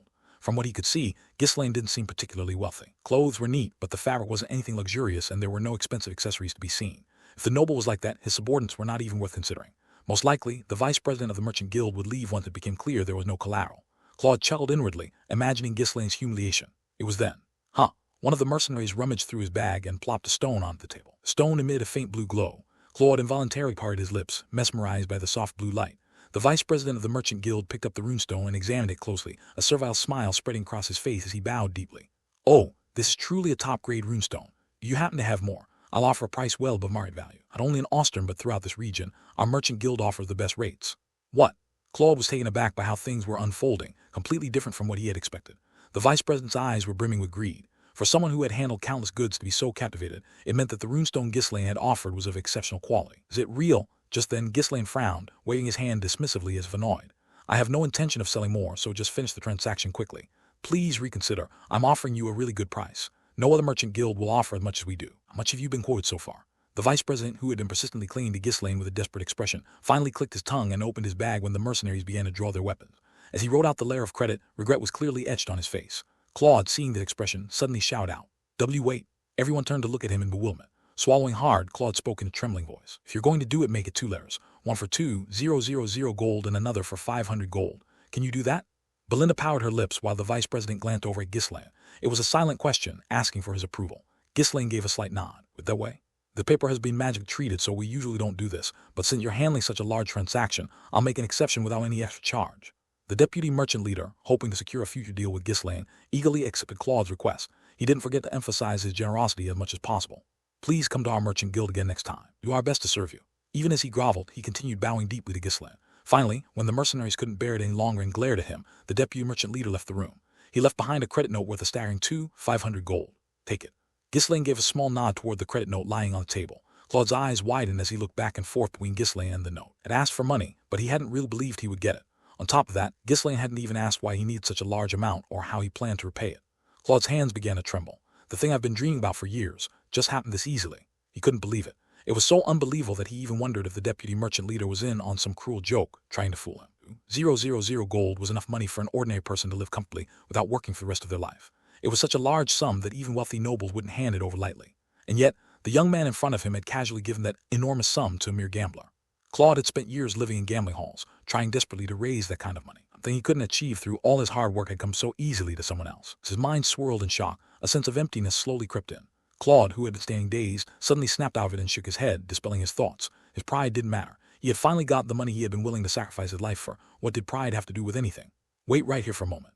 Claude hastily grabbed the credit note and shoved it into his coat, quickly making his way to the door. Reached the entrance, turned to glance at Ghislaine once, then burst out of the tavern. As if he were fleeing, the mercenaries, who had been watching him with uncertainty, jumped to their feet. "Catch him, thief!" Belinda gasped in horror and tried to rush after him, but Ghislaine grabbed her arm to stop her. "Why aren't we catching him? He's running off with the money." "It's fine. I know where he's going." With Ghislaine's confident voice, Belinda and the mercenaries froze, confused. "You know where he went?" "Odds at the gambling hall." "No, this time it's somewhere else."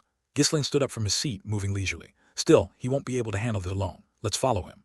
Claude was so overwhelmed by the thought that he had achieved his goal that he wasn't thinking clearly. He had no idea how dangerous it was for someone without power to carry that much money. Ghislaine led the mercenaries out of the tavern. By the time they stepped onto the street, Claude had already disappeared. But Ghislaine, without the slightest hesitation, calmly began walking in a specific direction. Before long, the group stopped in front of the Ostern estate. "Master, what is the place?" "As you've guessed, this is Baron Ostern's estate." Just as Ghislaine had expected, Claude was already there, arguing with the guards at the gate. "I brought the money like we agreed. Let me meet the Lord." "Do you think the Lord is your buddy? You can't just barge in and expect to be let through." "The Lord made a promise. Just go and tell him I'm here." "All right, calm down and wait." The Lord wasn't someone one could just meet whenever they pleased. Yet it seemed there had been some prior arrangement, as Claude was shouting confidently. Even after one of the guards went inside to deliver the message, Claude nervously glanced around. When he spotted Ghislaine, his body tensed up and he shouted, "Why are you here? Told you to wait for a moment.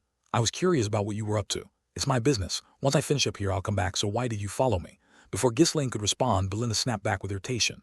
"And who's going to trust a gambler like you to come back? If you don't explain yourself, we'll just take it back."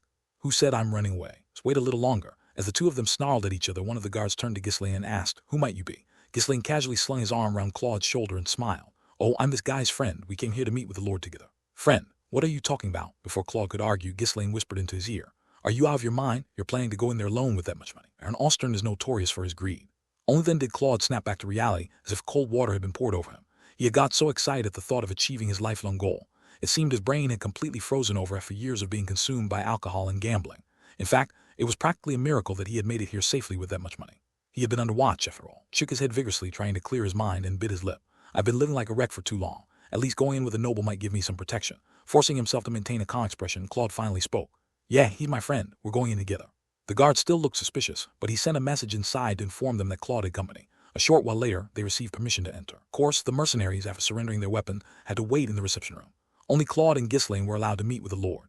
Baron Austern's appearance matched his reputation for greed. His eyes were murky, and his cheeks were bloated with flesh. As soon as the two entered the main hall, the Baron spoke in a dry voice. Really come with the money? Claude, who had been so bold in front of Ghislaine earlier, immediately dropped to his knees and pressed his forehead to the floor, groveling pitifully. I've really brought the money. Please, I beg you, return it now. Claude's voice trembled as he begged. It was a completely different sight from the arrogant attitude he'd shown earlier, as if he'd given up on life. Ghislaine gazed at him with a pitiful expression. Baron Austern, suspicious, gestured toward Claude. Let me take a look. Claude hesitantly shuffled forward on his knees and handed over a credit note for 2,000 gold. Baron Austern's eyes gleamed with greed as he confirmed the amount and the name of the guaranteeing merchant guild. Where on earth did the scoundrel get such a huge sum? The Baron glanced briefly at the well-dressed young man standing beside Claude. Hadn't been properly introduced to the man, but it was clear that he was involved with the money. After a moment of contemplation, Baron Austern tossed the credit note back at Claude. I can't return her. What are you saying? I've clearly brought the 2,000 gold as promised, haven't I? Despite Claude's desperate scream, Baron Austern merely laughed, revealing his yellow teeth. You really think it's still just 2,000 gold? You have any idea how much prices have risen? I'll need at least 3,000 gold. What kind of nonsense is this? She's a person, not an object. What do prices have to do with anything? I set the price for my goods. It's not for you to argue. To be honest, even 2,000 gold was more than enough. In fact, Baron Austern would profit handsomely even with just 2,000 gold. How? There was no reason to settle for that when he felt he could squeeze out even more. Well, he held all the power here. No, wait. Why not just take the money by force? That way he could swallow not only the 2,000 gold, but also the 3,000 that Claude would scramble to collect. Yes, that's the better plan. At that moment, Claude, on the verge of tears, pulled out another credit note from his coat. I'll add 500 more gold. I can't offer any more. It's everything I have. Oh ho, so you had more money after all. Baron Austern sneered as he asked, where did you get such a large sum? I agreed to do some work in exchange for it. Baron Austern narrowed his eyes. For small change, sure, but no one in this kingdom would pay you the kind of money. Tell me the truth. I'm leaving for the retaining kingdom. I'll be working there. What? Baron Austern flinched at the unexpected answer. Hadn't even considered the possibility of Claude leaving for another country. Fine, leave or stay, it doesn't matter to me. Either way, the amount won't suffice. Come back when you have the money. You said you'll keep your promise. I told you the price has gone up. By the way, is the man next to you the one who gave you the money? What's your relationship? Are you living together? Claude's eyes flared with anger, realizing the Baron's true intention. The tension grew. Ghislaine, who had been silently observing, stepped forward. This is disgusting. Hey, Baron Austern, how about you cut it out? The fierce pressure emanating from Ghislaine suddenly constricted the entire area. The knights surrounding Baron Austern panicked and drew their swords. Their faces were pale with fear.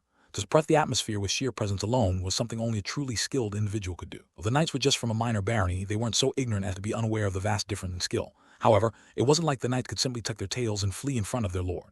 The knights pointed their swords at Ghislaine. Normally, they would have charged forward and forced him to his knees, but they couldn't muster the courage. You insolent scum! What nonsense are you spouting? How dare you act like that in front of the lord? We'll kill you. The knight's voices slightly trembled, but the clueless Baron Austern failed to notice. He glared at Ghislaine, puffed up with arrogance. And who are you? How dare you act so disrespectfully in front of me? What do you plan to do about it? Baron Austern's eyes glinted with greed. A perfect opportunity to accuse Ghislaine of disrespecting a noble to extort more money. Seeing the look in his eyes, Ghislaine let out a dry laugh. People like you only learn through experience. What? Never mind, it's too tedious to explain. Baron Austern furrowed his brow, sensing something ominous. Whoosh! Ghislaine's eyes turned red. In an instant, he unlocked his second core, and his hand shot out. Threads of mana shot forth like lightning. His target was the knight who had boldly shouted moments ago that he'd killed Ghislaine. Suddenly feeling a powerful force pulling at him, the knight tried to resist by summoning his own mana. Oh, not bad. As expected, since the knight could wield mana, he wasn't easy pulled in. Clicking his tongue in annoyance, Ghislaine unlocked his third core. Boom! A massive surge of energy exploded from his hand, guided by the mana threads. The knight could no longer resist. He was helplessly dragged towards Ghislaine, who caught him in his grip. The other knights, stunned by the unimaginable technique, couldn't move. Drop your sword now. With his free hand, Ghislaine twisted the knight's wrist. Crunch! Ag! The knight let out a pained scream as he dropped his sword. Ghislaine, his eyes burning red, glared at Baron Austern. Drawing your sword means you want to fight, right? Think carefully. I don't go easy on anyone who comes at me. Kill every last person in the castle. It wasn't an empty threat. If it came to it, Ghislaine and his mercenaries could easily slaughter all the knights and soldiers in the castle. The knights' faces turned ghostly pale. Damn it, there's no way we can fight this guy. Is it even possible to pull a knight using only mana? He had subdued the knight effortlessly with his bare hands in a matter of seconds. Even if every knight in the castle gathered, they wouldn't stand a chance. It was only then that Baron Austern realized something was wrong. These bastards are all scared stiff. Glaring at the frozen knights, he clenched his teeth and stared daggers at Ghislaine. Do you think you'll get away with insulting a noble like this? What a joke. And what are you going to do about it? Go ahead, try. Baron Austin had started off confidently, but now he couldn't say another word and had to shut his mouth. Was this what it felt like to face a monster? His knees weakened and a chill ran down his spine. Ghislaine chuckled softly. Yeah, if you want to survive, you should know your place. Instead of worrying about me, you should be concerned whether you will make it out of it alive. If you let my knight go and beg for forgiveness now, I'll pretend this never happened. I don't feel like it. Do you really think you can take on all the knights and soldiers of the castle? If you're curious, give it a try. I'm always up for it. It's the easiest solution. Ghislaine was being sincere. Baron Austin crossed the line. There would be no more holding back. If you harm me, the kingdom won't stand idly by. Do you really think the kingdom cares about someone like you, who isn't even a high-ranking noble, who's going to care about some guy who runs a bar and a gambling den to keep his estate afloat? You bastard. Ghislaine's words were painfully accurate. The nobles in the kingdom subtly looked down on Baron Austin, considering him beneath them for making his fortune from drinking and gambling. They didn't see him as one of their own, and if he were to die, it wouldn't cause much of a stir. Ghislaine continued to strike where it hurt, and even if they did care, so what? All I have to do is kill everyone in the castle and disappear. There are 500 soldiers in this estate. You kill me, they'll hunt you down. Ghislaine scoffed. 500, that's quite a lot for barony. I guess having money really is the best advantage. But that number wasn't nearly enough to make Ghislaine flinch. Go ahead then if you think you can hunt me down. No one's stopping you. Though the Austin estate had more soldiers than expected, Ghislaine knew that if he was determined, he could easily escape them. Better yet, he could just wipe them all out. Seeing the look on Ghislaine's face, Baron Austin eventually gritted his teeth and took a step back. What do you want? What's your demand? What do you think? Even your stupidity has its limits. Ghislaine clicked his tongue in irritation. Baron Austin ground his teeth in frustration but said nothing. From the beginning, he never had the guts to risk his life in a fight. He had only been hoping that Ghislaine would be intimidated enough to back down. But there was no way such laughable threat would work on someone like Ghislaine. Biting his lips out of frustration, Baron Austin finally muttered, "Fine, I'll take the 2,000 gold and be done with it. Now get out." Ghislaine sighed as if disappointed. Pity. I was hoping to stretch my muscles a bit. Fine, we'll do that. What about this guy? What? Ghislaine looked up at the knight still caught in his grip and sneered. If you're going to threaten to kill someone, you should be prepared to face the same.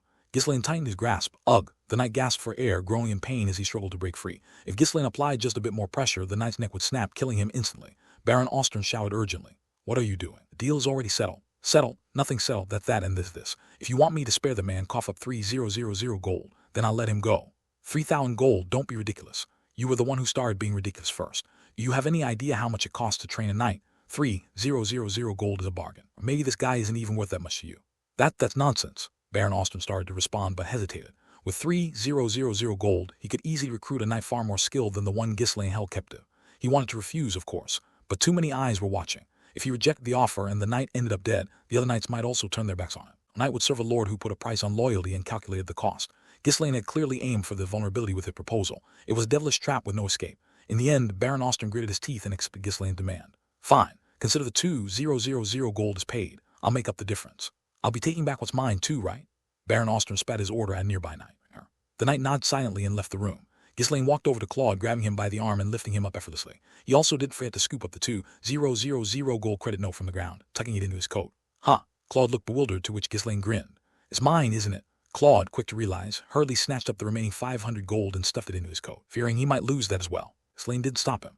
After all, that 500 gold wasn't part of the knight's ransom, and he knew why Claude needed the money. Turning to the pale-faced Baron Austin, Ghislaine spoke dismissively. You'll be waiting outside the castle, so make sure you send the goods out properly. I don't want to stay here any longer than necessary. You wouldn't want to see my face again, would you? Understood.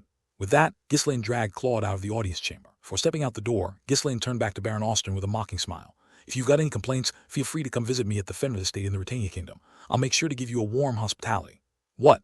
Baron Austin asked in disbelief, but Ghislaine did not explain further and walked out of the room. It seemed the Baron wasn't entirely clueless, as it did take long before an irritated shout could be heard from behind the closed door. He had realized that Ghislaine was a noble of Britannia. Ghislaine left the castle, accompanied by the mercenaries who had been waiting in the lounge. Noticing the grim expression on the knight guiding them, Belinda approached Ghislaine and whispered, What's going on? Did things not go well? No, everything went smoothly. Just need to wait a little. Then why does he look like he's about to die? Who knows, maybe he has a stomachache. Belinda gave Ghislaine a sidelong glance, baffled. She was about to say something when a young woman appeared, led by the hands of the knights. The woman was dressed in shabby clothes and looked quite haggard. Judging by her anxious glances at the knights, she seemed to have no idea why she had been brought here. One of the knights who had escorted her spoke in a voice barely suppressing his annoyance. You're free now. Those guys paid your ransom. Who did? The woman looked up, startled. Who on earth had paid such a hefty sum of 2,000 gold? There was no one left who would spend that kind of money on her. As she turned, she saw a man standing there looking at her. Despite his much more disheveled appearance than before, she recognized him immediately. The man, trembling and on the verge of tears, was someone she had once loved, someone she thought she would never see again, her fiancé. Claude, Anna. Without hesitation, the two ran into each other's arms, holding on tightly as they wept uncontrollably. Why did you do it? I am sorry I was too late, wasn't I? Watching the two, Belinda pouted slightly. Are they lovers? Family? Did the young lord know all of this? There were too many suspicious things. The fact that he had brought the runestone claiming he had someone to meet was odd from the start. There was no reason to carry such an expensive item just for travel expenses. He also said that if he was late, his hand would be cut off. And as soon as they arrived, he found Claude, who was on the verge of losing his hand, and paid the money without even asking why. It was as if he knew exactly what would happen and had everything prepared in advance. Unable to suppress her curiosity, Belinda asked, "Young lord, did you know that was going to happen?" "Well, roughly. How?" "I just did some research here and there." There was no reason to doubt it, but the problem was that she had no idea when he had conducted such research. Belinda squinted her eyes and scrutinized Ghislaine, but she couldn't uncover a secret. "You even knew the relationship between those two?" "Yeah, they're lovers." "Oh my, is this one of those cliches where the lover rescues the one who was taken? How romantic." Belinda gazed at Claude and Anna, who were still crying and unable to speak. She didn't know the full details, but realizing it was to save his captured lover, she couldn't help but see Claude in a slightly better light. Gambling in an attempt to save his fiancée was something that could never be justified, no matter how one looked at it. What on earth happened to those two? Ghislaine stroked his chin, pondering for a moment before he spoke. "It's because of that bastard Claude. His master died because of him." "What?" "And that woman is the master's daughter." "What?" Both Belinda and the other mercenaries who had been eavesdropping were so shocked that their mouths hung open. "Wait, aren't they lovers? And yet he killed her father. He didn't kill him, but he died because of him. That's basically the same thing. It's completely different." Ghislaine crossed his arms, choosing his words carefully for a moment. "His master got involved with the revolutionary group." "The revolutionary group?" Belinda and the mercenaries jumped in surprise. They didn't think they could be more shocked, but it turned out there was more. The revolutionary group was a notorious radical organization on the continent, advocating for equality and shared wealth. They started out with noble ideals, gaining a lot of support in the beginning, but now they had long since fallen into the ranks of continent-wide bandits. But how are those two still alive? The goal of the revolutionary group was to overthrow the existing system. There was no way the kingdom would leave anyone involved with the group untouched. Anyone even remotely connected to them was executed without exception. Ghislaine explained calmly. To be exact, they weren't really involved. His master was framed. Claude's master was the dean of the Saron Royal Academy. Claude's master had been not only the dean of the academy, but also a highly influential scholar politically. Nobles from an opposing faction had found him troublesome, so they hatched a plan to fabricate evidence that he was in contact with the revolutionary group and pin the crime on him. And the one who unwittingly delivered that evidence to his master was Claude. Wait, he betrayed his own master? Of course not. Why would a kid with such a promising future get involved in something like that? He was simply deceived. The guy had his head buried in books, so he didn't know much about the ways of the world. Claude, being naive and sheltered, hadn't caught on to the plot of the opposing faction. He was simply told it was an important letter and handed it directly to his master. And that letter became the damning evidence that tied Claude's master to the revolutionary group. Of course, there were other more intricate schemes and plots involved. But at the root of it all, it was Claude who triggered the false accusation against his master. Because of that, he was tormented by guilt, regretting it for the rest of his life. Ghislaine gave a bitter smile. In the end, his master, having lost in the factional power struggle, accepted death peacefully, allowing the two of them to barely survive. And being a direct relative, had to pay a ransom, but when they couldn't afford it, she was sold off here. Ah, so that's why Claude carries all that guilt toward both his master and his fiancée. And the reason why he ended up in the gambling hall. No one will hire him. Who would want to employ a man implicated in his master's death and tied to treason? Some of the mercenaries clicked their tongues and shook their heads. Needed to save Anna, but he had no way of getting the money, so he gave up on his life. He was just hoping for a stroke of luck, that's all. People lose their sanity in an instant. The price I paid for realizing how scary the world can be was too high. I lost my teacher, my bright future, and even the one I loved. Tisk. Belinda felt uncomfortable in her mouth. She had asked out of curiosity, but hearing the story left her feeling unsettled. Had wondered why they were bringing in a gambler, but to think there was such a past behind it. The two of them were acting awkwardly now, after finally managing to stop their tears. The death of his teacher wasn't Claude's fault. Anna wouldn't be able to resent him forever, either. However, it's human nature to want to blame someone when disaster strikes. Anna's expression as she looked at Claude carried both warmth and resentment. "Claude, who are these people?" "This is the noble who paid my ransom." Claude let out a slightly bitter smile. He didn't know exactly who Ghislaine was or why he was helping him. To recruit talent, if he could spend that kind of money, he could easily find someone better than Claude to bring in. Even after everything that had happened, Claude couldn't fully trust Ghislaine. In Claude's troubled expression, Anna was convinced that there was some condition attached that he hadn't shared. But no matter what conditions were put forward, offering such a large sum of money was clearly a generous act. "Thank you. Truly thank you." Anna kept bowing her head in gratitude, as if she were a sinner. Ghislaine looked at her with a slightly pitying gaze.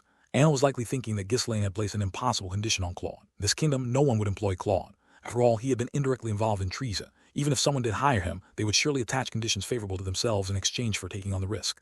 In essence, it wouldn't be much different from being held captive by Austern. "There's no need to be so formal. I did it because I wanted to help." Ghislaine didn't bother to clear up the misunderstanding. No matter what he said, it was obvious that they wouldn't believe him until they experienced it firsthand. Without delay, Ghislaine's group led the two of them to an inn. The mercenaries' bags had become considerably heavier, thanks to the 1,000 gold they received from Austern. With plenty of travel money on hand, Ghislaine's party entered the larger inn located next to the Kraken game hall. It was only after securing a room that Claude, wearing a slightly apologetic expression, spoke to Anna. "I know you must be curious about the details, but let's talk tomorrow. I have some important things to discuss with the person right now." "All right, but make sure to tell me tomorrow." She looked uneasy but eventually nodded. The mercenaries dispersed to either stand guard or rest, and only Ghislaine, Claude, Belinda, and Jillian remained in the spacious VIP room. you. Claude took a deep breath and asked, why are you going so far from me? Ghislaine, after a moment of thought, answered honestly. At this moment, Ghislaine didn't want to lie. Because I owe you a debt. This is the first time I've ever met you, Baron. Ah, yes, that's true. But if I say I have a debt, then I do. It was a statement that no one would understand. Belinda muttered under her breath, complaining that the young master was being stubborn again. Ghislaine was sincere. Claude had helped him in his last life, even to the point of losing his own life while assisting Ghislaine in his revenge. Could he be stingy about a little money for a friend like that? I genuinely wanted to recruit you, but if you don't want to, I won't force you. Live as you wish. You don't have to repay the money. Please don't joke with me. Why don't you believe me? I'm telling the truth. It hadn't always been this way. First, Ghislaine had been focused solely on dragging Claude with him no matter what. But when he saw Claude's face, that feeling vanished. Yeah, this guy worked really hard too. In the end, he failed, but he did his best as Claude. In this life, Ghislaine didn't want to bind Claude to him out of selfishness. That would be a disservice to the friend who had sacrificed his life for him. He had already seen the face he longed to see, and he had prevented Claude from losing his hand. He had even saved Anna as he had wished. Now, Claude could live peacefully. Though Ghislaine's revenge had failed, and Claude had died without seeing it through in the last life, at least Claude had chosen to help him of his own free will. Ghislaine didn't want to force Claude into anything, and if they didn't walk the same path, Ghislaine wished that his friend could live freely and happily in their life. That was enough for him. Of course, I'm not giving up either. Living here as a tutor's fine, but if you ever feel like showing your abilities on a bigger stage. Ghislaine smiled warmly. Come to Fenris Estate in Britannia. I'll give you wings to help you soar. Claude gritted his teeth. He couldn't understand what was happening. It was hard to dismiss this as some whim of a noble when those warm and familiar eyes looking at him kept bothering him. After thinking for a moment, Claude slowly knelt on the floor. Thank you for saying Anna. As promised, I will devote my loyalty to you. He raised his head. His face no longer showed any despair. It even looked as if a weight had been lifted, like he had come to a decision. Ghislaine asked with a slightly hardened expression. You really don't have to. Live as you wish. This is what I want. You're good with words, but truthfully, don't you want to live with Anna? Claude lowered his gaze as if Ghislaine had struck a nerve. With 500 gold, the two of you could live comfortably. I can't just take that much money. Ghislaine narrowed his eyes as he looked down at Claude. You've really made up your mind, haven't you? Yes, this is the best course of action. Belinda couldn't understand what the two of them were talking about. Why don't they just both come to Fenris Estate? Before she could ask, Claude answered the question. Forgive me for my impudence, but I have one last request. Please ensure Anna arrives safely at the Saron Royal Academy. I will follow you, my lord. Ghislaine sighed, as if he had expected this. Next morning, Anne stood in front of the inn, looking around anxiously. Her expression was desperate, as if she were searching for someone. Clutching a credit note worth 500 gold in her hand, she was on the verge of tears, stomping her feet nervously. Next to her stood Gordon and 5 mercenaries. After exchanging a few words with Gordon, Anna grabbed his arm and sank to the ground. She pleaded desperately, but Gordon simply shook his head. In the end, she broke down in tears. Watching the scene from his hiding spot, Claude let out a bitter smile. Belinda furrowed her brow, clearly not understanding the situation, and asked, Why don't you just go with her? She's desperately searching for you. Claude remained silent for a moment before answering with a self-deprecating tone. Anna probably knows that this isn't entirely my fault. After all, we're all victims. Then why don't you two just live happily together? Our estate is fresh air and good water. Claude slowly shook his head. I do love Anna, but whenever I see her, painful memories resurface. Anna probably feels the same. She knows it wasn't your fault. She'll be fine. Even if she says it's okay, what right do I have to stay by her side after causing her master's death? You couldn't help it, though. It was just they were stupid. Oh, I'm sorry. Belinda, startled by her own bluntness, quickly covered her mouth. Claude wasn't angry. He just chuckled softly. You're right. I was always foolish. My master wanted me to become a great scholar for the kingdom, but here I am, a wreck and a gambling addict. But if you leave now, isn't that just running away? And it'd be better to do things right from now on. Despite Belinda's rebuke, Claude merely lowered his head and exhaled softly. After a long silence, he whispered faintly, If we just bury the memories of each other as time passes, maybe one day we'll both be at peace with the pain. That's all I wish for Anna. Belinda turned away, displeased. In the distance, Anna was still crying, covering her face. She didn't like it. She could understand what Claude was saying. Could anyone truly live their entire life alongside the man responsible for their father's death, no matter how much they loved him? Even if they thought they were fine, there would surely be moments when resentment would unexpectedly surface. Claude, too, would be haunted by guilt for the rest of his life. It was a pain difficult to grasp for anyone who wasn't directly involved. Because of this, Belinda couldn't bring herself to criticize him further. Ghislaine, who had been quietly staring out the window, asked, Do you regret it? Of course. Every night I regret living so foolishly. I'll never fall for such a shallow scheme again. That's good enough. I felt the same. Really? It sounds like you've made your share of mistakes, my lord. Have the face for it. Well, I'm doing my best to make up for those regrets now. Claude shrugged, his face turning playful as if the bitterness had never been there. Well, the mood has become too somber. I'm not really one to kill the mood like this, you know. Ghislaine chuckled softly and nodded. I know, you're a guy who complains a lot, but you're also good at your job. I'm expecting a lot from you. I don't know why you're expecting so much. Just know that you can't take it back later. I'm broke, you know. Don't worry, there are plenty of ways to squeeze you dry. Scary, really scary. Claude chuckled as he watched Anna and the mercenaries leave. Anna would dedicate her life to compiling the history of the King of Saron. It was also the final wish of her mentor, who had been like a father to her. Claude had originally been part of that endeavor too, but he regretted not being able to continue it. Well, he wasn't too worried. There were many professors at the academy who had respected her mentor. They would take good care of Anna. I feel lighter now. It finally feels like I can take a step forward. Claude glanced at Anna's retreating figure before turning around. He wished her happiness in the future and hoped that she would eventually forget about him. He let go of his memories and regrets little by little. As soon as Anna departed, Ghislaine's group also set out for Fenris Estate. It had been a long time since the estate had been left unattended, so they needed to return as quickly as possible to manage it. Claude tried to shake off his gloomy mood by imagining the estate where he would be staying. If he's willing to casually throw around thousands of gold coins, he must come from a very wealthy family. Cast a sidelong glance at the back of Ghislaine's head. To become the lord of an estate at such a young age, they must have given him part of his family's land. In that case, his father must be at least a count, maybe even a duke. Even if he wasn't a duke, it was certain that his father was at least a high-ranking lord. Claude tried to recall the names of the high-ranking nobles in Britannia he was familiar with, but shook his head. It's a bit overwhelming. If his family is that prestigious, they probably have many talented people. It worried him a little, but Claude wasn't afraid. Although he had wasted some of his life in the gambling halls, living like a wreck, he was now free from all those chains. Now, he only had to focus on his work. There was no need to lose confidence so early on. I tried asking Ghislaine various things about the estate in an attempt to gather some information beforehand, but Ghislaine dodged the question, saying he'd understand once they got there. He even tried asking Belinda, but she responded the same way. Oh, it's just a nice place with good water and air. Please, tell me a bit more. I'm looking forward to seeing how impressive it is. Just wait until you see it for yourself. Don't know much about it either. Belinda quickly excused herself as if feeling uncomfortable with the persistent question. Claude let out a hollow laugh. What do you mean you don't know? Looks like they're just hoping I'll be stunned when I see how wealthy the estate is. Do they think I'm some country bumpkin? It was obvious. They were probably setting him up, hoping to see him gape in awe at the sight of a large, prosperous estate. They sure are confident, right? Let's see just how impressive it really is. Claude clenched his fists, determined to hold his ground. Belinda, who had been quietly watching, leaned over and asked Ghislaine, "That guy doesn't look like he's in good shape. Leave him be. He's got a bit of a temper, so don't provoke him. A guy who's reckless enough to stand up to a noble and challenge them to a fight? No wonder." Belinda shook her head with a sigh. But seriously, is he going to be okay if he runs away after seeing the state of the estate? I told you he's got a temper. Just scratch his pride a little and he'll get all fired up. Don't worry. Ghislaine chuckled quietly. Belinda, noticing the amusement in his eyes, clicked her tongue inwardly. She felt a bit sorry for Claude, who was still fired up with enthusiasm, unaware of what awaited him. After several days of riding, they finally crossed the border into Britannia. Until that point, Claude hadn't thought much of it. Even for a powerful kingdom, the borderlands are nothing special. It didn't seem any different from the outskirts of the Kingdom of Saron. Border regions were typically undeveloped, so Claude accepted it as normal. However, the farther they traveled from the border, the more his curiosity grew. Something feels off. Why do I feel like we're heading north? Why does everything seem to get more desolate the deeper we go? Claude didn't know exactly where the Fenris estate was. In fact, they were already within Ghislaine's domain, but he simply assumed it was a territory they were passing through. The small villages they passed along the way looked poorer than the slums of Austern. Claude furrowed his brow unconsciously. Wow, I can't believe an estate could be this poor. How's the Lord managing the place? Actually, managing might not be the right word. Looks like he's been bleeding it dry. Feeling sympathy for the local villages, Claude glanced around and spoke to Ghislaine. When the opportunity arises, it might be worth occupying the place. What? In his past life, Claude had been known for his blunt remarks. Ghislaine appreciated that Claude always spoke his mind without hesitation, but the lord of the place is trash. I could meet him, I'd spit in his face. For the residents to be this impoverished, it's proof that the lord is incompetent. Their military must be weak too. There's no real infrastructure here, and what little they have is outdated. There wouldn't be much profit in conquering it, but with so much empty land, it could serve as a rear supply base. Yeah.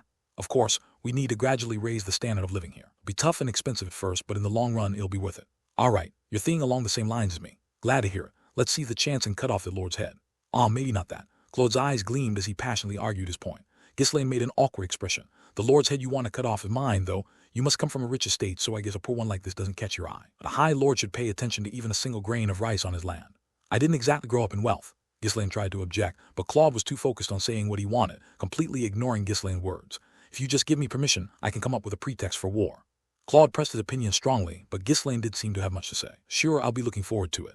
Ghislaine's lukewarm attitude made Claude grow more anxious. He kept insulting the lord of the estate, trying to sway Ghislaine. At that moment, Belinda stretched with a satisfied sigh and exclaimed, "Wow, we're almost there." Claude, who had been ranting, whipped his head around so fast it looked like it might snap. "Almost where?" Belinda responded, looking puzzled. "I mean, we're about to reach the lord's castle. We've been in our territory since crossing the border. Didn't you know? Well, it's pretty big since it's made up of 3 baronies. Here, not somewhere else." Belinda silently nodded. Claude looked utterly bewildered and asked again, "Why?" "Well, because this is our land, of course. Why ask why?" Claude turned to Ghislaine with a distraught expression. "You're kidding, right?" "No, this is my land," Ghislaine replied with a smirk. An infuriating grin made Claude explode. "That makes no sense." "What doesn't? How can the estate be so poor yet you're so wealthy? Don't tell me you've been squeezing the residents dry." "No, that's not it." Claude frankly looked around at the others. Belinda, Jillian, and the mercenaries were all standing in place, staring blankly at him. It didn't seem like anyone was joking. Though he tried to hide it, his voice trembled. "What does your father do, my lord?" "My father? He's the Margrave of Ferdium further north." Claude felt a bit relieved. A Margrave was a high-ranking noble, treated like a marquis. Margraves often had more military power and autonomy than other lords. A Margrave, so Ferdium is more developed than this estate, right? Ghislaine stroked his chin and thought before flashing a bright smile. "It's better than here, but it's also famous for being poor. The force of beasts and the barbarians, it's tough to develop the land." It was only then that Claude understood what Belinda had meant earlier. "Oh, it's just a place with good water and air. Of course, the water and air are good. There's nothing else here." Cold sweat poured down Claude's back like a waterfall. It wasn't a problem that he had mistaken the estate for being wealthy. It was a bit embarrassing but understandable. The real issue was that, due to his misunderstanding, he had spouted nonsense about how the Lord was corrupt and should be beheaded all in front of Ghislaine himself. I still have a long way to go. Claude had thought he understood how dangerous the world could be, but it seemed he still had a lot to learn. He awkwardly smiled and began to slowly back away. At times like this, running away is the best option. The gambling hall is better than here. Anna, wait for me. Be back soon. Ghislaine, seeing through his intentions, grinned slyly. Although he had just heard Claude's brazen remarks about how the estate was ruined and the Lord should be killed, he wasn't angry. He agreed that the estate was pretty miserable after all. But I won't let him run away. Upon Ghislaine's signal, the mercenaries began to quietly move, surrounding Claude. When he tried to slip left, Gillian blocked him. He shifted right, Belinda stepped in his way. Claude broke out into cold sweat. There wasn't a single escape route in sight. Ghislaine strolled over and slung his arm around Claude's shoulders. I've heard your thoughts. I like your enthusiasm. Let's do great things together from now on. Claude lowered his head, hearing the voice of the devil whisper in his ear. I should have left when I had the chance. Miss you, Anna? The group that arrived at Fenris Castle was met with a wretched sight. The people looked no different from beggars. It was as if they had given up on life itself, their eyes resembling those of dead fish. Ghislaine furrowed his brow. The situation is worse than I thought. He had anticipated after seeing the state of the villages they passed through, but he hadn't expected it to be this bad even around the Lord's castle. It meant that every last bit of the land's potential had been squeezed dry. The soldiers guarding the castle were no exception. Their equipment was worn out, and there wasn't even trace of morale left. They're beggars without the strength to rebel. Rebellion requires a certain amount of strength and will. The people, who seemed to be merely waiting for death, didn't even appear to have the energy to resist. Though they must have heard the news that a new lord was arriving, their eyes were still filled with nothing but despair. The years of living under exploitation had been so long that they no longer believed in whoever became their lord. Although Ferdium was also impoverished, at least the people there weren't as despondent as this. The other members of the group clicked their tongues and shook their heads. No matter how much they looked around, it was clear that this place, once under the former lord, was no longer fit for human life due to the extreme exploitation. Fenris estate had no usable resources or special products. The land wasn't even suitable for cultivation. To live in abundance, the lord had no choice but to continually squeeze the land's people. Weren't for our lord, and if someone else had become lord, they would have withered away completely. Belinda clicked her tongue. The only glimmer of hope they had was thanks to Ghislaine, who now held the runestone. After all, the most important thing for feeding the people and developing the estate was money. Claude, realizing this, steeled his resolve. It'll take a long time to develop the estate, but at least the Lord has plenty of money, so it won't be too hard to endure. Claude assessed the information he had gathered from various angles. It's definitely worth trying. It's a challenge worth taking on. He viewed the situation as an opportunity to showcase his abilities, but had he known what Ghislaine truly had in mind, he would have fled for his life, grateful for any mercy. Still didn't understand just how large Ghislaine's ambitions were, or how quickly he wanted to achieve them. Nor did he know that the Delphine Duchy was Ghislaine's enemy. It was a fact Ghislaine deliberately kept hidden even from his closest aides, Belinda and Gillian. Naturally, he had no intention of revealing everything to Claude, whom he had only recently met. The biggest reason was that there was no need to stir up confusion by bringing up unproven claims. It would have been far more convincing to simply declare that he harbored ambitions to bring down the Delphine Duchy. Not yet. Ghislaine, looking at Claude's pensive face, soon turned his head away. The Duke's family would reveal their hand sooner or later anyway. The truth could be revealed later. Asterisk, asterisk, asterisk. As soon as Ghislaine entered the castle, he immediately summoned all the officials. Weren't many, but they were the ones who had managed to maintain the bare minimum of administrative power to prevent the estate from being completely paralyzed. The officials, on seeing Ghislaine, hastily bowed their heads in a panic. We greet the Lord. We didn't know when you would arrive, so we weren't able to prepare a welcome banquet. If you give us a moment, we can quickly. It was customary to hold a grand banquet when a new lord took office. Officials, fearful of upsetting a prideful noble and suffering retaliation, hurriedly bowed their heads. That won't be necessary. I have no intention of being bothered by such things. The officials were taken aback by Ghislaine's response. They couldn't tell if he was speaking sincerely or sarcastically out of anger. Clicking his tongue, Ghislaine continued. Let me make that clear now. For the time being, hosting banquets at the Lord's castle is prohibited. I won't interfere with personal events, but I won't tolerate anything that harms the residents of the estate. Ignoring the cautious looks from those around him, Ghislaine immediately began issuing orders. His intentions were clear. He didn't want to waste time explaining everything and trying to make them understand. The top priority was to stabilize the estate as quickly as possible. The estate seems to be in bad shape, so we need to normalize things first. It may feel a bit forceful, but I expect your cooperation. If you have any good suggestions, feel free to share them at any time. Everyone bowed their heads and accepted his orders. Those who had participated in the war had already been executed by Ghislaine. The officials, fully aware of this, didn't dare to oppose him. All current positions are abolished, and the advisory council will be restructured. The gathered officials tensed up, their faces stiffening. The distribution of official positions would determine whether they could maintain the power they had held until now. After briefly observing their expression, Ghislaine pointed to Claude and spoke. From now on, Claude here will take on the role of chief overseer. He will be in charge of setting policies and implementing them. Consider it my command, and offer him your full cooperation. Also delegate to Claude the authority to appoint secretaries and others necessary for administrative tasks. Though the officials were a bit surprised to see an unexpected person take such a position, they quickly accepted. It was common practice to play a close aide in a key position. Claude also wore an expression that suggested he found it only natural. Ghislaine had intended to entrust Claude with managing the estate from the start. In the estate's current state, it was only fitting that Claude be given the position of chief overseer so he could proceed as he wished. Ghislaine spoke again. Claude will also take on the role of treasurer. At these words, a few people let out involuntary gasps before quickly silencing themselves. It was rare for one person to hold more than one high-ranking position. Claude, though slightly surprised, quickly understood. It would be faster and more convenient for me to handle the finances directly. Handling the finances himself would be better than arguing with the treasurer when busy, even if it meant more work. He was confident he could manage it. In any case, it wasn't like he had any way of escaping. The more authority he received, the better off he'd be. But Ghislaine wasn't done yet. Claude will also take on the role of intelligence officer. Can hire any necessary subordinates at your discretion. Claude began to sense that something was wrong and his expression hardened. Sweat started to form on his forehead. Well, yes, information is important. It's better to be prepared in advance than to rush things when war breaks out. However, it seemed Ghislaine wasn't finished. Claude will be the head of foreign affairs as well. You'll also be in charge of the estate magistrate. So on the situation, you can request reinforcements for the soldiers. Claude will serve as chief strategist during times of war. In order to quickly develop the estate, we'll establish a special development department. Claude will be the head. We will also reorganize the estate laws. Claude will be the chief justice. Claude will oversee the management of supplies and serve as quartermaster. We'll also be founding a merchant guild for the estate. Claude will be its leader. As Ghislaine continued speaking, the faces of those present turned pale. Claude began trembling. Suddenly, he remembered what Ghislaine had said to him just before they left Austern. Don't worry, there are plenty of ways to squeeze you dry. Ah, that remark had been dead serious. He's planning to dump all the annoying tasks on me. How much work does he plan on giving me? In fact, just holding the position of chief overseer would have been enough to manage the estate. But giving him all these additional roles was a clear message. Ghislaine expected him to be directly involved in everything and handle it all thoroughly. There are some people like that, people who can't rest until they see results with their own eyes. This damn young lord seemed to be one of those people. Since handling all this himself would be too much of a hassle, he had dragged Claude along to take care of everything. Doing all of that work would kill someone. That's probably why Ghislaine had brought him, to pass off all the responsibilities. There was no way Claude, who had less stamina than the lord, would be able to endure it all. With a serious expression, Claude made a heartfelt plea. I want to spend the rest of my life with Anna. Please allow me to do so. Don't think I'm suited to living here. The air doesn't agree with me, the war doesn't agree with me, and neither does the work. Ghislaine, disinterested, asked indifferently. I thought being with her made you sad. That kind of thing gets resolved with time. I was just trying to sound cool. Pain is just part of youth, right? Though it was a little embarrassing to contradict himself, it was better to feel a bit ashamed than to work himself to death. His opponent wasn't someone who would let him off so easily. It's too late now. There's only one way for you to leave. What way? Ghislaine smiled kindly. Pay off your debt. Then I'll let you go immediately.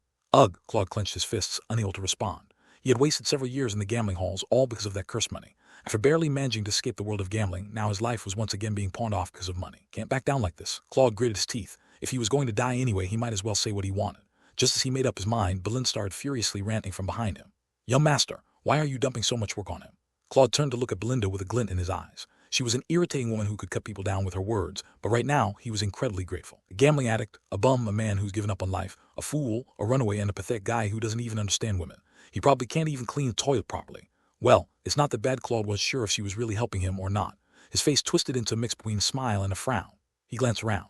The existing managers were already looking at him with suspicion. Felt like they were forming preconceived notions about him before he even had a chance to prove himself. Just as Claude was about to stop Belinda, Jillian's deep voice interrupted. My lord, he's still someone whose abilities have not been verified. How about assigning him responsibilities step by step? Yes, that's how it should be said. As expected, Jillian's experience showed. He was persuading Ghislaine without disparaging Claude. However, just when Claude felt relieved that the mood had improved, Jillian added something more.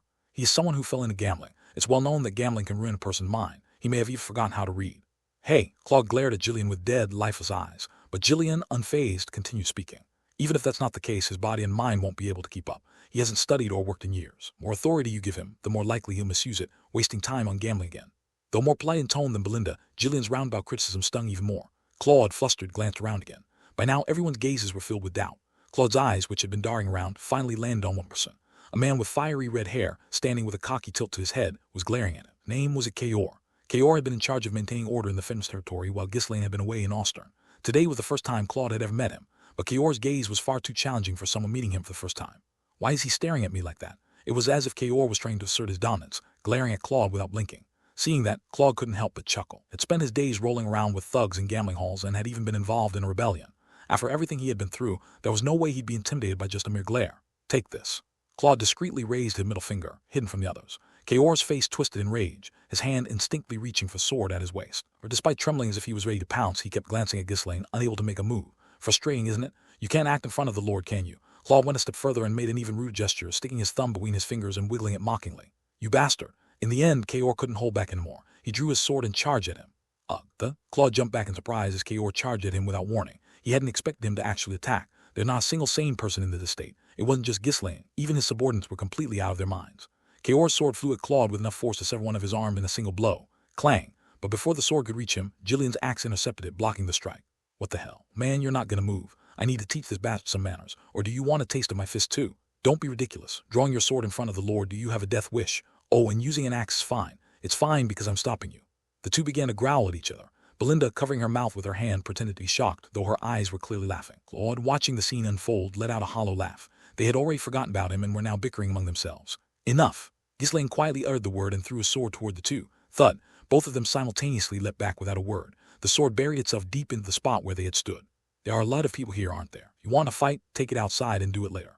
Despite reprimanding them, Ghislaine couldn't hide his smile. As the Lord, he had to maintain his authority, so he intervened, but in truth, he loved the current atmosphere. It reminded him of the mercenary group he had spent time with in his previous life. Ghislaine glanced over at Claude. It seems like his true nature is starting to show. Our past life, how many times did I punch him when he cursed me with his finger? Claude took great pride in his abilities. As much as he was confident in his skills, he was also reckless with his words. He had clashed with the foul-tempered and crude mercenaries countless times. Ah, those were good times. Claude used to provoke the mercenaries with his snide remarks, and people like Kaor, who couldn't stand it, would charge at him. Enough other members of the group would join in, escalating into a brawl, and before long they'd be downing drinks together as if nothing had happened. Ghislaine used to watch the chaos from the back, laughing and drinking. Sometimes, when his body itched for action, he would jump into the fray himself. There was no sense of order or decorum, but back then, it was the only time he could laugh freely without a care in the world. But I suppose things can't be like that anymore. Feeling a tinge of bitterness, Ghislaine shook his head. While he reminisced in silence, the officials who worked in the Fenris estate were not as relaxed. What is this madness? Drawing swords and fighting in front of the Lord. Are all his subordinate mercenaries? How utterly vulgar. And the Lord just laughs it off. Must be mad too. The officials, who had always lived bound by rigid etiquette, couldn't comprehend the free-spirited attitude that Ghislaine and his subordinates displayed. The previous Lord had squeezed the life out of the estate residents, but at least he had maintained a certain level of decorum.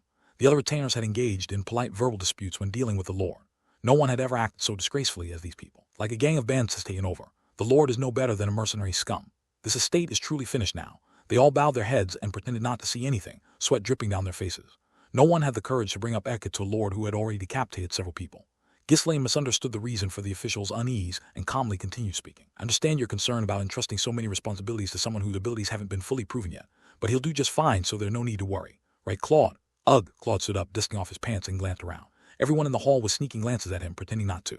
Feeling overwhelmed, he squeezed his eyes shut. Where had it all gone wrong? Ghislaine had certainly said something impressive. To the Fenris state of Britannia. I'll give you wings so you can fully showcase your abilities. He had indeed given him wings, just that they were a bit too heavy. Damn it, there's no backing out now. He had already been called a gambling addict, a fool, even someone whose mind had rotted. Backing out at this point would only make him look ridiculous. It was true he owed Ghislaine a debt for life, so all he could do now was try his hardest. The miserable look, Claude lowered his head. I'll do my best. For now, there wasn't much he could do, but as time passed, he figured he could slowly offload some of the work and manage somehow. Seeing this, Ghislaine smiled and added a final remark. Right, it seems like a lot of work now, but it's only because it's the beginning. You can definitely handle it. He meant it sincerely. In their past life, Claude had handled this level of workload daily. Times, he'd even taken on more difficult tasks. The estate was in such disarray that everything needed to be meticulously reviewed and nurtured. There weren't many people who could fill in the details of the larger plan Ghislaine had in mind, or make quick decisions to handle unexpected situations on their own. You've got the ability, don't you? Isn't that right? Claude seemed a bit overwhelmed at the moment, but Ghislaine was sure he'd adapt soon enough. The relaxed smile, Ghislaine looked at Claude. In the end, Claude let out a deep sigh and nodded, with the Lord saying all this half-hearted work would just wound his pride. Well, I'll give it a shot, and if it becomes too much, I'll let you know. Good. Do you need anything else? No, please just stay still. Don't try to pile on anything else. Claude frankly waved his hands, looking horrified. Ghislaine, meanwhile, turned to the estate's existing administrator to inquire about the estate's current condition. How many knights are left? Most of them died during the war, and the few who survived have left the estate. Those who were freed after their sworn lord's death had no reason to remain in such a barren estate. It was unfortunate, but Ghislaine had already anticipated this, so he simply nodded without saying much. About the soldiers, most of them were dragged off to war. Only 32 remain. Ghislaine pondered for a moment before laying out a sigh. We're severely lacking in manpower, so I'll appoint someone to lead the military later. Belinda, you'll take the position of head steward and manage the servants. As for tutor, I think it's best to drop that role for now. Understood. Belinda responded with a bright smile. It's a bit disappointing to stop teaching, but managing those who serve the Lord is important too. Ghislaine also assigned Jillian and Kaor to continue managing and training the mercenaries for the time being. He had something else in mind for them later. After tending to his close subordinates, Ghislaine turned to Claude. Then, let's get started right away. What? Already? But I haven't even gotten a grasp of the estate's situation yet. You can figure it out as you work. But don't I need to know something before I start? Before Claude could say anything more, Ghislaine gave his orders. Start with a population survey. Since the estate has been pillaged for so long, many of the people will have fled to the mountains as slash-and-burn farmers, and every single one of them, and bring them back to the villages. Ah, okay. The estate people are starving, so we need to import food in large quantities. Prepare enough to feed them for at least 6 months. But we won't know how much is needed for 6 months until the survey is complete. How much should I buy? That's for you to figure out. Me. Who else me? With Ghislaine speaking like that, Claude couldn't argue. Administrative tasks were his responsibility now. Ghislaine's role was only to provide the overall direction. Since these were all things that needed to be done eventually, Claude sighed and nodded in agreement. But it didn't stop there. Orders continued to pour out of Ghislaine's mouth like a flood. We also need to improve the food supply, the farmland, and see if we can secure more. Identify the outdated facilities and prioritize which needs repairs first. Reinforce the walls and gates. From what I saw on the way in, they're a complete mess. Start with the soldiers' access routes. Repair the roads that connect the towns and villages within the estate. Extend them to the forest of beasts near Ferdium. Take stock of the military supplies and replace any worn-out equipment. Determine how many functioning wells we have, and we'll build waterways. Fill the reservoirs. We also need to improve the estate's sanitation. Redo all the toilets and check the drainage. Set standards for pits and ensure they're only built in designated areas. Construct warehouses and secure runestones, medicinal herbs, minerals, and building materials. And do this and that. As the list of tasks grew endlessly, Claude's face turned pale. The other administrators who were listening didn't fare much better. Fearing that the workload might spill over onto them, they kept their heads down. Ghislaine was essentially ordering them to overhaul the entire estate from top to bottom, and all of this was being given to Claude alone. Ghislaine showed no signs of stopping his barrage of tasks. Acting out of sheer survival instinct, Claude abruptly raised his hand, interrupting the Lord. Better to get hit now than to be crushed by all that work. This is way too much for me to handle alone. Ghislaine raised an eyebrow, bewildered. I gave you authority over personnel, didn't I? Hire people and delegate. Oh, Claude looked around. Moments ago, everyone had been looking at him as if he were trash, but now they were all avoiding his gaze. He randomly pointed to someone and asked, "What's your job?" I just manage the war horses." "Oh, really? Then you will be able to handle the military supplies too. Work with?" "I am suffering from an illness. I was just about to retire, cough, cough." Claude shook his head as he scanned the others. Ghislaine had told him to hire the people he needed, but there wasn't anyone to hire. The high-ranking officials had already been executed for their crimes of participating in the war. As for the lower-ranking ones, there was no point in promoting them into roles they couldn't handle. Giving them responsibilities they didn't understand wouldn't help. And besides, the position they vacated would still need to be filled by someone else anyway. Well, if there had been competent people here, they wouldn't have dragged me all the way to the place. Claude had expected there to be a lot of work when Ghislaine piled on the tiles, but this was beyond his wildest imagination. The Chancellor of a kingdom wouldn't be able to handle the tasks Ghislaine had assigned. Finally, Claude couldn't hold it in anymore and shouted in frustration. "Damn it, you're leaving everything to me. I can't do this." Ghislaine smiled warmly and responded, "Oh, come on, have you tried? You'll be fine. Just try it first, then complain. There are way too many tasks that need to be done all at the same time. Give them to me one at a time. Only human. No, we don't have that kind of time." Ghislaine cut him off firmly. With the Delphine Duchy focusing on the royal family, he needed to strengthen his power as quickly as possible. However, Claude, not knowing the underlying urgency, lost the last of his motivation to even try. "I can't either. I don't want to die burying work. If you're going to kill me, just behead me and make it quick," Claude shouted with bravado. Ghislaine squinted at him before gesturing toward Kaor. Kaor, clearly excited, started twirling his sword around. Wait, you're seriously going to behead me?" Claude began to stumble backward, panic setting in. He frantically glanced around for help, but the officials averted their eyes, while the mercenaries even blocked his escape routes. He's not kidding. This guy even human? Claude had already marveled at how insane Ghislaine was several times, but this was beyond madness. To owe a debt to someone like this, it was as if his life was already over. He was destined to die in this wretched state, slaving away until the end. Thud, that thought triggered something to snap inside Claude's mind. This state is hopeless. My life is ruined. Confronted with the crushing reality, Claude fainted on the spot. Blinked his eyes in a blurry haze. Was it because of the tears? After rubbing his eyes a few times, the world became clear again. Fortunately, it seemed that he hadn't lost his head while he was out of it. He cautiously turned his head and glanced around. There was no one else in the room but him. I really don't want to work." Claude sighed as he sat on the edge of the bed. "Come on, shouldn't they at least give me some kind of adjustment period? Do they expect me to handle all that work all of a sudden? It's not like I lived here before." Having lazed around for so long, suddenly being thrown into work made him feel completely unmotivated. He was also worried about how he would manage all that work. "At first, I thought the Lord was kind-hearted, providing me financial assistance so easily. But no, he's a devil I tell you. No matter how urgent things are. How can they expect me to do all that at once? Must be out of their minds. Couldn't they just assign me a reasonable amount?" Claude's timid grumbling grew louder and louder without him even realizing it. "They really don't know how precious people are. Just wait and see. I'll make sure things can't run without me, and then I'll complain. Actually, no one else is willing to take the work anyway, so maybe I should just run away right now." Just then, the door creaked open. Claude startled, jumped up onto the bed. Who's there?" A calm-looking maid slightly bowed her head. "Hello, Chief Overseer. I'm Wendy, assigned to serve you by the head butler's orders. I'll also be handling your security. I look forward to working with you." "Head butler?" Belinda. It seemed that Belinda, who had recently been appointed as the new head butler, had sent a personal maid to him. But security? Claude smirked as he asked. "There's one thing, but security. A mere maid guarding the chief overseer of an estate. You must really be short on people." Instead of responding to his sarcastic remark, Wendy lightly waved her hand. Whoosh! Something quickly flew past his ear, and a dull thud sounded from the wall behind him.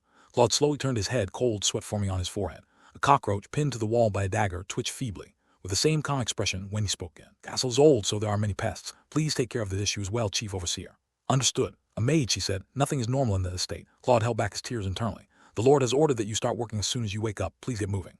"Understood." So she wasn't here for security. She was here to keep an eye on me. I guess running away isn't an option. Even the maid is making me work. Claude sluggishly rose, like an animal being led to the slaughter. Just as he was about to leave, Wendy suddenly added, as if she had just remembered something.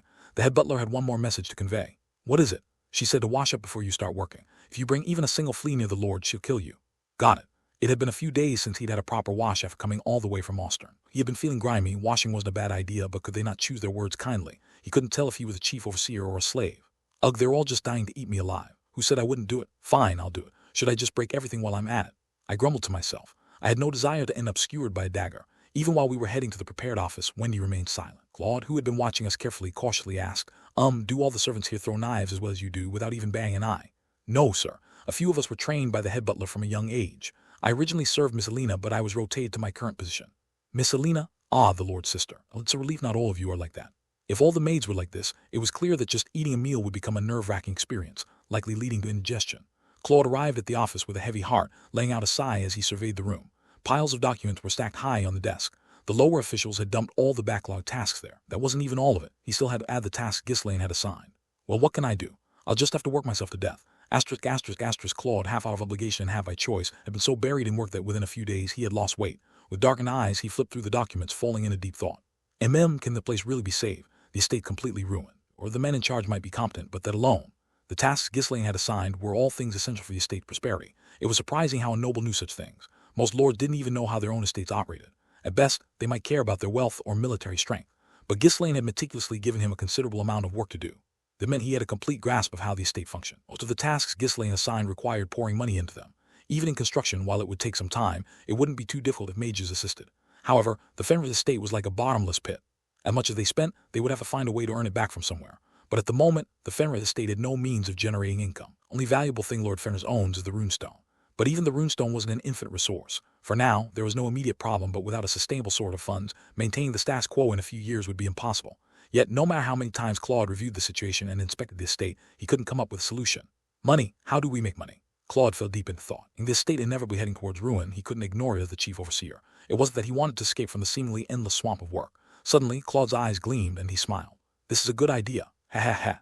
If he was going to make money, he had to do it boldly and efficiently, and Claude knew just the way to do it. Since I need to report anyway, let's push everything through while I'm at it. I'd even like it. Claude gathered up the ideas he had been thinking about and headed toward the conference hall. The protagonist always shows up late, right? He purposely walked slowly. Wendy, who had been quietly following him, spoke up. Chief Overseer, your pace is too slow. The Lord has likely already arrived. I know, stop rushing me. Can't I even walk at my own speed? I'm exhausted here. Let me rest a bit at least now. As he spoke, his throat tightened with emotion. Wendy looked at Claude, who was on the verge of tears, with a somewhat pitying gaze. He was someone who left a particularly good impression, but she had seen how much work he had over the past few days, barely getting any sleep. He did seem a bit pitiful. Ah yes, please walk at your own pace. Feeling triumphant over this small victory, Claude proudly continued to walk slowly. The time he finally arrived at the great hall, Ghislaine and all the vassals had already gathered. The vassals all bowed their heads in greeting as Claude appeared. Claude raised his chin, basking in their attention. No wonder everyone wants to grab power. Sure, the workload sucks, but this part, I like it. Despite everything, he was still the chief overseer of the estate. Considering the additional titles Ghislaine had bestowed upon him, at least within the Fenris estate, Claude held the highest position below the Lord himself. On top of that, with authority over personnel appointments, everyone was cautious around him, afraid of giving him any excuse to target them. They knew they'd end up buried in work if they made a mistake. Still, not everyone greeted him warmly. Kaor met Claude's eyes and blatantly scowled. Expression clearly conveyed that if given the chance, he wouldn't let Claude off. Claude felt conflicted about it. That guy's seriously dangerous. His patience is thinner than an ant's leg hair. Even with the Lord's blatant support behind him, Kaor didn't hesitate to draw his sword before the Lord. It'd probably be best to stay on good terms with him. With that thought, Claude winked at Kaor with exaggerated sincerity. That bastard just... It was like throwing oil on a fire. Kaor drew his sword in a flash and charged. Wendy quickly pulled out her dagger, stepping in front of Claude.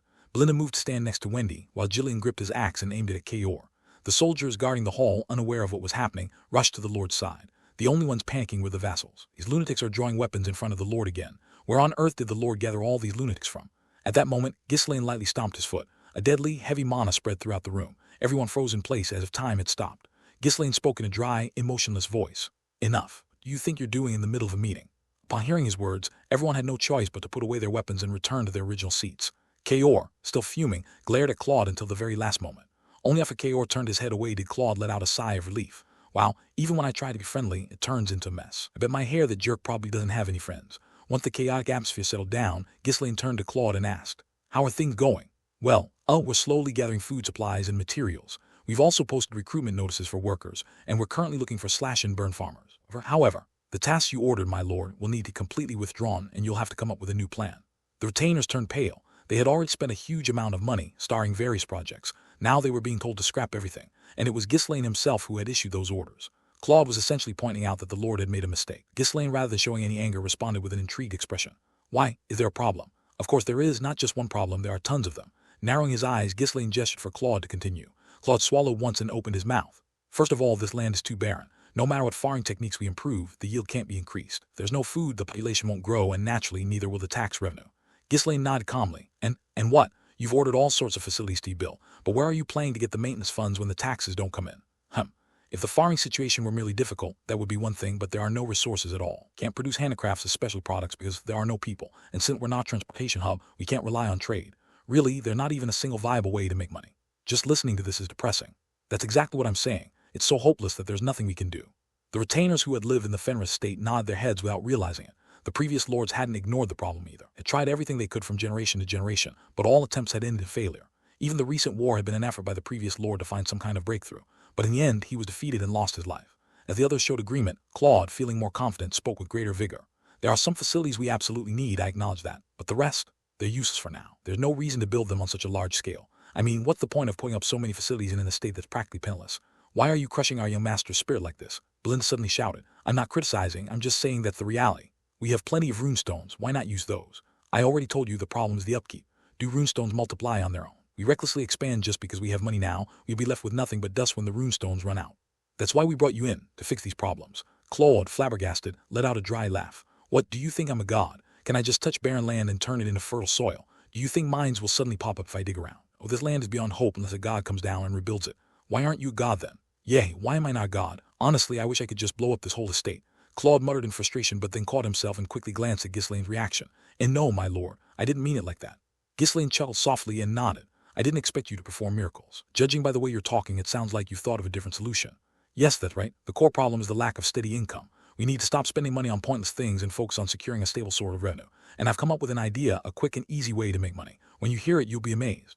And what is it? Claude, full of confidence, shouted out. Open a gambling hall. At that moment, Belinda's foot shot through the air and struck Claude in the face. Kaya! Claude let out a strange scream as he was sent flying. Hey, why are you hitting me? Wendy, do something. Claude, who had fallen flat on the ground, shouted. Wendy, who was supposed to be his bodyguard, didn't move a muscle when Belinda attacked him. Completely ignoring Claude's indignation, Belinda pointed her finger at him and yelled, Dare you try to build such a vulgar facility on our young lord's land? This was the first estate that Ghislaine, whom she had taken care of so dearly, had received. But a gambling hall? What? As his former tutor, there was no way she would allow such a facility to be built. Look at him. He's completely lost his mind to gambling. The moment he becomes chief overseer, the first thing he tries to do is set up a gambling hall. No. Wait, listen to me for a second. Not that I want to gamble, I quit, I swear. Quit, huh? How could you say you've quit and then the first thing out of your mouth is to build a gambling hall? A dog would stop barking sooner than you stop gambling. At Belinda's words, the retainer's faces filled with doubt. Claude desperately waved his hands. No, that's not it. Listen to me. We're going to turn the place into a leisure city like Ostern. Promote it well, nobles will flock here and spend an enormous amount of money. The retainers still had suspicious looks on their faces, but even Belinda shut her mouth at his words. It was true that many nobles visited Ostern for leisure. Thanks to that, Baron Ostern had made an absolute fortune. As people seemed to become intrigued, Claude spoke even more excitedly. In simple terms, we're creating a cultural city and tourist destination. Townspeople will also make money by serving the visitors. Well, it does sound somewhat plausible. Belinda stroked her chin, nodding. If done well, it certainly seemed like they could rake in a lot of money. Even so, she couldn't agree that gambling was part of cultural life. I did some research, and there's no city like that in the Britannia Kingdom. We could be the first to build a larger and more extravagant planned city from the ground up. Ostern grew naturally, so it ended up a bit messy. Ostern had originally been in a situation similar to Fenris. No spare products, no resources, just barren land. It was a place where people who enjoyed gambling and those involved in shady businesses slowly gathered, causing its accidental growth. A naturally developed, crude place, unlike anything else on the continent. That was Ostern, the city of indulgence. Though nobles act dignified, they're always looking for something fun behind the scenes. It won't be just nobles, but mercenaries and adventurers will flood in too. The more people come and go, the more money changes hands and the more residents will sell. Claude declared confidently. At first, the retainers, who had been taken aback, began to nod, seemingly convinced that Claude had a point. With the public opinion now on his side, Claude turned to Ghislaine. Do you think, once the city is established, you can make money without lifting a finger? It's like money printing itself. How can you say no to that? Ghislaine, who had been quietly listening, let out a small laugh and leaned back in his chair. Well, that was an interesting idea. We can consider building a small city later on. Later? Then what about now? Claude pressed. Isn't it obvious we proceed with the original plan? Ghislaine replied. What, my lord? Telling you don't waste your money. It was a tempting proposal, one that would have easily captured the interest of other lords. With the use of the runestone, they could create a city comparable to Ostern. However, for Ghislaine, who would eventually have to face off against the most powerful ducal family in the kingdom, it wasn't the best option. I'm well aware that the estate has a lot of problems. What's the most pressing issue right now? Well, everything is an issue, but the most urgent problem is food. We're already buying supplies because there isn't enough to eat. We can't keep purchasing food forever. Once we run out of money, we'll all starve. Food, huh? I've already got something in mind for that, so this works out. Take care of the food problem, so just secure some land for cultivation. Ugh, seriously? Claude glared at Ghislaine with frustration. He had already explained several times that the land was too barren to increase production. Did this guy even listen to anything he said? Look, my lord, I've told you before, this land can't grow crops. It's impossible to revive it, no matter who comes. It's a god of farming descends. No, even a goddess would find the place too filthy to bother with. That's enough. I'll take care of it. Claude's expression grew increasingly sour. My lord, have you ever farmed before? Do you even know anything about farming techniques? Well, not really. Of course, Ghislaine wouldn't have had any experience with farming, having spent his life constantly fighting. So, are you secretly the god of farming? There's some hidden truth about your origins. Of course not. Then how exactly are you planning to increase food production? Do you think the other lords aren't doing this because they don't want to? It's not that they won't, it's that they can't. That's why I'm saying we should focus on making lots of money first. As Claude continued to push his argument, Ghislaine smiled slyly and replied, solve that problem, what will you do? Huh, how about we make a bet? Let's see if I can increase food production or not. Huh, and how would you do that? You don't need to know that, so how about it? If I win, you'll stop complaining and just do as I say from now on. Claude scoffed. How dare he challenge him, a gambling expert, to a bet, and with a result that was so obvious. Kind of bet is this if there's no money involved? You don't have any money, do you? Ah, then how about this? If I win, you'll become my unpaid servant for 10 years. I'll feed and house you, of course, but you'll have to follow orders without a single complaint. Claude did owe Ghislaine too, 500 gold, but he still received his salary. After all, he had to maintain his personal life, and naturally, he had living expenses. Using this bet would mean giving up even those basics and literally working as a servant with nothing. Claude, who had been making an incredulous face, suddenly flashed a meaningful smile. And the time limit? It would be a bit inconvenient if it's too long. A generous 3 months. Excuse me, what? Claude's mouth dropped open in shock. Not 3 years, but 3 months. He was supposed to show results in just 3 months. It was the middle of winter. And if something were planted, they'd be lucky if anything sprouted at all. Suppressing his laughter, Claude reconfirmed the terms of the bet. Then what if I win? What do you want? Claude's heart raced, but he tried to maintain his composure, pretending to be calm. Well, I'm already in debt to you, my lord, so it's a bit embarrassing to say. But come on, you know what I'm talking about. Then I'll give you 5,000 gold. But you use that to pay a visit to Anna again. The mention of 5,000 gold shocked those nearby. With 5,000 gold, Claude could live a life of luxury for the rest of his days without working. No, please don't do this. My lord, this bet is completely absurd. Belinda and Gillian hurried to intervene. Ghislaine might have had his reasons, but the time frame was only 3 months. For someone like him, it would be impossible to revive dead land in that short a time. They couldn't just stand by and let their lord engage in such an unfair bet. Hey now, are you trying to hinder the lord from accomplishing something great? Everyone please stay out of this. Claude put on a mock serious expression as he spoke. Belinda, frustrated by his smarmy attitude, turned and snapped at the others around her. What are you all doing? The lord, prompted by her forcefulness, the retainers began stepping forward one by one. My lord, this is a reckless wager. Please reconsider while there's still time. The chief overseer is right. Most of this estate is rocky, and the soil where it does exist is too rough and dry for crops to grow. While everyone was trying to dissuade Ghislaine, Kaor just sat back, smirking, without making any move to intervene. Him, it would be amusing no matter which side lost. Belinda glared at him, but Kaor simply shrugged as if to say, what's the point of me speaking up? He wouldn't listen anyway. Ignoring those who were trying to stop him, Ghislaine turned back to Claude and asked again, so, are you in or not? If you're scared, you can always back down. Huh? Claude let out a dry laugh without immediately responding. Why is he so confident? Clearly doesn't have a way to do this. There wasn't even the slightest thought in his mind that he would lose. But Ghislaine's unwavering confidence made him uneasy. Having spent years in the world of gambling, Claude could tell that Ghislaine's attitude wasn't some bluff to hide his anxiety. He truly believed he could win. What's he banking on? Crops can even grow in 3 months. Claude racked his brain, pulling out all the knowledge he'd learned at the academy long ago. There weren't any crops that could grow in just 3 months, especially none that thrived in winter. But still, he had asked just in case. What kind of crops are you planning to grow? It's wheat, right? Can't just plant something weird that no one can eat and force it on us. Of course, wheat is the best. Claude clenched his fist in victory. Perfect. If it's wheat, there's no way it'll grow in 3 months. He struggled to suppress the grin threatening to break out on his face. He wasn't sure what Ghislaine was thinking, but this was as good as winning. Did I overestimate our lord? It seemed like he doesn't even know how to grow wheat. Did he really think I'd lose on purpose just to save his pride? We haven't known each other that long. Claude glanced at Ghislaine with a slight smile. Well, I've quit gambling, but fine, I'm in. Great. The bet is set. Everyone here is a witness. If I win, you'll work for 10 years without pay. If I lose, you'll get 5,000 gold and can return home. Claude nodded with a bright smile, but the others frowned. Why on earth was their lord making such a ridiculous bet? Linda, unable to stop Ghislaine, glanced at Wendy and ran her hand across her neck. It was signaled to deal with the matter later in the night. Wendy nodded grimly. Of course, Claude wasn't about to let things go that easily either. With a smug voice, he spoke to Ghislaine. By the way, if I win but my safety isn't guaranteed, well, there'd be no point in making the bet if I couldn't leave with the money, right?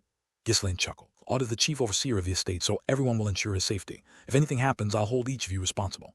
At those words, Wendy shrugged at Belinda, who stomped the ground in frustration and shouted, Art, this is infuriating. Gillian, who had planned to take action if things went too far, also scowled. With the lord giving a direct order, he couldn't interfere now. They withdrew from the bet at the point it would only make Ghislaine look foolish. Claude's face lit up with joy. Ha! Well, then I'll be off to secure some land for cultivation. There's plenty of empty space, so it won't take long. As Claude joyfully turned to leave, Ghislaine warned him in a low voice. But if you slack off and just wait out the 3 months, I'll consider it my win. I'll be watching, so don't think about cutting corners. Oh, of course. Not that petty. Don't worry. Ha ha ha. Laughing, Claude practically danced his way out of the room, with Wendy following behind him, sighing. Those left behind stared at Ghislaine in disbelief. They had no idea what their lord was thinking. Ghislaine, oblivious to their confusion, stood up leisurely. Well, I guess it's time for me to get moving too. Hello, everyone. As we wrap up this video, I want to share a quick note. I have a Patreon account. If you'd like to support me and enjoy on-demand audiobooks, you can become a Patreon member. Alternatively, you can check out my Google Drive link, which has 500-plus novel audiobooks available through my Ko-fi or Patreon shop. I appreciate your support.